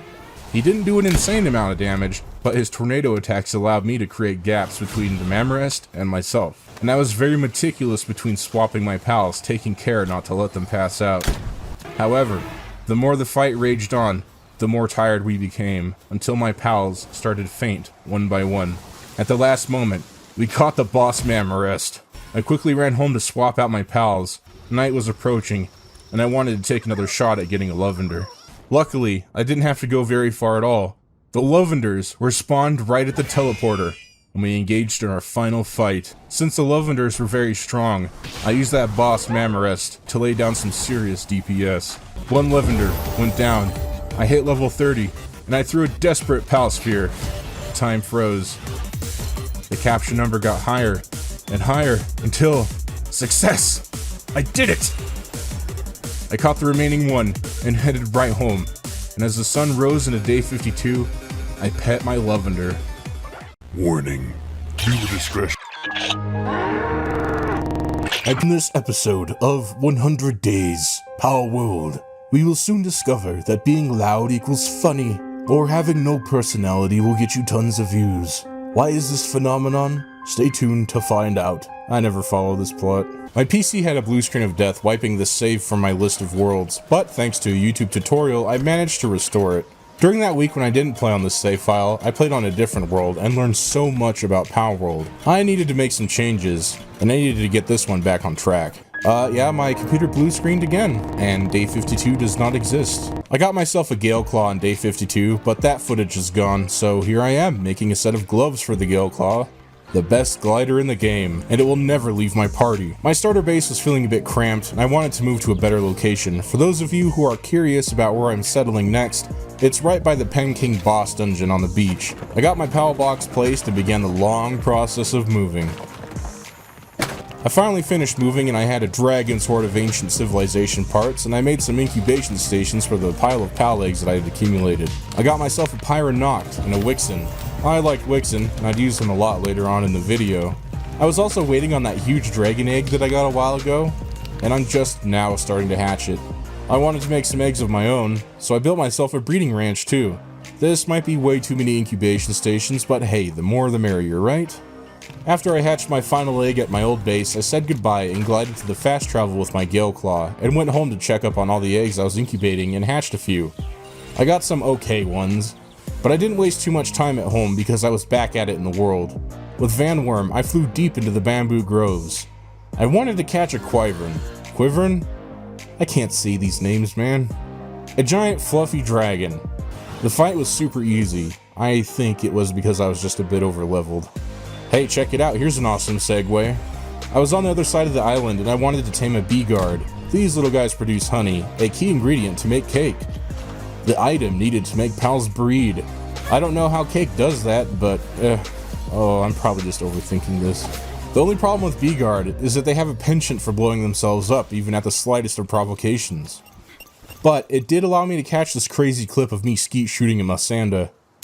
Amidst all the confusion, I did catch a bee guard and eventually a Masanda as well. Before I went home, since I was in the area, I took on Warsect, a giant beetle. I was a complete pal master with Wixen, weaving him in and out of combat before Warsect could do some serious damage. With a 1% chance of capture, I threw the pal sphere and caught him, no sweat. I woke up today and chose to create a fortress tavern thing, so here's the building montage. Man, I love building montages. I don't have to talk. All I gotta do is just clip together a bunch of footage. Isn't that awesome? Oh well, not many people make it this far in my videos anyway. So hey, if you made it this far, comment like Scooby-Dooby-Doo or I don't know. Just engage. I command it. Or don't. You're a grown person. I can't control what you do. Merely suggest. Please, I have a family to feed. I continue to build my new base into day 57. Here I was, creating a workshop attachment where I'll place all of my crafting stations. I also use this build to become familiar with Palworld's building mechanics. It was kind of wonky, but I think I figured out a few tricks to get things to work. After getting my workshop built, I celebrated by crafting myself a brand new grappling gun. And I just noticed as I'm reviewing this footage that I placed a bookshelf with alcohol next to my crafting station. Well, you know, nothing ever bad happens when you combine sharp objects and adult beverages. I wanted to build myself an assembly line, and I was lacking the electric organs needed to make one. So, off into the wilds I went with Warsect, and I farmed Univolt for some easy electric organs. While out and about, we stormed the Syndicate camp, and I freed a Mal Christ from its cage. After that distraction, I was back to farming organs. Before heading home, I encountered a Kelpsie that really didn't want to come home with me. So, what's wrong, little buddy? Don't you want to work for me for eternity and leave your family and friends behind? It eventually listened to reason, though. It didn't really have a choice. When I got home, I hatched that huge dragon egg and was gifted a Yormantide Ignis. Ignis? This fire snake. The greatest fire pal in the game. Loud equals funny, right? In the background of my adventures, I was crafting a heater. A girl can never be too careful these days, am I right, fellas? I needed ammo, so I paid the merchants in the desert a visit and bought a few rounds. I was so excited to show the lady from the beginning of the game how much I was thriving in Palworld, and I paid her a short visit too. Here's what makes Yormantide Ignis the best fire pal in the game. It has Kindling Tier 4, and it just smelts bars like there's no tomorrow. I needed more at some point. I crafted a power generator, officially marking my escape from the Dark Ages. With little else to do for the day, I worked on my base throughout the night. I found myself in the desert once again. This time I was flying over to the wildlife sanctuary to catch a Lineleen. I wanted one because it was a great utility pal for the base. I flew across the sea, not knowing what I'd find. There were a lot of powerful pals here, like Astagon. I really wanted to catch it, so I proceeded with caution. This Astagon was way stronger than any of my pals, and I was out of my league. The fight took almost all day, and with Warsect's help, I did get it down far enough to capture it. Unfortunately, it broke out of all of my pal spheres, and the regular pal spheres just weren't cutting it, so I put it down. It hurt a lot, and I would find out very soon that I would come to regret this decision. Astagon knocked out my Vanworm, so I was trapped in the wildlife sanctuary now. And as I was formulating a plan to leave, I saw this glowing pal down below named Orsurk. I knew it was kind of rare, so I tried my luck. The Orsurk took out most of my battle pals, and at the last moment, I threw a Gigasphere and caught it. So here's what I was talking about. At the time when I was fighting Astagon, I wasn't looking at my pal spheres, and I didn't see that I had an extra Gigasphere left, and my regret comes back to haunt me. When the sun came up, I took a leap and began swimming back to the shore. I made it, just barely. Little did I know at the time that there was a fast travel beacon down the beach, and I somehow missed it. I attracted the attention of the Syndicate, and they began shooting at me as I was trying to scale this cliffside. I took a leap of faith, and with my Gale Claw, I tried to grab the ledge, and yeah. Well guys, I tried. Now began the race against time to get my stuff back. I was woefully underprepared for this, and I was cooking alive under the desert sun. I died right before I could get to my stuff. And the third time, I did get my stuff back right before I died. And I was being chased by some beacon apparently. They shot at me with lightning. But with quick reflexes, I avoided another trip back to the base in shame. I crawled my way back to the desert city and went home. It took a while, but I finally made my Dig Toys a headband, and with this special ability, Drill Crusher, I was farming ore like a baller. I spent most of the day farming ore and dropping it off at my base to be smelted. As the sun set, I heard the familiar sound of a lucky pal chiming. I didn't have any pal spheres on me, and if I left the area, it would just despawn. Quickly, I fashioned a workbench and made a few pal spears and began the fight. I was naked to free up some carry weight, and paid the price for it a few times. I was really squishy, and relied mostly on my pals to do the heavy lifting. Somehow the Smelpaca aggroed the Mamorest boss and they began fighting. Right at the last moment, I saved the Malpaca from dying, and it joined my team. I started off the day with some farming, and with the ore I gathered we crafted 2 cooking stations. This would allow me to craft the coveted cake. I wanted to breed for an Anubis as soon as possible, and this cooking pot would allow me to expedite the process. The Jormuntide Ignis was a beast at cooking. I crafted a handful of Gigaspheres and headed out to tame some more pals. First up was King Paka, and with the help of Orzurk, we got him tamed up. The second boss was this Fanglope, and Orzurk is probably too strong for our own good. I'm not too terribly shaken up about it. I'll get a Fanglope later through breeding. Next, I wanted an Aqua Broncherry. It was too dark, and I couldn't find it, and I spent most of the night just wandering around looking for the cave. I found the Aqua Broncherry cave and let Orzurk burst it down into capture range. My thought process was, surely it won't be able to take it from 800 HP to 0 with one attack. Well, I guess I was wrong. After that loss, I flew over to the Petalia boss arena and wanted to try my luck at capturing it. With success. While flying around, I heard the all too familiar chime of a Lucky and searched the area, and I found a Cinnamoth and smacked it to get its attention. It made all of the other Cinnamoths in the area get mad, and they started to dogpile me. Moth pile? Moth pit. And I began rolling for my life, sneaking out a cheeky Palsphere before biting it. What happens next is quite confusing. That's not me editing the video to cut suddenly like that. That's the actual recording. I flew back to get my stuff and noticed that my game was bugged? Glitched? The Cinnamoth capture screen wasn't going away, so I guess I caught the Lucky? Alright, I won't complain, I'm just confused. A quick relog solved the issue, and I was back at it. Before calling it a day, I found this Fellbat boss, and I tamed it up no problem. Today I wanted to start breeding pals. Whoa, not so fast there, Tiger, not me breeding with them, making them breed with each other, calm down. But I was missing one important thing. Eggs. I needed a lot, so I went out and tamed more chicky pies, I never solved this. More chicken pals. And to keep my dairy fresh, I placed a cooling box. I had some eggs to get started and queued up cake for Jormuntide, this giant fire snake to cook. I'm really becoming unhinged. I really just don't care anymore. Here's where things get a little confusing. My computer blue screened so much during this playthrough, so I'm not sure what the actual day is. My notes say it's day 65, but I don't know really. I apologize. I can't afford to fix it. Bear with me. I could just make a 100 days Minecraft video and put a picture of a small animal crying on the thumbnail. That seems to get traction. Or talk like a plank of wood. I don't know. YouTube makes me mad.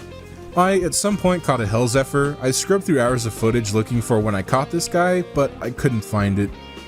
Anyway, if you breed a Hell Zephyr and a Lovander, you get an Anubis. I don't know how. I didn't make this game. While these two lovebirds reptiles got to know each other a bit better, I did chores around the base. I mostly spent the day doing odd jobs around the base. I was attempting to breed the perfect Anubis worker.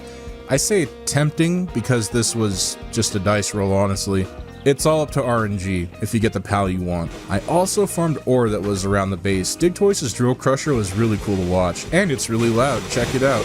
Here's a neat trick. If you're encumbered, you can use your grappling gun to pull yourself over to a chest to free up inventory. Subscribe for more Palworld tips and tricks. And my computer blue screen again. Never in my days has my computer blue screened so much. As I was breeding pals, I got this insane Petalia, and I did get a couple of Anubis. I began to craft my Hell Zephyr saddle, and just watch how fast Anubis crafts stuff. Oh, it's perfect. I would end up breeding a lot more Anubis throughout the next few weeks. They are just that good. I also wanted to breed a perfect Anubis with work traits, artesian, lucky, serious, and workaholic. I got pretty close, but didn't quite make it, unfortunately. With the Hell Zephyr saddle crafted, I took it out for a test flight, and it was so much better than Van Worm. Friendship ended with Van Worm, new friendship established with Hell Zephyr. Today I fought Lily and Lylene while waiting for pals to breed. Wixen and Hell Zephyr were the MVPs in this entire fight, so I just stayed back mostly. Oh, Urzurk was there too, I guess. Or Zerk, I don't know. When we were fighting, I didn't think we'd make it honestly, but we managed to just scrape by with a small victory. On the ground floor, I noticed a foxicle and quickly caught it before heading home. Whoa, day 69! For the funny number day, I tried fighting the Sibylix and it didn't go too well. On day 70, I got my stuff back. That's it. Some days are just shorter than others. I was tired of having metal bottlenecks. With Hell Zephyr by my side, we flew to a new metal base location. I saw a YouTube video giving the optimal metal and coal base build. I forgot the name of the video, so I apologize. But the layout is fairly simple. Make a platform in the center of this plateau, and here you will build a PAL box and place your smelting forges. The layout allows resource nodes to respawn unobstructed. Of course, the Mosanda were not happy about being relocated. After clearing out the locals, I spent the entire day getting this new base established, and I'd finish setting it up a bit more later. Anubis is hands down the best labor PAL in the game. And in the background, I was still trying for the perfect one, but that was taking way too long, so I just decided to print Anubis by making Lovander and Hell Zephyr get busy. Any Anubis is better than no Anubis. I only have 30 days left too, and I got stuff to do. I noticed something quite peculiar. Every time I travel between bases, some of my pals were incapacitated. Now, I know we enslave pals to do our bidding, and working conditions could be better, and a steady diet of cooked berries probably isn't healthy, but I have the sneaking suspicion they're jumping off the cliff near my base. Nothing set in stone, but it seems likely. My metal farm was booming, and with this massive success of my new base, my metal troubles were all but solved in this playthrough. I'm not sure the exact math, but I think it generates to roughly about 300-ish metal per hour passively, which is great. Oh, I would also like to mention, I don't remember taming these Suzaku. I'm gonna be real, taming every single pal takes a backseat in this 100 days. I did get pretty far, but it wasn't my main focus. It probably should have. It's easy content. I got my second base running at full functionality, and it was full hands off now. But the most important thing today, I wanted to catch an Astagon. So I flew over to the nature preserve, and they weren't spawning, so I tried my luck catching other pals, like this Incineram Noct. It spirit bombed my Hell Zephyr, stranding me once again, but it died thanks to Ozurk, and the Shadowbeak that died made me. Well, at least I wasn't stranded anymore. I came back the next day hoping for an Astagon. Instead I got myself a Lylene, one of the best medicine pals, if not the best. After we caught her, an Incineram Noct once again killed my Hell Zephyr, stranding me yet again. You think I would learn at this point. As I jumped across the ocean, I tried to catch a Hang Yu, but I caught a case of death instead. I came back to get my stuff, and headed back to my metal base to AFK for the dawn. I was kind of getting tired of my Relaxosaurus Lux. He really didn't do much to help out around the base, so Quiverin and I flew out searching for a Mosanda Lux. Why Mosanda Lux, you may ask? Well, Mosanda have the ability to help cut down trees. They haul stuff into storage boxes, and the Mosanda Lux would help keep my base powered while I was gone. Quiverin and I engaged the Mosanda Lux, and we were interrupted by Syndicate thugs. I wasted a lot of spears trying to get this Mosanda Lux, but we eventually got it, and I was doing the Lord's work before heading back home. For some reason, my Anubis were passing out while I was gone. I suspect they were falling off the cliff still. And hey, while we're here, here's a cool trick. If you want pals to recover faster, just drop them into your base, and your other pals will carry them to an empty bed. For some reason, this heals them faster. After taking a step back and looking at the numbers, every time I post a Palworld video, I see people unsubscribing in droves. So I'm going to do what no YouTuber has ever done in a 100 days video. Speedrun the last 25 days to the finish, sacrificing the absolute bag I make on YouTube just to get out of this video so I can jump to the next one that will inevitably be suppressed by YouTube's ever oppressive algorithm. I had a whole big finale planned and I was going to throw in an extra 50 days at the end as a treat, but no, this is why we can't have nice things. So here we go. Day 76. Upgraded all of my secondary gear and fought a boss. She kept escaping spears, so I killed her and caught a big boss. Day 77. I went out farming pals. Getting the bones was trash, so I fought King Alpaca for sellable stuff and bought them from a merchant. Day 78. I farmed quartz in the snow and I tried to fight a Wumpo and it soloed my entire team, stranding me. I died. Formulated a plan to make pelt armor. Sold a bunch of stuff to get shirts. Got my stuff back. Dang. Day 79. I got tired of waiting for Laxorus and Surfent to make Paldium, so I said F it and bred to make a Yormantide, and made my assembly line finally. Made Ultra Spheres. Day 80. Came back after a long break from the save, and I have no idea what I'll do, so I guess I'll just tame Bronze Cherry Aqua. Tried to tame Zoe and Grisbolt, didn't work. Day 81. I made my refined metal armor and bred to Yormantide to replace the slower water pals at my base, and noticed a huge improvement. Day 82. Fought Mamoris to power level pals, and then I fought Villette, accidentally killed it sadly. Day 83. Found a lucky Suzaku, wasn't taking no for an answer, spent all day fighting it, caught it at night, I am the luckiest man alive. Day 84. Crafted Suzaku with a saddle, flew around looking for an Astagon, couldn't find one, Suzaku is a great flyer, dang. Day 85. Wanted to tame an Astagon but couldn't find any. Headed for the world boss, found out if you want to waste a lot of resources, use the scatter cannon. Had no balls, so I left. Day 86. Finally caught Astagon. Day 87. Caught Valet, tried to catch Marcus, it didn't work. Day 88. Caught Marcus, wanted to have a few levels, and wanted to craft a new shield. Needed to farm polymer and quartz for new assembly line. Day 89. Crafted assembly line 2. Made a new cook station and hyper shield. Made pizza and power leveled by taming alpha pals. Day 90. Went out and tamed some new pals to get more XP. Tamed a few Yormantide Ignis and a Wumbo Botan. Went to snow biome, caught a Sibilix, and died to cold. Day 91. Farmed pals for oil, made electric furnace, crafted myself pal armor. I was a mega tank now and could easily fight Zoe and Lily. I felt so powerful, I was practically a demigod. Day 92. Tried to fight Dude and Orzerk again, didn't do enough DPS. Made a shotgun, sold all of my trophies, made a lot of money. Day 93. Bought a lot of shells, tried to tame my stallion, didn't work. Power leveled new pals. Day 94. Went back to fight Frostallion again. The little fellow was really annoying and ran through my entire team and ate all of my legendary spheres. It's such BS, man. Day 95. I tried to fight Frostallion again.